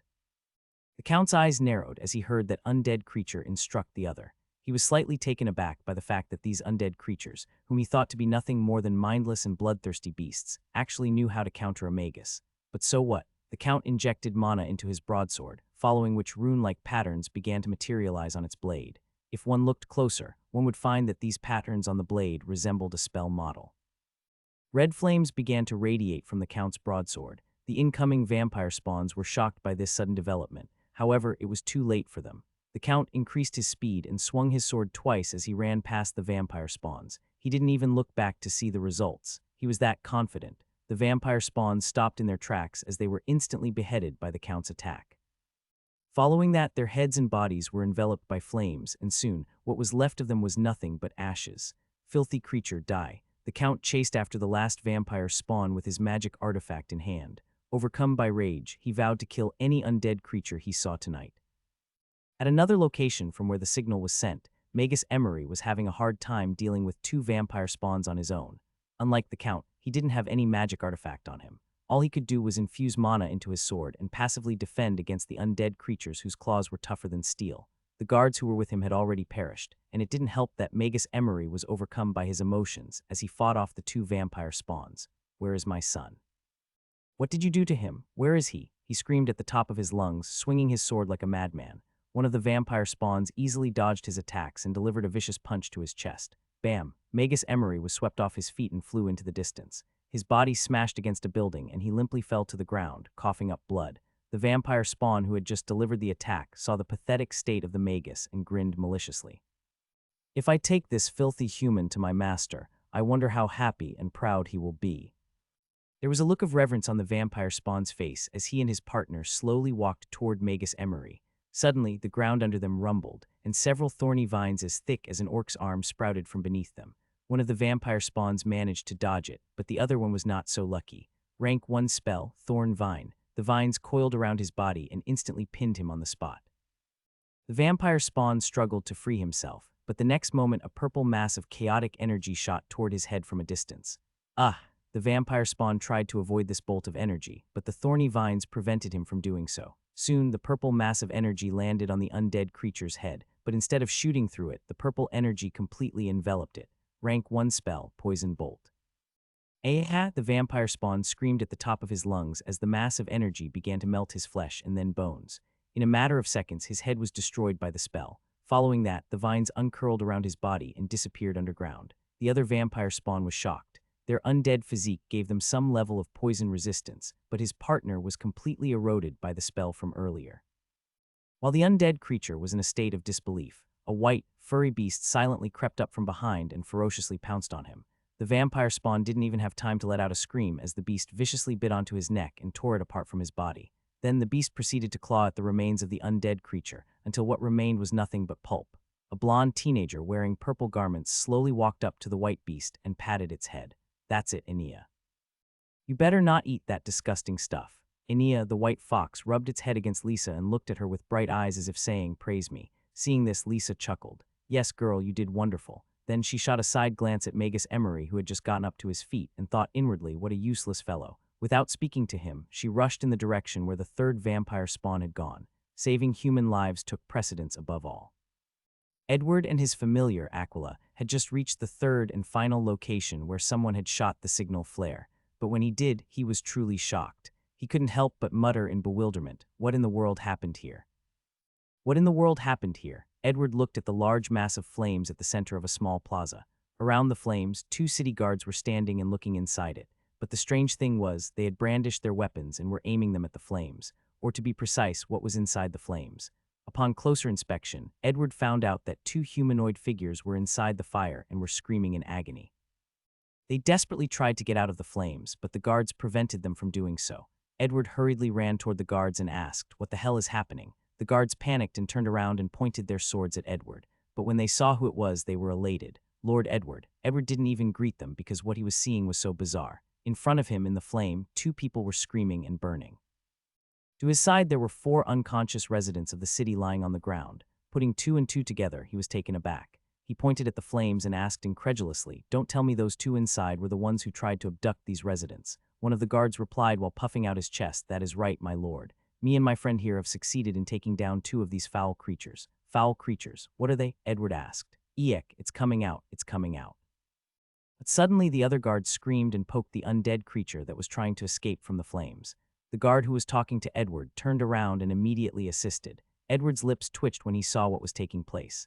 After the 2 vampire spawns inside the flames had finally burnt to a crisp, he asked the guards who shot the emergency signal, "Was it one of you?" One of the guards came forth and respectfully replied, "That would be me, my lord.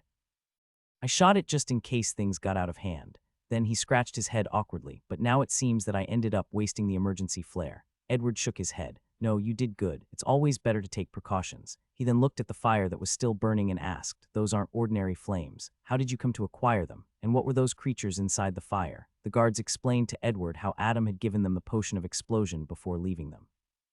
When the guards came across the vampire spawns abducting humans, they chucked all the potions at them. Of course, they first separated the undead creatures from the innocent residents of the city. I see Edward nodded in understanding. He then looked at the 2 guards and gave them a thumbs up. "You both did a great job killing those undead creatures. You should be proud of yourselves." The 2 guards were extremely flattered, receiving the praise of a magus.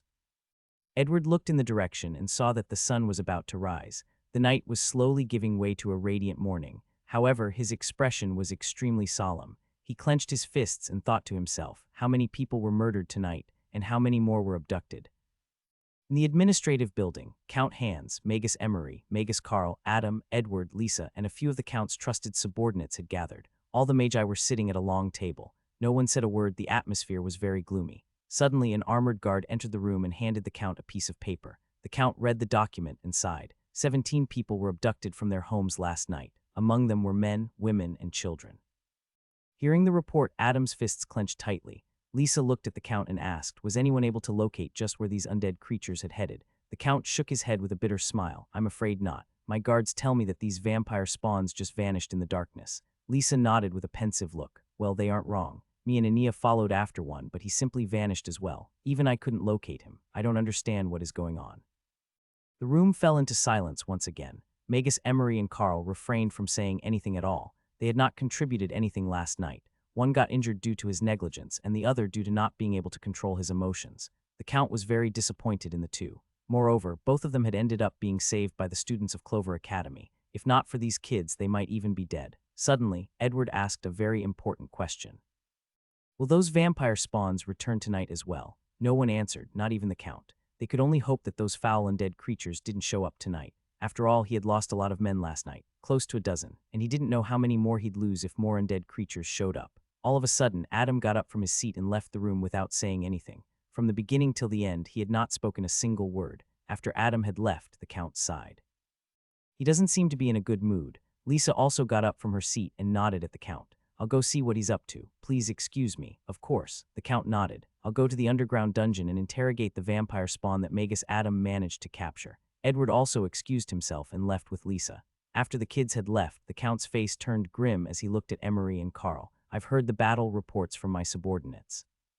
Just what the hell were you both doing? Instead of helping, you've become a burden instead. He got up from his seat and stormed out of the room. His words lingered behind. If you have even the tiniest bit of shame left in you, then make yourselves useful in the coming days. The two magi didn't have the face to reply to the Count. They'd never seen him this furious before, but when they thought about it, it was justified. After all, the two were indeed a burden last night. Lisa and Edward looked for Adam for a very long time, but still couldn't locate him. It was difficult to find someone in a city as big as the one they were in. In the end, it was Aquila who had managed to find Adam after flying over the city and searching for him for over half an hour. The two kids followed the griffin and finally found the youth who was sitting all by himself at the top of Hand's lighthouse. Adam sat on the railing of the lighthouse's gallery deck. One leg was dangling in the air, while the other leg was folded as he rested his chin on his knee and looked at the city that had just woken up. Seeing the people getting ready to begin their day, completely oblivious to what had happened the night prior, Adam sighed. Only the people who had lost someone would be aware of the tragedy that had struck the city last night. Edward, Lisa, and their familiars climbed the top of the lighthouse and saw Adam sitting there, gazing at the city of sails in silence. Both of them took their seats beside the youth, and for a while no one said a word. Edward suddenly patted Adam's shoulder and asked, "You okay?" Adam simply nodded. Seeing this, Lisa sighed. "This isn't like you at all, Adam. Tell us what happened." Adam was silent for a long time and then replied, he couldn't find the words to say. In the end, he clenched his fists and finally muttered what was in his heart today. "I killed someone with my own hands, and I don't feel so good about it." Edward and Lisa were taken aback. The latter thought to herself, "So this is what's been bothering you." She patted Adam's other shoulder and comforted him. "It was either you or them. Besides, what we were fighting were undead creatures, the nemesis of life. You shouldn't feel bad about killing them." Adam nodded at Lisa's words. It made sense, but still, it was a surreal experience for him. He knew that on his journey as a magus, he would have to stain his hands with the blood of countless people, and that this was just the beginning. He had to steel himself. "I need to change my mindset," he thought to himself. "But there's something else," Adam added. "Oh," Lisa raised her eyebrows. "What is it?" "Earlier when I saw Magus Carl being severely injured by the vampire spawn, I was overcome by disdain for the man," he began. "I never thought I'd feel contempt over someone who's weak." He spoke with a hint of confusion in his eyes, seemingly not being able to believe that such words would even come out of his mouth. Hearing this, Lisa smirked, and even Edward started to laugh. "What is it?" Adam looked at his two friends, not knowing what was so funny. "That's just you being arrogant. It appears that you didn't even know how arrogant you were until now." Lisa chuckled. "Me arrogant?" Adam was slightly taken aback. He never considered himself to be a haughty person. In fact, he always thought he was humble and down to earth. "What else do you think it is then?" Edward rolled his eyes. Adam remained silent, trying to come to terms with what he'd just learned about himself. Lisa deeply looked at him and said gently, "It is the right of the strong to be arrogant and aloof." She then looked into the distant sea with a reminiscent look in her eyes, remembering the words that her late father had once said to her. "But that doesn't mean you can't be considerate of others." Adam turned to look at her and could feel the sadness in her tone, but he didn't ask her about it. Instead, he smiled with gratitude. "I see." In the large cavern, the atmosphere was as gloomy and chilly as ever. The aura of death pervaded every inch of this grotto. Near the large metal cage that imprisoned the close to 100 residents of Hand's City, the vampire Magus was standing with his arms crossed and looking at the 7 spawns kneeling in front of him with a cold expression. "So 8 of you died." His voice seemed to originate from the icy depths of hell, sending chills down the spines of those in front of him. When the spawns heard him, they trembled in fear. All of them bowed their heads and smashed them against the cold floor as they asked for mercy. "Forgive us, master. Please forgive us. Show us mercy. We beg you." "Silence," the Magus snapped. He waved his pale and slender palm and instantly beheaded a vampire spawn. Then he walked toward him and stomped his head to pulp. He looked at the other spawns and muttered coldly, "Who gave you the permission to speak?" The remaining vampire spawns couldn't stop their body from trembling as they saw one of their comrades be instantly killed by their own master. They remained quiet, afraid of angering him further. The vampire Magus looked at the additional human sacrifices in the large cage and nodded. 17 humans for the price of 8 of you. Well, it's not too bad." He turned to look at the spawns in front of him and coldly smiled. "It doesn't matter how many of you trash die. I can make as many of you as I want. As long as the number of humans you abduct exceeds the number of you that die, everything will be on track." Sensing the cold indifference from their master's voice, the spawns shuddered. Yet they could do nothing about it. Ever since they'd been turned by their master, their life belonged to him. If their master told them to kill themselves, they'd do it without hesitation. Such was the control that a vampire magus held over their spawns. Without saying another word to the spawns, the magus walked to the other end of the cavern, toward the obsidian coffin that stood behind the throne of bones.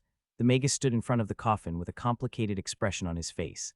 As he placed his pale hand on the coffin, unwillingness, helplessness, and rage flashed through his eyes. But before long, all these emotions were replaced by one thing and one thing only: absolute devotion. Soon everything will be ready. When the number of human sacrifices reaches the optimal level, I will initiate the ritual, the magus spoke with euphoria, and then seeing the bright future ahead of him, the magus couldn't control himself anymore. Ha ha ha ha ha, darkness. A world of darkness awaits. In the days that followed, the attacks from the vampire spawns didn't stop. They came once every couple of days and abducted over a dozen residents of the city every time. And every time they appeared, many city guards would lose their lives. After all, they were mere mortals. How could they go up against undead creatures? The Count was helpless. Although he did manage to save quite a lot of residents from getting abducted, the price he paid for it wasn't small. Moreover, the vampire spawn that Adam had managed to capture alive had unsurprisingly committed suicide, preventing the Count from getting any useful information. With his back against the wall, he decided to take a risk and ask for help from the wandering magi in his county. He believed that a large enough reward would surely move them. But these wandering magi were known to be reclusive, and not all of them belonged to the righteous faction. Who knew if they would even accept the Count's plea for help? And even if they did, would they make it in time? The Count knew his limitations. He knew that his strength alone wouldn't be enough. Seeing no other way out, the Count could only depend on the students of the Clover Academy for now. Han City, being a coastal city, had several shipyards. However, the biggest and the most famous one was undoubtedly Rhodes Shipyard. It was situated on a stretch of land 300 meters directly across from Han's lighthouse. The area between the lighthouse and the shipyard formed a natural passage for the ships to enter and exit. On this day, Adam, who had just finished up a session of practicing mindfulness, had some spare time on his hands and decided to visit Rhodes Shipyard. However, his purpose of visit was not sightseeing, but business. Rhodes Shipyard actually belonged to Magus Carl. After the first battle with the vampire spawns, Magus Carl was heavily injured. At the time, Adam had given him a potion of healing, thinking that it would suffice. But the old Magus' health had surprisingly deteriorated. Adam came to know this only after the Count had informed him about it. Thus, he decided to visit Magus Carl today, perform a diagnosis, and subsequently provide treatment. After all, at this point, all help was crucial in their fight against the undead. Adam walked through the crowded streets of the Bazaar District, curiously looking at the various stores and roadside stalls. He realized that although residents were being abducted by the undead creatures at night, the atmosphere in the city didn't seem to change at all. He believed that the locals were oblivious to it because the Count had done a really good job of suppressing information about the abduction to prevent public unrest.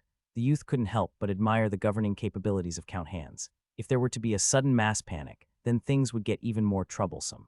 I wonder how he's dealing with the families of people who have been abducted, Adam thought to himself as he walked with his hands behind his back as he made his way to the shipyard. Upon reaching the entrance of Rhodes Shipyard, Adam was taken aback to see that Magus Carl was waiting for him at the main gate. Adam was surprised to see Magus Carl's sickly complexion. He doesn't look so good. Good evening, Magus Carl. Adam placed his hand on his chest and bowed slightly. Why didn't you look for me sooner? Magus Carl guided the youth through the factory as he replied, to be honest, I didn't think that the poison would affect my body to this state, even after taking the potion that you gave me. The two made their way to the old Magus's office. On the way, Adam curiously looked at the assembly area where constructed ships were being assembled by hundreds of skilled workers. Moreover, I didn't know that you were a herbalist, Magus Carl added. To be honest, I was quite shocked that someone as young as you would have such attainments in herbalism. I only got to know this after your friend Lisa told me about it. Hee, it's nothing, Adam replied with a smirk at being complimented. The pair soon arrived at the old Magus's office. It was quite luxurious, to say the least. When Adam looked at the expensive furniture and decorations, he involuntarily whistled. How lavish.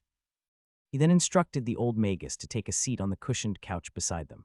Magus Carl did as he was told.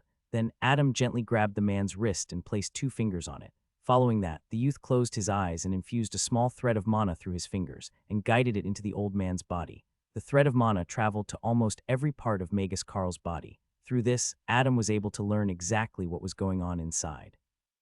After about a minute or so, Adam withdrew his hands and sighed.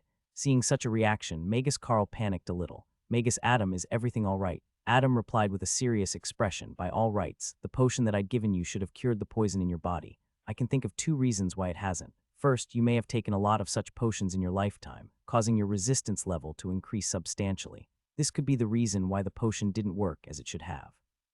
The youth's assessment was completely right, and Magus Carl was slightly taken aback, to be honest. He felt as if the person sitting in front of him wasn't some kid, but a wise, old herbalist. What about the second reason? He asked. Adam replied frankly, you're getting old, Magus Carl. Your immune system is not strong enough to fight the poison. In fact, it's weak to the point that it can't even withstand the potent effects of a healing potion. Magus Carl nodded with a bitter smile.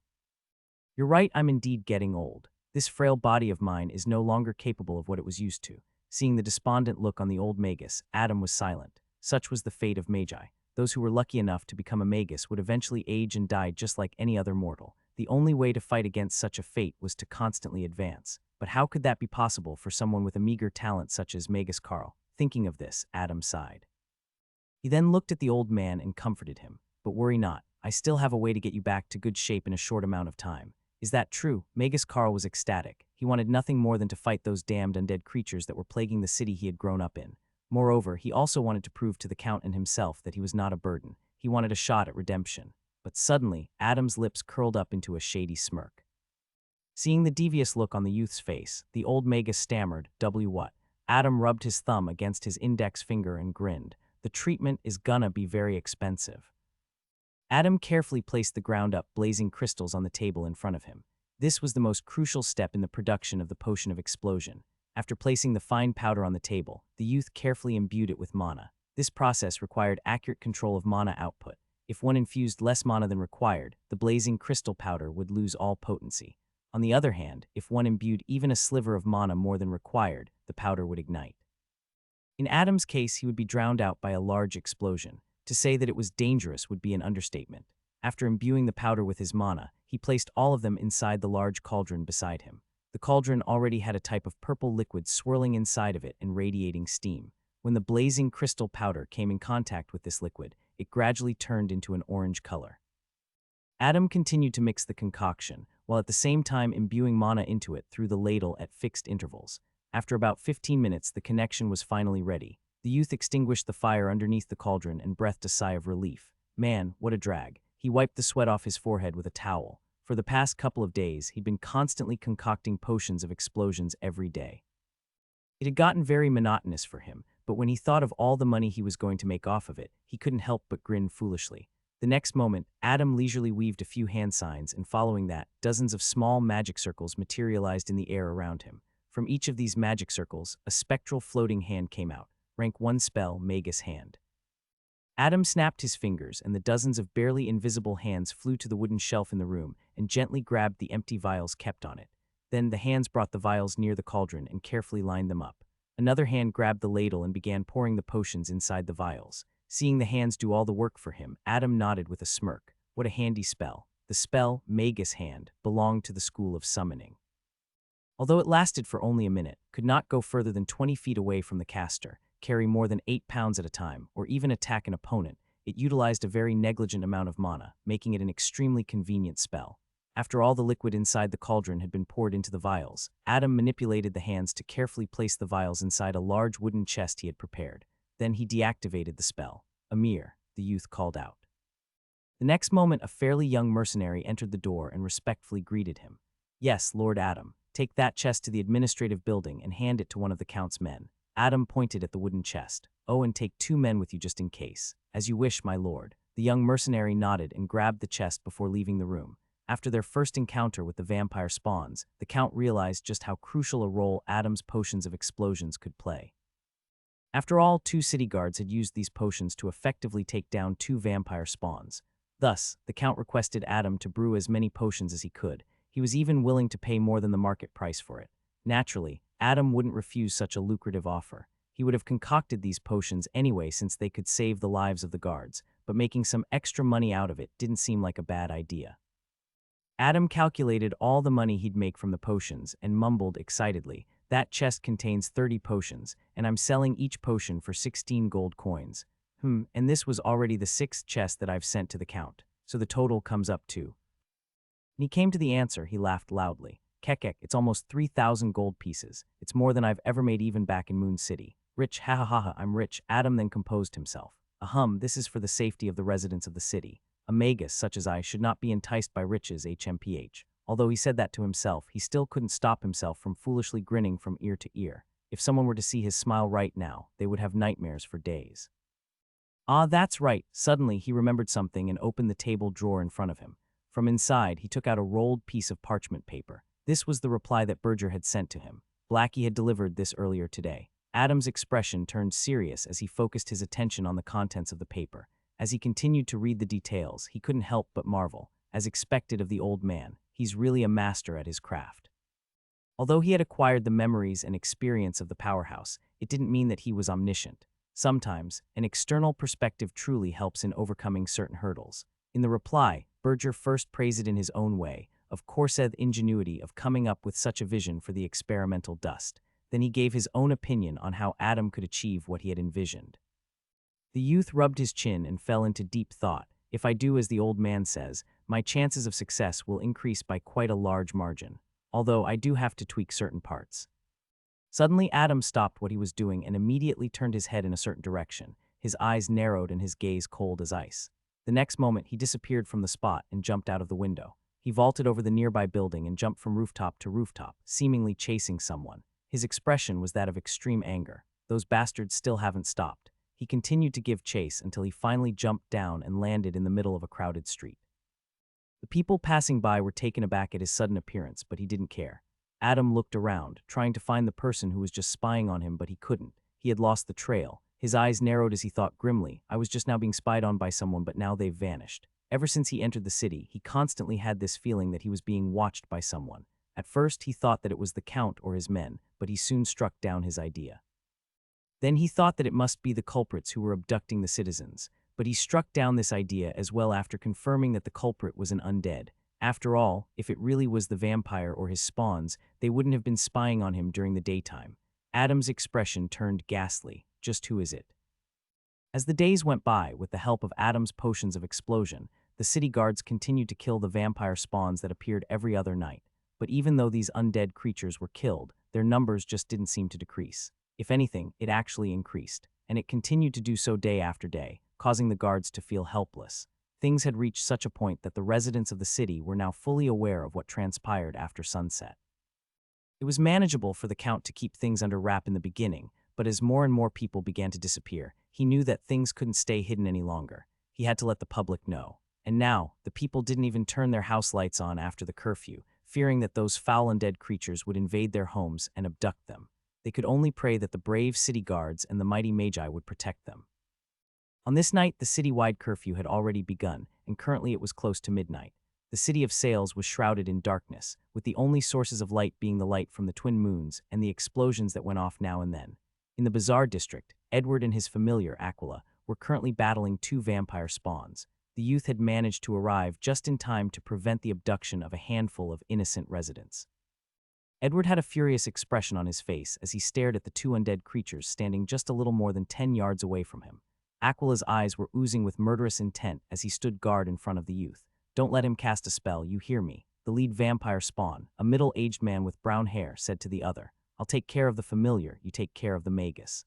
Go. The two vampire spawns dashed in the direction of Edward and his familiar. Seeing this, Edward's lips curled up into a smirk. He mentally instructed Aquila, take care of the one on the right. Aquila screeched and flew toward the vampire spawn on the right. Meanwhile, Edward drew the longsword from his back and got into position. He looked at the vampire spawn who was rushing toward him with a maniacal expression and infused mana into his weapon. The longsword in his hands lit up with a resplendent blue light, and rune-shaped patterns appeared on the blade. Zoom. In an instant, Edward ran past the vampire spawn at a terrifying speed, blue-colored lightning dancing on the surface of his longsword. At the same time, the youth's eyes seemed to be gleaming with thunder as he muttered coldly, die. Slash. The vampire spawn, who was now standing behind him, suddenly had his torso diagonally cut in half. Following that, his entire body was covered in lightning and soon broke down into ash. Edward looked to his right and saw that Aquila had already taken care of the other vampire spawn. He walked toward his trusted familiar and rubbed his head, good boy. He then looked in another direction where an explosion had just gone off and muttered, let's go help out the others. The eastern part of Han City consisted of large swathes of land that people used as vineyards. On one such plantation, Magus Emery and two city guards were facing off against three vampire spawns.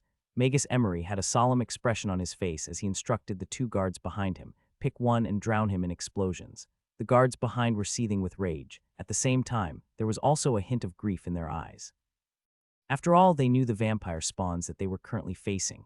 One vampire spawn was a neighbor of one of the guards, and another spawn was a friend of the other guard. The guards felt extremely complicated having to fight against people that they were acquainted with. Right at that time, Magus Emery's cold voice woke them up to the harsh reality of things. They are no longer the people that you used to know. Now they are nothing but mindless slaves of the vampire who turned them. Do not hesitate.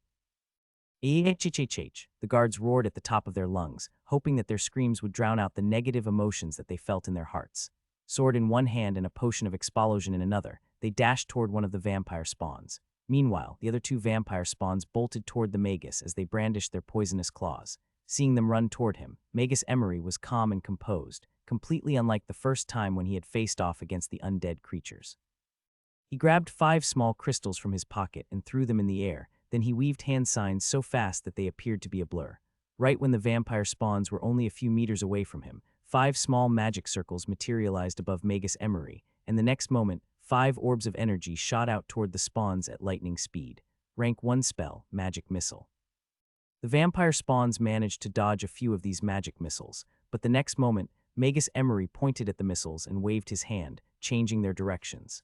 Die! The Magus screamed with bloodshot eyes as he continued to guide the magic missiles and pierce the vampire spawn's undead bodies over and over again until nothing remained. Several corpses of the vampire spawns lay around Adam as he stood motionless at the center of a plaza. The bodies of these undead creatures were brutally dismembered, showing the rage that the youth felt when killing them. The ground was dyed with the blood of the undead creatures, and Adam stood there victorious. However, his desolate back appeared defeated. No matter how many vampire spawns he killed, more would appear the next day. This bloody cycle of ruthless killing had continued for weeks, and he didn't know when it'd stop. As he looked at the distant horizon with an unfocused gaze, the sun slowly began to rise, dyeing the sky in a bright color. As the sparkling rays of the early morning sun landed on Adam's youthful face, his gaze slowly turned determined. He clenched his blood-soaked fists and made up his mind. I guess there's no other choice. In the administrative building at the center of Han City, everyone had gathered after yet another night of violent killings. The atmosphere was depressing, to say the least. If earlier people hadn't realized, now they were gradually beginning to. The vampire spawns that they'd been killing for the last few weeks were actually the residents of Han City. Although at the beginning everyone knew that there might be a possibility that this might be true, they refused to accept it. But when they were forced to kill their own friends, family, and acquaintances who had been turned into vampire spawns, they had no choice but to accept the harsh truth. One of the city guards, who had just killed his best friend an hour ago, gathered the courage and asked the Count with reddened eyes, "My lord, how long will this continue?" The Count looked at the young man's heartbroken expression and sighed. To be honest, he didn't know the answer to his question as well. In the past few weeks, no matter how much they tried, they weren't able to find out the whereabouts of the abducted residents of the city. After a lot of conjectures, they concluded that some sort of magical interference prevented them from finding the vampire Magus hideout. They speculated that the vampire spawns possessed something that allowed them covert passage to the hideout, but this theory was very soon disproved. After all, from the corpses of these undead creatures, they weren't able to find any item that served as a key that would unlock passage to their hideout.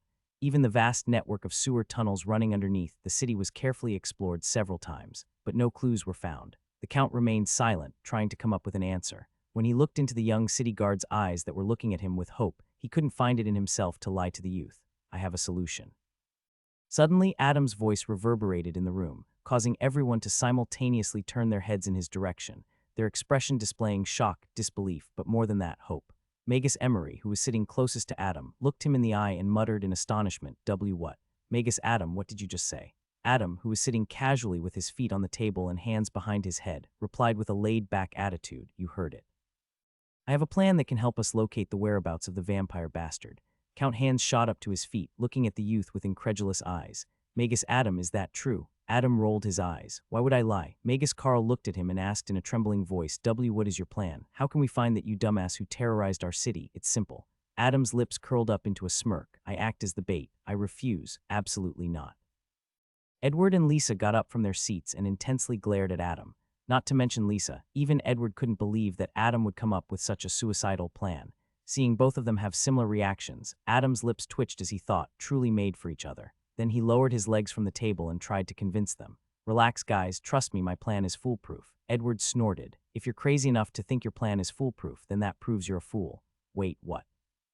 Adam was befuddled by his friend's words. To hell with your plan. Lisa, on the other hand, was extremely angry and screamed at the top of her lungs.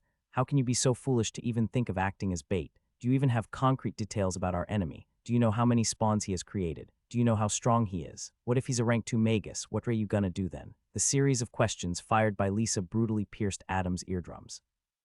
However, he knew that what she just said made complete sense. He too had thought of all these questions when he came to his decision. If he didn't have a proper solution, he wouldn't have decided to act as bait in the first place.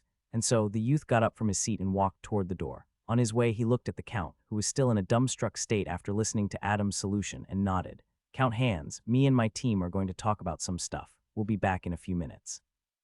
He then looked at Edward and Lisa and beckoned them outside the room. After the kids had left the room, Magus Emery looked at the Count and asked him in a daze, did I hear him right? Did he say he was going to act as bait? Magus Carl, on the other hand, had tears flowing down his face. He was moved by Adam's sense of sacrifice and duty. Oh, I misjudge him. I thought he was a money-hungry, cunning fox. Snot threatened to drop from his nostrils as he sniffled hard.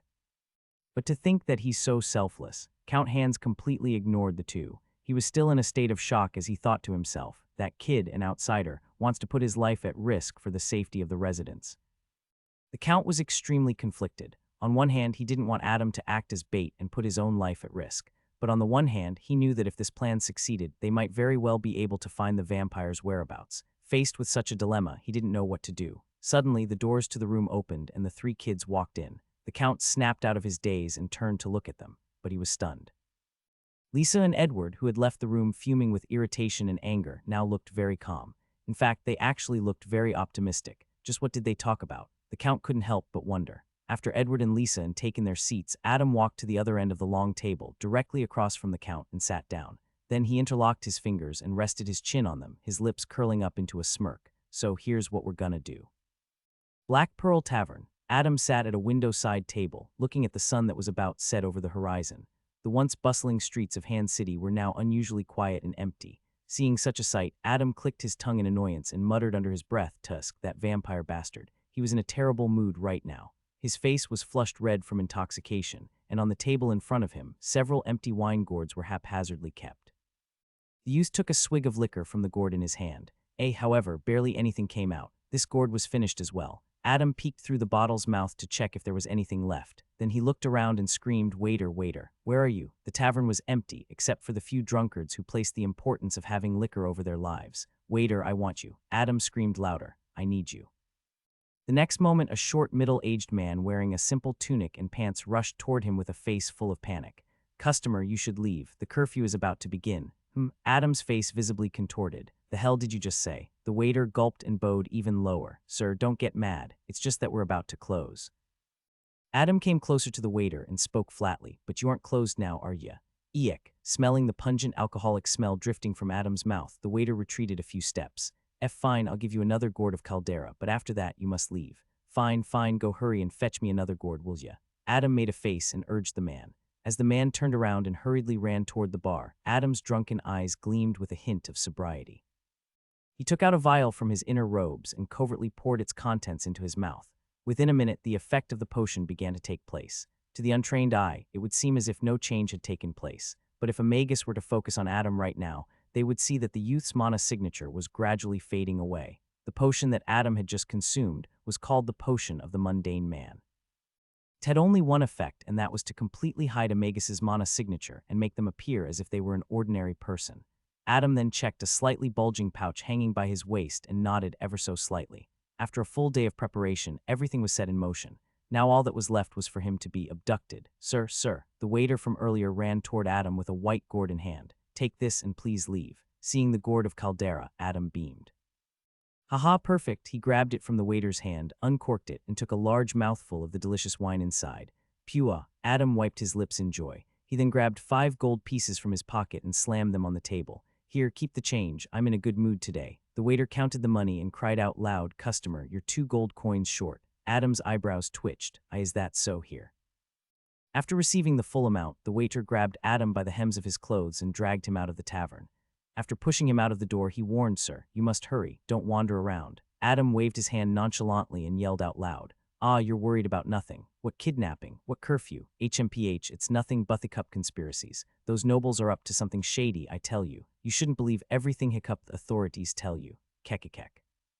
The waiter looked at Adam, stumbling away with pity. He couldn't help but shake his head as he locked the tavern doors. "I hope he makes it to safety." After closing the doors, the waiter extinguished all the lights and walked back to the living quarters. But there was one thing that was bothering him. He couldn't help but think in confusion, it's already so late. Why wouldn't the manager allow the kid to stay back at the tavern? How strange. Adam fell face first on the dirty cobblestone streets. Damn it, he struggled to stand on his feet as he spat the dirt from his mouth. This was already the third time that he had fallen because he couldn't walk straight. By now his clothes as well as his face had become very dirty, so much so that it was hard to recognize him. The youth looked around at the streets devoid of any life. What the where the hell am I? He looked around for a long time, trying to make heads and tails of his location. In the end, he stomped the ground in annoyance. Whatever. He picked a random direction and started walking. On the roof of a nearby building, two figures with red eyes looked at the drunk Adam with utter disdain. "Foolish human," one of them muttered in contempt. The other figure instructed, "Take him and find one more person before heading back to the cavern. Taking too many people with you will only slow you down." Understood. The red-eyed figure jumped down and landed on the ground. Without even bothering to hide his presence, he walked toward Adam. Adam turned around and saw the red-eyed figure standing right behind him, looking at him coldly. He couldn't help but mutter angrily, "Who the hell are you? Why are you standing so close? Do Yahwehkup know who my father is?" However, the figure didn't reply. Instead, he delivered a knife hand strike to the side of Adam's neck. Adam, who was drunk out of his mind, couldn't even see the attack, much less block it. With great ease, the vampire spawn knocked out Adam and put him over his shoulder. A few minutes later, Adam's eyelids revealed a narrow slit, his gaze calm and composed. Without drawing attention, his eyes darted around, trying to ascertain his whereabouts. "Good, still in the city," he confirmed. His gaze then landed on a woman, a fellow kidnappee in the other arm of the vampire spawn. Adam remained motionless. Now was not the time to play the hero. He stealthily put his hand inside the pouch hanging from his waist and took out a small rock the size of his fingernail. Then he dropped it on the ground. The rock silently fell down. Even upon impact, it didn't produce any sound. After the rock hit the ground, it turned into liquid and formed a circular pattern. Then it completely melded with its surroundings. Seeing this, a faint smirk appeared on Adam's face. "I'll leave the rest up to you, Magus Carl." The night proceeded as usual, with the vampire spawns continuing to abduct the citizens of Hand City. The only difference was that the people from Count Hand's side didn't try as hard as they did before to fight them back, because they needed most of the vampire spawns, or at least the one abducting Adam, to make it back to their hideout. However, only the upper echelons of the city were aware of this plan, and that is why there were still many city guards who died while fighting the undead that night. If the Count wanted, he could have told everyone about the plan and drastically reduced the casualties. However, this could alert the vampire Magus, and the Count couldn't risk it. He had to look at the greater picture. That is why, even though it hurt the Count to see his men die, he had to go through with it. The sun had only just risen, and the Magi and the Count's most trusted subordinates had made their way to the administrative building. Count Hands looked at everyone present and solemnly spoke. Phase 1 was a success. At once, the people showed looks of exhilaration. After all, it had been more than a month since the abductions had begun, and this was the closest they had got to finding the location of the vampire Magus. The Count continued, "We must follow the trail left behind by Magus Adam and attack the vampire's base as soon as we can. I know that all of you are exhausted from fighting all night, so I'll give you 6 hours to recuperate. At noon, we attack." OOHHH. The high-level city guards present in the room raised their fists and screamed in acknowledgement. Finally, they would be able to fight the main culprit responsible for all the tragedies that took place in their city. Finally, they would be able to avenge their families and friends. Suddenly, Magus Emery asked out of concern, "But will Magus Adam be all right?"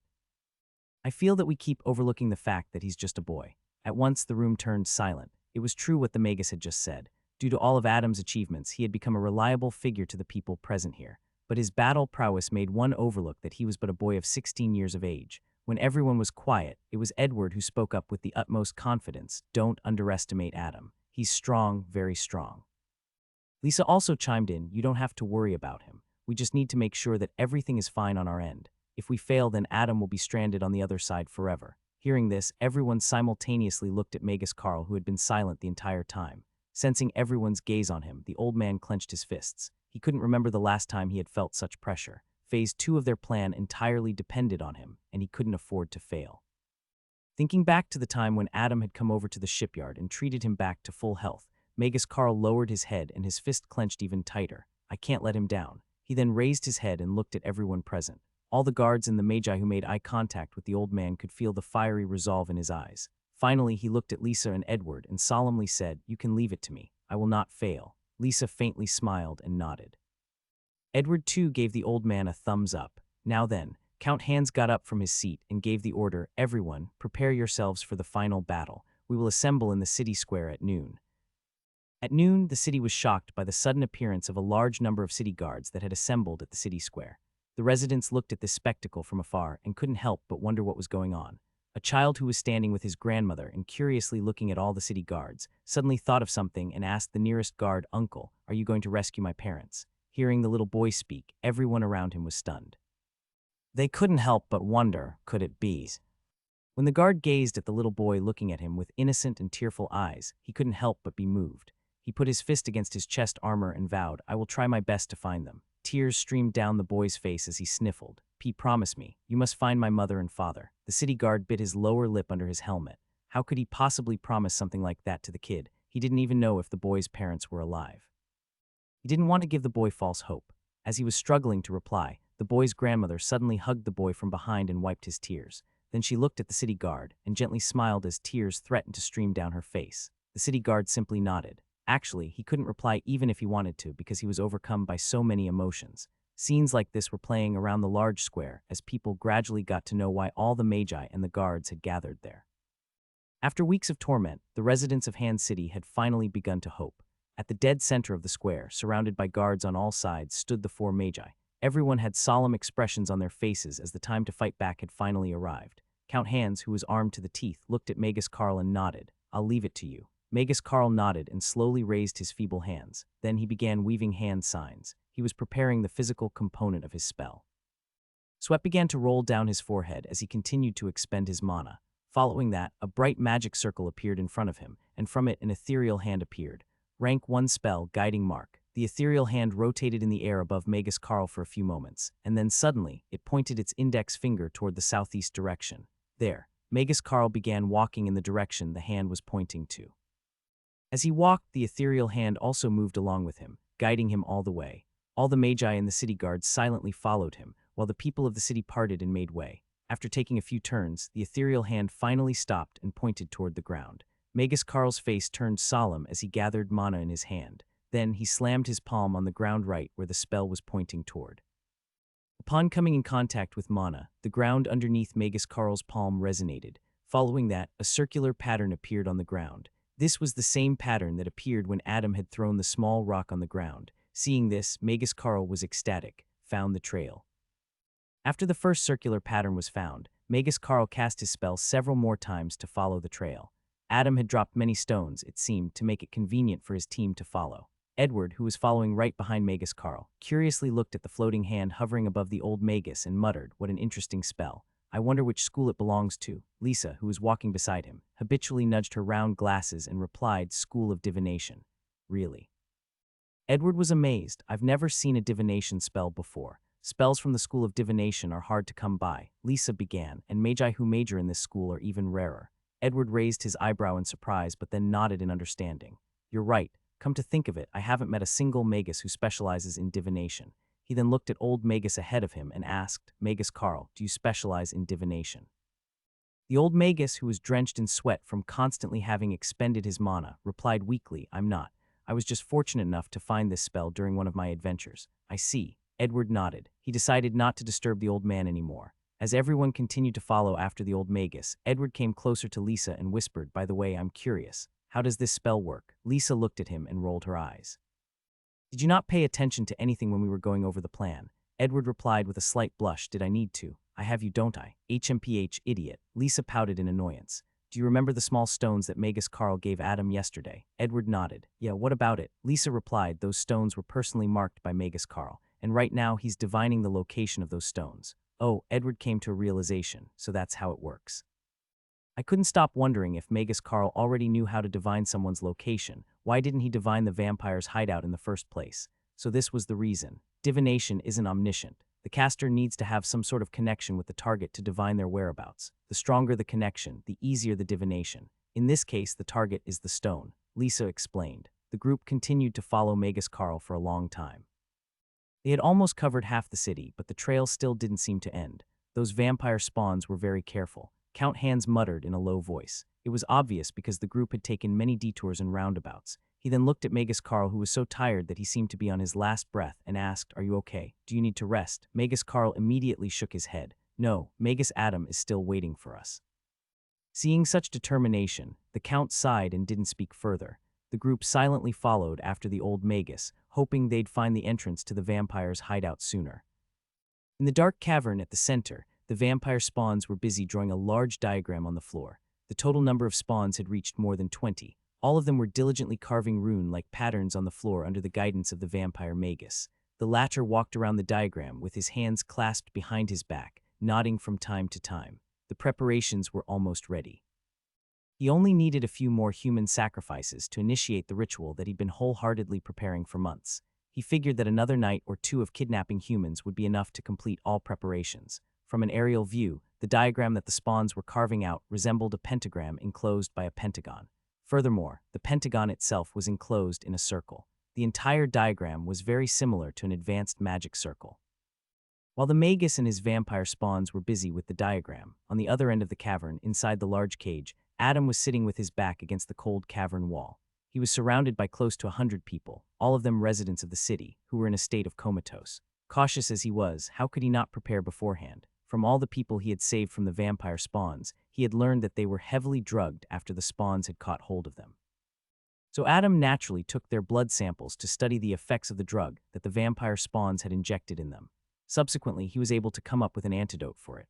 Throwing all these things to the back of his mind, the youth slightly opened his eyes and looked into the distance where the vampire Magus and his spawns had gathered. Seeing what they were up to, Adam involuntarily frowned. Ritual magic. He then looked at all the people around him and instantly connected the dots. So he's planning to sacrifice all these people for the ritual. But what is the ritual for exactly? A great sense of foreboding welled up in his heart, and his intuition was sending him warning signals of the great danger ahead. Adam subconsciously clenched his fists. Things are not looking good. Magus Carl retreated his palm and gazed at the circular pattern that had just emerged on the ground. This is the last one. The moment he said those words, everyone around him lost hope. After all, currently the group was standing in an alley, and in front of the circular pattern that Magus Carl had just found was nothing but a wall. They had reached a dead end. Count Hans asked with furrowed eyebrows, "Are you sure?" Magus Carl nodded weakly. "Yes." Then Magus Emery came forth and spoke in a disheartened manner. "Does that mean Magus Adam made a mistake?" "Of course not," Edward blurted out, but he didn't have any proof to back it up. He subconsciously said those words due to his utmost faith and confidence in his friend. The atmosphere turned silent. Did we fail? This thought echoed in everyone's mind. Suddenly. Look, Lisa's voice brought everyone out of their state of dismay. Everyone looked at the wall she was pointing to in confusion.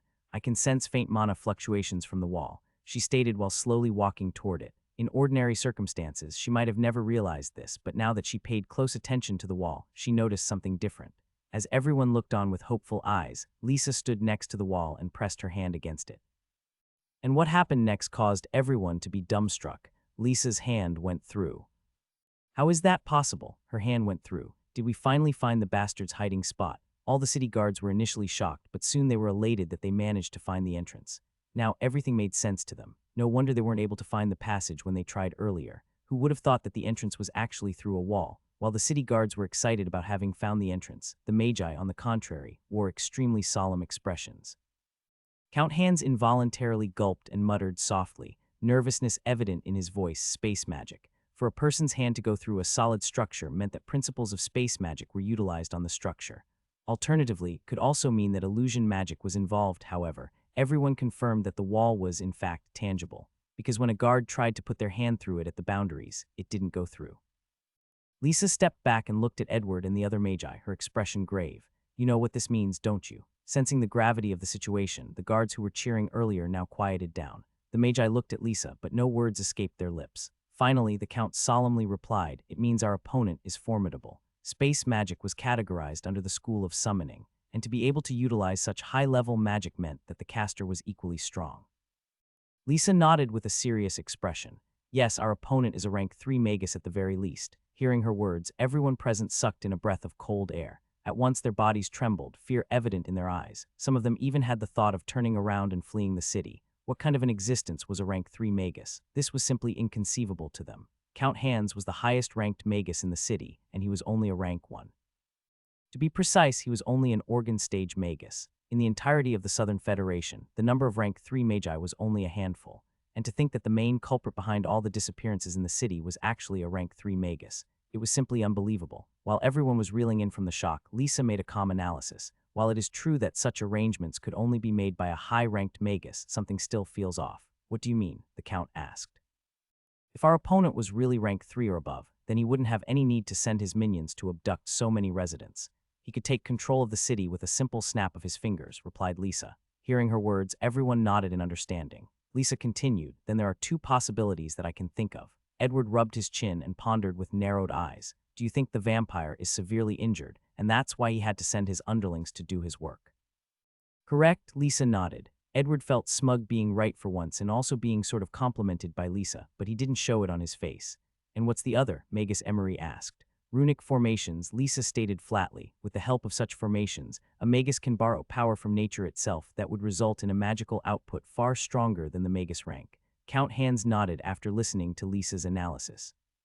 So you're saying either way that the vampire isn't as strong as we're making him out to be? Lisa simply nodded. The 3 magi of Hans City were deep in thought. Magus Emery voiced out his opinion. If what you're saying is true, there's still a possibility that our opponent is stronger than us. He could be a rank 2 for all we know. Yes, there is always that possibility, Lisa replied. But suddenly her eyes narrowed. But so what if he is? It's not like we can turn around now. Can we turn around? Magus Emery lowered his head. How could he turn around now? He had to save his son. Although he didn't know if his son was dead or alive, how could he simply give up? He looked at Lisa with a determined gaze. I'll enter no matter what. Lisa nodded. Then she looked at everyone else. What about you? Everyone nodded after some thought. This was the only way for them, after all. Count Hans looked at Lisa and thought back to when she and Edward were against Adam acting as bait, but after the latter led them out of the meeting room and discussed something with them in secret, the two seemed to be very confident in the plan.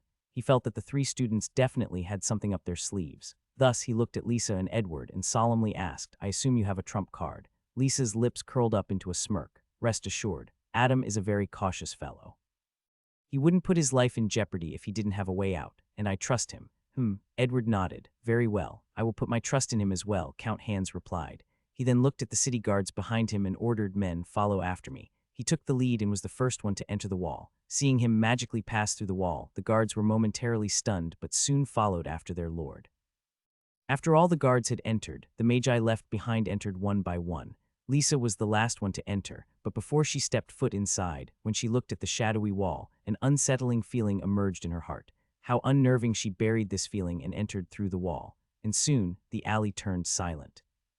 After entering through the wall, everyone was overcome by nothing but absolute darkness.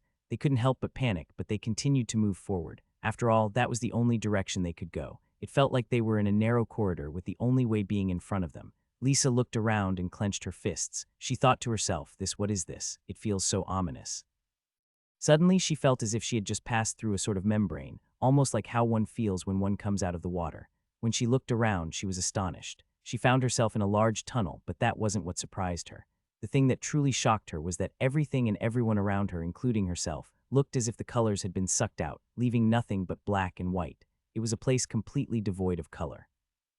Lisa felt overwhelming negative emotions from the depths of her heart as soon as she arrived here.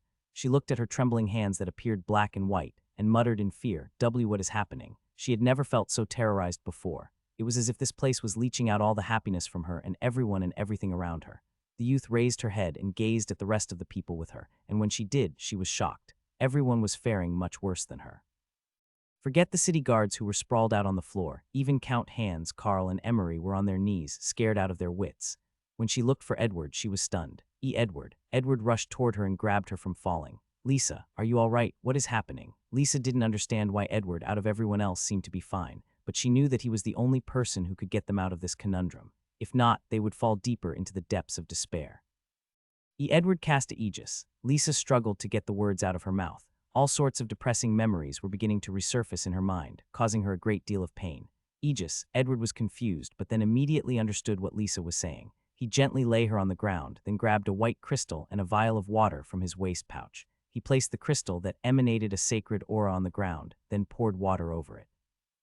Following that, he weaved a series of hand signs and then slammed his palm against the white crystal. A resplendent magic circle materialized over the crystal and then slowly enveloped it. Then the crystal cracked upon and a holy light spread in all directions. Rank 1 spell, Sacred Aegis. The moment the light enveloped everyone in the group, they snapped out of their negative emotions. It felt like they had just woken up from a nightmare. It was as if they were drowning to their deaths and could now finally breathe. However, the effect of the spell didn't last for long. As soon as the holy light was produced from the spell, the surroundings instantly sucked the color out of it, nullifying it. It seemed that the place that the group had arrived at didn't like colors all that much. However, the effect and the duration of the spell were more than enough to pull everyone out of their misery. Count Hans slowly got to his feet, his back drenched in cold sweat. He looked at his surroundings and muttered with lingering fear, "Just what is this place?" No, more importantly, the Count turned to look at Edward and spoke with incredulity. "How are you not affected at all?" Edward was more confused than anyone. Affected by what? The only thing that's affected is my vision. All I see is black and white. That's it. Magus Emery looked at him with a dumbfounded expression. Thinking back to when he was drowning in despair and was on the verge of crying like a baby, he couldn't help but think, this kid is his heart made of steel. How could he not feel a thing? Lisa looked at Edward deeply, her thoughts a mystery. She then solemnly said to everyone, "That's not what's important. If this place is what I think it is, then we're in deep trouble." The Count and Magus Emery didn't have any idea where they were currently, not to mention the guards. Suddenly, Magus Carl looked at Lisa and asked in a trembling voice, Magus Lisa, could this place perhaps be?" Lisa nodded, an extremely serious expression marring her face. "Yes, I believe this place has some connection to the Shadowmere. I am possible." Count Hans sucked in a cold breath of air, fear evident in his voice. Seeing such a reaction from the Count, Magus Emery felt very nervous. He couldn't help but ask, "What is the Shadowmere?" Magus Carl replied with a grim expression, "I read this in an ancient book a long time ago, but I never thought this place was real." He took a deep breath and began explaining to everyone present. "Legend has it that our world is supported by a sacred pillar known as the World Tree. Its branches and roots extend to every part of the world. It is said that one of its roots extends toward a sunless place called the Shadowmere, also known as the Dark Echo of the World." Not expecting the old Magus to have such knowledge, Lisa was surprised. It was natural for her, who was a student of the Clover Academy, to come across such knowledge. After all, the library at the Academy, the Savant Tower, housed the greatest collection of books in the entire Southern Federation. She had read about the Shadowmere and the World Tree at the library in Clover Academy, but at the time she brushed it off as mere legends. However, to come to a place that greatly resembled the Shadowmere, she didn't know what to think. To be honest, she still didn't completely believe they were in the legendary Dark Echo of the World. It was in her nature to take everything with a grain of salt, especially involving fairy tales and legends. She couldn't help but begin to bite her nails as she started thinking of the next course of action. "Look," suddenly, Edward spoke out loud, pointing to a place further down the tunnel. When everyone looked in the direction Edward was pointing at, they were stunned. He, along with Aquila, hurriedly walked a few yards into the tunnel. "Edward, don't be reckless." Lisa reached out to him. They were in an unknown place. The last thing they should do was act so unrestrained. She wanted to severely reprimand him, but the words got stuck in her mouth.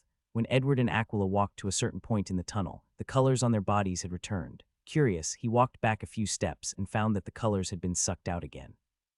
He couldn't help but walk back and forth and witness the colors appear and then disappear from his body. Ha ha ha, what the hell? Everyone was dumbfounded. Lisa, on the other hand, felt greatly relieved. This place isn't Shadowmere after all. But then she looked at the colorless world around her and turned pensive. Then what is this place? Inside the cavern, the vampire Magus was directing his spawns into carving the ritual formation on the ground. He was fully concentrated on his task, but suddenly his pale, pointy ears twitched and he looked in the direction of the tunnel entrance that led here. "What was that?" he muttered under his breath. He couldn't perceive it properly as he was currently preoccupied, but for some reason he felt as if there was a faint disturbance in the mana. Am I just imagining things?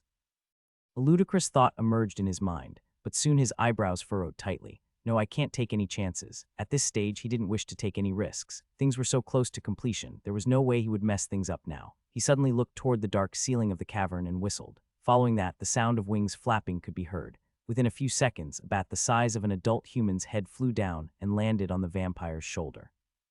The bat's black eyes shone with intelligence as it deeply stared at the vampire, awaiting his orders.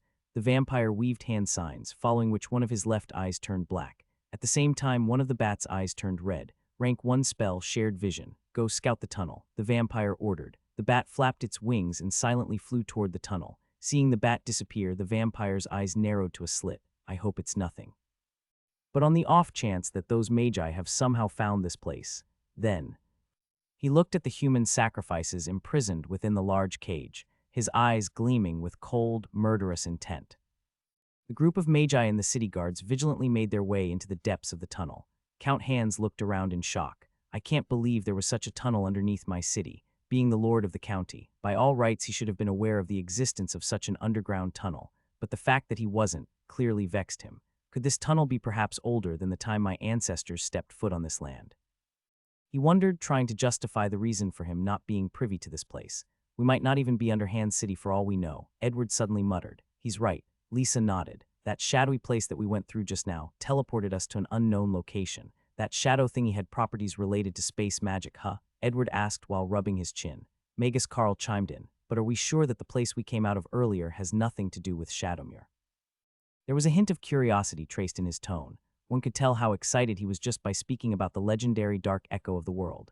His was the true spirit of a magus, forever in pursuit of the truth and the mysteries of the world. Lisa shook her head. Honestly, I don't know. Although that place indeed had characteristics similar to the Shadowmere, I can't confirm if it really was that place. After all, that shadowy part of the tunnel only lasted for a few meters, did it not? Hearing her words, all the magi nodded, but at the same time they couldn't help but wonder if it wasn't the Shadowmere, then what was it? I'll have to report this to my professors back at the academy. They'll know what it is. Besides, having such a dangerous place unguarded would bring great troubles, Lisa added. She said the last part while secretly glancing at the Count, trying to discern his reaction. Count Hans was elated after listening to her. To be honest, he wasn't very comfortable having such an ominous and risky place inside his city, but if someone from the Clover Academy were to deal with it, he would be more than happy to cooperate. After all, if this place really had any link to Shadowmere, then it was way beyond his capabilities. Suddenly, he heard something faint in front of him and instantly became alert. With quick and smooth movements, he grabbed the dagger sheathed at his waist, imbued mana into it, and threw it. Everyone was taken aback by the Count's sudden actions. What are you doing? Edward was the most surprised as the dagger whizzed past his head. He looked at the Count with suspicion, his hand already reaching the hilt of his sword. Thud! Suddenly, the sound of something falling came from ahead of them. Everyone turned around and saw that the Count's dagger had pierced something. What's that? Edward was shocked. He warily walked ahead and was finally able to see what it was. The others also followed suit, and when their gaze landed on the thing, they turned solemn. A bat, Count Hans crouched down and took back his dagger. He cleaned the blood off of it and sheathed it back. He stood back up and looked at everyone with a grim expression. It's safe to assume that the vampire already knows we're here. Everyone's face turned dark. They'd hoped that they would take the vampire by surprise, but rarely does anything in life go according to plan. The Count brandished his great sword and instructed everyone around, since we've been found out, we might as well charge ahead. Then his gaze landed on Lisa and he asked, "What say you?" Lisa thought for a while and felt that this was the best option they had. She looked back at the Count and nodded. Inside the cavern, the vampire Magus's eye turned back to its usual red. His expression was extremely twisted and his teeth had turned sharp and jagged. He roared at the top of his lungs, those filthy magi. How the hell did they find this place? The vampire's sudden burst of aura filled with killing intent swept the nearby spawns off of their feet. Their bodies trembled in fear as they laid eyes on their enraged master. It has to be one of you. The vampire glared at his spawns. He wished that he could kill all these inferior creatures in front of him, but now was the time that he needed them the most. You, and you. The vampire pointed at 3 spawns and ordered, "Fetch all the sacrifices out of the cage." Now, then he looked at the other spawns and spat through gritted teeth, "And you useless trash. Go out there and buy me time, even if it costs you your pathetic lives." The vampire spawns showed traces of fear and unwillingness in their eyes, but the next moment their expressions changed and they replied in unison, "Yes, master." With that, they dashed toward the tunnel entrance, ready to lay their lives for their master. Not a shred of hesitation could be seen in their eyes. Meanwhile, inside the cage, Adam, who was secretly watching everything take place, revealed a smirk. About damn time. The group of magi and guards ran towards the depth of the tunnel. Everyone had solemn expressions on their faces, especially the guards. This was going to be a battle between magi, and mortals like them would only serve as cannon fodder. They knew this fact, yet they continued to run forward with determination. Some wanted to avenge their loved ones, while others wanted to rescue their loved ones. Regardless of their reason, they were ready to lay down their lives and protect the city that they grew up in. As the group continued to run forward, suddenly they started hearing the sounds of hurried footsteps coming from the other end of the tunnel. "They're here." The Count, who was running at the forefront, muttered in a cold voice. He began to infuse mana into his magic artifact, but right at that moment, he was stopped by one of his trusted subordinates. "My lord, save your strength," the guard said solemnly. The Count was taken aback, not having expected his men to take the initiative first. He thought that they'd be terrified of going into battle, but it seemed just the opposite. The guard smiled. "As long as you're alive, the city will be in good hands. The people of the city will live well under your rule. They will be safe, and so will my family." Count Hans was moved. He could see the fear in the guard's eyes, but despite that, he was willing to fight to death. If this wasn't bravery, then what was? Very well. The Count nodded after a brief pause. "I will cut down a path straight ahead and rush forward with the Magi. You all will deal with the spawns." "Yes, my lord." The guard slammed his fist against his chest plate. He then retreated and ordered the rest of the guards, "Men, ready the potions." OHH. The rest of the guards responded in unison and brandished their weapons and readied the potion of explosion in their hands. Magus Carl looked at the many crystal vials containing bright orange liquid and smiled gratefully. Magus Adam really did us a favor by brewing so many of those potions. Everyone agreed. If it wasn't for Adam's potions, the casualties among the city guards would have been substantially more. On the other side of the cavern, dozens of pairs of crimson bloodthirsty eyes were now visible. They were coming over at great speed. Count Hans turned his head and looked at Edward. "Young Magus, carve a path ahead with me, will ya?" "Yes, sir." Edward ran ahead and took his position alongside the Count. Both of them readied their swords and infused mana at the same time. One sword lit up with red flames, while the other had blue lightning streak across its blade. The next moment, they simultaneously activated their sword techniques. The two Magi turned into streaks of light and red, and the other blue as they charged into the midst of the vampire spawns. A brilliant sword technique of fire and lightning entwined together, and the resulting attack turned into something much more devastating. Slash. The combined attack of Count Hans and Edward tore through the horde of vampire spawns. Any undead creature that came in direct contact with their technique was ripped apart, with very little remaining of their bodies. Even the remnant energy of the combined attack fried the bodies of many vampire spawns to a crisp. Count Hans looked at Edward and smirked. "Not bad." Edward sheathed his sword with a smug smile. Heh, the three Magi running behind them were stunned by their display of prowess. Even Lisa was quite surprised to see Edward being able to keep up with the Count, who was the strongest in their group. She couldn't help but think to herself in astonishment, "This guy, his rate of improvement seems to be even more monstrous than Adam's." Even earlier, when everyone seemed to be drowning in despair, Edward was the only one who remained unaffected. But she didn't dwell on it too much. Now was not the time. The Magi ran through the path made by the Count and Edward and made their way to the other end of the tunnel. Many of the vampire spawn's bodies were fried. Some were still ablaze, while others had lightning still streaking across them. A large majority had at least one of their limbs slashed. However, despite that, the madness in their eyes didn't decrease at all. They glared at the departing backs of the Magi and tried to give chase. "Where the hell do you think you're looking, filthy creatures?" A cold voice drifted into the ears of all the vampire spawns still alive. Following that, dozens of vials containing the bright orange liquid were thrown at them. Boom, boom, boom, boom. All the vampire spawns were drowned in one explosion after another. After the city guards had chucked away all the potions and the fire from the explosions had died down, they raised their swords and charged at the undead creatures that had still managed to survive. "Kill them all," the lead guard screamed, his eyes spewing venom. OHHHH, the rest of the guards followed after him, and a brutal bloodbath began. Inside the cavern, the vampire suddenly turned his head after he heard the series of explosions go off just now.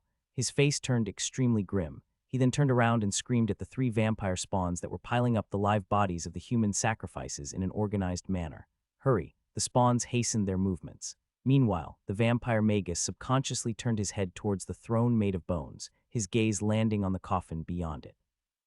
A myriad of emotions flashed past his eyes. Sensing the ripples in the vampire's heart, a foreign voice echoed inside his mind. Following that, the vampire's eyes glazed over momentarily, and then they shone with great resolve. "If it comes down to it, I'd be more than happy to." Suddenly, the vampire turned his head towards a particular human piled on the ritual formation. With his heightened senses, he could clearly hear this particular human's heart beating much faster than the others. This should not have been possible, however. After all the human sacrifices had been drugged, their heartbeats had fallen to the bare minimum level, just enough to sustain their bodies. But why did this human's heart beat at a normal rate? The vampire wondered in confusion. His eyebrows furrowed and he walked toward this human, all the while thinking, has he not been injected with the drug? He approached the human and stood right over him, carefully observing him.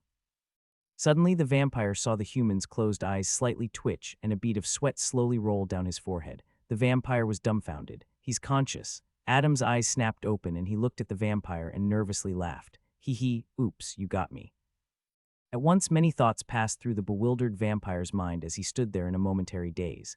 How is he still conscious? Is he one of the magi? Why can't I sense any mana from him? Wait, suddenly he thought of a terrifying possibility. When his thoughts reached this point, his eyes narrowed and a ruthless glint flashed across them. With lightning speed, he raised his fist and delivered a straight punch to Adam. Chill, chill, chill. Adam clumsily dodged the punch by a hair's breadth. He rolled backward on the ground and got to his feet. He patted his chest and muttered, "Phew, I nearly got hit." He dodged. After missing Adam, the vampire's fist stopped inches above the ground, displaying his frightening control. There was no way he was going to ruin the ritual formation. He raised his head and looked at Adam with cold eyes. "Did you lead the magi here?" Adam saw the twisted expression on the vampire's face and shrugged his shoulders while displaying a mocking smile. "Guess, you."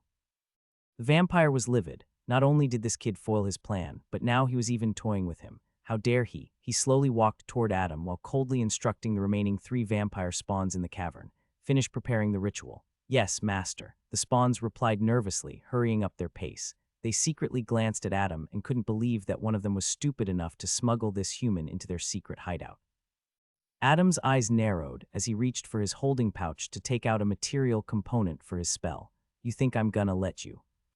But the words got stuck in his mouth when he realized that he wasn't carrying anything. Before being abducted by the spawns, he had given his robes, gauntlets, and the holding pouch to Edward. Most importantly, he had even given that to Edward. Now he had nothing on him except the simple tunic and the pants that he was wearing. This was to ensure that he wasn't caught by the vampire or his spawns, but now it seemed to have backfired on him. Well, shit.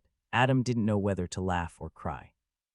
This split moment of distraction allowed the vampire magus to instantly appear before him and deliver a vicious sidekick to his abdomen.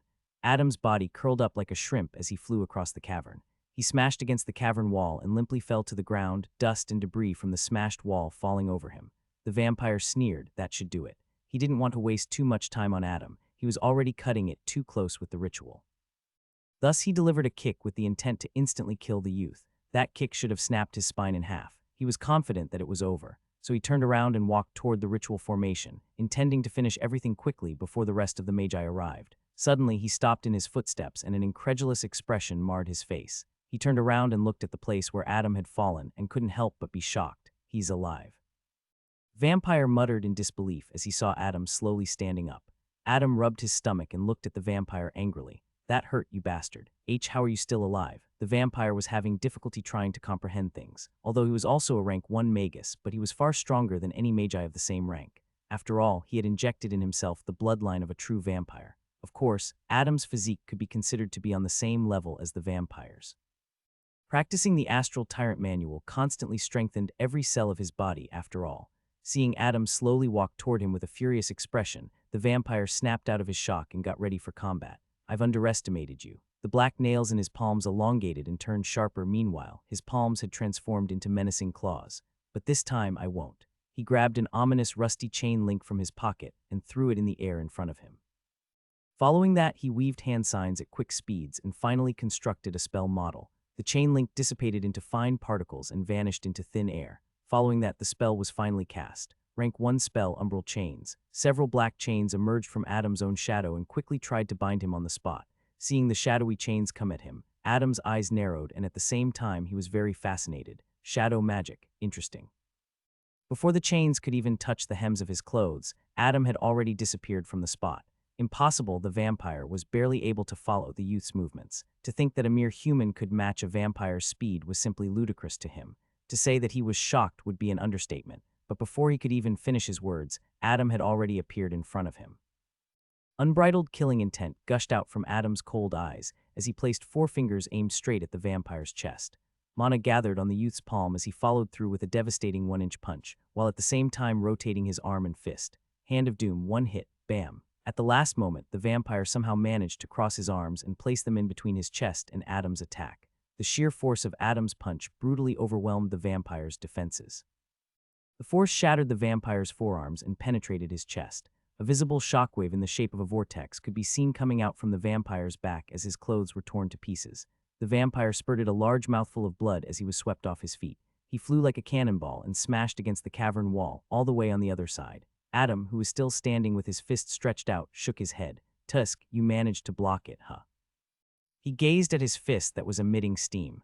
Then he looked at the vampire, who was still miserably lodged inside the wall, and his lips curled up into a smirk. Good, you will be the perfect guinea pig for me to test out my moves. Adam looked at his fist with a pensive expression. The skin on it was beginning to peel off, and one could almost see the knuckle bones. The youth had only recently started practicing the Astral Tyrant manual, and his body was far from reaching the point of being considered the strongest weapon. That is why in the earlier stages he would require gauntlet-strong ones at Thatto, carry out the techniques of the magic combat method that he had absorbed from the memories of the expert. Ah, whatever. Adam jerked his fist a little and then blew on it to try and alleviate the burning sensation. I hope that Fatty gets my stuff as quickly as possible. Suddenly, he turned his head and looked at the 3 vampire spawns that were standing a few meters away from him, frozen in absolute shock. And when his gaze landed on the unconscious people lying on top of the ritual formation, intense fury bubbled up in his heart. He slowly walked toward the vampire spawns with clenched fists. Although you've been turned into mindless servants by that vampire, don't expect any mercy from me. The cold words of the youth sent chills down the undead creatures' backs. Their bodies shuddered in fear, and they couldn't even get a word out of their mouths no matter how hard they tried. They were rooted on the spot as Adam, who seemed like the Grim Reaper to them, slowly approached them one step at a time. The sound of each step felt like a hammer pummeling their still hearts. With an indifferent expression, Adam walked in front of the first vampire spawn and effortlessly grabbed his head. Please, I'm innocent. I'm a resident of H-Han City, why you can't kill me. The vampire spawn somehow managed to get his words out through gaps between Adam's fingers. Can't kill you. Adam looked at the spawn as if looking at nothing more than an insignificant ant, and before he clenched his hand, he coldly muttered, watch me. Splat. The vampire spawn's head burst open like a watermelon. His mangled mix of brain matter and bones splashed all around him.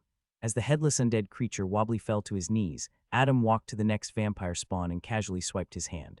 A thin, red line gradually appeared on the spawn's neck, and before long, his head had separated from his body. The last vampire spawn watched on with disbelief as his fellow undead creature was killed with such ease. He couldn't stop his body from trembling in sheer horror as he saw the youth slowly walk over to him. As Adam walked toward the last spawn, blood gushed out like a fountain from the neck of the spawn he had just beheaded.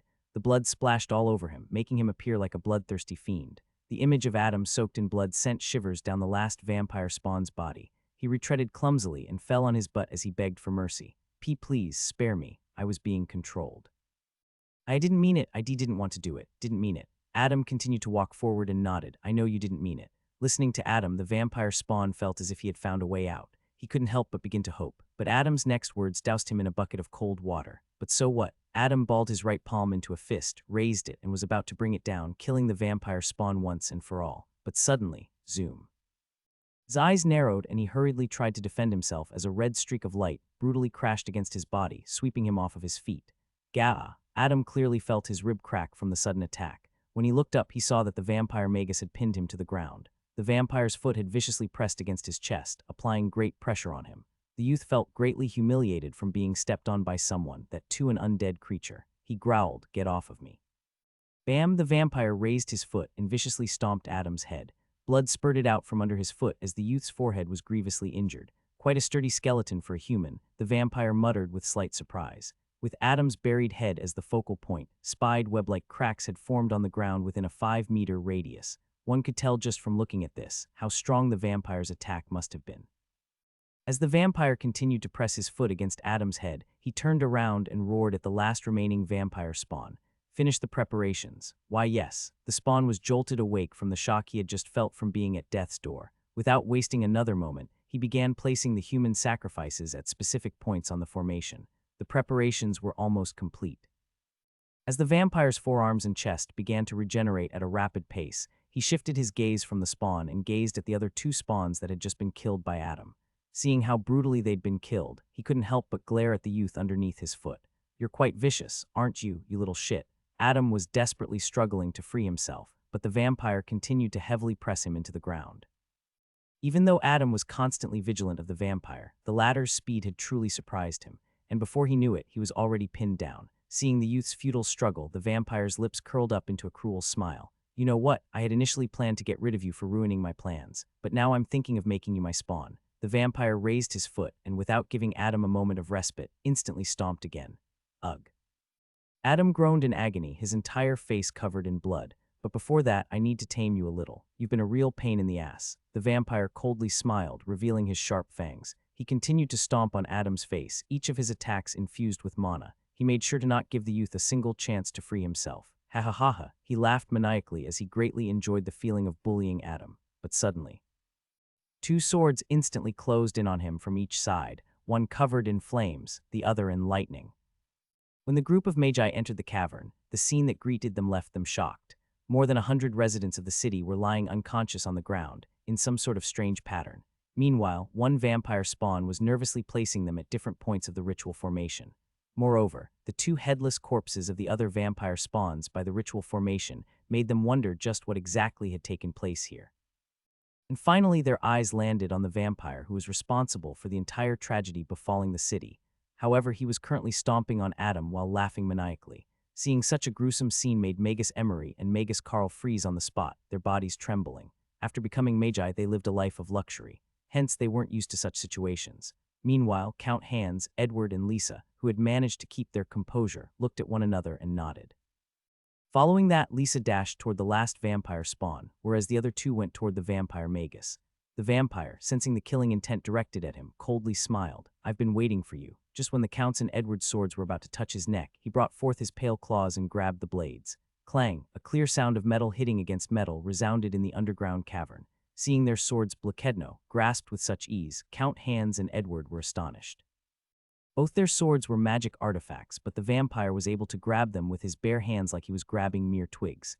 Taking advantage of their momentary state of shock, the vampire twisted his body and redirected both swords in the opposite direction.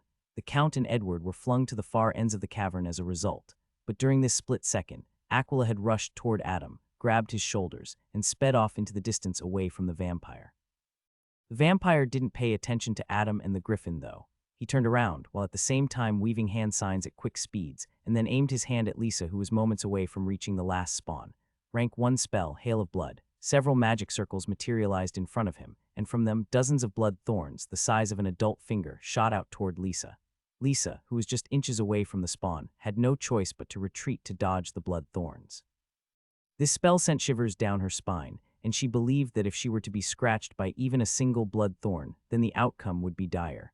Within just a few seconds, the vampire had effectively countered the frontal attack of two magi and also protected his spawn from a third magus. Seeing such a level of prowess, everyone present was shocked. Lisa, who had deduced by now that the vampire was only a rank 1 magus, couldn't believe that someone of the same rank as her could be so fierce at combat. The only other person she knew who was this monstrous was also in the same cavern. Her gaze subconsciously landed on Adam, who was now lying motionlessly after having been saved by Aquila. "Is this how you treat a stranger?" The vampire looked at all the magi that had just entered the cavern with a cold smile. How rude. Then he looked at his vampire spawn who was about to finish the preparation for the ritual, and his smile turned even wider. "Well, it doesn't matter." He elegantly walked toward the ritual formation with his hands behind his back. "Although it would have been much better if I had a few more sacrifices, I can still make do with this." No one interrupted the vampire. No, to be more precise, no one dared to. All the magi were struck with terror after witnessing the vampire deal with them so effortlessly. They walked around the ritual formation and slowly made their way to where Adam was. Seeing this, the vampire didn't stop them at all. He simply didn't care. His entire attention was on his spawn, who was placing the last few sacrifices on the formation with trembling hands. Meanwhile, Edward crouched down beside Adam and helped him up. Seeing his bloodied face, the youth was taken aback. But what surprised him even more was that Adam seemed to be crying. Edward was dumbfounded. "Adam, are you crying?" "Of course I'm not." Adam barked like a mad dog. He pointed at the vampire and spoke full of grievance. "That bastard broke my nose, and now my eyes won't stop sweating." Hearing him, everyone was speechless. Lisa looked at him with a solemn expression. "Can you fight him?" Adam looked at her and confidently said, "That goes without saying." "Good," Lisa nodded. "Then all of us will fight him together." But Adam interrupted her. "No, leave him to me." The Count chimed in with a stern expression. "Magus Adam, this is not the time to flaunt your powers. We'll have a much better chance at defeating him if we work together." "No, you don't get it." Adam shook his head. He pointed his finger toward the cavern's ceiling and solemnly said, "There are still those guys that you have to take care of." The vampire's ears suddenly twitched and he looked at Adam in surprise. "You were able to sense them. Your spiritual powers are quite strong for someone your age." Everyone turned to look at the ceiling, but they couldn't sense anything at all. Even Count Hans, who was the strongest in the group, couldn't perceive a thing. The ceiling was obscured in darkness, preventing anyone from seeing anything. Adam slowly got to his feet, his face solemn. He looked at Edward and asked, "You got my stuff?" Edward nodded and handed him his holding pouch and a pair of black gauntlets. Adam tied the holding pouch to his waist and then grabbed the gauntlets from Edward. These pair of gauntlets were rank 1 magic artifacts, and this would be the first time he'd be wearing them. After putting them on, Adam grinned from ear to ear. Now that's more like it. He then instructed the rest of the magi, you all huddle together and focus more on defending. It'll be difficult for you all to kill every one of them. But don't worry, all you need to do is last long enough till I kill the vampire. Sensing the seriousness in Adam's tone, Lisa clenched her fists tightly as a drop of sweat rolled down her forehead. What exactly is up there? What are we fighting against? Before Adam could reply, the vampire had already completed a series of hand signs and aimed his finger at them. He revealed his sharp fangs and displayed a cruel smile as he said, see for yourself. Following that, countless pairs of blood-red eyes became visible across the entire ceiling. SCRECH. Countless red-eyed bats descended as their screeches constantly echoed in the cavern. Seeing the sea of bats diving toward them, the magi lost all composure they had. They looked on with disbelief. Magus Carl fell to his knees, his body trembling. Those are vampire bats. Vampire bats were a species of bats that were known to feast on blood. Moreover, they would continue to drain the blood out of their victims until all that remained was a dried-up husk. Magus Emery seemed to have lost all hope. There are hundreds of them, no, there might even be 1,000 were doomed. Huddle together and focus on defending, huh? Edward repeated Adam's parting words, anxiety gripping his heart. So this is what he meant. He lowered his head and saw that Adam had already rushed in the direction of the vampire. Then he looked at Lisa and asked, so what do we do? You got any ideas? Lisa, who was trying her best to keep a calm state of mind, looked at Edward and nodded with clenched fists. I do, but... She then looked at Magus Emery and Carl and continued, we'll need everyone's joint effort if we want to come out of this alive. Hearing her words, Count Hans looked at the two useless magi and roared, get on your feet if you want to live. Emery, don't you wish to find your son? Carl, don't you wish to return home to your newborn granddaughter? Get the hell up and fight. The two magi seemed to have been brought back to life as a fire lit inside of them after hearing the Count's words. Lisa looked at them and nodded, so, here's what we're going to do. After listening to her instructions, everyone got into position. Suddenly, the Count looked at Edward and Lisa and smiled bitterly. Our survival is completely contingent on Adam defeating the vampire. Do you really think he can? Even the Count himself didn't have any confidence to stand up against the vampire, let alone Adam, who was 2 minor stages lower than him. He will win. Both Lisa and Edward replied simultaneously, their voices filled with confidence. As countless vampire bats rained down on them with bloodthirsty eyes, the 5 magi began weaving hand signs and sacrificing the required material components to cast a joint spell. Mana gathered on Adam's gauntlets as he dashed toward the vampire. He knew that if he wanted to interrupt the spawn from completing the ritual, he had to first go through the vampire. When the vampire saw Adam rushing toward him with his gauntlets covered in pure mana, for the first time today, he felt a sense of crisis. When Adam had first landed a blow on him earlier, that was simply him being taken by surprise, not having expected a mere human to have such speed and strength. Now he didn't dare to underestimate the youth, but despite that, the vampire felt pressure from him. He felt insulted. A mere human dares to act so cocky in front of me. He rushed toward Adam, overcome by anger. Moreover, he didn't want to fight anywhere near the ritual formation, afraid that he would ruin it. Adam's and the vampire's fists collided against each other, resulting in a terrifying shockwave. The surrounding air seemed to have been torn apart by the collision of their fists.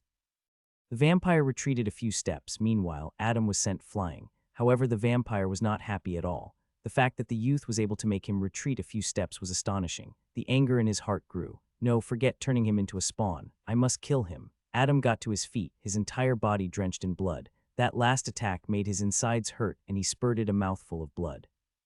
But despite that, he got into a fighting position as he thought to himself, I now have a general idea of his strength. All I need to do is adapt. Once again, the two collided against one another. But this time, Adam's state was not as miserable as the previous time. They continued to pummel their fists against one another, each attack resulting in an even bigger shockwave than the last. And with each collision, Adam was slowly beginning to adapt. He was no longer sent flying after each attack. Now he barely retreated a few steps. However, his body continued to get riddled with injuries, and it looked like he was on his last breath. But he continued to persevere. Damn you. Unable to bring the youth down, the vampire was livid. I'll fucking kill you. The vampire thrust his claw at the youth's face, intending to pierce the head.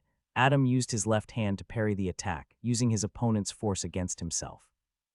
His actions were as smooth as flowing water, fully showcasing the essence of the phantom dance. Then he stepped forward and swung his right elbow to deliver a devastating blow to the vampire's face. The vampire was stunned. This was the first time that Adam had managed to land a critical blow on him other than the first time when he'd been taken by surprise. Blood spurted out of the vampire's nose as he stumbled backward. He tried to lean forward to regain balance. You fucking. Right at that moment, Adam had already followed through with a roundhouse kick to the face. The vampire flew dozens of meters and landed on his back in an extremely haggard state, his lower jaw dislocated. He was shocked by the sudden turn of events. No matter how much he tried to overestimate the kid's abilities, it still wasn't enough. His lower jaw snapped back into position due to his high regeneration skills. The vampire realized that he could no longer be influenced by his anger.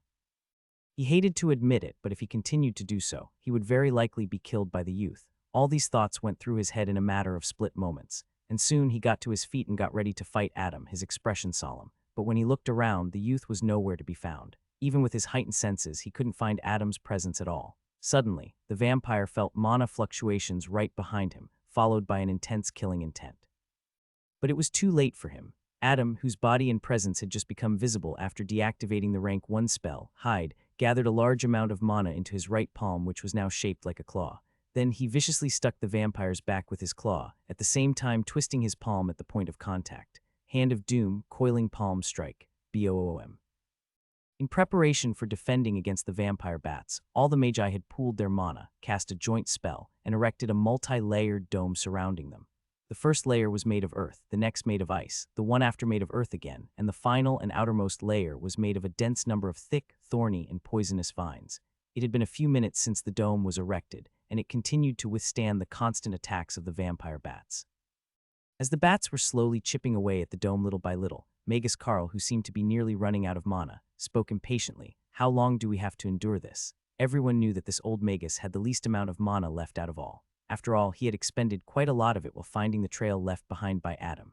It had been more than a couple of hours since then, and he hadn't got any chance to replenish mana. In this world, no potion could replenish a Magus.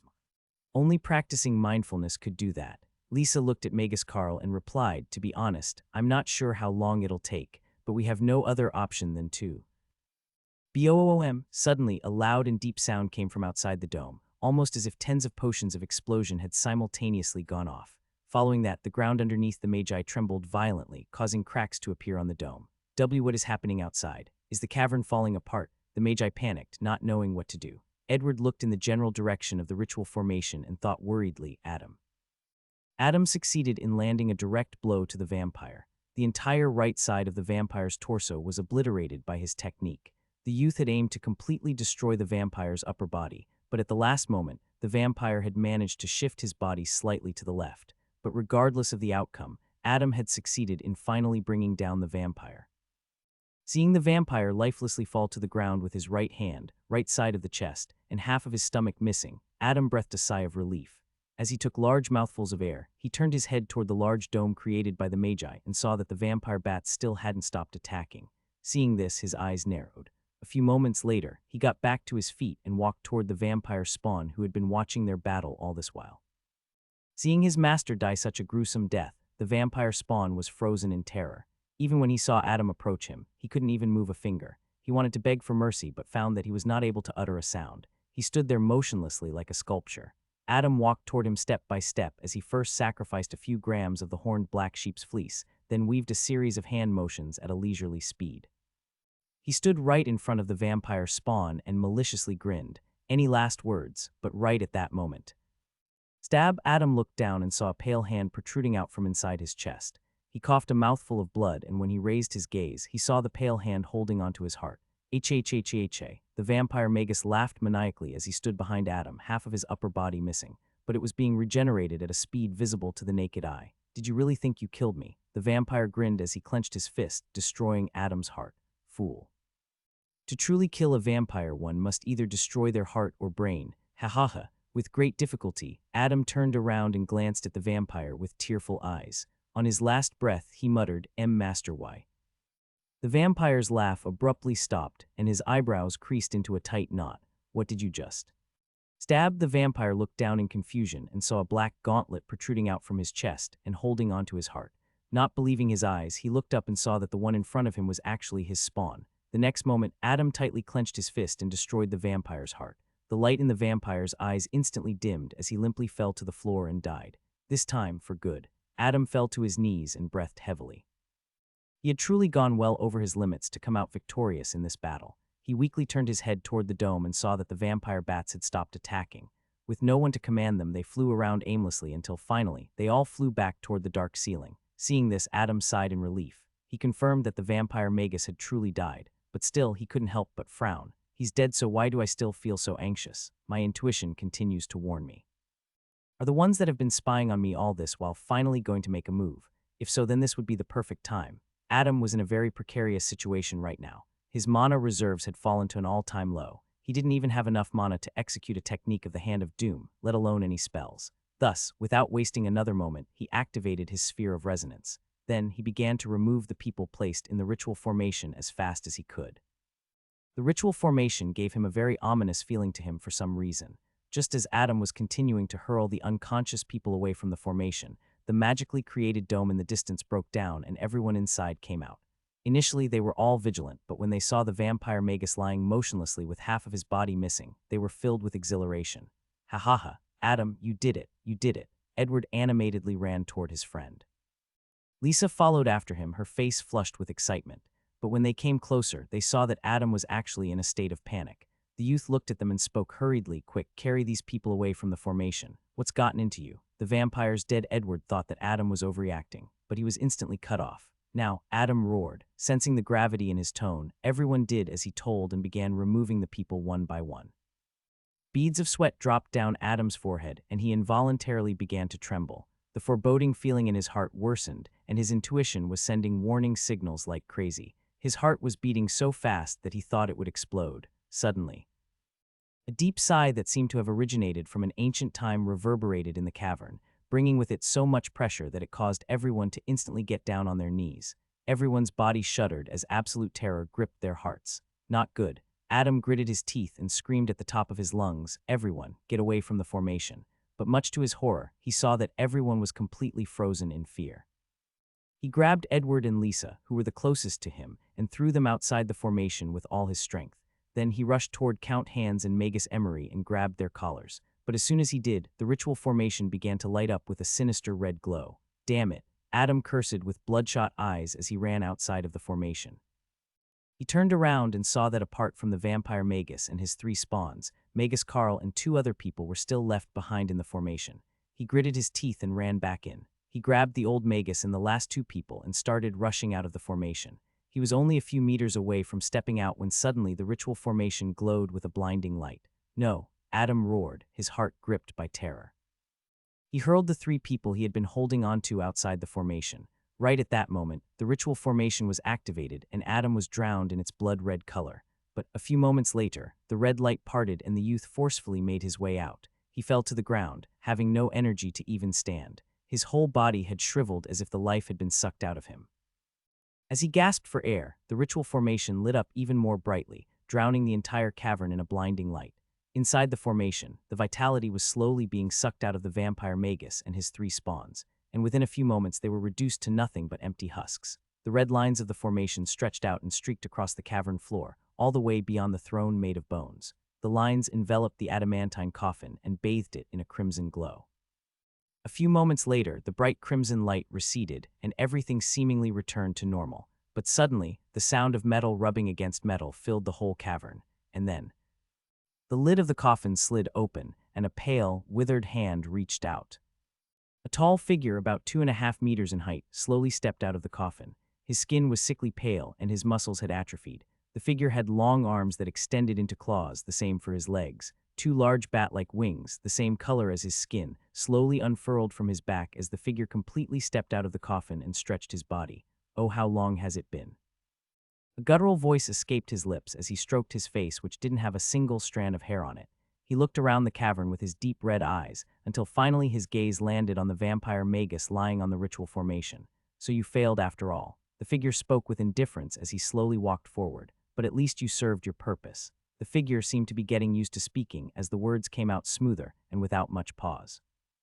He looked up at the dark ceiling and ordered, "Come." Screech. Hundreds of vampire bats descended and swirled around the person. Then they merged and transformed into a dark robe before covering him. I, Esther Octavian, have finally awoken. The figure spoke with ecstasy, revealing his sharp and jagged teeth. And this time I will form my mana core no matter what it takes. But the ancient vampire clenched his fists and frowned. I've not even regained a tenth of my strength yet. The ancient vampire's cold gaze then fell on Adam, who was lying on the ground and looking at him with sheer terror. And it's all because of you, human. Adam's body shuddered as he made eye contact with the ancient vampire. He immediately looked away. After forcefully making his way out of the activated ritual formation, he didn't have an ounce of energy left in him. His body looked like he'd been starving for days. He looked extremely emaciated. If it wasn't for the White Lotus, he would have long since lost consciousness. The youth looked behind him and saw that the rest of the magi had completely frozen in fear. The very presence of the ancient vampire made their bodies tremble non-stop. They had never felt such fear in their lives. Shit, if I don't do something, we'll all die. Adam screamed in his heart, forcing his arm to move. The ancient vampire stepped closer to Adam at a leisurely pace. Even though I gave this inferior creature my inheritance and blood, he still failed. He glanced at the dead vampire Magus, indicating that he was once human. With the ritual formation and all the sacrifices that he'd gathered, I should have been able to recover at least half my strength. The ancient vampire stopped right in front of Adam and looked down at him with cold eyes. But you had to ruin everything, didn't you? He crouched down and grabbed Adam's hair with his pale claw. He brought the youth to his eye level and growled with anger and hatred. Death would be too easy for you. I will make you my slave and torture you for eternity. Edward, who had finally gathered the strength to move, looked ahead with tearful eyes. He wanted to stand to his feet and help Adam, but he couldn't. In the presence of the ancient vampire, he seemed to have lost all strength. All he could do was reach out to his friend, his heart filled with unwillingness and grief. Adam, no. How could things have come to this? Edward thought as tears rolled down his face. Only if I was stronger, I could have saved him, saved all of us. The ancient vampire's fangs elongated as he prepared to bite down on Adam's neck. But suddenly, Adam's lips parted and he slowly spoke. You talk too much. He then waved his hand and threw a fistful of dust at the ancient vampire's face. Flash. Upon coming into contact with the last of Adam's mana, the unassuming dust produced a blinding light that caused the ancient vampire to grimace and loosen his grip, causing the youth to fall to the ground. This was the same dust that Adam had been experimenting on in his lab. It had finally come to use in his time of need. Light was the bane of all undead creatures, especially light that had the properties of mana. The ancient vampire involuntarily retreated a few steps as he covered his eyes. He had been slumbering inside the coffin for centuries, and although the light didn't injure him, it definitely caught him off guard. As the light slowly receded, the ancient vampire regained his vision and scoffed in contempt. Petty tricks. But the words got stuck in his mouth when he saw a black puppy nudging its tiny head against Adam's face. When did this creature get here? The vampire thought in alarm. For some reason, this strange puppy gave him a sense of crisis. Adam, who was sprawled on the ground, bleeding profusely from all facial orifices after having completely depleted the last of his mana, muttered with a faint smile, "Blackie, I'll leave the rest to you." Blackie whimpered in sadness as he saw the youth's miserable state. Adam was his favorite human, and to think that someone dared to hurt him made him furious. He turned around and glared at the ancient vampire. Grrr. The vampire flinched and took a step back. A chill crawled down his spine as he saw the little animal fiercely stare at him, but his pride wouldn't allow him to back down. Anger bubbled up in his heart as he stared back at the dog. But before he could even say or do anything, the dog in front of him slowly enlarged, transforming into something else entirely. The ancient vampire raised his head slowly, looking at the transforming creature as fear finally gripped his heart. Suddenly, he recalled something he had read a long time ago and he shuddered. He recognized this creature in front of him. World Dev, he muttered in shock and horror, but before he could even finish, Blackie had already waved his paw and reduced him to a mere bloody mist. The magi who happened to see such a spectacle were shocked out of their minds. An ancient vampire whose very presence left them incapacitated was swatted to death like a fly by a dog. Edward and Lisa were the most shocked out of them all. Their eyes had popped out and their jaws were touching the ground. The same thought echoed in their minds. That is Blackie's true form. Blackie, who had now reverted to its cute self, ran towards Adam and began licking his face. Ow. He seemed to be sad and smug at the same time, causing Adam's eyebrows to twitch. He instructed him, "Blackie, grab the healing potions from my pouch before I die." Woof. The puppy ran around Adam and skillfully grabbed a few vials of healing potions from the pouch tied to his waist. Then he uncorked the vials and poured all of its content inside the youth's mouth. A ruddy color returned to Adam's face after he consumed the potion, but his body still looked shriveled up like a fossil. Pua. I thought I would really act. Edward and Lisa rushed to him and tightly hugged him. Adam, they really thought that they would lose him. They hugged him tightly while silently sobbing, their shoulders trembling ever so slightly. Seeing this, Adam smiled and hugged them back. It's okay. Everything's fine now. Suddenly, footsteps could be heard coming in the direction of the cavern entrance, the tunnel. Hearing this, everyone was instantly on guard. The city guards made their way into the cavern, and when their eyes fell on the Count, they beamed. My lord, we have defeated the spawns. The Count would have asked the others to join him, but everyone else was preoccupied. Edward and Lisa refused to leave Adam's side. Magus Emery, who had finally reunited with his son, was nursing him back to health, whereas Magus Carl, he had simply passed out of exhaustion. Hearing the count, the city guards respectfully nodded. Yes, my lord. About 10 minutes into the search, the count sprinted back to Adam and everyone's location, his face flushed with excitement. We found a large chamber behind the throne, he said with enthusiasm. What about it? Edward asked in confusion. The count took a few deep breaths to calm down his fast-beating heart. It's filled with treasures. It had been almost 2 weeks since the incident with the ancient vampire. Things had returned to normal, and the sun had finally begun to shine on the city of Sales. The innocent people of the city who had been abducted had finally returned home to their loved ones. The nighttime curfew had also ended, causing the entire city to celebrate till late into the night. Actually, the celebration still hadn't stopped. It was understandable after all. The citizens of the city had gone through a lot of troubles, and now they were finally happy. After finding the chamber full of treasures, the count took it upon himself to clear out everything first and bring it back to the city.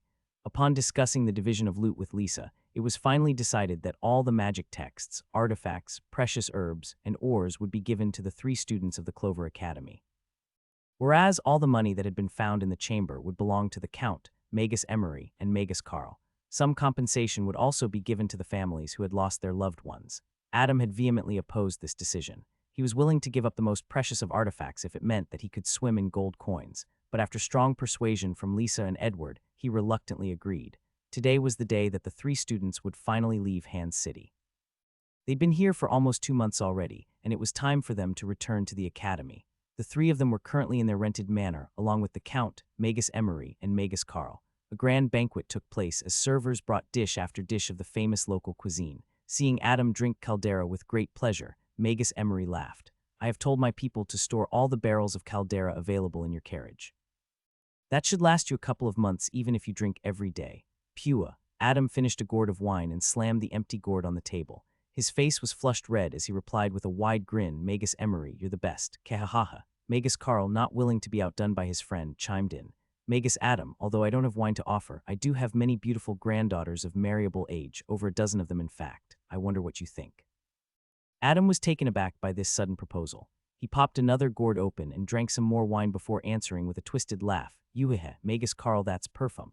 Afraid that his friend might end up marrying over a dozen women and create a harem in his drunken stupor, Edward hurriedly covered his mouth and nervously laughed. Haha, Magus Carl, Adam is still too young. He has his whole life ahead of him. Let's talk about this next time. Oh, I see, that makes sense. Magus Carl deflated like a balloon. Count Hans, seeing this scene, couldn't help but chuckle to himself. He turned to look at Lisa, who was elegantly having her meal, and asked, Magus Lisa, when will the professors from the Clover Academy arrive? After exiting the cavern, Lisa immediately wrote a full report of their mission, including their fight with the rank 1 vampire, and also the appearance of a possible weakened rank 3 vampire. Also, because the strange shadowy wall that served as the entrance to the cavern may possibly have some relation with the Shadowmere, she had already sent the report via Blackie. She looked at the Count and replied with assurance, considering the fact that the Academy had many flying steeds, I don't think it should take the professors that long. At most, they should be here by the day after. Hearing her, the Count sighed in relief. Although they had thoroughly surveyed the cavern and didn't find any more hidden dangers, it was still better to be sure.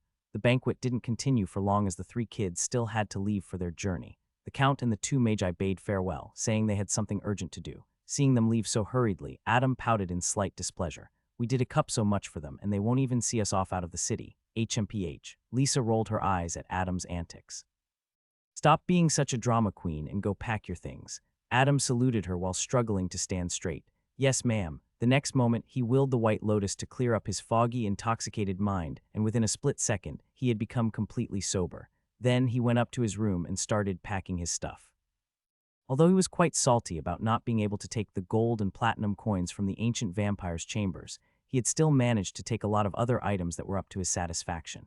He looked at the black cape in his hands and praised, elegant and practical. Suddenly his body shivered and he said in disgust, I've been corrupted by that witch, Lisa. I would have never imagined I'd use such words while looking at clothes, but he couldn't deny it though. The cape was indeed good. It provided the wearer complete protection from darkness type rank 1 spells and partial defense from other rank 1 spells. Moreover, it protected the wearer from all types of harsh weather. The cape would naturally adjust the temperature around the wearer's body to a comfortable level. The youth wore it over his black magus robes and then looked at the other items. He picked up a ring that had an intricate feather pattern around it and put it on. This was the Ring of Light Fall. Like its namesake, it was inscribed with the rank 1 spell, Light Fall. The ring would automatically activate when the wearer suddenly dropped for more than 2 meters. Alternatively, it could also be activated manually. It was a convenient magic ring. Apart from these 2 artifacts, the rest of the loot that Adam had taken for himself included a few magic texts, rare magic herbs that managed to survive for centuries, and finally an unknown ore that he planned to make a new pair of gauntlets out of. The ancient vampire was extremely wealthy, having in possession of many magic artifacts, both offensive, defensive, and even extremely rare storage types.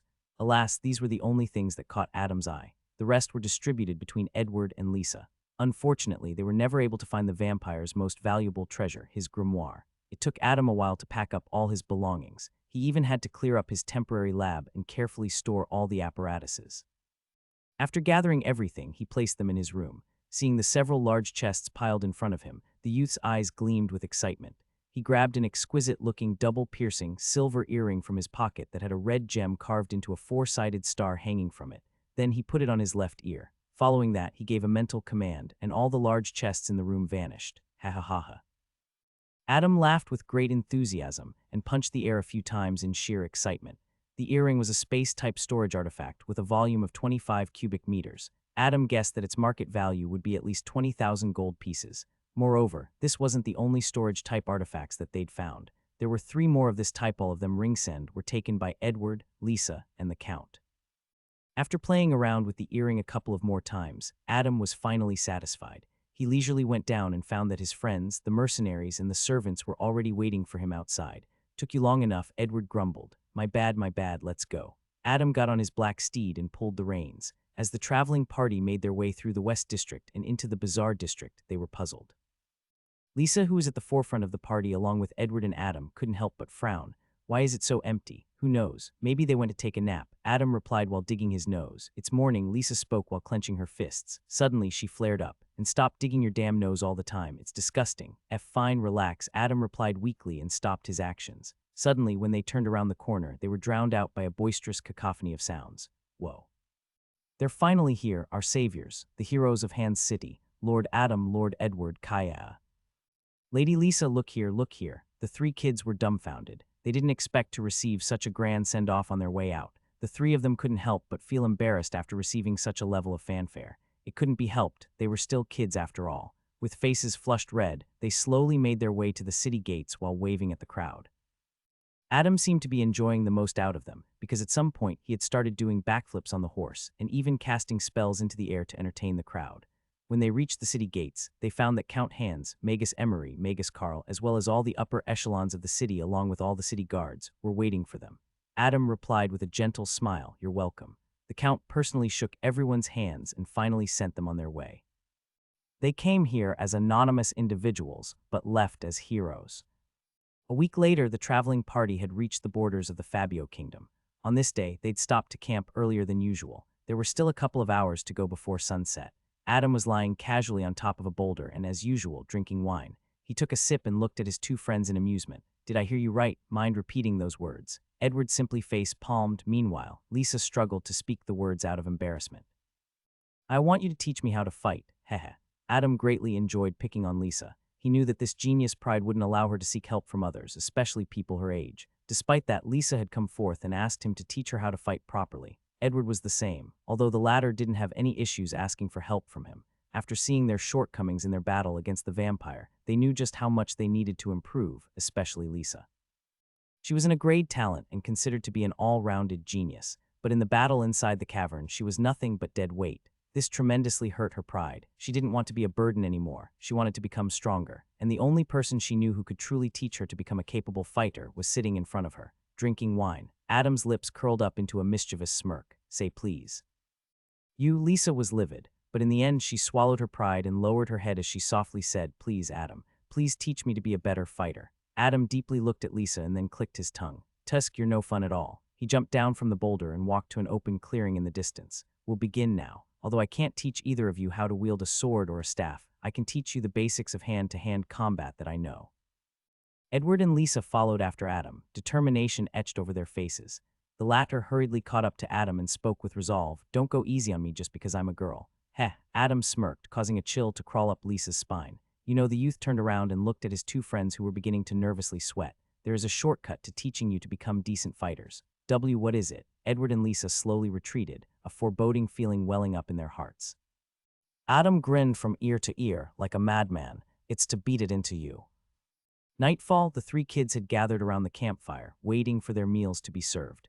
Edward and Lisa were glaring at Adam with wronged expressions. If looks could kill, Adam would have died several times over. Adam looked at them and simply chuckled in response. No pain, no gain, hehe. After that, he continued to enjoy the caldera. Edward's face had swollen from all the beating. His entire body had been wrapped up in bandages. He looked at his friend and spat through gritted teeth. You despicable demon, how could you do this to us? Seeing Edward struggle to speak, Adam burst out laughing, causing the former to be even more furious. Lisa wasn't faring any better, but Adam had gone easy on her in that he hadn't ruined her beautiful face. But as for the rest of her body parts, they were searing in pain. She had never felt so sore. Unlike Edward, however, she didn't complain. She recalled when the two of them had ganged up on Adam, but despite that, they weren't even able to touch the hems of his clothes. The entire time Adam had been drinking from the gourd and dealing with them as if they were children. Is the gap between us so large? She couldn't help but wonder. Suddenly, she thought of something and looked at Adam coldly. Why do I feel like you're thrashing us just for your own amusement? How is any of this going to help us? Trust the process. Adam took a swig from the gourd. One day, when you're skillful enough, you'll be able to dodge my attacks. Who knows, you might even be able to counterattack. Seeing Adam's smirk, Lisa was fuming with anger. This hateful guy. But she knew he was right. In many ways, this was indeed a shortcut to becoming a better combatant. Anywho, Adam got up to his feet, wobbling a little. You guys shouldn't move around too much, lest your wounds open up. Tomorrow we'll continue our training. Without waiting for their reply, he turned around and headed into the woods in the distance. He shouted, I'm gonna go throw up a little ugh, I've drank way too much. HMPH, I hope you drown in your puke. Edward grumbled under his breath and just ignored Adam. Meanwhile, Lisa deeply looked at Adam's departing back, thinking to herself, when have you ever drunk so much that you needed to puke? Adam walked through the dark woods, stumbling every now and then, and singing a tune while continuing to drink caldera. We found Magicikupin the green dunes. And the hiccup magic runes. Beyond the star blah blah blah. After walking for a long time, far away from the campsite, Adam arrived at the shores of a lake in the middle of the woods. Seeing the reflection of the stars and the twin moons, Selene and Luna, on the surface of the lake, Adam instantly felt relaxed. How beautiful. A shadowy figure silently stood behind a tree, a few meters away from Adam. The figure observed the youth for a long time before finally making his move. He soundlessly unsheathed his dagger, coated it with poison, and slowly approached the youth. After months of tailing the kid, he had finally found an opening. The figure slowly walked up behind Adam, his footsteps stealthy and his presence indiscernible. Then he raised his hand and thrust the dagger at Adam's heart. When the dagger was mere inches away from penetrating through Adam's back, the shadowy figure suddenly heard a cold voice drift into his ears. So you finally showed up. Adam had long since activated his sphere of resonance. Hence, the moment this person came within range, he instantly noticed. When the dagger was mere inches away from stabbing him, Adam calmly leaned to the side and evaded the attack with great ease. In his vision, the dagger was going right past him in slow motion. Adam grabbed the person's wrist with his right hand, then delivered an uppercut to the person's elbow region with his left, instantly snapping the man's arm in half. The assassin was stunned by the sudden turn of events, and before he knew it, his arm had been snapped in two. He grunted in pain as he saw his forearm bone jutting out of his flesh. Only now did it dawn on him. This kid was pretending all this while. Adam grabbed the man's broken bone and yanked it out of his arm. Then he stabbed the sharp piece of bone into the person's shoulder, pinning him to the ground. Ag! The man was writhing in agony. The stab to his shoulder didn't feel as bad as having his bone yanked out from his arm altogether. He looked at Adam's cold and indifferent face, and only one word echoed inside his turbulent mind. Monster. Adam was still grabbing onto the assassin's wrist as he was pinning the latter to the ground. Tell me, who sent you? His voice was laced with anger. Tears started to stream down from the assassin's eyes as Adam continued to twist his injured arm. Seeing that the assassin didn't reply, a ruthless glint flashed past Adam's eyes.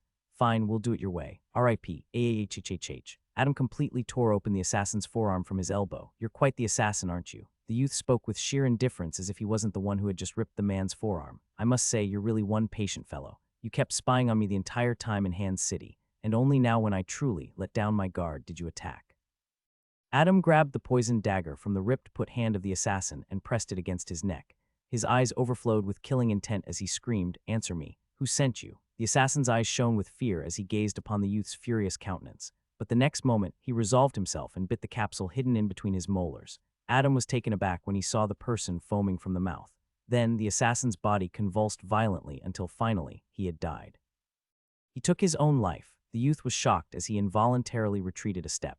To have the resolve to commit suicide if the assassination attempt failed meant that the organization behind the assassin was truly formidable. When Adam came to this conclusion, his eyes narrowed. The person who hired the assassin must have paid a lot of money to kill me, but who would want me dead, he wondered. In his mind, he could only think of one person, but even then, it didn't seem very likely.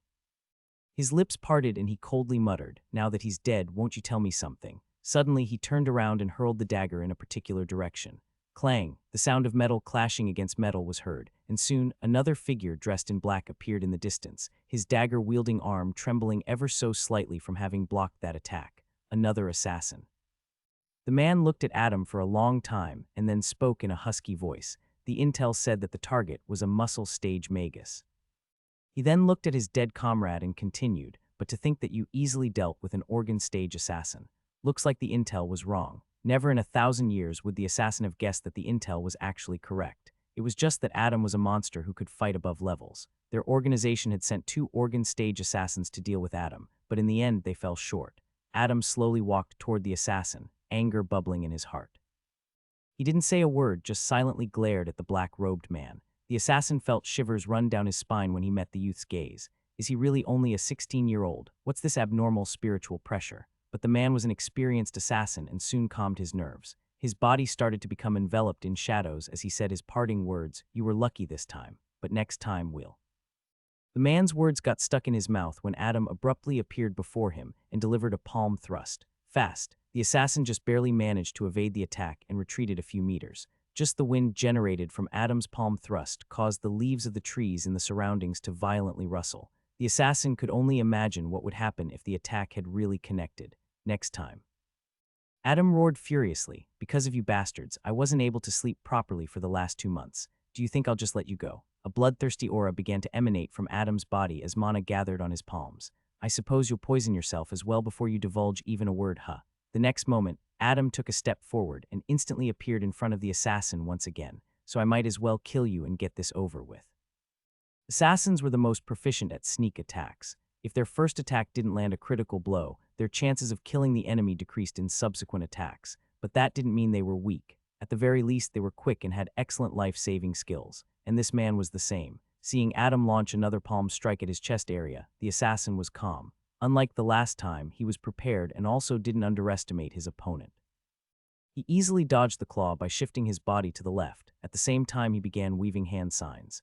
After missing his attack, Adam followed through with a spinning heel kick to the assassin's chin. Seeing the mana gather at the youth's foot, the assassin's body shuddered. He hurriedly leaned back and once again dodged the attack. "If even one attack lands on me, I'll be done for." Having missed yet another attack, Adam skillfully used the momentum of his kick, turned his body, and delivered a flying roundhouse kick. Bam! Not having expected Adam to follow through with yet another attack, the assassin wasn't able to evade the roundhouse kick. At the last moment, he quit weaving hand signs and was just barely able to raise his arms and block the attack. Despite that, he was sent flying by the sheer power of Adam's kick. As the assassin struggled to get to his feet, Adam slowly walked toward him. He had never felt so much rage before. Because of these assassins, he had to constantly look over his shoulder, always remaining vigilant. Now that he'd finally lured them into his trap, he was going to go all out. "You bastard, I'm going to make you wish you were dead." The assassin couldn't believe that a simple kick sent him flying. Moreover, his lower jaw was dislocated. As he struggled to get to his feet, he couldn't help but think in astonishment, what's wrong with his mana? It's so tyrannical." Adam's kick was a simple one, but it was the mana imbued in the kick that made the assassin tremble in fear. The Astral Tyrant manual not only strengthened the user's body, it also transformed the user's mana. It made the quality of mana heavy and domineering. As the assassin finally got to his feet and gazed at Adam, who was slowly walking toward him, his body involuntarily shuddered. "No, I must escape. I can't fight him. I'm not his match." He took out a few smoke bombs from his pocket and immediately threw them at his feet. The bomb exploded soundlessly and covered the area within a radius of tens of meters in a dense fog. Then he activated his mobility technique and fled for his life. Fear gripped his heart as he ran through the woods. He finally escaped from the area filled with fog and made his way toward Adam's camp in the far distance. "If I manage to hold one of those kids hostage," a vicious glint flashed past his eyes. "I'm sure I'll be able to escape then. After I get back to base, I'll bring a rank 2 magus to deal with you." Suddenly, The fog behind him parted and tens of magic missiles flew at him. Sensing the grave danger, the assassin turned around, and when he did, his eyes widened in disbelief. So many. Moreover, from the mana signature of the spell, he was finally able to confirm his earlier speculation. Adam was indeed a muscle stage magus. The rank 1 spell, Magic Missile, only allowed a caster to materialize 5 magic missiles at most, and that too if the caster was very proficient with the spell. But the fact that Adam was able to cast tens of them could mean only one thing: dual casting. The assassin blurted out, "No, that number is way more than." He didn't have enough time to even finish his words as the magic missiles came raining down on him, and each of them flew unpredictably, making it very difficult for the assassin to dodge them. But he was an experienced assassin after all. He managed to dodge all of them in the end, but the time he had wasted here was all it took for Adam to catch up to him. Adam appeared behind the assassin like a malevolent specter, his eyes brimming with unbridled ferocity and killing intent. Then with great force he launched a sidekick to the man's ribs. The assassin hurriedly crouched down to dodge the kick, and then immediately dashed toward the front to escape from the youth. But suddenly, Adam's body dissipated into gray smoke. Rank 1 spell, Dingy Illusion. The assassin was dumbfounded when he realized he'd been tricked, but before he could even think about where his opponent was, he was suddenly struck hard in the face by a flying knee. Qag. As the assassin was swept off his feet, he threw half a dozen throwing knives at Adam. The youth skillfully dodged all the throwing knives as he closed in on the assassin. The latter, now knowing he wouldn't be able to escape, finally threw caution to the wind and chose to duke it out with the youth. "Don't look down on me," he roared at the top of his lungs as he brandished his poison-coated daggers and swung them at Adam. With quick reflexes, Adam instantly disarmed him by immobilizing his wrists. Then the youth gathered mana in his hand and delivered a gut punch, followed by a slap to the face, and then finally a roundhouse kick. The assassin flew dozens of meters and smashed against the side of a mountain. A crater was instantly formed upon impact, and the assassin slowly fell to the ground like a ragged doll. Adam had snapped. But before the assassin's feet even touched the ground, Adam had already appeared in front of him and started throwing a series of punches, slaps, and palm strikes to the assassin's head, chest, and stomach areas. In mere seconds, Adam had already attacked more than a dozen times. By now, the assassin had already lost consciousness from all the beating, his life hanging by a thread. But so what? Adam didn't care. He was enraged, truly enraged. Just as the assassin's bloodied and battered body was about to limply fall to the ground, Adam took a horse stance position and gathered a tremendous amount of mana in his hands. His right palm was facing the assassin, while the left palm was placed below the right and aiming at the sky. The mana between his palms slowly began to swirl into a vortex. When Adam had expended almost all of his mana, something akin to a singularity made of pure mana had formed between his palms. Adam took one last look at the assassin, his red eyes filled with unbridled killing intent, and then he spun his hands, hand of doom, billowing strike, splat, peace returned to the woods. Adam's chest heaved up and down as he caught his breath. He looked at his hands, which were bleeding profusely and were heavily injured from having just used the technique without the gauntlets. After having calmed his raging emotions, he sighed. He had never been so furious ever in his life. He was finally able to let it all out. After Adam confirmed that the White Lotus had devoured the assassin's soul, without taking another look, he silently turned around and left. And on the jagged wall of the mountain, all that remained of the assassin was mere bloodstains.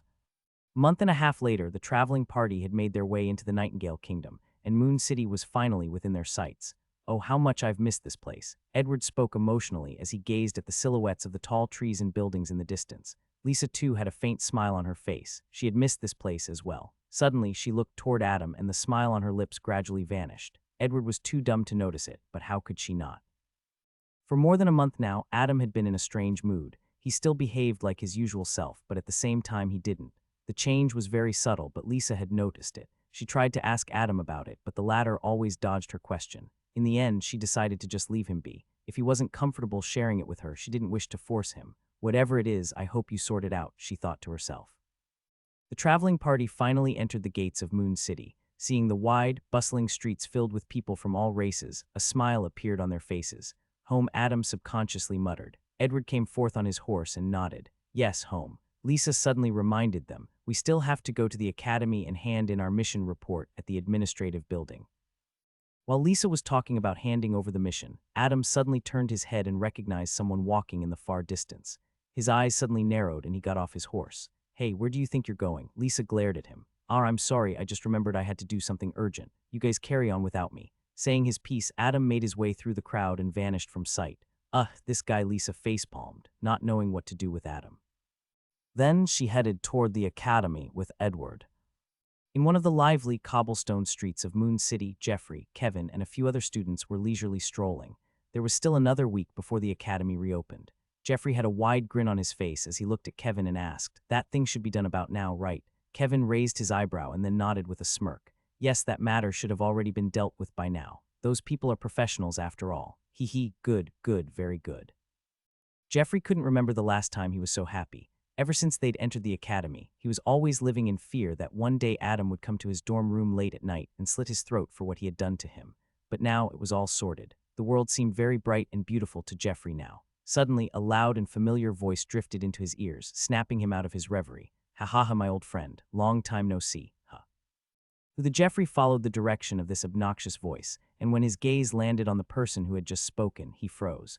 Adam merrily walked toward Jeffrey with a bright smile on his face and gave him a warm hug. Then he whispered into his ears, "I know what you did." Jeffrey's body trembled as his heart was gripped by terror. In a state of panic, he subconsciously looked toward Kevin, who was as shocked as he was. Adam followed Jeffrey's gaze, and when he saw Kevin, his lips curled up into a cold smile. "So it was you."